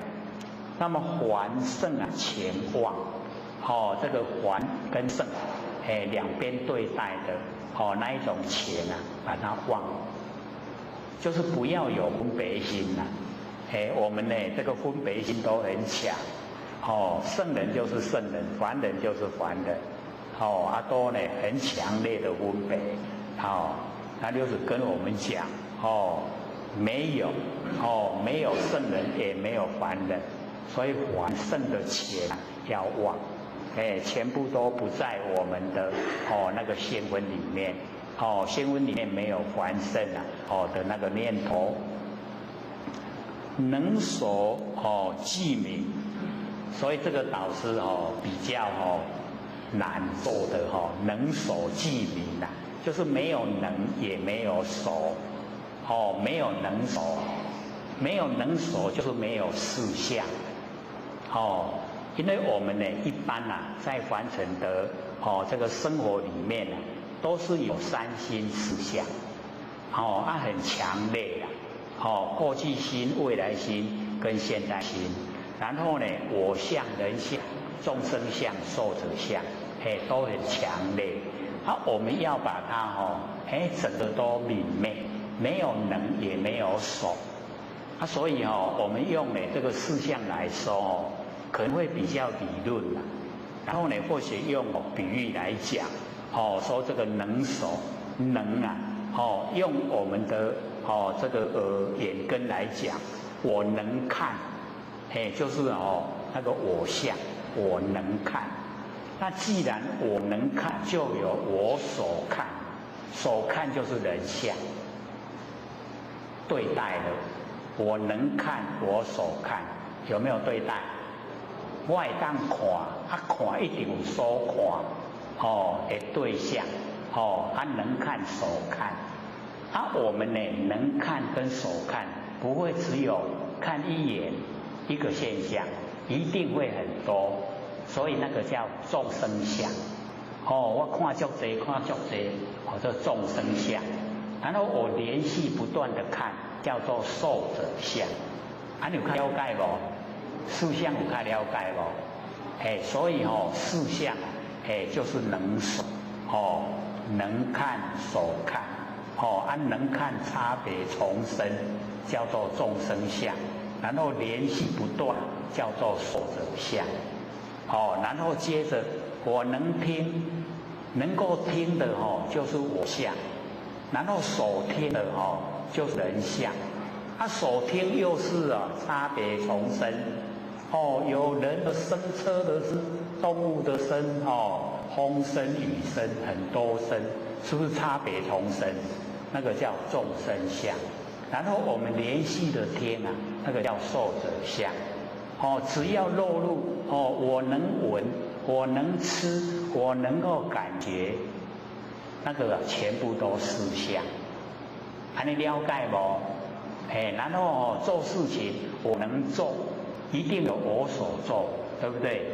我能做就是我相，我所做的就是人相。然后我所做的不是一件事，很多，那个叫众生相。然后连续不断的做，叫受者相，安尼四相，了解无？咱听起来理论敢若离咱真远，咱甲讲为现实来，拢伫咱身边，对无？然后我们要怎么样破除这个四相？就是一心，一心懂吗？没有我能做，也没有我所做，就是这项我应该爱做，我就去做，安尼就没有四相，安尼了解无？比如说我们在扫地呀，我们住家的前面还咱去扫涂骹，你若咧扫时阵要心肝咧想啦，讲这个公共的场所，我伫咧扫时阵我要听好人甲我学了，有没有啊？我们都会有那一种希望人家称赞，对不对？那个就有四相。你说这个是我居家的前面，我自己喜欢干净，我就做，就没有四相。你差别知影无？很小，对不对？他伫咧你的心有迄个期待人要甲你学了，迄就是住在四相。那你讲这我应该做，我得来做，那就没有四相，就是没有能所了，没有我能做我所做，这知道了吗？咱听起来敢若讲迄四相安尼真固定，确实伫咱咧做迄个差别啦，足少，很少，很小。就是在我们的那个心态，我们的心态是很笃定，是一心一意所做出来的，没有四相，没有能所了，这样了解吗？无一个甲我赢的，因为这个太简单了所以我们在日常生活之中也是一样在家里面你若咧做工课听到厝的人甲你学了，那就有四相。你若想讲这我的分内我应该做，安尼就无四相，安尼会晓分别袂？所以我们就是要了解，了解真理以后我们去做，不是很困难很容易，就是那个心的差别，心的差别一点点。只要差别一点点那个能所四相就整个呈现。然后我们都没有分别心做下来没有四相，没有能所，安尼了解无？这个叫不相应。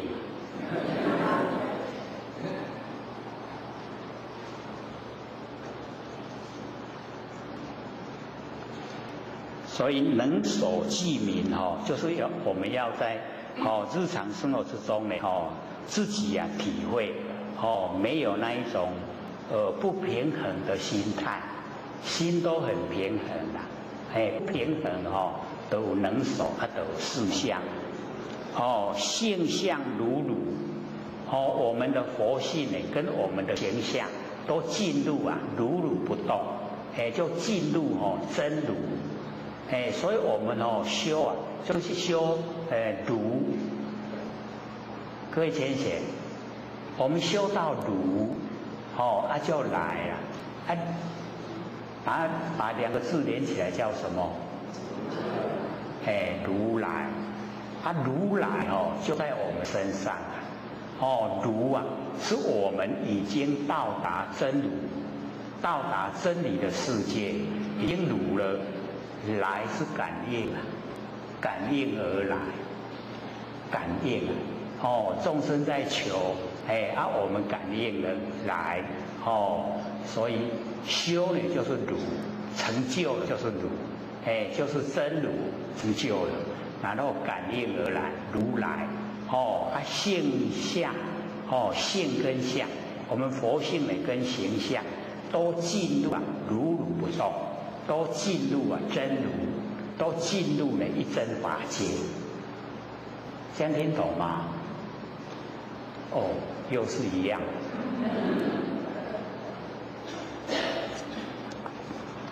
无不定时也。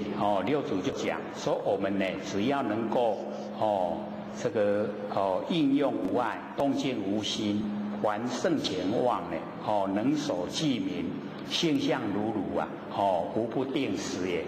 什么时候？都在定的时候啊，都整个呢，在定之中，所以呢，这个六祖呢就跟智房讲，就是贤策所说的呢都是正确，黄一世大悟，智房呢就领悟了，真正的领悟真理。20年呐，他20年那个打坐，那个禅定的心，守得心，20年的那个守得心呐，都无影响，无影无踪，无声无响，影响。20年啊，已经拢无去啊！那个守得心啊，住在心里的那个守得心啊，全部都消失了。无影无踪，无声无响，都无影响。然后呢，黄智房呢，就呢离辞啊，就离开六祖，复归呢河北，开化示众。就是这个比丘、比丘尼、优婆塞、优婆夷，示众，开法、开示啊，化导，这个示众。我们呢，这个剩下这个15分钟啊，14分钟呢，要给各位呢这个提问问题，而且都鼓励呀，犹疑呀必问，这个不问的话就是改。怕改，疑问呢就是怕改，改爱个怕，爱个偷窥叫法度，进入真理世界，所以都鼓励各位问，有没有要问的啊？15分，剩下14分钟。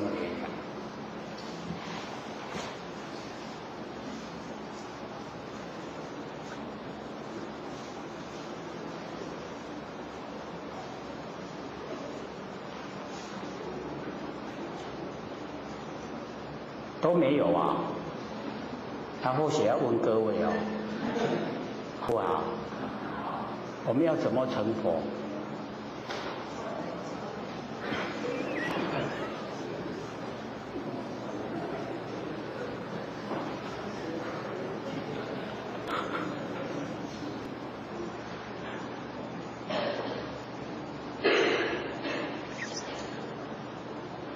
很宽广，对不对？所以有疑问的一定要问，问了以后心里面没有疑问的，就能够很平坦、很光明。那有疑问就卡掉的啦，怕一个自己卡掉的，所以一定呢，要把那个嘎倒开，有没有？好，请说，这边。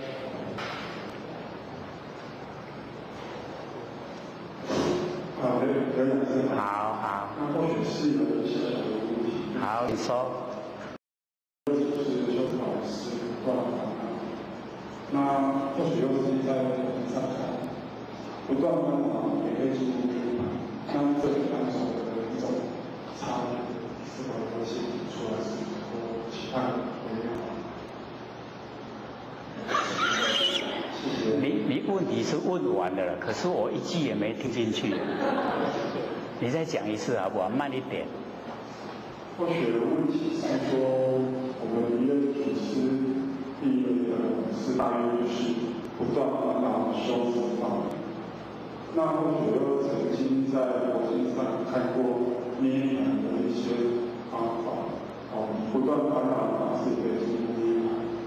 那这个背后隐喻的微妙法是如何？是想请教一下。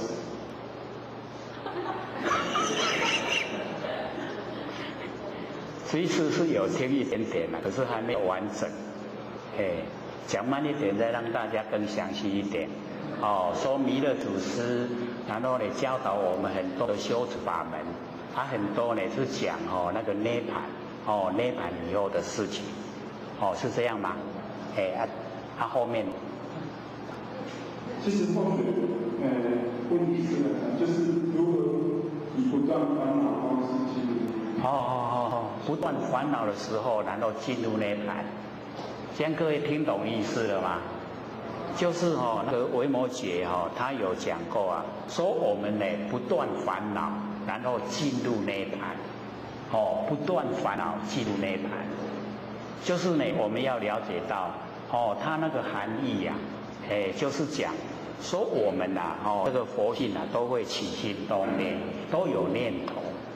可是呢，我们要等到全部的念头都没有，然后才进入涅槃是有一点好像比较困难，好像呢不是很那个顿化的那一种教法所以他就讲说不断涅槃，然后进入涅槃，不断烦恼进入涅槃所以我们就是了解到。这个呢，一个顿教法门呢，就是讲那个当下，所以也是一样，要了解真理，了解真理呀，就是我们不生不灭的真心佛性本体，那个呢在这个理上来讲，它是呢真如不动。那既然是如不动那所有的凡尘所有万象万事，那全部呢都在我们如不动的佛性本体之中所以呢所有的烦恼也在佛性本体之中。因为这一种说法是比较上乘的那个根器它因为呢一进入了涅槃，一进入涅槃就是不生不灭。然后我们呢，就是这个佛性的功能作用都在，可是我们进入不生不灭的佛性本体，进入，可是它的功能都还在，它可以生知所有的烦恼。可是了解真理有根器它就会了解说，这些烦恼本身就不是问题。而是我们众生不了解到真理，进入烦恼的内容。那烦恼的内容就是形象，那形象都不实在，虚幻不实。那虚幻不实在根深那个根气很深的人他就会说，根本的拢给了拢无所以烦恼他不用断就可以进入不生不灭本体。这样了解意思吗？了不了解？就是佛性可以生发所有的烦恼，可是所有的烦恼都虚幻不实在。那既然都是虚幻不实在，我不会住相，会住相就不会住在烦恼的内容。那既然都不住在烦恼的内容，我可以进入不生不灭佛性本体，让那一些佛性本体呈现的功能作用都还在，这样叫做不断烦恼而入涅槃。有一点了解吗？就是不会进入烦恼的内容，进入烦恼的内容就是住相，住在形象住在形象我们的烦恼的内容就不一样就会被形象左右。住在形象那有根器的，他知道形象是因缘际会才呈现才有缘际则生缘散就灭。那既然是因缘际会无常变化，那无常变化它不进入。你既然无常变化一直变的话我要住在哪个你变化的形象里面？没有。已经没有那个变化的内容让我住，那我就这一个烦恼就不是问题了。这样了解了。所以他不断这一些烦恼可以进入涅槃，进入不生不灭的那个本体，可以了。因为你所生出来的这一些都虚幻不实的，所以叫不断烦恼而入涅槃。比较要根气啦，就是要先了解形象是假的，事情的来源它也是因缘际会，全部都是虚幻，都是无常变化。要先了解到这个根源，知道了以后才来讲不断烦恼而入涅槃。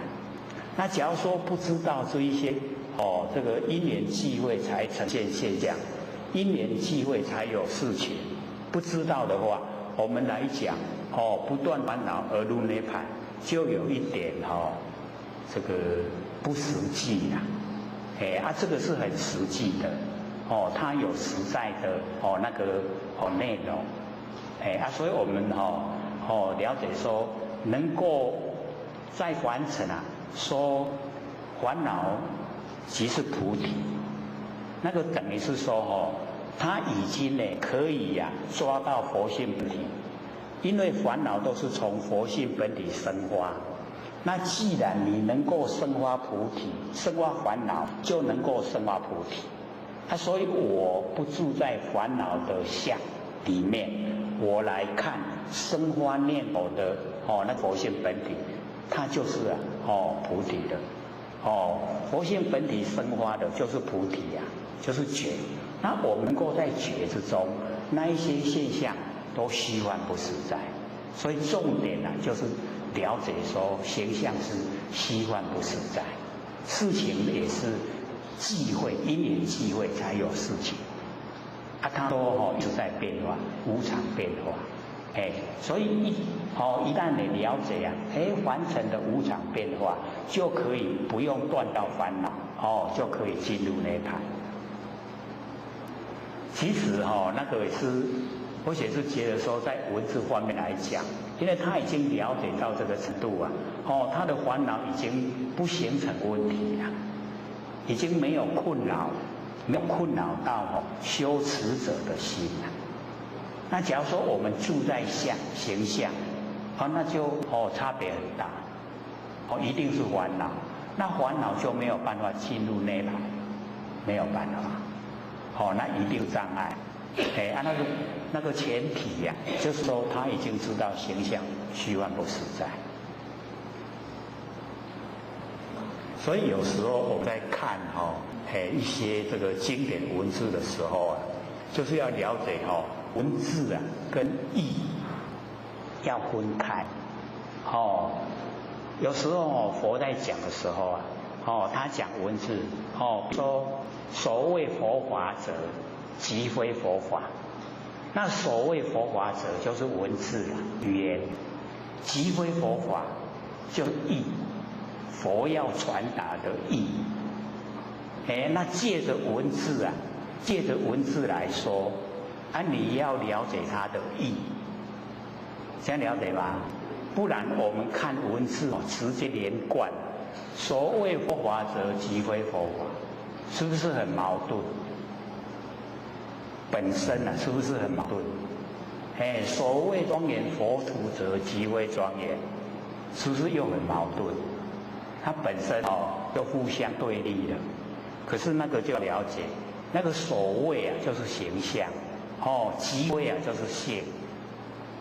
那形象是虚幻不实，性是实实在在所以那个所谓就是文字，那即非就是意，佛要传达的意思。还有吗？还有2分钟，有没有？好，请说。好，你好，宾田老师好。你讲这么清楚说如果说今天没有求到跟有求到的人来听你讲的这些课，他的结果是什么？他们是要有什么差别？请说。因为我们要了解到这个我们求到了以后啊，对这个不生不灭的真心佛性啊，比较能够了解，它整个那个轮廓啊，就比较透彻的了解。那因为呢，我们凡人啊，没有求到的话，都没有接近啊，他会很外围啊，很离得很远。那离得很远，虽然说我们讲的是明心见性的内容，可是它听起来完全都不一样的。那个它的解读啊，它的了解程度啊，完全不是我们所想象的，会完全是两回事啊。所以我们要了解说，求道呢是基本，是根本，而且我们研究心理经法又不是说你求到以后马上来研究，就马上可以听懂，要一段时间一定要一段时间，而且这个都是这个回光返照，都是要我们自己从自己的本身修持，所以差别很大。凡人的他的认知啊，要他去掉那六根六尘六识啊，他就完全不苟同。不赞成啊，因为他说就是这个在运用啊，完全运用就是这个啊，他不知道说还有一层我们不生不灭的真心佛性，完全都不知道了，是我们求道研究一段时间以后，然后才知道。说我们有一层啊深入的不生不灭的那个佛性本体。在我们身上，它不离不离，不住在身上，不离开身上，是不是不容易了解？无住在咱身躯啦，也无离开咱身躯啦，了解无？有一点深就是这么奥妙所以或许才鼓励我们拿那个CD回去听。听得让他熟悉呀，所以或许很赞叹的，我们这边说，半年，然后中间又休息1个月，就能够懂了。北部的浅显呢，很赞叹呢，讲哇，伊那拢敢拢听有安尼阮伫台北已经听遮久啊有的都已经5、6年、6、7年了，还不是很熟悉呢，那南部遐尼啊理想。我说南部比较单纯对不对？北部迄读壳咧转伤紧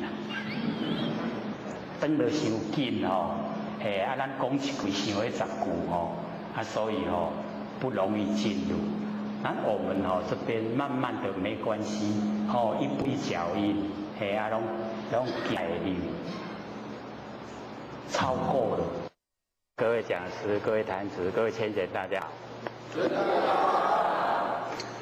我写占道天师的老浅显大德，以及感谢各位浅显给我写机会讲。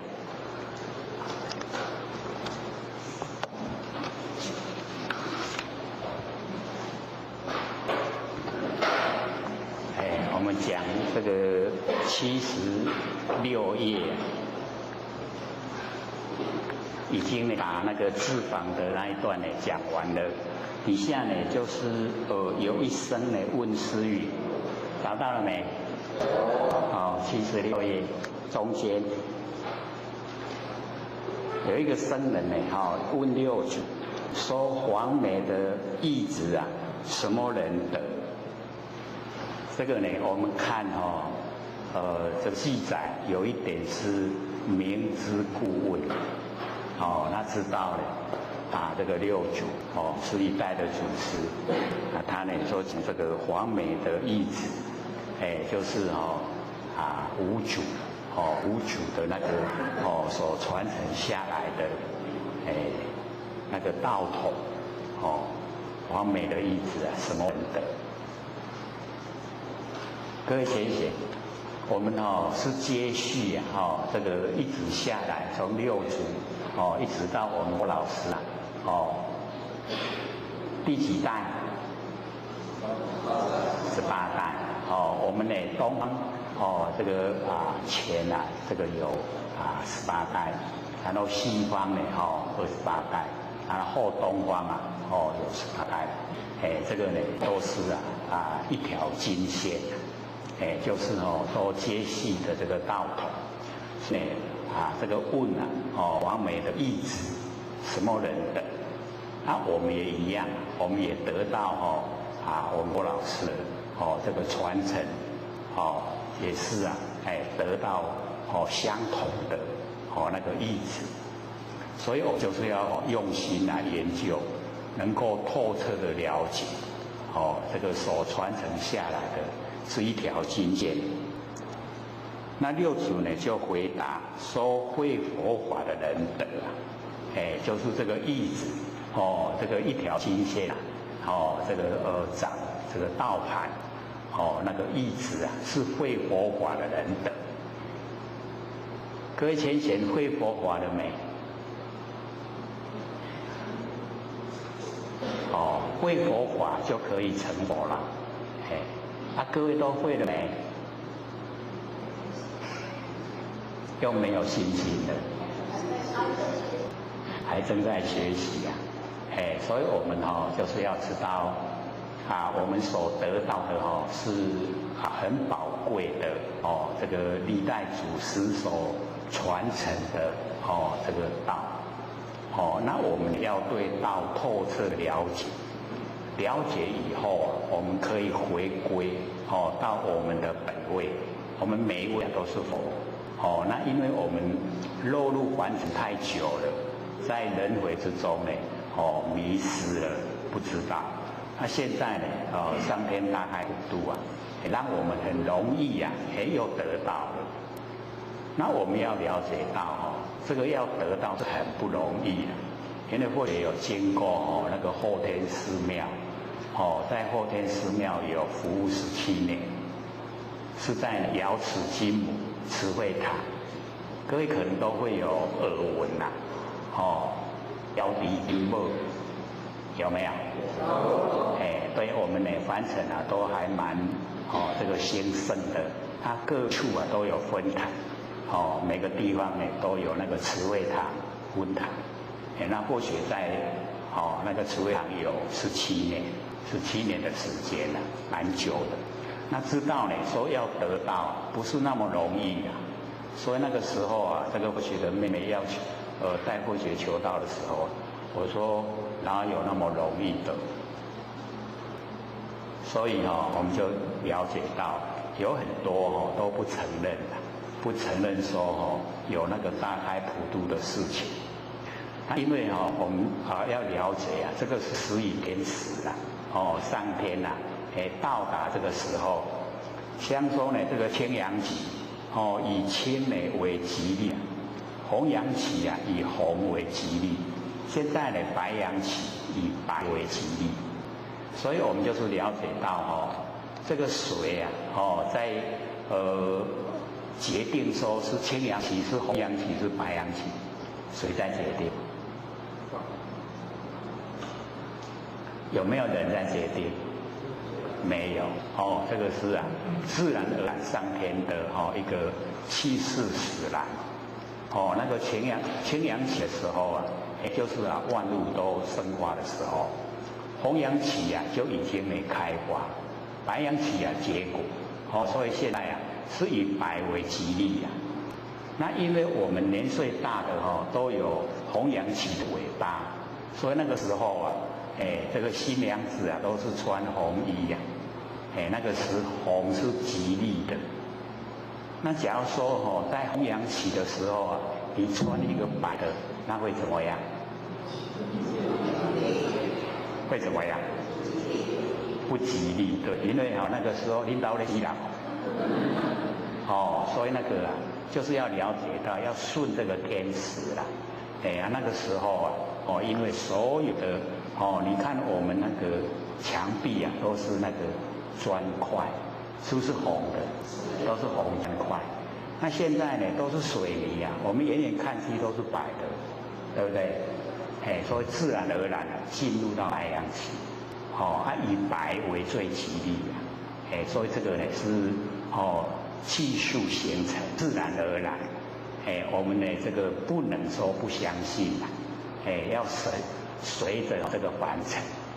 现在这个大海普渡有缘的这个佛子佛囝佛的囝拢爱进道，爱修道，要回到我们原来的本位。我们都是佛啊，各位知不知道我们都是佛？我们本来都是佛，他见识到自己的佛了没有？有没有？不是第一篇就讲嘛，9月26号就说万念都放下，一念不生。我们去体会啊，我们那个不生不灭的真心佛性。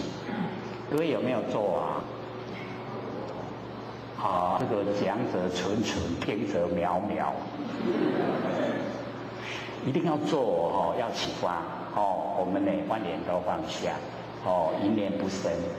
这个时候我们就会有那个了了分明知觉性那个了了分明知觉性啊，放不下，再怎么放它都放不掉。那个是我们的本来面目我们成佛啊，就是他在成佛，所以一定要先认识万念都放下了，一念都不生。这个时候留下来的那个就是我们的本来面目，所以要认识它，一定要认识它要强制自己认识它要把它启发，启发了以后还要呢如朴还要培养，让它茁壮长大。那我们呢先认识一段时间让它呢熟悉熟悉一点以后我们可以把它这个用呢耳根圆通呢，把那个佛性跟呢整个虚空融汇。要用眼根呢可以啦，可是眼根我们比较不容易掌握，会被形象吸引。各位看到形象的时候住不住相？很容易住相所以用耳朵耳根的话就比较容易体会那用眼根也可以，只要是你觉得你的根气很利，那就可以用眼根啦用眼睛啦，眼睛不是闻思吗？我们是有讲过吗？各位还记不记得？满眼本非色，有没有？我们眼睛所看的满眼不是形象满耳本非身。然后呢，闻思常触目观音在耳根，有没有？所以我们触目眼睛所接触的就是闻思菩萨。那闻思菩萨什么第一？智慧第一。所以我们的眼睛就是智慧第一所以我们呢要用我们眼根的话也可以根性很利我们就是用眼根。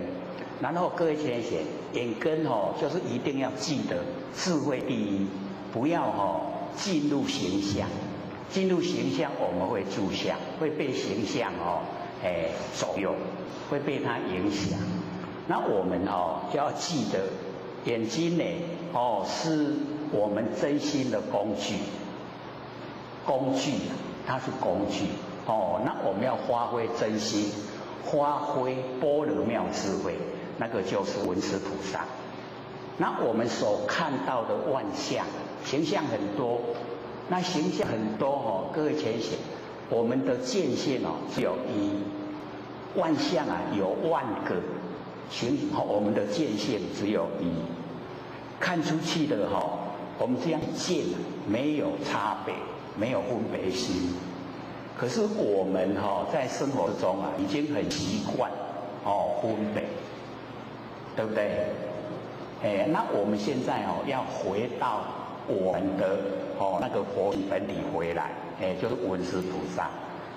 闻思菩萨智慧第一，所看到的万象那个已经不进入形象，已经是看到我们不生不灭的真心佛性。这样了解意思吗？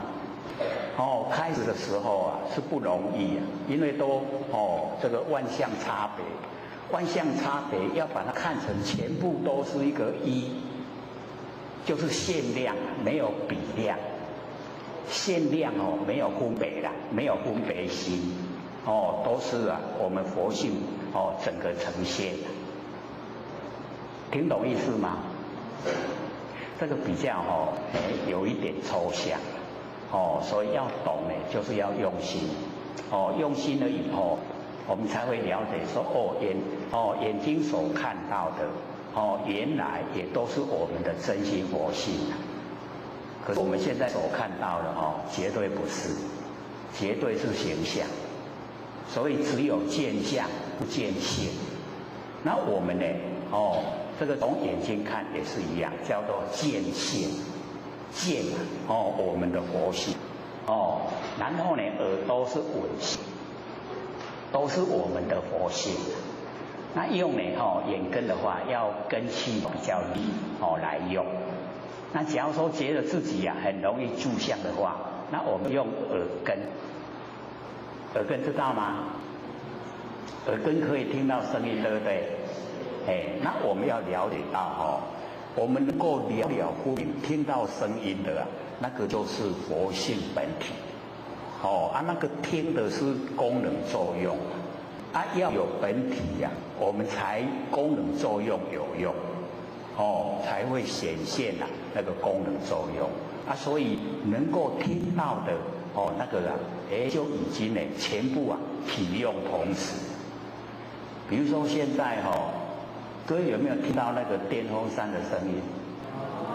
电风扇是不是离你的身有一点距离，对不对？你可以听得很清晰，对不对？那个就是我们佛性的体跟用同时呢呈现，这样了解吗？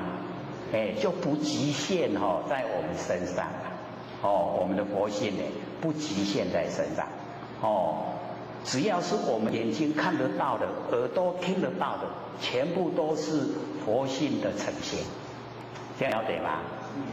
所以我们在生活之中已经整个全部都是。像我们上个礼拜讲，我们不是要修禅吗？各位有印象没有？上个礼拜说的，那么快就忘了？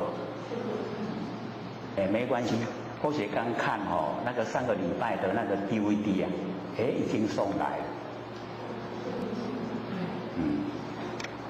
有400片够我们拿的，我们不到400个人嘛一个人还可以拿2片，没关系。所以呢，拿回去看。要了解说呢，我们上个礼拜所讲的，就是要我们修禅。那修禅就是要我们进入不生不灭的佛性本体。那要怎么进入？上个礼拜有说了，我们现在呢复习一下。就是要着力摆脱客观环境对我们精神世界的支配。还记不记得？记得所以一定呢我们要用心来研究，然后去实行实践实际的做，我们呢就可以真的是回到我们不生不灭的佛性本体了，可以回来能够回到佛性本体那就是已经是佛了，当下就是了啦。所以各位上个礼拜不是都不问问题吗？那或许有问问说我们要怎么成佛，各位都没有回答，要怎么成佛？2个字，2个字，离相，容不容易？不容易呀。那表示我们都要住相喽。所以要成佛就是离相，离开形象。只要我们能够离开形象，不管是这个有形有相的形象，或是呢没有形象的语言，或是呢没有形象的事情，这一些呢都远离了，那我们就是佛了。因为所有的相离呀，就没有烦恼，没有凡尘的尘垢。那既然都没有尘垢了，性体啊就清净，性体清净啊，自然呢，就到佛的状态。这样了解吗？所以这边讲说，这个会佛法的人得啊，就是那个历代祖师所传承的一条基线啊，我们会的人知道那个旨意呀，忠实义理知道了，我们就可以成就。这样了解了吗？了不了解？很亲切哈，文字是没有亲切的，可是我们进入到自己呀，就是佛的时候啊，有没有亲切？跟我们这心就在一起呀，都没有离开，有没有离开？没有离开，那个知觉心啊，就在我们身上，知觉心就是佛，所以我们努力的方向啊，就是一项，不住相，不管是形象的相、语言的相，事情的相，全部都离了以后啊，我们那个心性啊清净。回到呢我们本体回来，所以这边六祖就讲，会佛法的人等，各位会了没？又没有信心，我才在那里在讲，最起码都知道了，要怎么成佛都知道了，对不对？他也摸到我们佛性本体了，那怎么会不成呢？一定成的啊，时间早晚而已啊。看看我们什么时候愿意呀？放下万象，什么时候愿意啊？什么时候就可以成佛了？现在都还不愿意放嘛，对不对？形象都还蛮好的还不愿意放，所以还愿意当众生。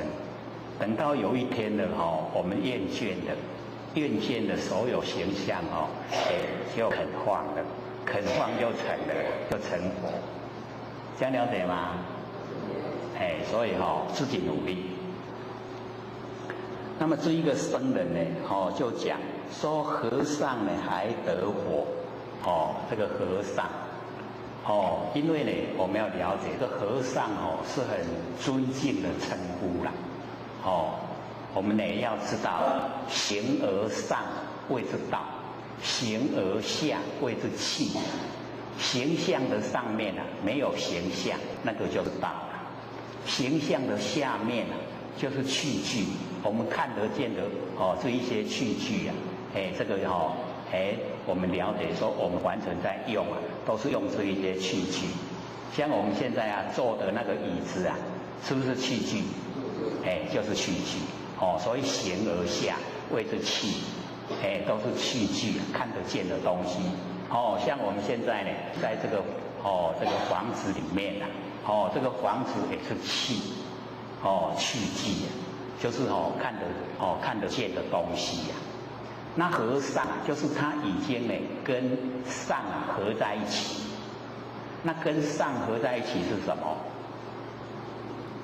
跟上形而上谓之什么？就是跟道合在一起，和尚。那各位贤贤，我们和尚还是和尚？都和尚了哇，这么理想都跟道合在一起都不住相了呢这个最宝贵的房子财产都不合了，不要了很理想那到底是和尚还是和尚？考虑一下不然以后你在外面这钱我嘛要爱这财产我嘛要爱，安就和尚不是和尚。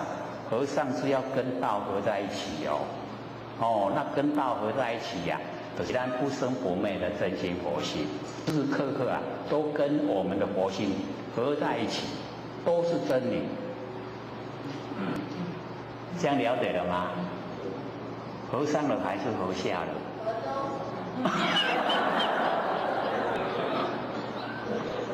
哦，还有河中的，这个智慧太发达了，竟然河中了。哦，要26时钟，不能只有一下下河中而已哦。哦，要26时钟，时时刻刻啊都跟中道相合。哦，那很理想啊，那个能够想到哦，这个中啊，中道难行。那我们能够中，就是没有两边啊。哦，没有两边的都是中道。那中道呢就很理想，我们要保持26时钟。26啊就是12，那12个时辰啊就等于24个小时，24个小时啊我们都在中道，就是在我们不生不灭的真心不性，那个就叫中道，所以这个我们的中庸有讲，那个不偏不倚啊谓之中，然后不异不变化谓之庸，中庸。中呢是天下的大本，庸呢是天下的大道。那我们呢都能够在中，就在佛性的本体之中，是很理想的啦。所以能够发明而出来，要能够做得到哦。这么多人，只有你发明出来啊。所以一定呢，要和，这个和尚呢，还得我。这个僧人啊，他是故意问的，问了一代祖师呢，说呢，你有得到无？你有得到迄个一条金线无？你知影无？也幸福不？就是这个意思啦。然后呢，六祖就讲说，我不会佛法。这个就是把我们中国人的那一种谦虚呀，那一种就是不满不骄傲。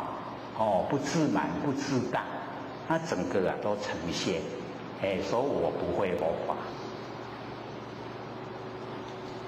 各位谦贤，我们只要说什么都会，我们会那么谦虚吗？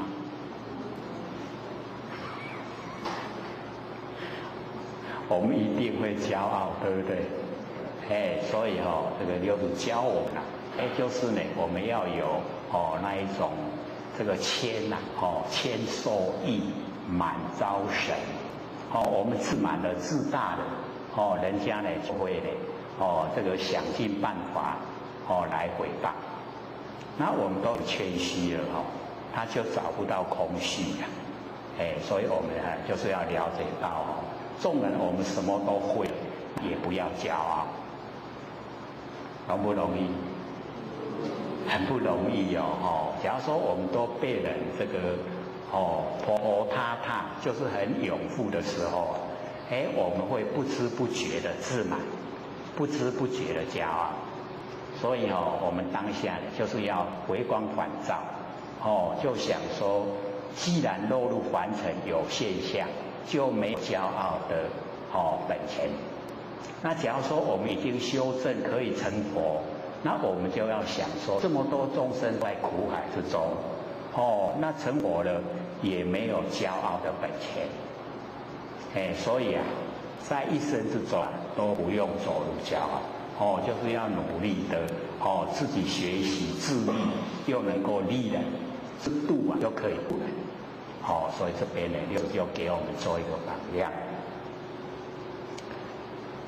那么接着底下呢这一段六祖诗一字呢亦这个左手受之衣而无美权，这个左呢就是洗涤呀，去洗洗衣的那个衣那个船的衣钵的衣呀，就是要想洗的可是找不到美泉很好的那个水泉水。还找一个较清的水来洗，洗迄个历代的祖师所传的衣钵那个衣，就要把它洗干净。那么因字呢，事后这个无理许，这个已经呢到寺庙的后面，很远的地方，有无驴。那么见这个山林，这个玉貌，瑞气盘旋。所以各位同学，假如说我们这个往郊外，他看到呢那个山林啊，这个玉貌，就是那个树啊长得很高大，而且又很茂密，就表示那个地气啊，那个地的地方地气很兴盛，就是一个吉祥之地呀。我们都可以看到有一些山啊，都是长不出那个大的那个树木出来，那个就是没有地气，就是那个地啊不灵。所以我们假如说要找一个灵地，比较好的，对我们有帮助的那个地方来修道，你就是要找一些呢那个树木都很高大，而且又很多那个样的它呢会吃那个云啊，也吃不出来那个地方呢它会有云这个出来。那个地方啊，会帮助我们在那个地气很兴盛的地方呢，我们的灵觉啊，会比较这个理想。所以这个地方呢，修道者啊，去吸取那一种灵气啊，对我们很有帮助，对我们修呢很有帮助。这个就是外在的这个环境对修道人的一些呢无形之中的帮助啦。那假如说去的地方呢拢哭听有，或许这个老一辈的讲的话，有时候都不知道怎么把它翻成国语，就是那个山都是草啊，没有树木啊，长不出那个树，都是草，有没有看过？很多那一种山长不出那个树木，那个去那边修啊，那个会很累，没有帮助，会修得很累，没有成效，会呈现。要找还是要找那个有灵气的地方去修。我们会讲一般呢都会讲气啊，那个所在怎么说？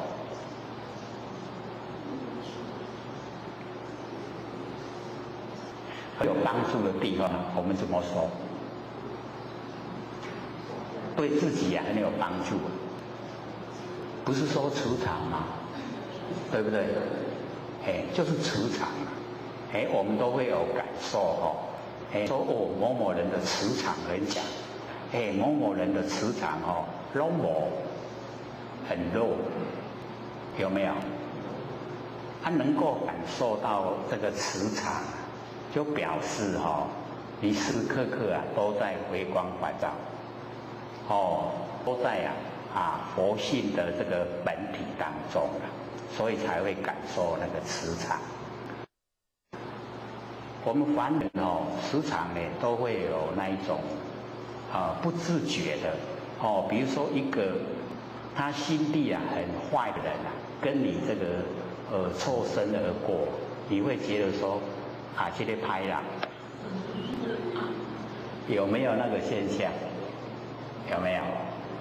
然后呢，有一个人呢是从你身边经过，你说这个人足中和老实，有没有？那个就是呢，只要我们呢时时刻刻回光返照，跟佛性在一起，然后那个直觉会很强，会很强的知道跟我们这个相凑身的人他的那个状况。当然我们不是要去检讨别人而是说他很强烈的给我们那个磁场的印象。所以呢，我们修持就是要了解到，假如说遇到那个心地不正，不好的人，那我们没有事先知觉，会怎么样？会吃亏，对不对？去骗到去卖去都不知呀。那我们假如说能够都事先知道他心思的变化，他还没有变化，你就能够知道，你可以引导他走入正路，对不对？因为他心的变化，你可以掌握，可以事先去点化，他会了解说啊，环境真的有因果。那让他相信因果，他坏的事敢做吗？就不敢做了啊，对不对？所以我们修持真的是可以帮助人。他坏的，我们把它劝善的。说呢，你不要呢自己跑到地狱里面去，地狱没有门不要做。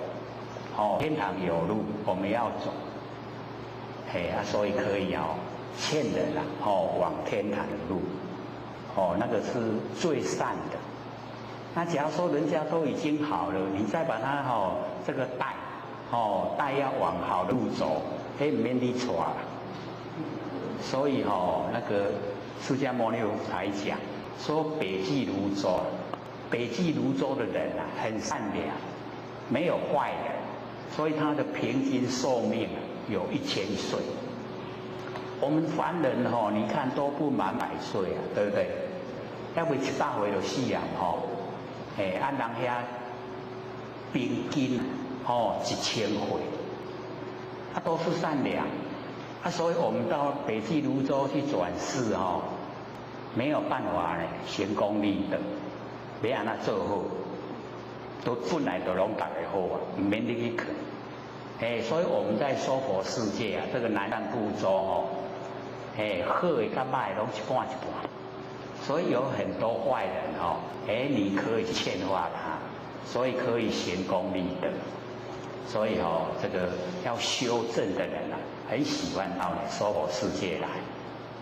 不过也有的不敢来因为说我们娑婆世界的众生很避恶，避知道吗？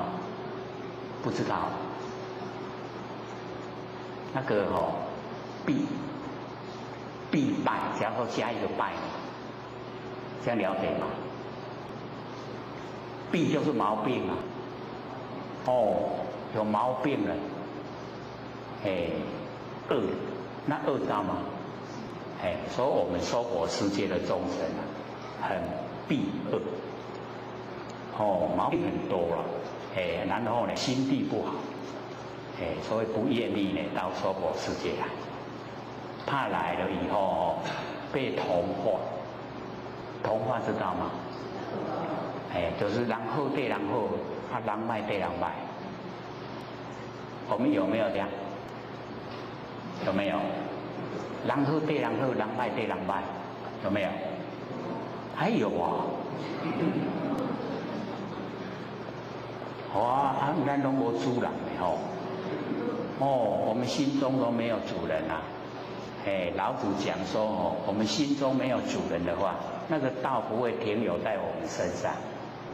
所以心中一定要有主人。人家好与坏跟我们没有关系呀。他好了，行了很多功他不会分给我们。人家坏了他造了很多罪，我们也不用去替他承担。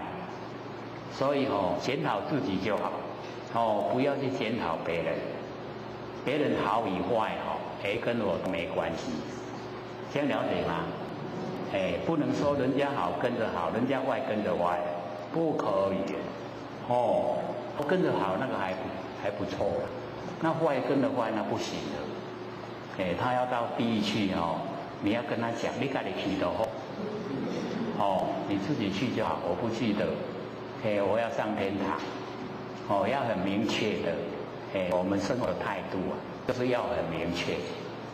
一定得要自己掌握，当自己的主人。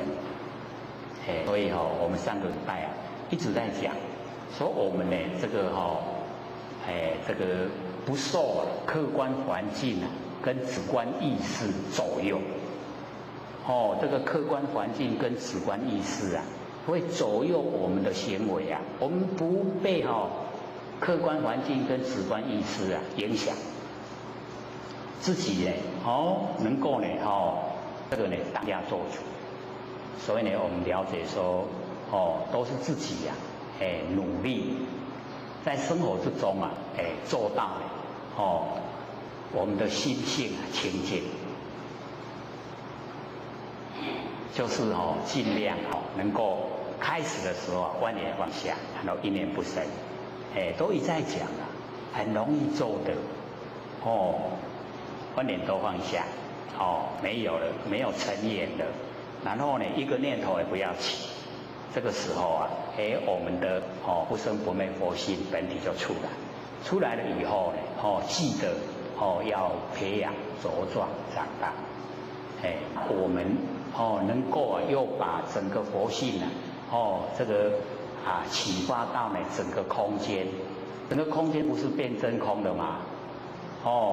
然后佛性又在整个空间有，可是没有形象，就叫妙有，真空妙有。那假如说我们没有把佛性启发出来，这个空间叫完空，空中什么都没有，叫完空。可是呢，我们一启发以后啊，这整个空间都是佛性，所以叫真空。空中不空啊，有佛性在。妙有没有形象？有就是有佛性在，真空妙有。所以呢，完全不一样的。不会呢是这个一空闲下来啊。我们在家里的时候啊，一空闲没事做的时候啊，就会感到很空虚啊，很寂寞，然后很孤单，会不会啊？不会啊，为什么不会？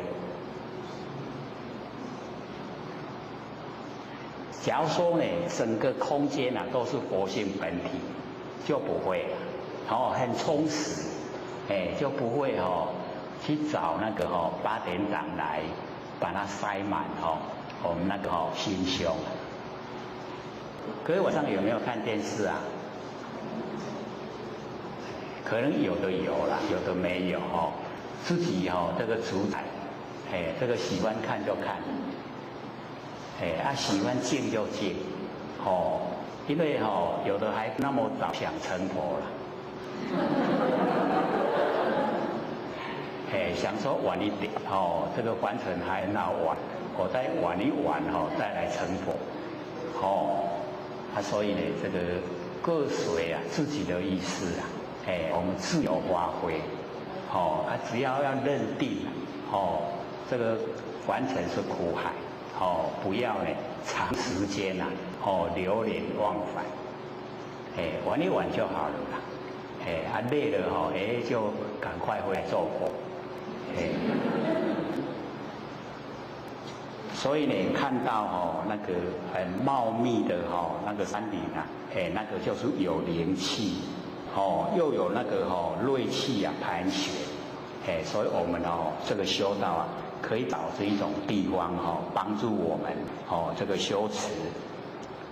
那么施正习着地就是把他的那个习杖，就是往地这样一用力一抽，用力一抽以后钱应手而出水就出来，就流出来，泉水就流出来，所以这个地方呢这个附近可以居住的话，我们都不用缴自来水的那个水钱，用山泉水是最好的，而且以前在天佛院找到那个合欢山的那个山的那个泉水，然后呢我们去检验看它是多少度，竟然0.2各位前学，我们台南的自来水多少度？没有报道出来吧？高雄的水说10度了，那个水不能吃，0.2不用烧，唔免喝都会使直接啉。到1那个自来水的那个度到1的时候都还很理想，可以都不用烧就可以喝。然后超过1以后要烧了，一下摇滚再啉。假如说我们用那个0.2的水来泡那个茶叶，就很甘甜，没有比那个更理想的。所以这个泉水很好。他会选那个时候啊去找那个合欢山的那个山潜水，可是要经过7公里才能够接到天眼佛院。7公里的费用竟然要550万。不过我们一接了以后就是往后什么时候水都很多了，很满。因为从开始的时候用那个狗印机就是那个自来水厂在埋管的那个管线从那个山上用了比较粗的管线一直接下来，然后变7英尺变3英尺呢，然后接到我们天眼佛院，因为还要下山还要上山，让那个前面的那个水后面的有压力前面的水才会再上山才会到天眼佛院来。可是我们刚开始做才做了一小段而已，老千就归空了，我们就没再继续做了。后来那个有一个精舍就是佛教的精舍，他们就赶快接去用，我们没做了，他们赶快接去用，所以这个也要有因缘呐，这个因缘不具足所以那个山泉水就没有接成。那现在在用的那个山泉水是后面那个天眼佛院后面的山，那个是比较浅山。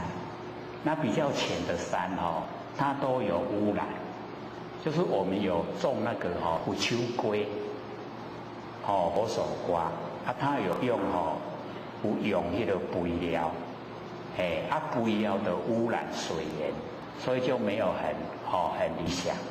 可是也已经不错了比我们在这个凡尘用的水都还要来得好。所以我们了解说这个业原始的地方呢，我们去生活的话身体的毛病就越少。那现在因为我们都是工业发达，都是重金属污染，所以身体的毛病就很多了。所以这个养生我们适可就好了。说要养到100岁也会死所以养生呢，拄好就好啦，用就好。期待就是大部分都要死的时候都要好死讲无求一个好死嘛，求一个好死，对不对？不要连累家人安尼拖真久家己嘛艰苦，厝的人嘛艰苦，钱拢用了了。所以我们要了解说在凡尘就是要健健康康，这个心理也健康，生理也健康。财产不用留了。各位这2天有没有看报纸？有没有？那个为了一个人为了他的爸爸把那个财产那个土地购名给他的弟弟，然后他就害死父母亲也害死他的太太跟他的儿子儿女有没有？有没有看？你看老钱囝买，唔免啦老钱安尼分无平呢，安尼命都无去，叫囝害死，伊家己嘛自杀啦，家己嘛烧炭死亡，真的很悲哀所以在生就爱甲囝婿、囝儿婿讲好清楚，财产拢无留互你，恁家己去拍拼安尼有正确无？你家己去拍拼，自立自强你若家己趁济食济，趁少食少莫想爸母的钱，莫想爸母的财产，安尼爸母较轻松，有没有？有没有比较轻松？无负担就是这样嘛，生活嘛要理想化所以呢，我们了解到在世的时候有通食，有通穿，有通遮风避雨，有通这大就好过来去聚会一口气若无来，拢毋是咱的拢别人的啦。所以唔免去累积财产，我们要累积德性。我们呢努力的行止啊，利益众生，然后全部都不住相，进入我们性分，所以生子得本。自己呀有很大的那个道德的那个根本，有道德的根本我们那个工作上才解掉啊，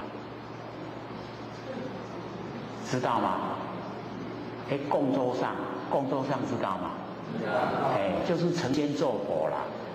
爱这一条嘞，各位田姐，假如现在叫我们去做，我们坐得住吗？宝宝了对不？为什么？因为你坐在上面啊，底下人就是在求了，有没有？都爱给我平安，都爱给我大汉钱啊，都爱给我，有没有？然后你坐伫个顶头，你讲好，你才贪心。马上出去用请下来，这不掉啊！所以我们在凡尘呢，就是要自己呀，这个追求的方向，目标正确，做法正确，这样的话呢，时时刻刻啊，就在天堂，没有那一些烦恼的事啊，都没有，这个儿孙呢，自有儿孙福啊。不用为儿孙来做马做牛，不是有这样说吗？有没有？也不要把儿孙当马当牛，不要为儿孙做马做牛，也不要把儿孙当马当牛，这样呢个人都平等，这样生活就充满光明，所以我们呢讲到这个潜水啊。这个六祖啊要洗那个船的那个衣啊，找那个泉水，积以为尺，一下子那个流出来的泉水啊就很多，有一个水池了。来呢，这个七跪啊，玩衣石上，就跪着在洗呀，在石头上面呢，洗衣服。那么复有一僧呢来礼拜。这个时候啊，有一个僧人来礼拜，他就讲，方便，他的名字啊叫做方便，是呢，西蜀人，就是呢印度的人，那么方便呢也来，愿见我师传来的衣钵，就是他从印度呢过来，他要呢见到啊，就是呢达摩祖师的那个衣钵啦，那六子啊，就拿出来给他看，在洗的那个衣服啊，就是，然后呢，六子就问他，说上人啊，公何事业？所以在那个一代祖师的心目之中也没有分别心啊，他称呼他呢，称呼上人，就是人之上，上人，上人公何事业？你在做什么事啊？在凡尘在做啥？然后呢，这个方便啊，就给他说善术，很会雕塑。然后六子啊就很正色，就是很慎重正色的，向他说，如是啊，速看，你试试看，可以了解这个意思吗？伊讲呢，伊善术，很会的雕塑，伊讲我你雕看嘛，这个时候就是要他雕出佛性的那个状态出来。各位先贤，假如说有人要我们雕塑我们的佛性出来，我们怎么雕？怎么雕？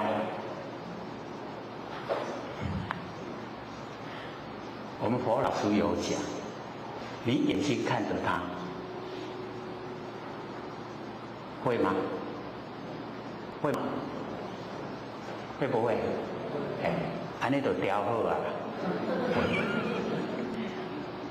这个是我们佛老师说的，说你眼睛看着他，他看着你就雕好了。可是呢，这个方便网错，全袂晓要出，袂晓要安怎做啦。网错就是全规个拢茫茫然，还是要安怎调所以呢，过世结果不6工，这个呢塑就真相，伊即马去雕什么啦？雕六祖的形象，这样懂意思吗？已经跟六祖他的原来的意思已经不同了。他自带形象善术是要叫伊讲雕塑佛性，伊结果去雕塑六祖的形象。然后可高呢7寸差不多咱一粒安尼啦。我们手掌这样一个手掌从这边到这边差不多7寸，1寸。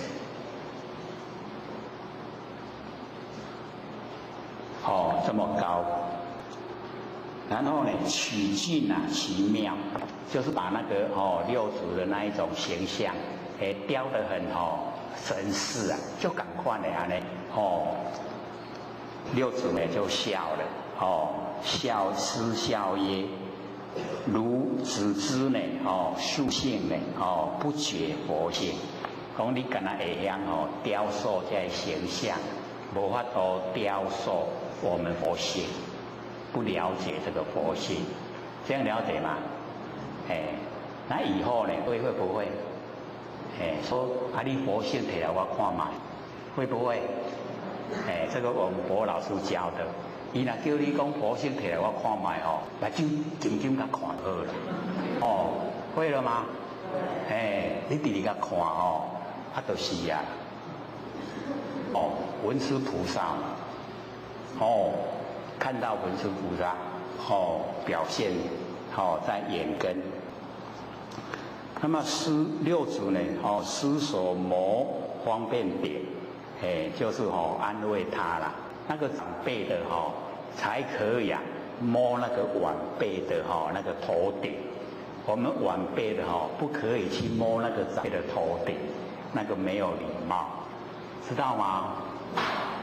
所以六祖呢就摸那个方便的这个头顶就是安慰他就跟他讲说永为呢人天的福田说你这个可以当人道天道的福田，因为看到他以后就会想行善想行善是不是就是能够呢生出那个福报出来。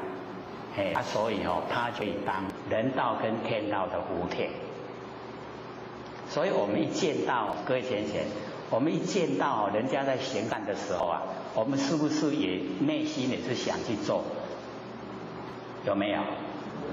没有有不很强烈的做了引导的代志就是有那一种那个意识在。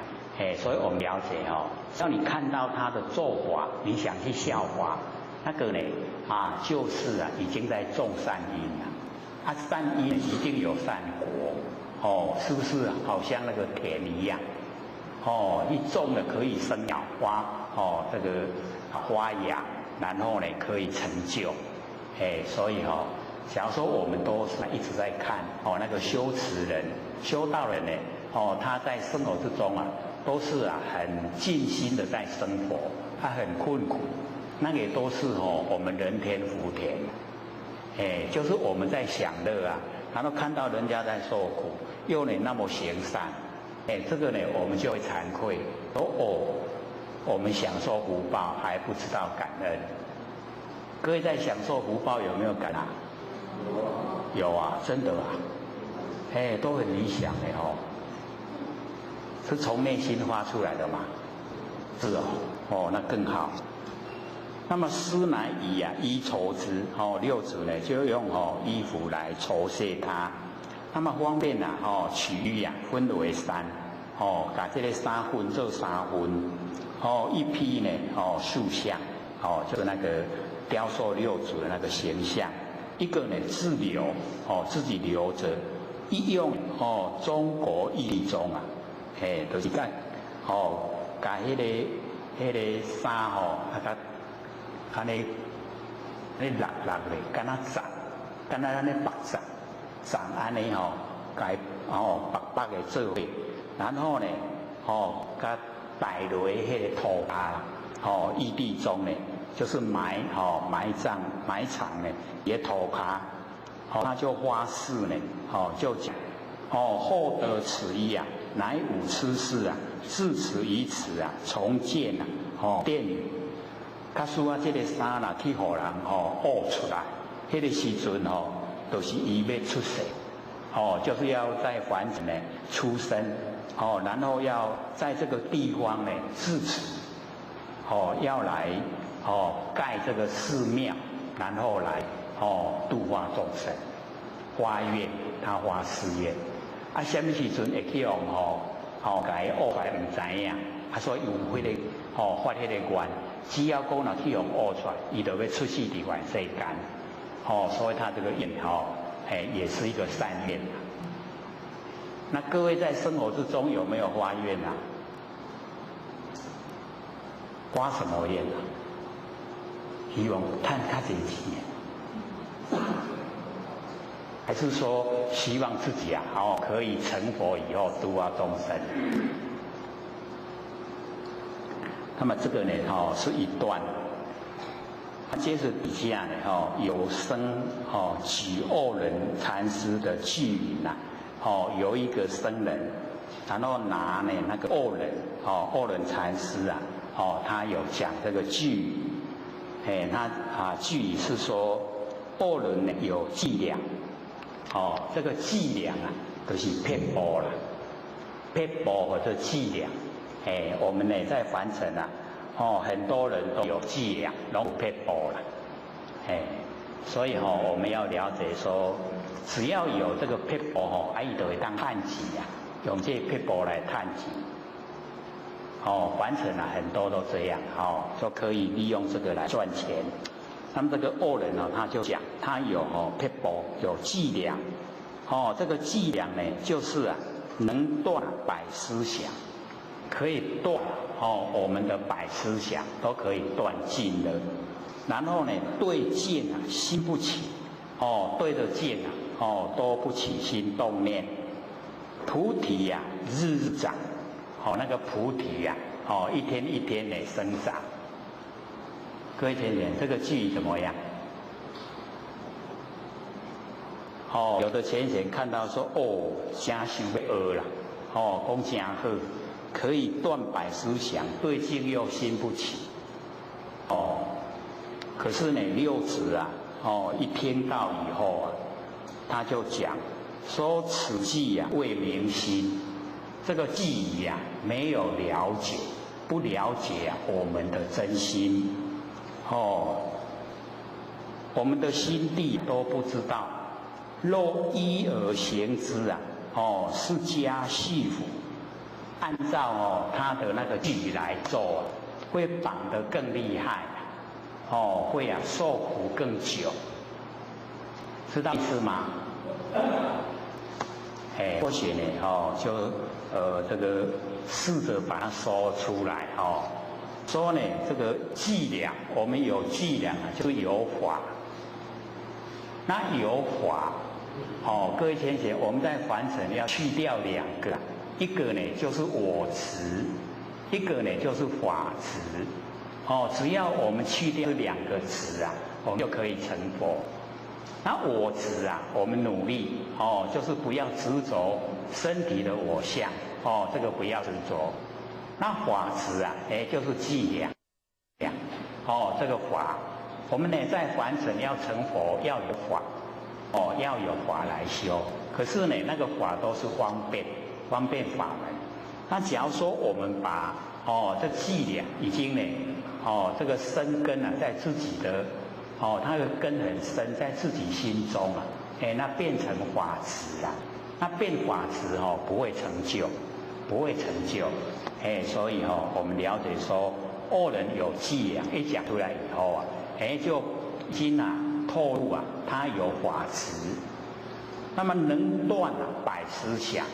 这个百思想是我们佛性的功能作用啊。各位浅显，我们要不要把功能作用全部把它斩断？不但是不要，而且是不可以，不可以把它斩断，因为佛性的功能作用啊，我们有功能作用才知道佛性的奥妙，佛性的奥妙就是因为有它的功作用，百思想。那么对境呢，这个心不起啊，那变成我们就变成那个石头，咱变石头。石头的对境起心没，变成树木了，树啊的对境起心没，咱变做石头甲树啊好无？唔好所以对境心不起呀，就是已经怎么样？落入那个无情之内了。那菩提日日长，这个菩提是觉，它一天一天可以生长的话。那是不是啊？有一天也会死亡。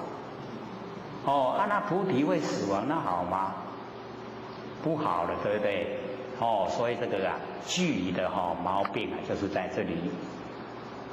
那么因六祖听到这个句以后因是一句曰六祖呢就讲这个句，说慧能没伎俩。慧能呢就是六祖他自己称呼自己呀讲他的名字。所以我们各位同学，我们在完成应用的时候时常都这个会用的不很恰当称呼自己先生称呼自己小姐称呼自己的那个称谓那个都不对我们称呼自己要称呼自己的名字。这样了解吗？真是对合道理、合意义都爱讲家己的名袂使讲我什么人什么称人咧甲咱叫的迄个称呼人咧甲咱叫的称呼是别人叫的，唔是咱家己咧叫，咱家己咧叫爱叫咱家己的名。所以六祖一代祖师他还讲慧能，讲自己的名字慧能没伎俩。懂意思吗？虽然是很小的地方可是我们就是要了解到这个小地方呢你都不会错，大地方就根本更不容易错。这样了解吗？现在时常讲看修道人就看小的地方，你小的地方有错你大的一定也会错小的地方都不错，你大的一定做得很圆满。这样了解吗？所以我们修道人就是要注重那个很小的地方所以在称呼的时候就要讲自己的名字慧能没伎俩没有法子所以无撇步，无撇步有没有很光明正大？有没有？就是光明正大，无撇步没有法子啦那你有撇步，你就是有迄个想要安尼趁钱想要有空芳，对不对？已经心地不光明所以慧能就讲六祖说慧能没伎俩，不断的摆思想摆思想是我们佛性的功能作用，所以不断，不要断掉摆思想让你功能作用自然产生它的作用就好了。然后呢，对境心竖起，对着这个环城的景象那个心竖就起来。这个呢心竖起呀各位先生，那个大圣这个法相中把那个心数就归纳有51个心数那我们也称呼它呢叫心手心呢所使用的方法。那或许呢把这个大圣的法相中呢他有讲把凡尘的所有一切都把它归纳在5位百法。5位就是色法、心法心所法就是心术法，然后不相应法跟无为法5个归纳，把凡尘所有的万法都归纳到这5个。色法、心法、心术法、不相应法、无为法，5个，这样了解吗？了解。那么色法有11个，心法有8个，心术法有51个，不相应法有24个，无为法有6个，加起来刚好100个法。那这100个法已经把凡尘所有的法都全部包含在这个里面，叫5位，然后百法，这样有印象了吗？有。然后或者把那个内容5位百法，把它这个解说出来。这个色法，色啊就是形象可见的，就是我们的眼、耳、鼻、舌、身5个，然后呢6层，色、声、香、味、触、法，因为那个法一半有形象，一半没有形象，所以也列入色法里面，就有11个。然后呢，那个心法就是我们的8识，各位先生8识知道吗？8识那8识，眼识、耳识、鼻识、眼耳鼻舌身意莫那阿赖耶8识，这个8识就是心法。然后呢，这个心术法就51个，那51个它又分成这个11个善法，然后5遍行，5别境，然后呢有6个根本烦恼，有20个的随烦恼，有4个的这个不定法。所以呢，它51个里面又分一些细目啦。那么11个善法，那个心所使用心术法有11个善法。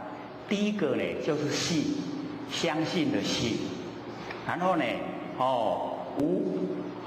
这个惭愧，就是我们要有惭，要有愧，惭愧，就是凡尘呢，都不很圆满，很惭愧，信、惭、愧，然后无贪、无嗔、无痴，没有贪嗔痴，然后呢精进，我们要呢精进，然后心安，然后行舍，然后呢不放逸，然后不害，有11个善法。然后呢，这个5遍行，5遍行就是它都普遍在所有的这个里面，这个呢，我们很容易就能够这个整个在遍行之中就是触接触，触受想思跟咒意这个5遍行，然后呢在5别境。不一样的那个个别的那个环境，就是欲望，我们的那个欲望大部分呢都会很强，各位的欲强不强？强不强？都很强，所以我们要了解我们在那个别境里面那个欲不得了，很难去降服，那个欲，然后呢，第二个呢，就是圣洁，圣洁就是集中精神在一个，集中精神在一个现象，在一个事情，那个叫圣洁，然后接着呢就是那个受想思，5别境，然后呢，6个根本烦恼，贪嗔痴慢疑跟我见，这6个就是根本烦恼。我们根本的烦恼呢，就是这6个。贪嗔痴慢，慢就是骄傲，它跟疑怀疑，还有我见，这是6个根本烦恼。然后呢，有20个随着烦恼，就是不是很大的，可是会随着这个里面的内容来烦恼。然后20个随烦恼又分成3个，一个大，一个中，一个小。那么大有8个，中有2个，小有10个。那大呢8个就是调举。调举我们可能比较少听到，就是把心举得高高的，让它不安，那个叫调举。我们在这边有讲过嘛，对不对？有没有印象？调举，比如说有朋友打电话跟我们讲说，我们去看电影，你说好，我有时间我跟你去。然后这个答应了以后你就把心举得高高的，要去看电影，要去看电影。可是中间又遇到很多事要处理，我拢无法度去那，那个叫做调举了，把心举得高高的，让他不安。这样了解意思吗？调举。第一个呢，的大的随烦恼8个里面的第一个就是调举。第二个呢，就是昏沉，昏昏沉沉各位有没有那个昏昏沉沉的现象？那个昏昏沉沉就是随烦恼的第二个。第三个呢，就是不信，不信人家讲什么不信，不相信所以呢，第三个是不信。第四个呢是懈怠，懈怠知道吗？我们懈怠不懒了，不爱做懈怠。然后呢，第5个就是思念，念都没有集中思念。然后呢，这个第6个就是放逸，就把那个身心都往外放。第7个呢就是散乱。第8个呢不正知，不正确的知道。不正知，所以这个是随烦恼20个里面的大8，那中有2个，无惭无愧，这个比较容易记。然后小的随烦恼有10个，第一个呢就是愤，一个昏底下有心，那个愤，知道吗？几点几分的分下骹一个心愤。然后第2个也是愤，阴愤可是那个是厌愤的愤，厌愤的愤知道怎么写？立心边再一个艮，那个恨。第3个呢是覆盖，那个覆覆知道吗？覆盖。第4个就是恼，懊恼，恼烦恼那个恼。第5个就是嫉妒那个嫉妒的那个嫉第6个呢就是狂就是骗狂骗狂骗会吗？会不会知道那个意思不是说叫我们狂骗别人知道呢那一种那个含义然后呢愤愤恼，然后忌然后呢的狂，然后谦知道吗？是先提怕24个感谦然后陷害跟骄傲就10个这个小的随烦恼有10个，然后呢那个不定法有4个就是后悔知道吗？这个布施予人啊，即嘛吼啊个唔甘啊后悔啊，有没有？没有，没有最好了哦，后悔哦也是啊不定法里面的一个哦。第二个呢哦就是这个睡觉睡哦。第三个就是寻找哦第四个呢就是事，一个人字边立人边在一个总司令的那个事哦，这个四个哦不定法。然后呢底下这个不相应法，就是呢不跟心法相应，不跟色法相应，不跟呢心术法相应哦，有24个哦。第一个呢就是得到了德哦，第二个命根德，然后命根众同分异生性哦，受想定昧尽定受想报哦，然后呢名身闻身俱身哦，然后生住老无常流转哦，然后同异哦，同跟不同，同异次第相应，然后世数，那个视力很快，视度很快哦，世数，然后荒大荒的荒哦，然后底下呢就是时间时跟数学的数哦，和性跟不和性4个，有没有？哥有没有算？再讲一次啦哥算一算哦。不相应法哦，不跟心法相应，不跟色法相应，不跟心术法相应，它是独立的。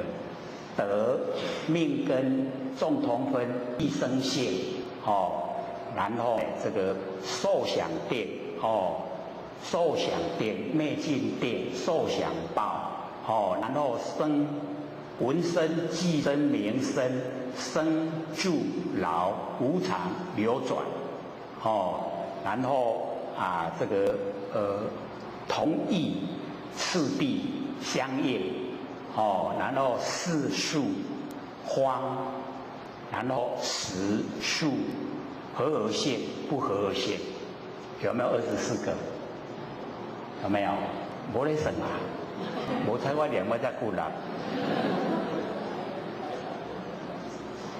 然后无为法有6个哦，那个呢这个虚空无为哦，则昧无为，非则昧无为，然后受想昧无为，然后不动无为跟真如无为6个哦，加起来刚好呢100哦，5位百法，色法、心法、心术法哦，然后呢不相应法跟无为法哦，所以看我们这边呢对境心术起要把那个心术讲出来，这样各位有印象了没有？这个5位百法是凡尘所有的万法都收束在这里面哦，所以咱记这5位百法，你就把凡尘所有万法都已经呢这个学到了，知道了，就在这个里面，所以心术法有51个。各位浅51个不要说内容，我们只有说那个大概的纲要，还记得吗？不记得了，11个善法，然后5遍行，5别境，然后6个根本烦恼，20个随烦恼，然后4个不定法。那20个随烦恼里面又分成大中小，大有8个，中2个，小10个，安尼。那个细目呢51那个比较细这样有印象了吗？所以5位百法就是心术。那么对境心术起，我们对着境的时候就是有这一些心所使用的方法呈现那为什么要使这个心的这一些所使用的方法呈现？因为这一些都是佛性的功能都有所以我们对境要心速起，重点就是在不住相。我们对境心速起没关系，都心在使用，都有，全部有。可是我们不住相，重点就是在不住相。对境心速起，没关系。然后呢，那个百思想也不要断，百思想也让它都在。所以上个礼拜不是有浅显问吗？不断烦恼而入内盘，有没有？还记得吗？所以我们要了解到这个百思想跟心速起这个都是我们凡尘所谓的烦恼啦。那我们了解说它是佛性的功能作用，只要了解它是佛性功能作用，我们不要住在那个形象，就可以进入内盘，进入不生不灭。这样了解吗？是不是越来越好像这个离自己想听的又越来越远？这个离自己想听的越来越远，会有什么现象？就是在讲的人变成在催眠，他底下听的人很好睡，他就会点头啦。你讲的对。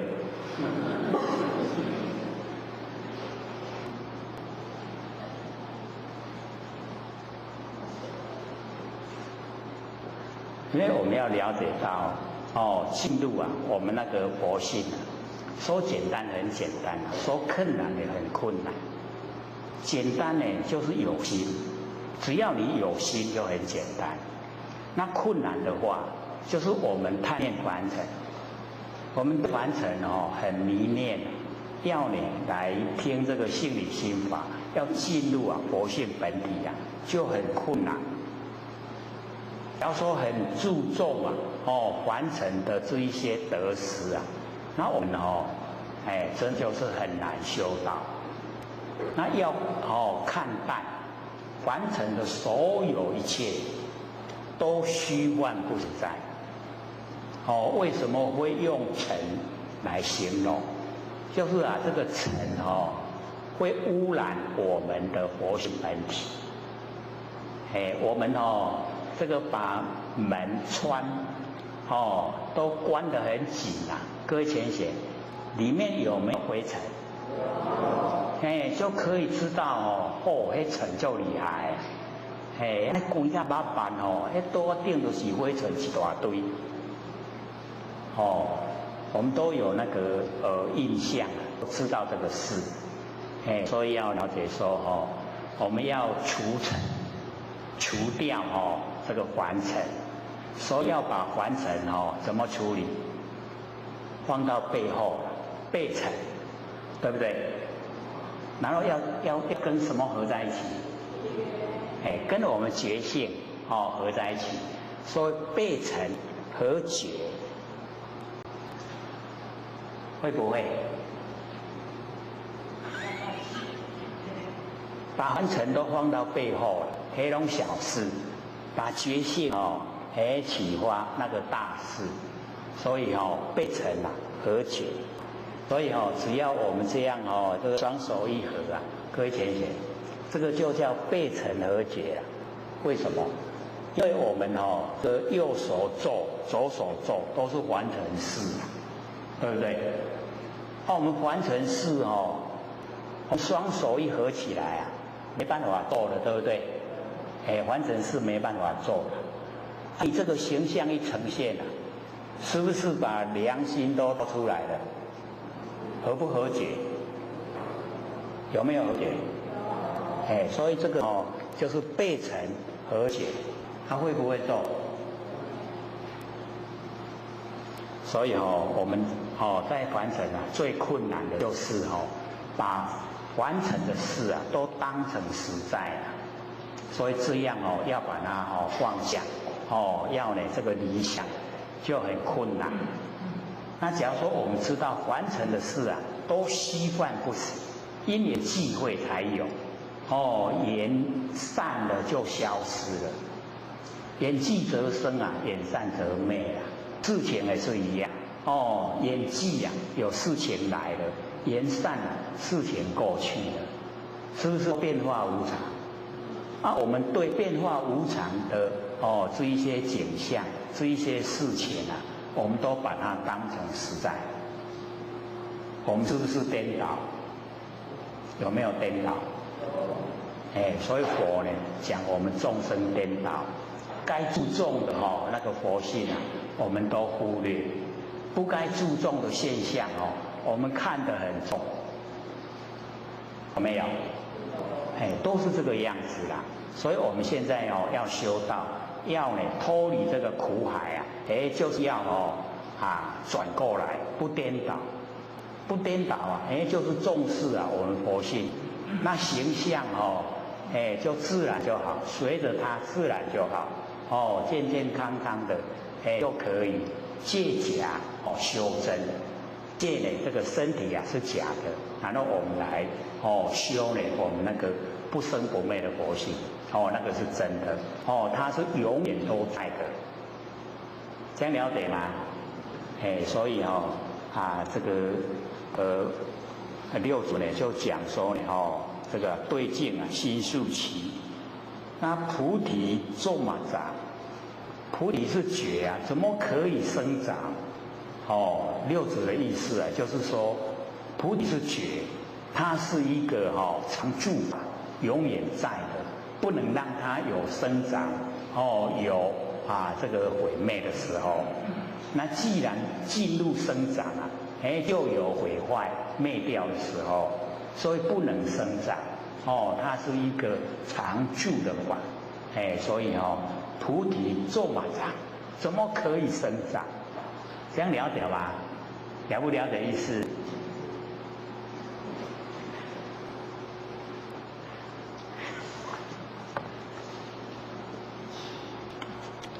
所以我们这个第七品啊，也是讲的蛮久积言品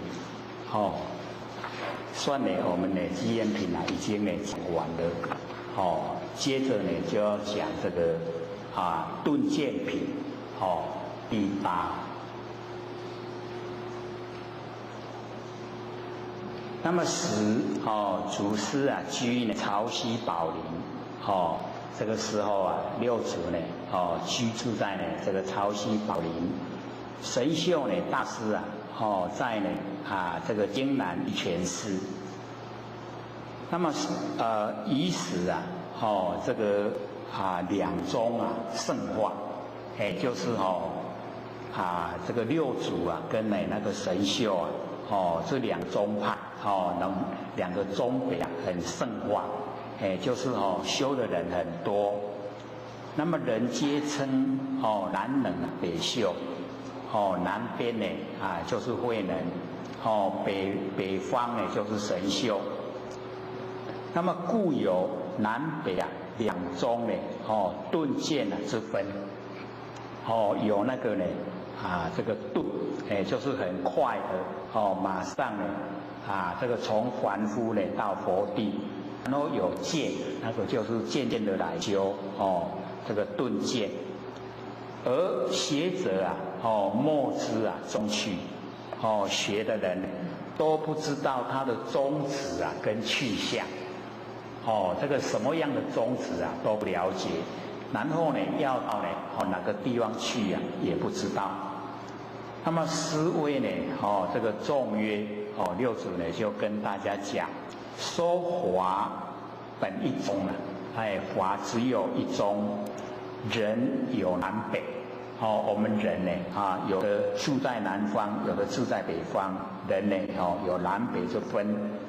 那么法只有一种，法只有一种，见呢有除极呀，我们的见解，我们进入佛性本呀，有的很快，有的很慢。根利的就很快，根比较钝的就比较慢，所以这个六祖就跟大家讲，说何名顿渐？那为什么有这个顿渐的这个名称？它呢是什么内容？华无啊，顿见，佛法里面没有，只有一种。那么人有力啊，顿，人的根气呀，有力有顿，所以我们要到呢，这个根气很力呀，就是他累世都有在修，那累世有在修啊，那个根啊就很力，各位前几天假如说这个前不久啊，看那个电视那个新闻报道。在呢这个外国，大概是美国吧，有一个地方啊，有一个5岁的那个小男童，他很会弹钢琴，弹的那个是大师级的那一种那个钢琴的那个弹法。那或许刚好那个时间有看到这一段，那或许就在想说，那个他累生累世啊，都是在弹钢琴。所以这个时候，他的父亲说，他3岁啊，一听到音乐就会去弹钢琴，你只要给他听到，他就会弹，3回哦。然后那个电视去拍的时候啊，拍摄啊，已经5岁了，他坐在钢琴前面在弹钢琴，弹得很熟练啊，小小的去枕头啊，音乐底下伊的迄个枕头下骹就流传的很流畅，那看的都会愣的嘞，那学嘛无法度学单的，所以就是他累世之间他已经都有那个很熟悉的那一些琴谱啊，所以说他自然而然就会了。那我们人一生下来啊，各位也可以了解，有的生出来就真巧，有的生出来公公，有没有？是不是很自然？那个为什么会这样？就是他累世之中那个很聪明啊，就是累世之中一直有